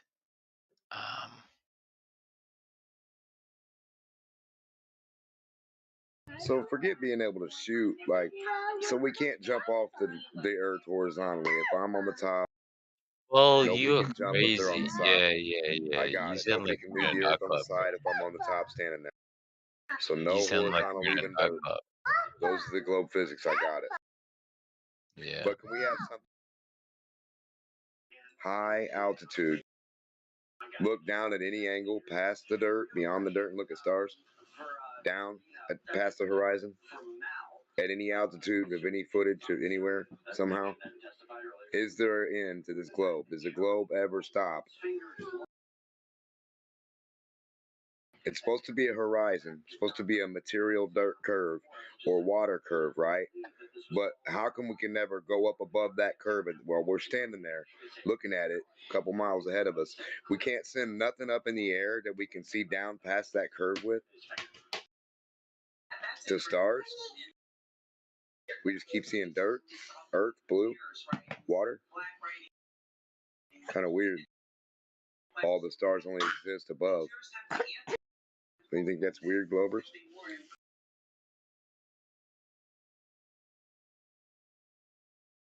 Not north, south, east, or west, looking down horizontally ever. Well, from any altitude can you ever see stars down stars, not up stars, not no forward such outward thing. stars, No down such stars. thing. Yep, no such thing, bro.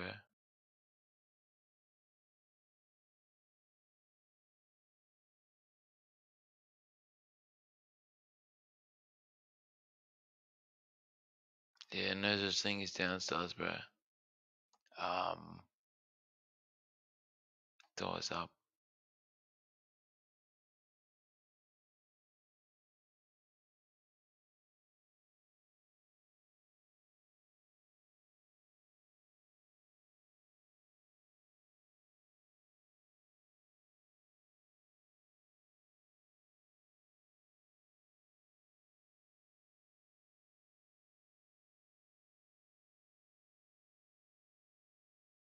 Nothing can shoot diagonally from any height down past the dirt.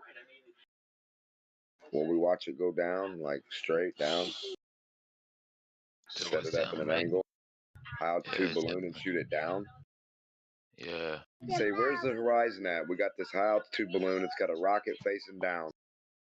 Where can this rocket shoot down to nowhere? Where can this happen live?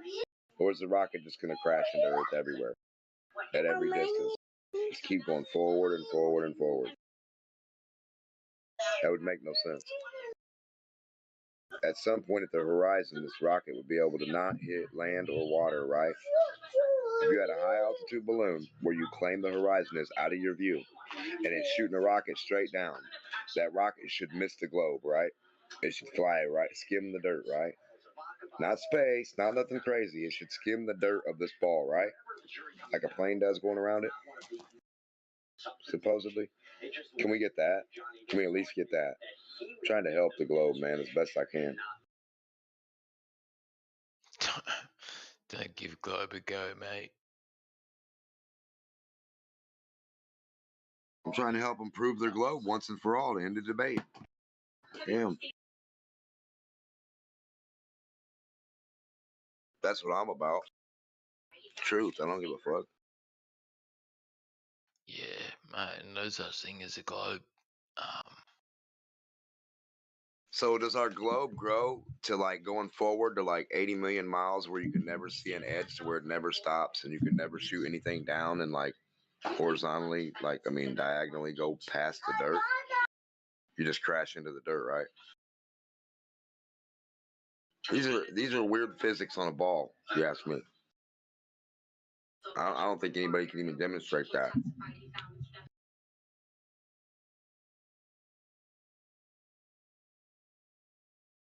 That would only work on a flat plane.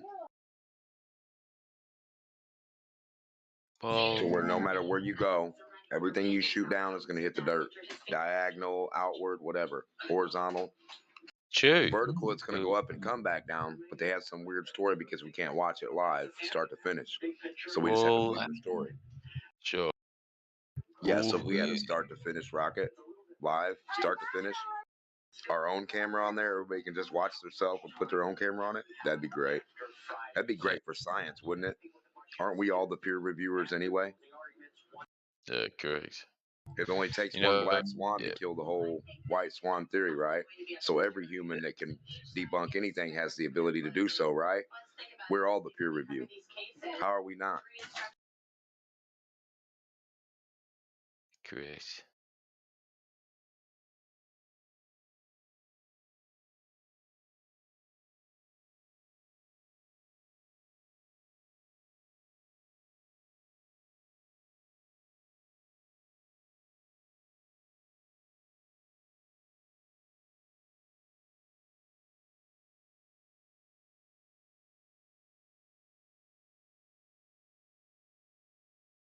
The day of the internet, all the science should be put out live, like Facebook is. A lot of worthless stuff that we have. You know what I mean? Science should be out. Everything they discover, everything they're doing. You should be able to chime in, see, watch the results, watch the live experiments. What's going on here?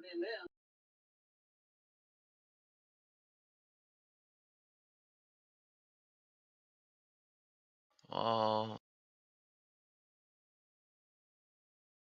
again, how come you got to be Mr. Wizard to see any real science and be hid in some building somewhere? And then everybody's got to be brought some 15-second video of some story about a computer. It's pretty weird. So on this computer screen is all the science you'll ever need. Oh, and here's an equation.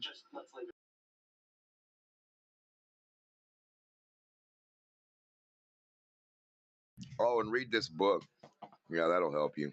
Keep reading the same book that's got wrong science to combat wrong science. Where's that going to get you? How are you going to combat real physics with fake book physics, you guys? I don't understand. Do we have a broke down delay here? Anybody comprehend this or not? No, you chilling, bro. So if the globe physics that you've been taught are wrong, and they are all wrong, ain't no question about it, what are we questioning here? Whether or not we can't do our own reality thoughts here? Like what? We couldn't be like a human who just started today as the caveman #1 who thought of his own idea. What are you guys telling me? I mean, I don't get it really. So we have to go look in a book to conform to reality. That's weird to me. To me, that's backwards. It's backwards on how you dissect it. It's backwards on how you science. It's backwards from reality. So you can't go look in a book of somebody's story to go see if somebody else's story is wrong or right. True? True. So maybe sit down and think for yourselves, everybody, anybody, and just see what you think about reality or nature or how it works. Maybe you'll be the next actual person to actually think about how reality works and be able to demonstrate it or portray it in a better manner than gravity that's fake and atoms and all that crazy stuff. Yeah, it's true story, bro. No such thing. No such thing as gravity. No such thing as fucking. Right. But I'm saying, like, where's the next science at? Where's the real science? What's really going on? What are these things really made of then? So we have an open door for new science now in almost every level. What really is all this stuff? Yeah. I don't know what a vegan is. I think everybody can't be a vegan by law because everything's a meat. Yeah. Comes from seed. Your muscles are grains. I don't get it. You're a funny bastard. Yeah, I know. All seeds are called meats, man. I don't know what else to tell anybody. Proteins from plants.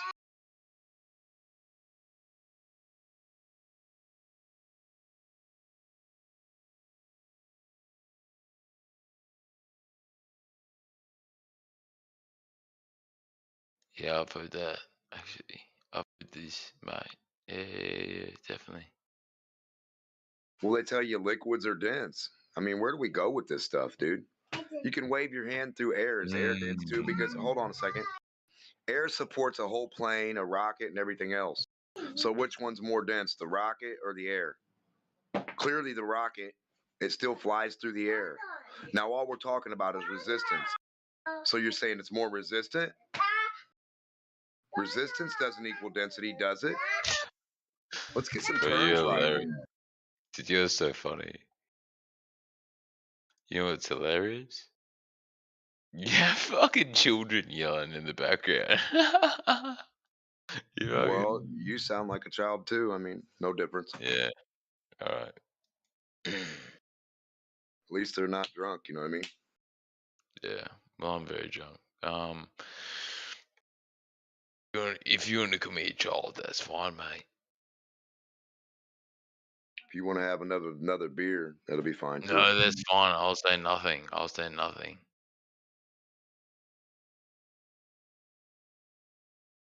Anyway, I don't have any childs. So anyway. Yeah, I'm gonna pretend I didn't see. I'm gonna pretend I didn't hear you just fucking yelling in the background.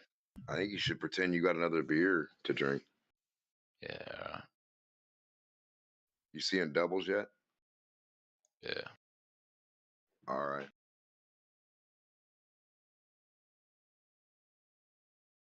So there is no science in any of those books that's ever been done in a lab that I've ever seen.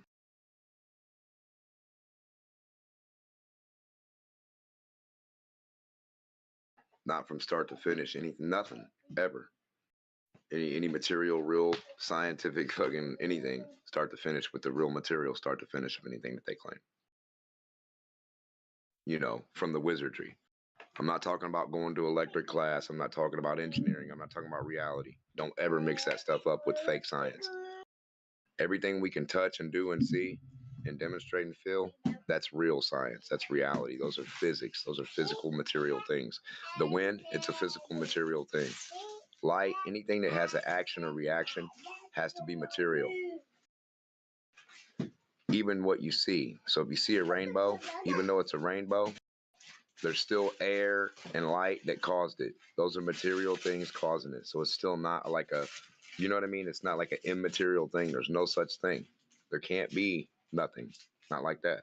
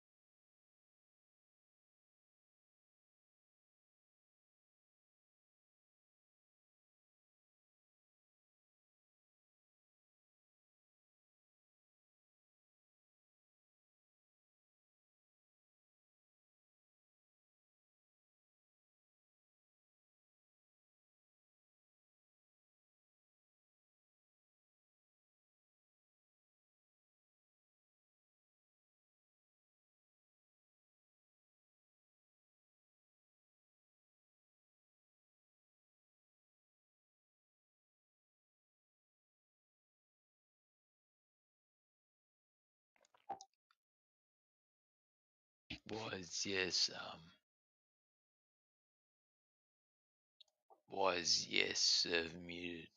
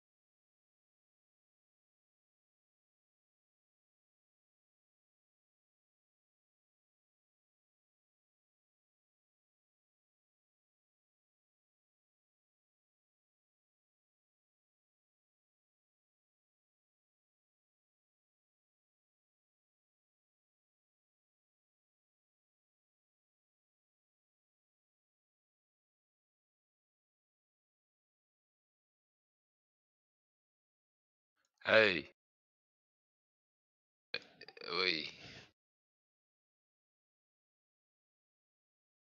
Do you know my favorite noises? My favorite noise is on Discord.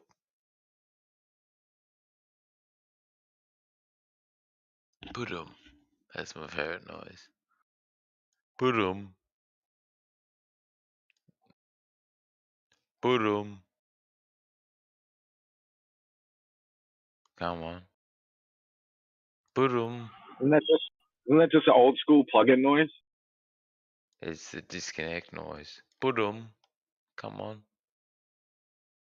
Come Yeah, they on. got a plug-in and the plug-in and the pull and the disconnect.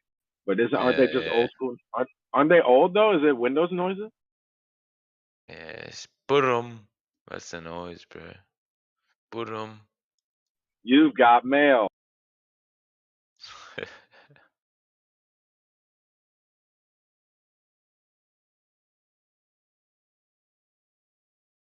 All right. World Economic Forum. The guy who owns Alibaba is talking about they making an app or some tech or some shit where people are going to be able to track their own carbon footprint.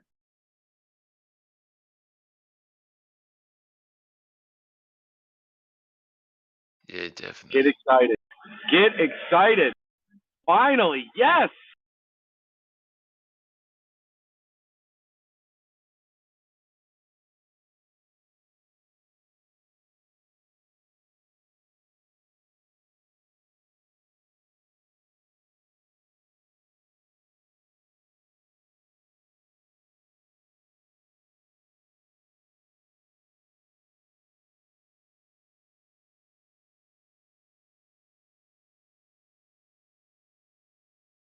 Well, find China.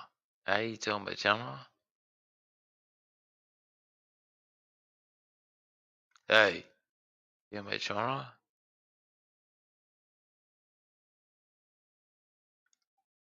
You ever Yeah. rode in a Lamborghini? Yeah, multiple times actually.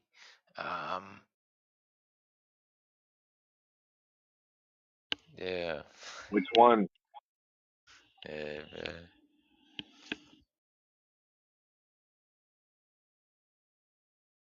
You got Aussies looking, right? You got the Koreans, you got the fucking Japanese, You guys know what the problem is? Here, there's one thing I think we all need to band together.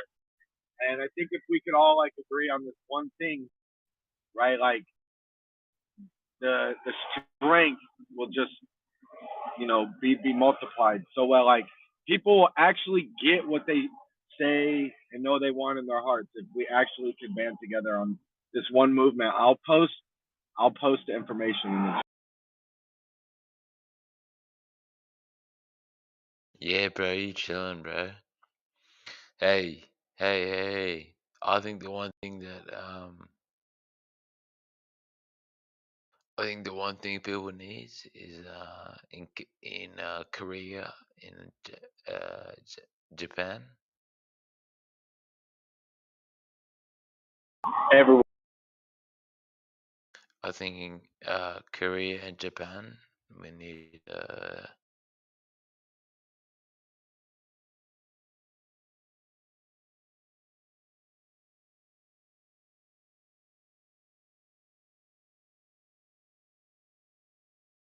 well, it depends what you're looking at. It depends on the situation. Um,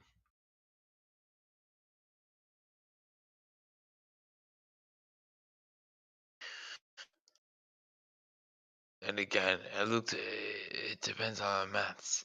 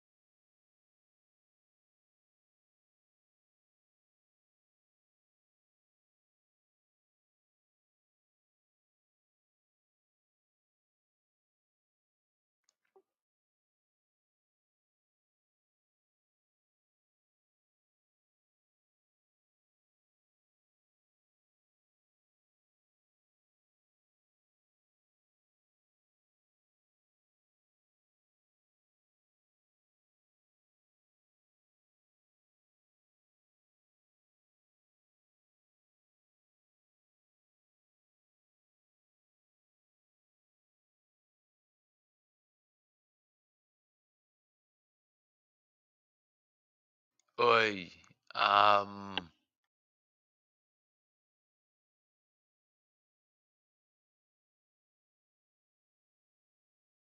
oi, how you going, man? Oi.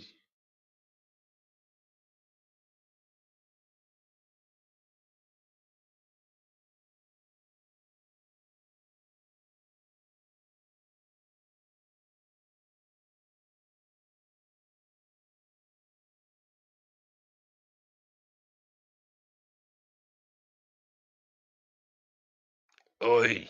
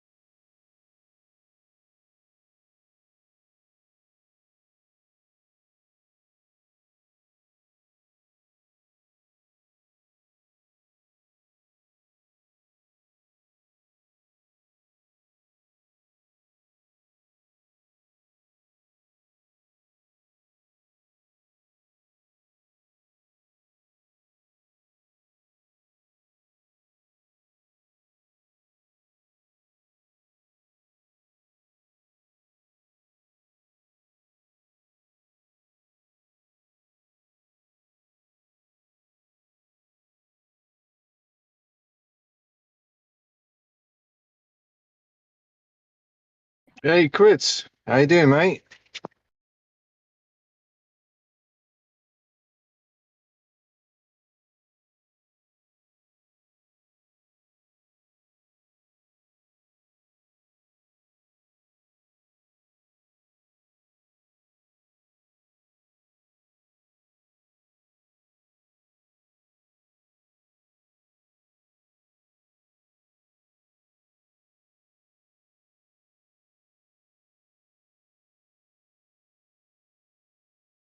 Awfully quiet here today, guys.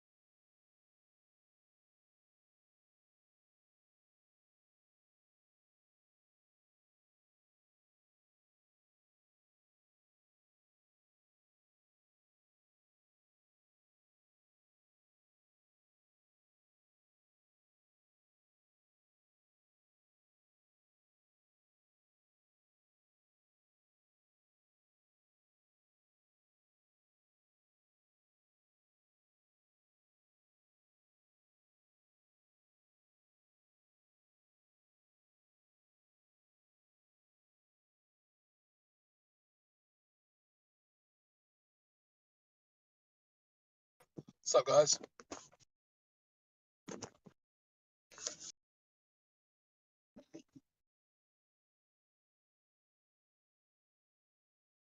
Must be the first time I've ever heard this chat with no one in it.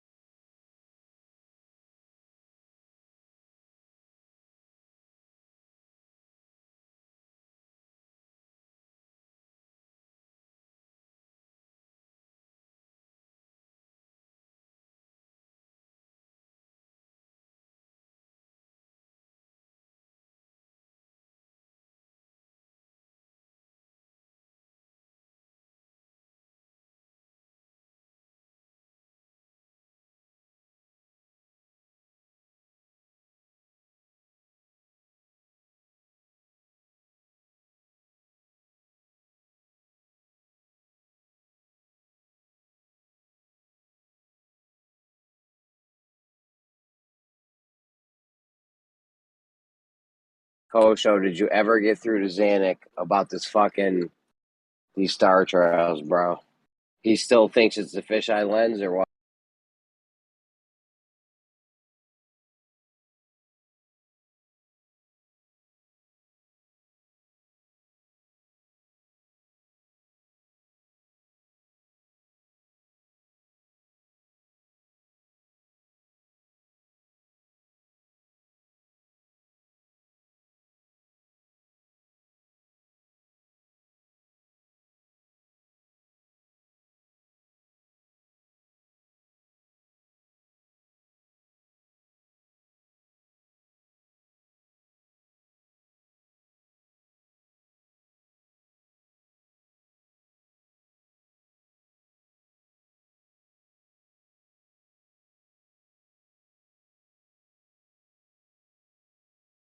Oh, I thought Kosho was in here.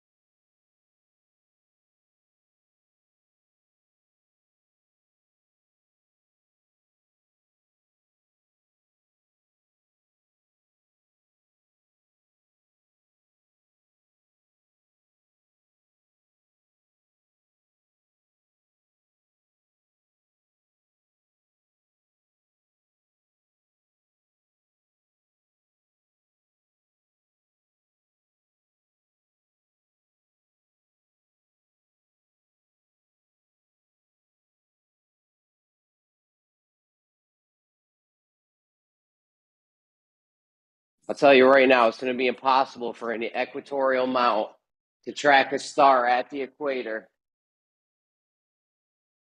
It's impossible to track with an equatorial mount if you're at the equator to track any star north or south of the equator without using you have to use more than one axis.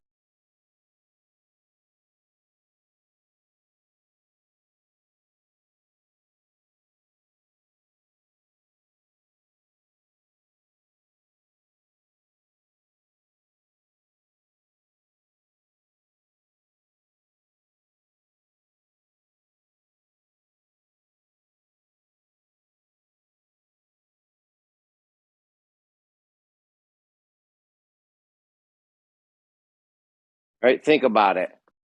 You're at the equator. You're trying to track a star north of the equator. It's not even possible for it to just spin on one axis. It would have to move in two axes.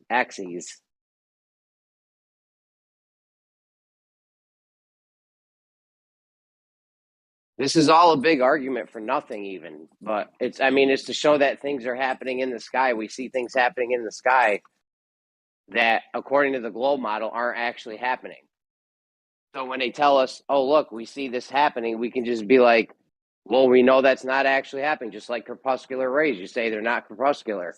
They're actually parallel. That's another example of things we see in the sky that's not actually happening. And there's probably tons of examples if we started making a list.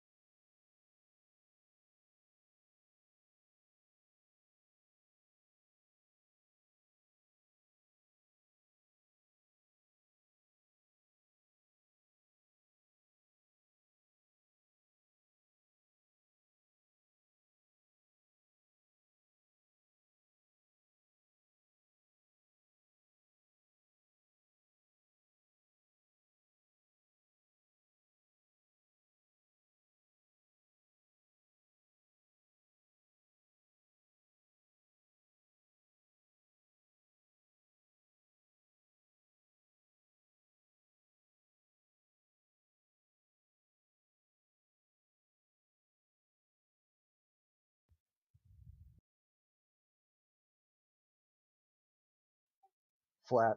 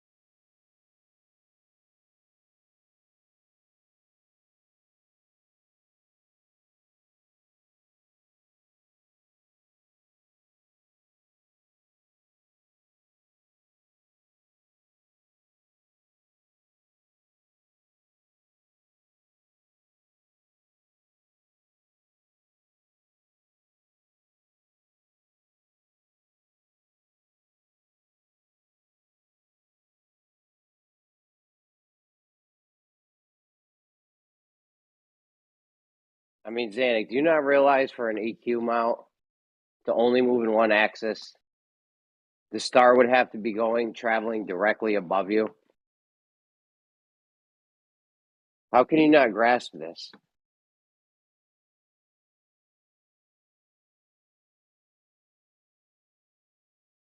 It'd have to be doing a great circle in the sky, essentially, for it to only move on one axis.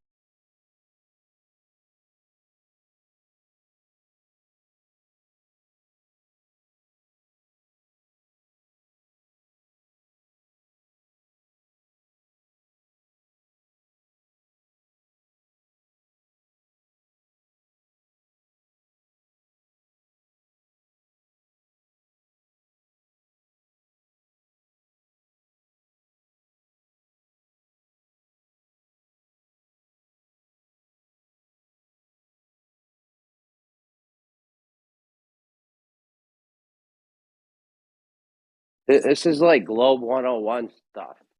We should have been past this.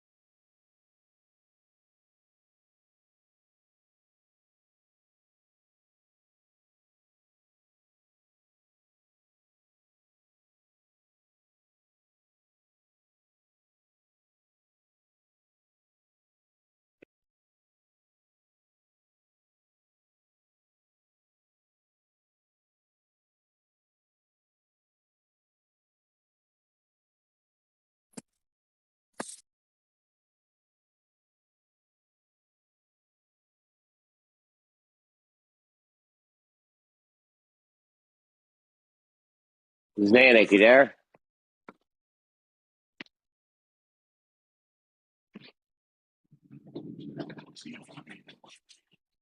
Yo, Zanuck.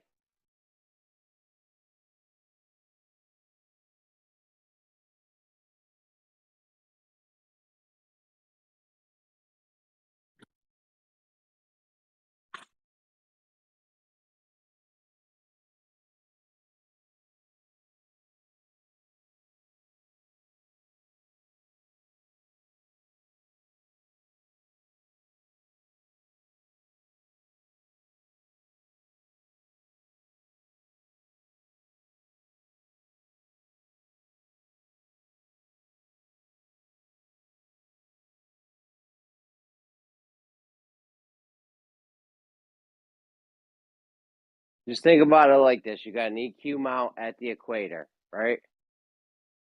The stars are definitely going to be going up and down. That's not a question. So you're definitely going to have to move in that axis, right? And they're also going to be going left to right.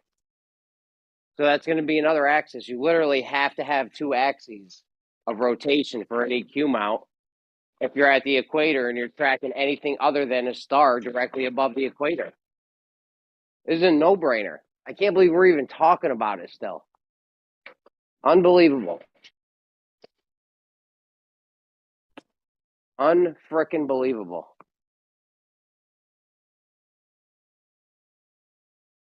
This makes me question how nice you really are, Zanuck. I had you in the top 10 Globers, but you're slipping, dude. You're slipping.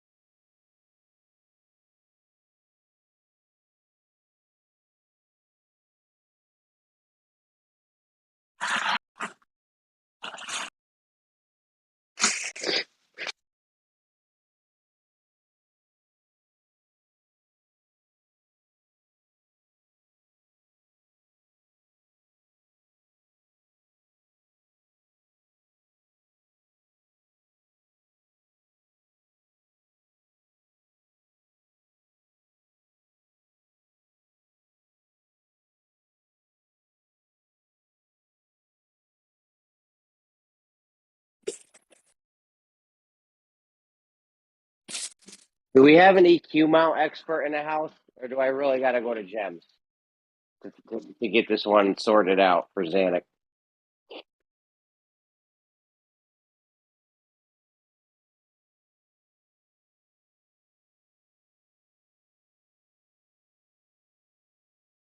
Like, I've heard this EQ mount argument raised by the Globers all the time, and now now all of a sudden Xanac don't know.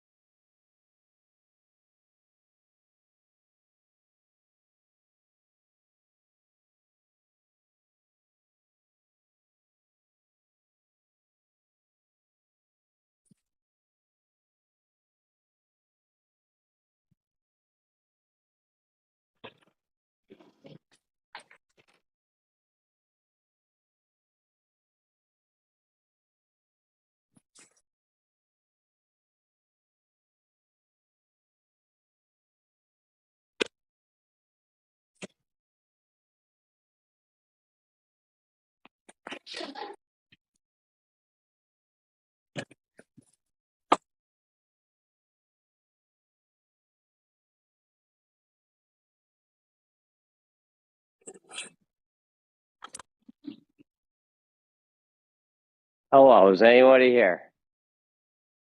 I'm here. Yeah, I'm here now. Yeah, what's up? By the way, Jeremy, I was joking earlier. It was a joke. I don't actually think the Democ is playing 6D upside down underwater chess. It's too late. I already wrote it down. Is it more like I already wrote it down. 7D interdimensional drafts? Listen to me. You guys know about EQ equatorial mounts, right? Not really. No. No. What are they? Are you asking me, or do you mean like the room in general? Anyone. I do not. Please tell us what an equatorial mount is. I don't know. It's some bullshit thing that tracks a star. Right. Right? Or the sun, or whatever you want. I used to have a sunflower heliostat, it was called, and it would track the sun. Basically, an EQ mount with a mirror on it. The point is, yeah, it was awesome. It was supposed to give you heat or light. You could use it for heat or light. So you would shine it into a window, and it would give that room 400 watts of heat or whatever. It was great for the wintertime. Anyways, if you have one of these EQ mount things and you're trying to track a star and you're at the equator, to track a star that's north of the equator, would the EQ mount have to rotate in two different axes of rotation to be able to track the star? What do you guys think?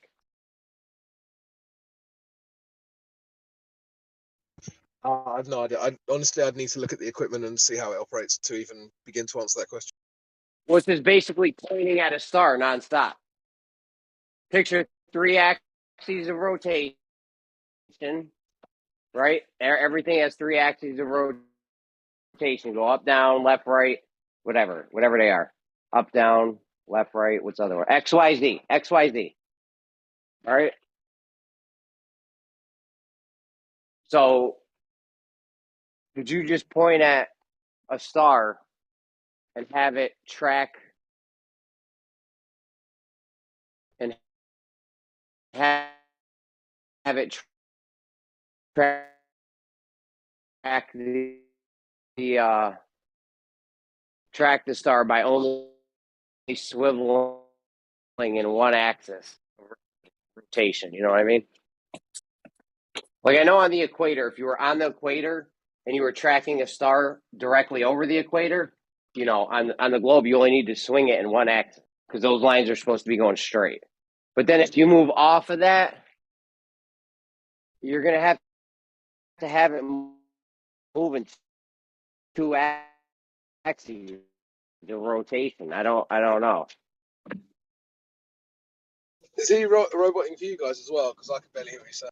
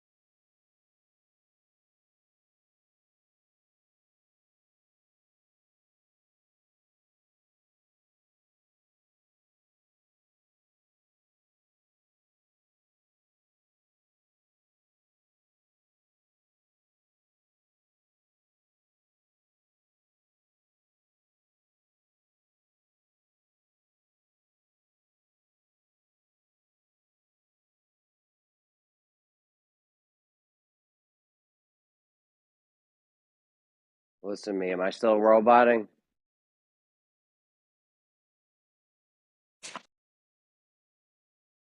Yo, yo.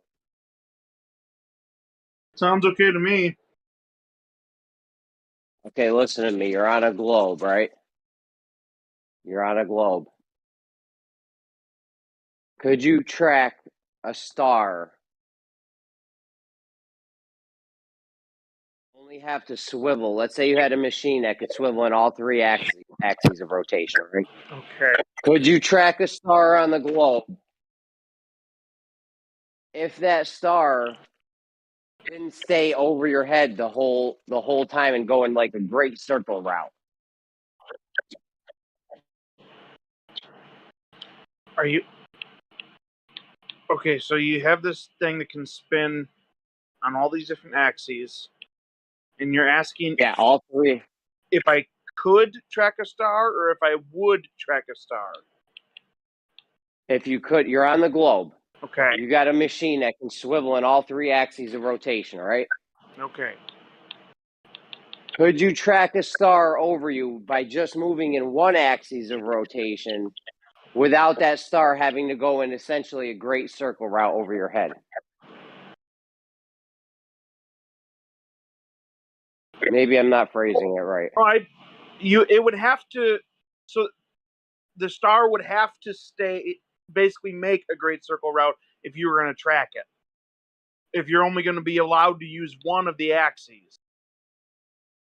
You'd have to do what? If you're saying you're limited, you're saying if you want to only use one axis, then it has to stay on its line, basically. So, depending on which axes you're going to use, it would either have to go directly over you, or would have to basically go around you in a big circle.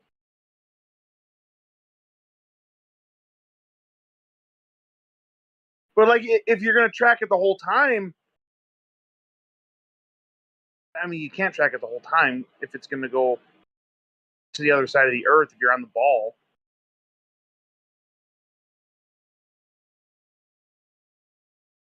Or do you mean just for the amount of time that you can see it? Just for the amount of time you could see it.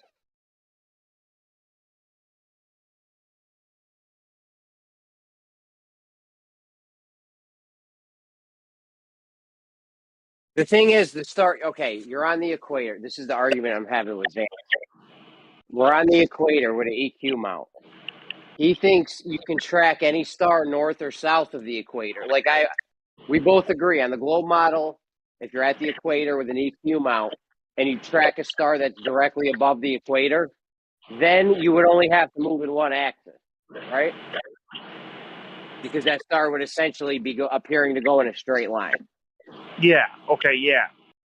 Yeah. So that's the only time a star would make that straight line. We're at the equator on the globe, and the star was directly above the equator. Otherwise, the stars are going to appear to go up and down in the horizon, right? So that's one axis of rotation, right? The stars are going to go up and down. They're going to set and they're going to rise. Definitely going to need to move your machine up and down, right?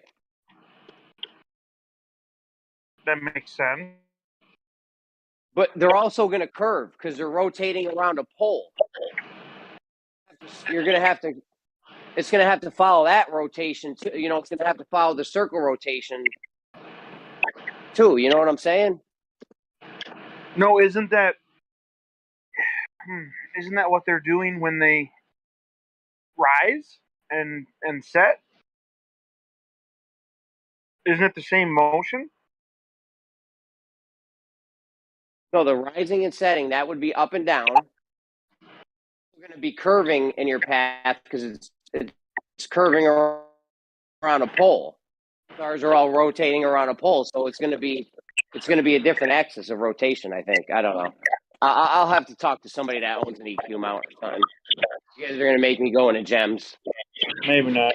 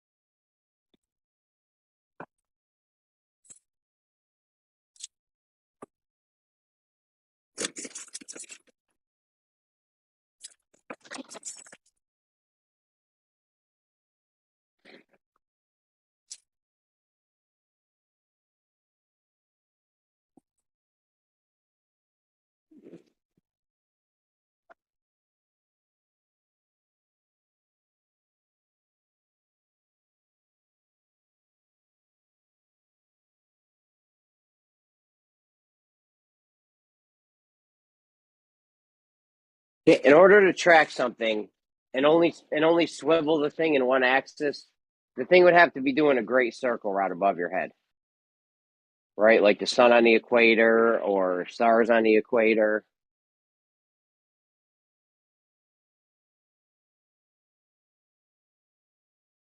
That's the only time you could get them, because otherwise they're going to rise and set, and they're going to be curving. Picture you're on the equator, and you're using an EQ mount to track the sun when it's in the northernmost part of its path.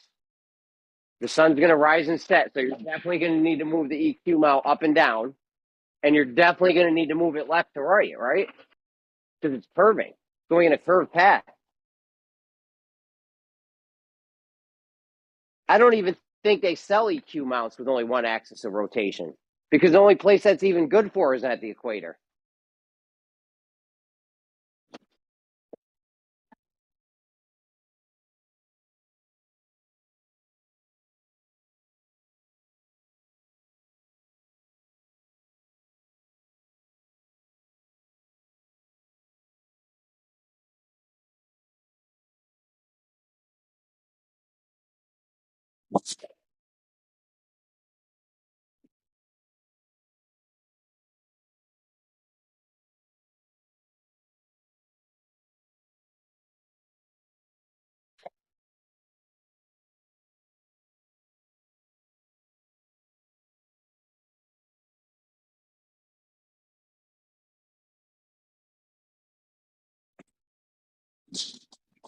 Where are we going next?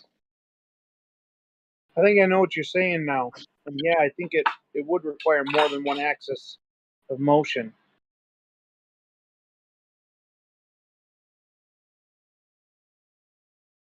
All right. Yeah, bro, it has to. It has to, dude. There's no way you can do it with just one axis of rotation. Unless you're tracking something at the equator. If you're at the equator and you're tracking something that's directly above the equator.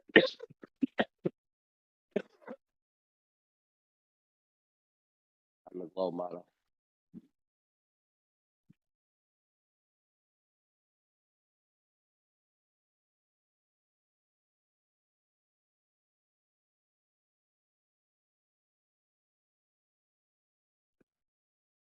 We need somebody that knows all about these EQ mounts. Where's all these fucking geniuses at now?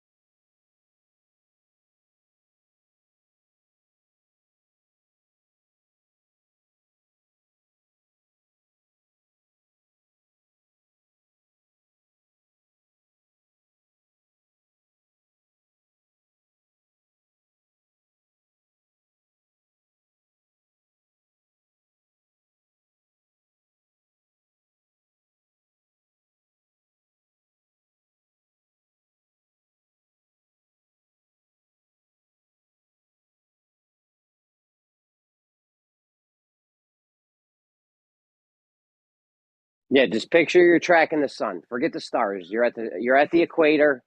You're trying to track the sun. You're definitely going to have to move the axis up and down, and it's definitely taking a curved path, right? If you're at the equator.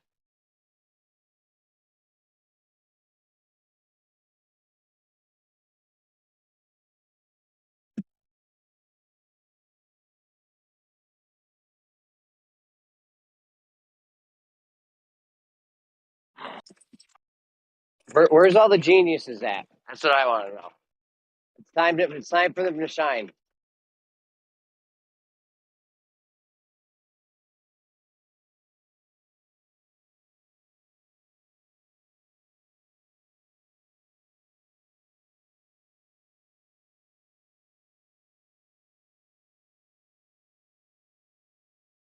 Me. What's up? Sorry, man, you were roboting hard earlier. That's why I left and I come back. Oh, am I still roboting? No, you're fine now. But I couldn't hear a word you were saying. So I don't know if Bob Dole will reply to you or whatever. Yeah.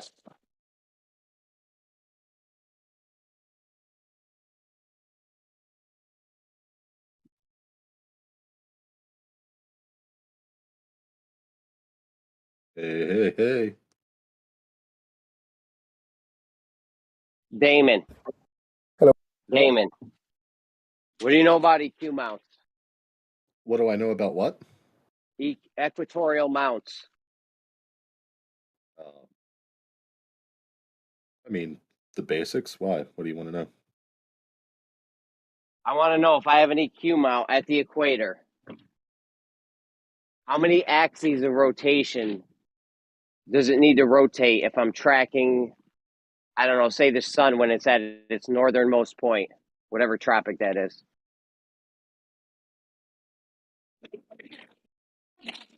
Well, if you set your equatorial mount up right, then it travels in the same. I'm not sure I understand your question.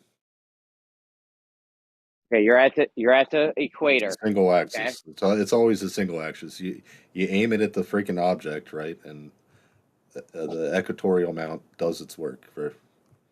It's fine. And it only needs to move in one axis of rotation, you're saying? If you set it up properly, yes. Well, does it not?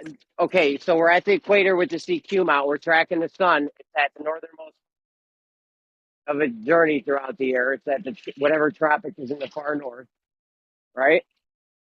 Mm-hmm. So, oh shit! What? Fucking A. Hold on a second. What the hell happened? My foot just got soaked with water. Son of a bitch. Oh. Yeah, now I gotta walk around with a soaking wet sock the rest of my shift. Son of a bitch. Okay. That fucking blows.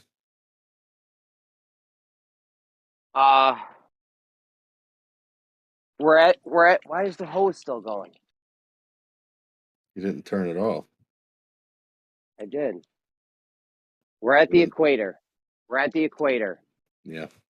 The sun's at the top tropic in the north, the northernmost tropic. We're gonna track. We got an EQ mount. We're gonna track the sun with this EQ mount all day. Right? Now the sun's definitely going to appear to rise and set, so the EQ mount is definitely going to have to go up and down. Right? That's one axis. Right? You with me so far? I mean, I'm listening. Just keep going. Yeah, so that's one axis. But then it's definitely taking a curved path throughout the sky too, right? Like it's not going in a straight line from where you are. The only time the sun would go in a straight line is if it was directly above you on an equinox. So you're going to have to move it left to right a little bit too. That's another axis. That's two axes. No, if you set it up properly, right, the equatorial mount, it'll move in a single axis. That's it.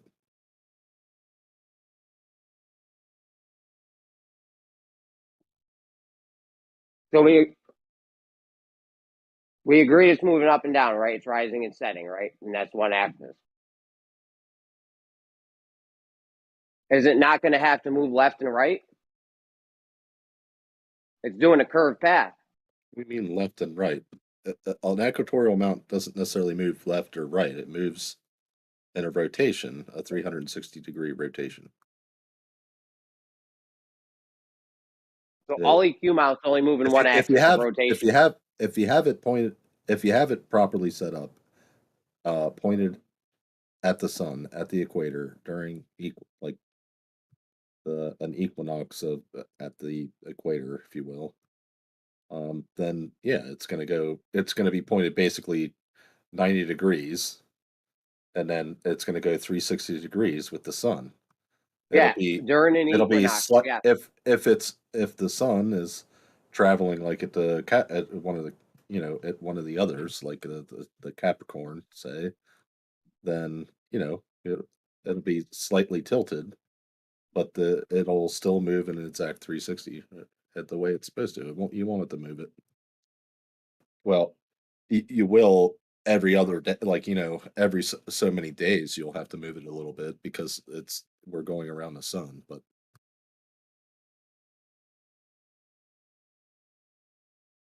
I see what you're saying.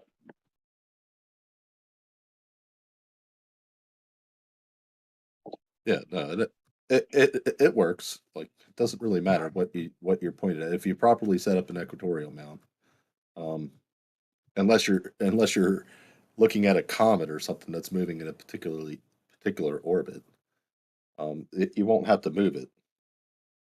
It depends on the object that you're pointing at, right? If it's moving really fast and it's pretty local, you might have to move it, but that's just because it's not a celestial body that's moving. I'm sorry, I've had a very long day, so I'm having a really hard time talking. So all EQ mounts just move in one axis of rotation? Well, no, I mean, you can move them in others, but if you set them up properly, the reason why they're so good is because you can use a simple tracking in one axis to track an object for a long time, and that's just because you're moving with it in the orbit or the rotation of the Earth.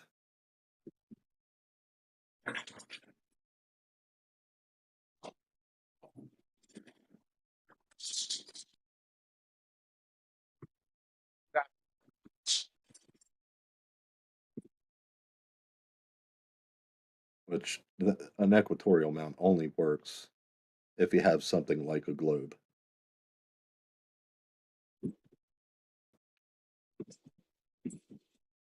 That's spinning.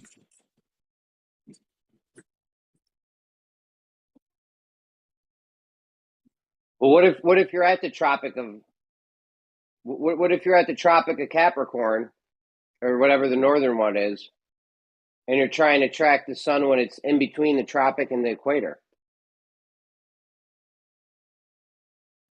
I'm sorry, I'm probably not the best person. Tropic of Cancer is questions. I don't. Athletics, you're out of here. I don't use equatorial mounts or anything like that. I haven't used a telescope since I was in high school, for any reasonable amount of time. That's just not one of my hobbies. I just don't do it. But I mean, I understand the basic principles, and I can sort of tell you basically how things work. But when it comes to any detail, I'm just not the person to talk to. I would say something wrong. I'm not that into it.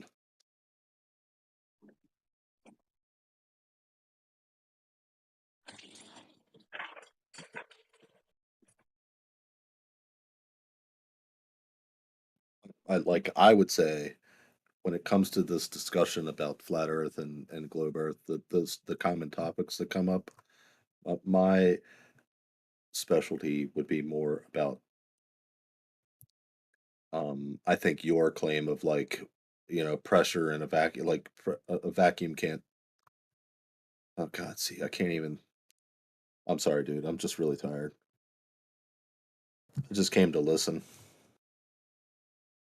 You can't have pressure without a container. Yeah, that's the claim that you guys have. Or you can't have air pressure next to a vacuum.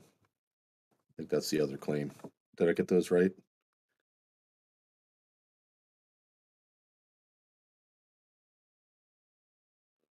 Sorry.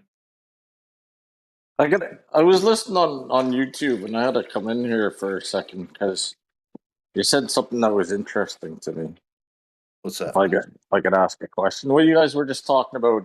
I want to make sure I'm not too behind on the timeline here. Maybe sometimes YouTube does that, but you guys are just talking about. You guys were just talking about equatorial mounts, right? I mean, Jeremy has some questions.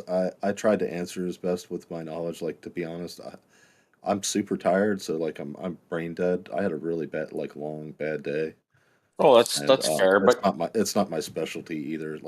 I think I've used an equatorial mount maybe 2 or 3 times seriously in my life when I was a young kid. Yeah, no, that's fair, man. Correct me if I'm wrong, but did you say the only way that it would work is if the Earth is a globe? No, I said something like a globe, where it was 3-dimensional in that way, and that it was spinning regularly. Something like a globe. Can you elaborate on what that means? Well, I mean, I guess it could be on a disc, but then you would, as it came around, right? Like you'd be blocked by the Earth quite a bit. So, I just mean that it needs to be spinning in a regular fashion on an axis. And generally speaking, I mean a three-dimensional because of the way that you can set it up anywhere on the Earth. Well, if you had some odd irregular shape, it would have some anomalies. But a sphere, obviously, it wouldn't have those anomalies. Sure.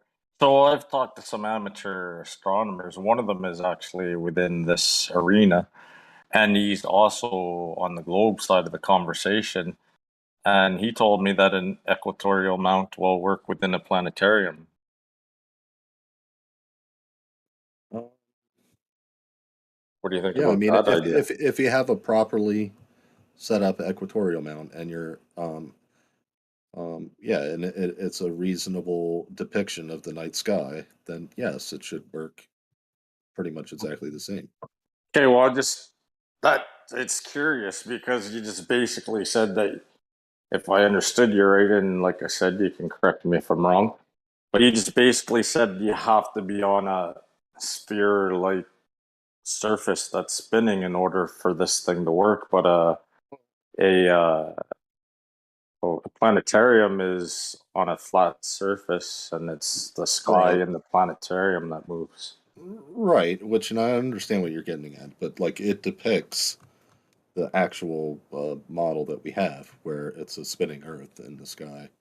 Well, And celestial objects are relatively stationary in the sky. You could probably say that, but I guess my point is if we're going to be honest here, and I don't think it's not my claim that it proves that the Earth is a ball or flat or anything. The only thing I would say is if you agree with this, and it's in fact true that it works in a planetarium, you obviously don't have to be on a globe-like surface that's spinning in order for this to work. So it's not a good argument to say that, we know it's a globe because equatorial mounts work.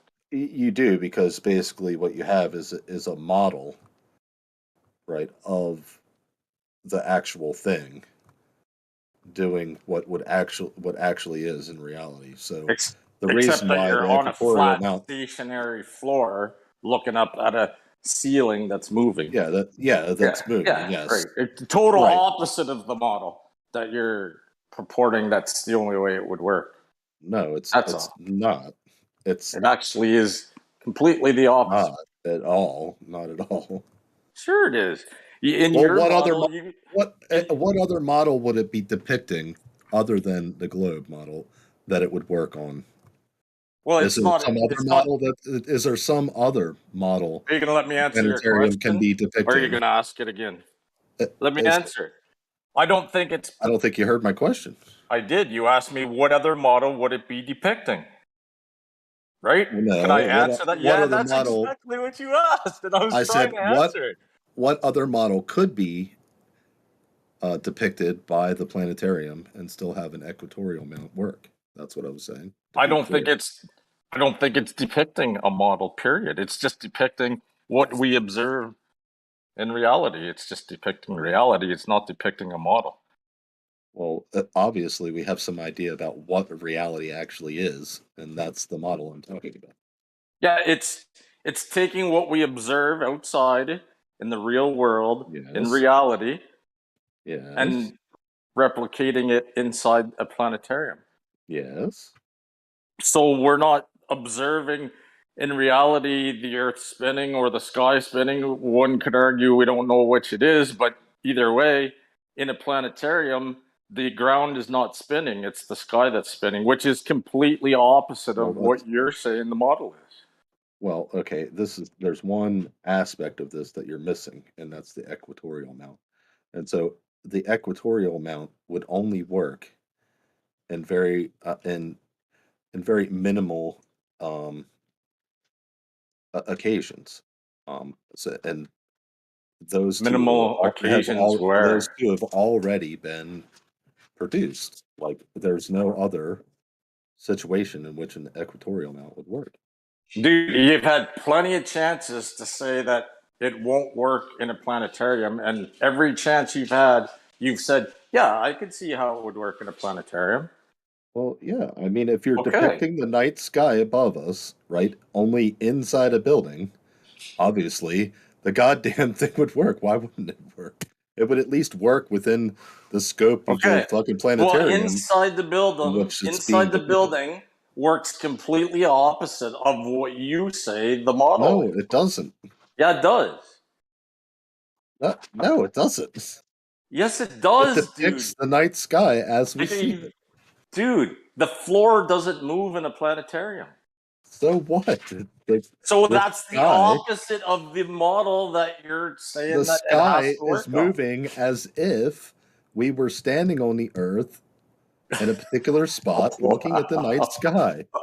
Okay, Jeremy, sorry for interrupting the conversation. You guys can go back ahead.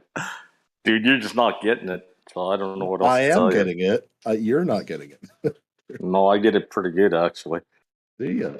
Yeah, I do. The equatorial.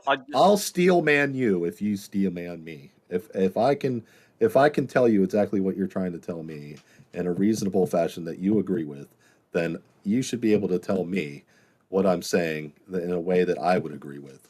Can we steel man each other, or are you going to run away? Wait, what is this run shit? Like, are you fucking 12 or what? Seriously. So What you're do you going to mean? run Where am I away. running to? You're going to run away from the conversation, right? You're just going to laugh at me and run away. No, you're just not. I don't know. Either you don't get it, or you're not being honest, or whatever. I don't fucking care what it is. But the fact of the matter is, the way a I planetarium think you don't get me. works. Pardon me? I think that you don't understand what I'm saying, and I think that that's why I Okay. wanted you to steel man what I was saying. Sure. So what? Meaning, I don't describe to me in what my position is in a way that I would agree with you. Well, you clearly think that the Earth spins, and that's what makes the stars go round. Okay. No, I meant about the You think that planetarium. the planetarium supports your model. I've already argued against that by saying no, it doesn't support any model. It supports what we observe in reality. It's just that simple. It's not about a model or not a model. Your model afflicted, model dude. to me. Well, model to me just means a representation of. Well, in this case, it's a representation of reality, right? It's what. Sure, it's what we- then the planetarium can represent reality without being on a ball, without the ball Right. turning. So when Which we is set completely up, opposite without of the way you want to represent so reality, which is okay. fine. So let me explain. Let me explain it. You still don't understand, obviously. So let me explain it one more time. Dude, I Be don't clear. care. Okay, so I'll let you and if I were Jeremy- out, Dude, if I were out I in don't say a need- football field, You and if I Jeremy were out in can the talk again. football I'm field- sorry for interrupting you. I'm gonna go No, on that's mute. fine. If I were out in a football field, right, and I had my telescope on an equatorial mount, and I pointed it at some celestial object, I could set up my equatorial mount to follow that object reasonably indefinitely, right? Like within reason, depending on what the object is, without very little correction. The reason that works is because where you live in obviously a spinning ball, right? Like we live on a globe, and as we spin, the sky appears to spin in the opposite direction. Okay, what a planetarium depicts. You keep saying that you're obviously on a spinning ball, but what the planetarium equatorial depicts. mount does not But prove that. I wasn't finished. I'm just telling you, dude. You're I just wasn't making all finished. these assumptions. Was I finished? Okay, Let dude. him finish. Let him finish. I'm almost finished. Honestly, I was moving to the planetarium point. Now, in the planetarium, you have the same thing.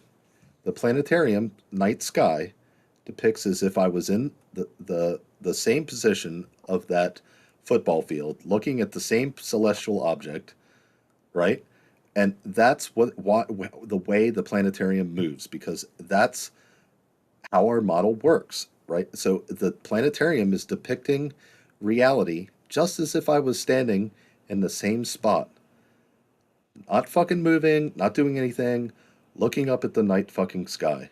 The sky moves in the planetarium like I was standing in the football field.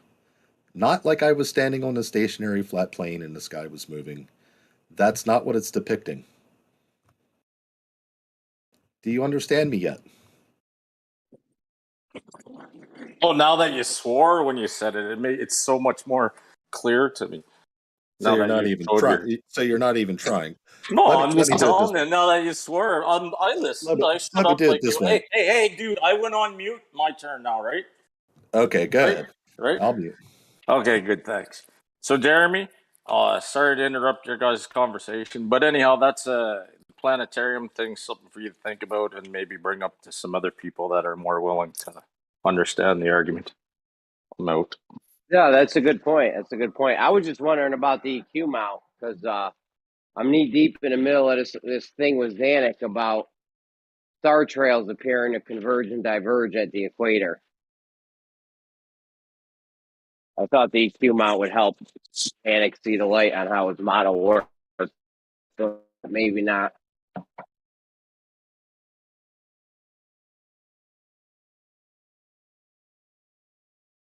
All right, so since you just want to be dishonest, I'll steel man you.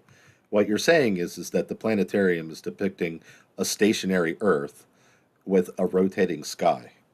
And that is not what I tried to describe to you. I tried to describe to you what the planetarium is depicting, but you refused to understand it whatsoever. You waved it off, and you refused to steel man me. You just want to make me seem like an idiot, which I'm not. And you're not an idiot too, because it's a good point. But you're refusing to think about it even just a little bit. So I steel man you, you steel man me. You won't. See how the dishonesty comes in? So in the you're a dishonest interlocutor. in the planetarium, it totally matches what we see, right? Hold on, just one sec, Jeremy. Well, it just wouldn't be a very good planetarium then if it didn't. Dude, just because I'm not steel man in your point doesn't mean I'm dishonest. I just choose not to argue with people like you. That's all. I'm out. Like me, what's wrong with me? Is there something wrong with me? Is that what you're saying? You're fine, Damon. You're great. Listen, so a planetarium depicts exactly what we see in the sky, right? Well, I mean, the planetarium can depict many different things. I mean, it's a computer program, basically, on the actual data that we have. So you can make it do all kinds of fucking shit. But, like, if you were to depict the night sky as it is, right, it's going to depict, as you're sitting in the planetarium, you sitting stationary, like looking at the night sky. And it's going to show you what you would see as if you were outside actually looking at the night sky. Yeah, so we're standing still in the planetarium. We're not moving on a sphere, none of that. And in the sky, we see what we would see when we're outside looking at the night sky, right? Yeah, on an actual Earth rotating, an actual sphere. Yeah, so I mean, you see where this is going, right? Yeah, I already steel manned you. You're saying that the planetarium is depicting a stationary Earth and the sky moving around the stationary Earth. Am I wrong in saying that that's what you think? Well, that's what's happening in the. Not that. That's what I think. That's what's happening. That's what's happening. You're standing still. No, it's not. So you're not standing still.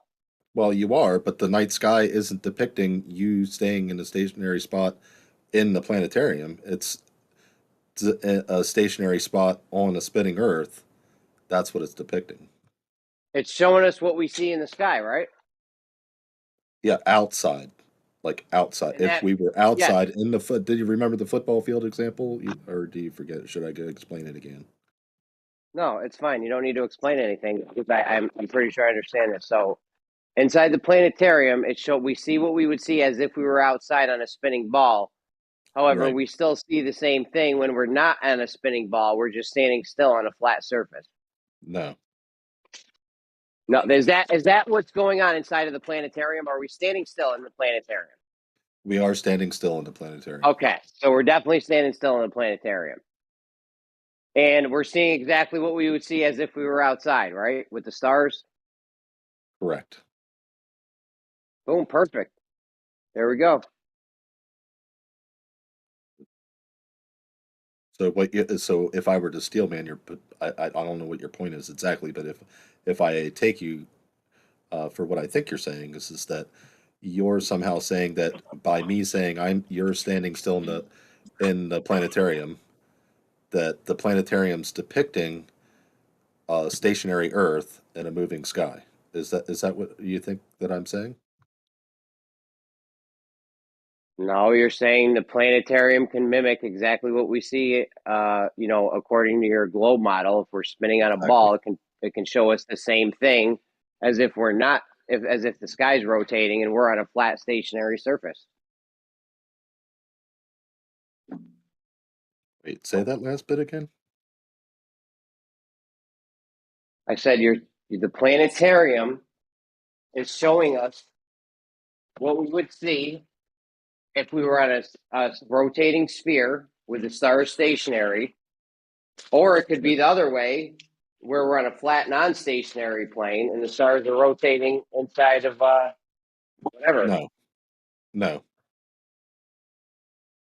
Well, No, inside the planetarium, we're definitely stationary, right? There would be an anomaly because that's not what the planetarium's depicting. It's not depicting a stationary Earth. It's depicting a rotating Earth, and you standing on a single spot on that rotating Earth, looking at the sky. Yeah, I know. You can say that all day. However, when we're in the planetarium and we're seeing what the sky does, we're stationary on a non-rotating flat surface. Yes. Yeah, and we're seeing what we see in the night sky. Yes. Okay. There you go. What's your point? I'm not sure I'm understanding. I'm not following you, Jeremy. I really am not. You're not following it? I'm trying to steel man you, and it seems like you're not agreeing with me. So maybe I'm not understanding you. Hey, Jeremy, this is why I didn't bother. Save your breath. I don't know. I'm going to just keep going in circles. I feel like we're in the planetarium. We're stationary. It's a flat surface, not rotating. Correct. We see what we see outside in the night sky. If we were on a rotating Earth, yes. Forget if we were on this or if we were on that. We're just talking about what we see. But that's a very important part of it. I can't forget it. That's part of my model.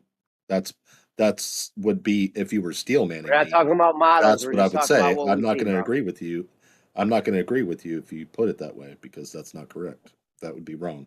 That would be strong. So we're not talking about models. We're just talking about what we see, dude.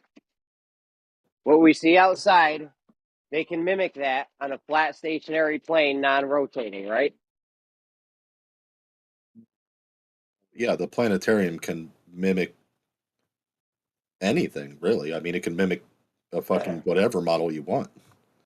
Yeah, we're just talking about mimicking what we see outside. I don't care if they want to play Star Wars on the ceiling. Why does that matter? It doesn't. I'm just being 100% honest with you. I mean, the planetarium can depict. If we were to be as realistic as possible, then the planetarium is depicting the night sky as if we were looking at it outside, away from the planetarium, looking up at the night sky.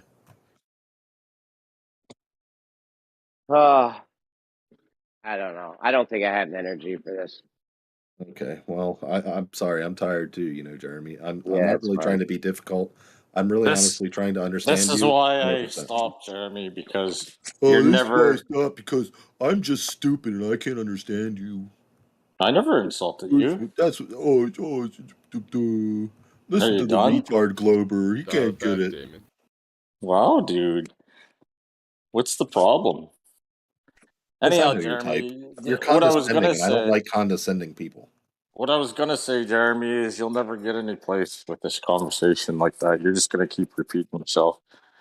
And he's going to still don't understand his point. I don't think you're able to, because you can't think past it has to be on a model. I tried to straw man you. I'm going to say it one more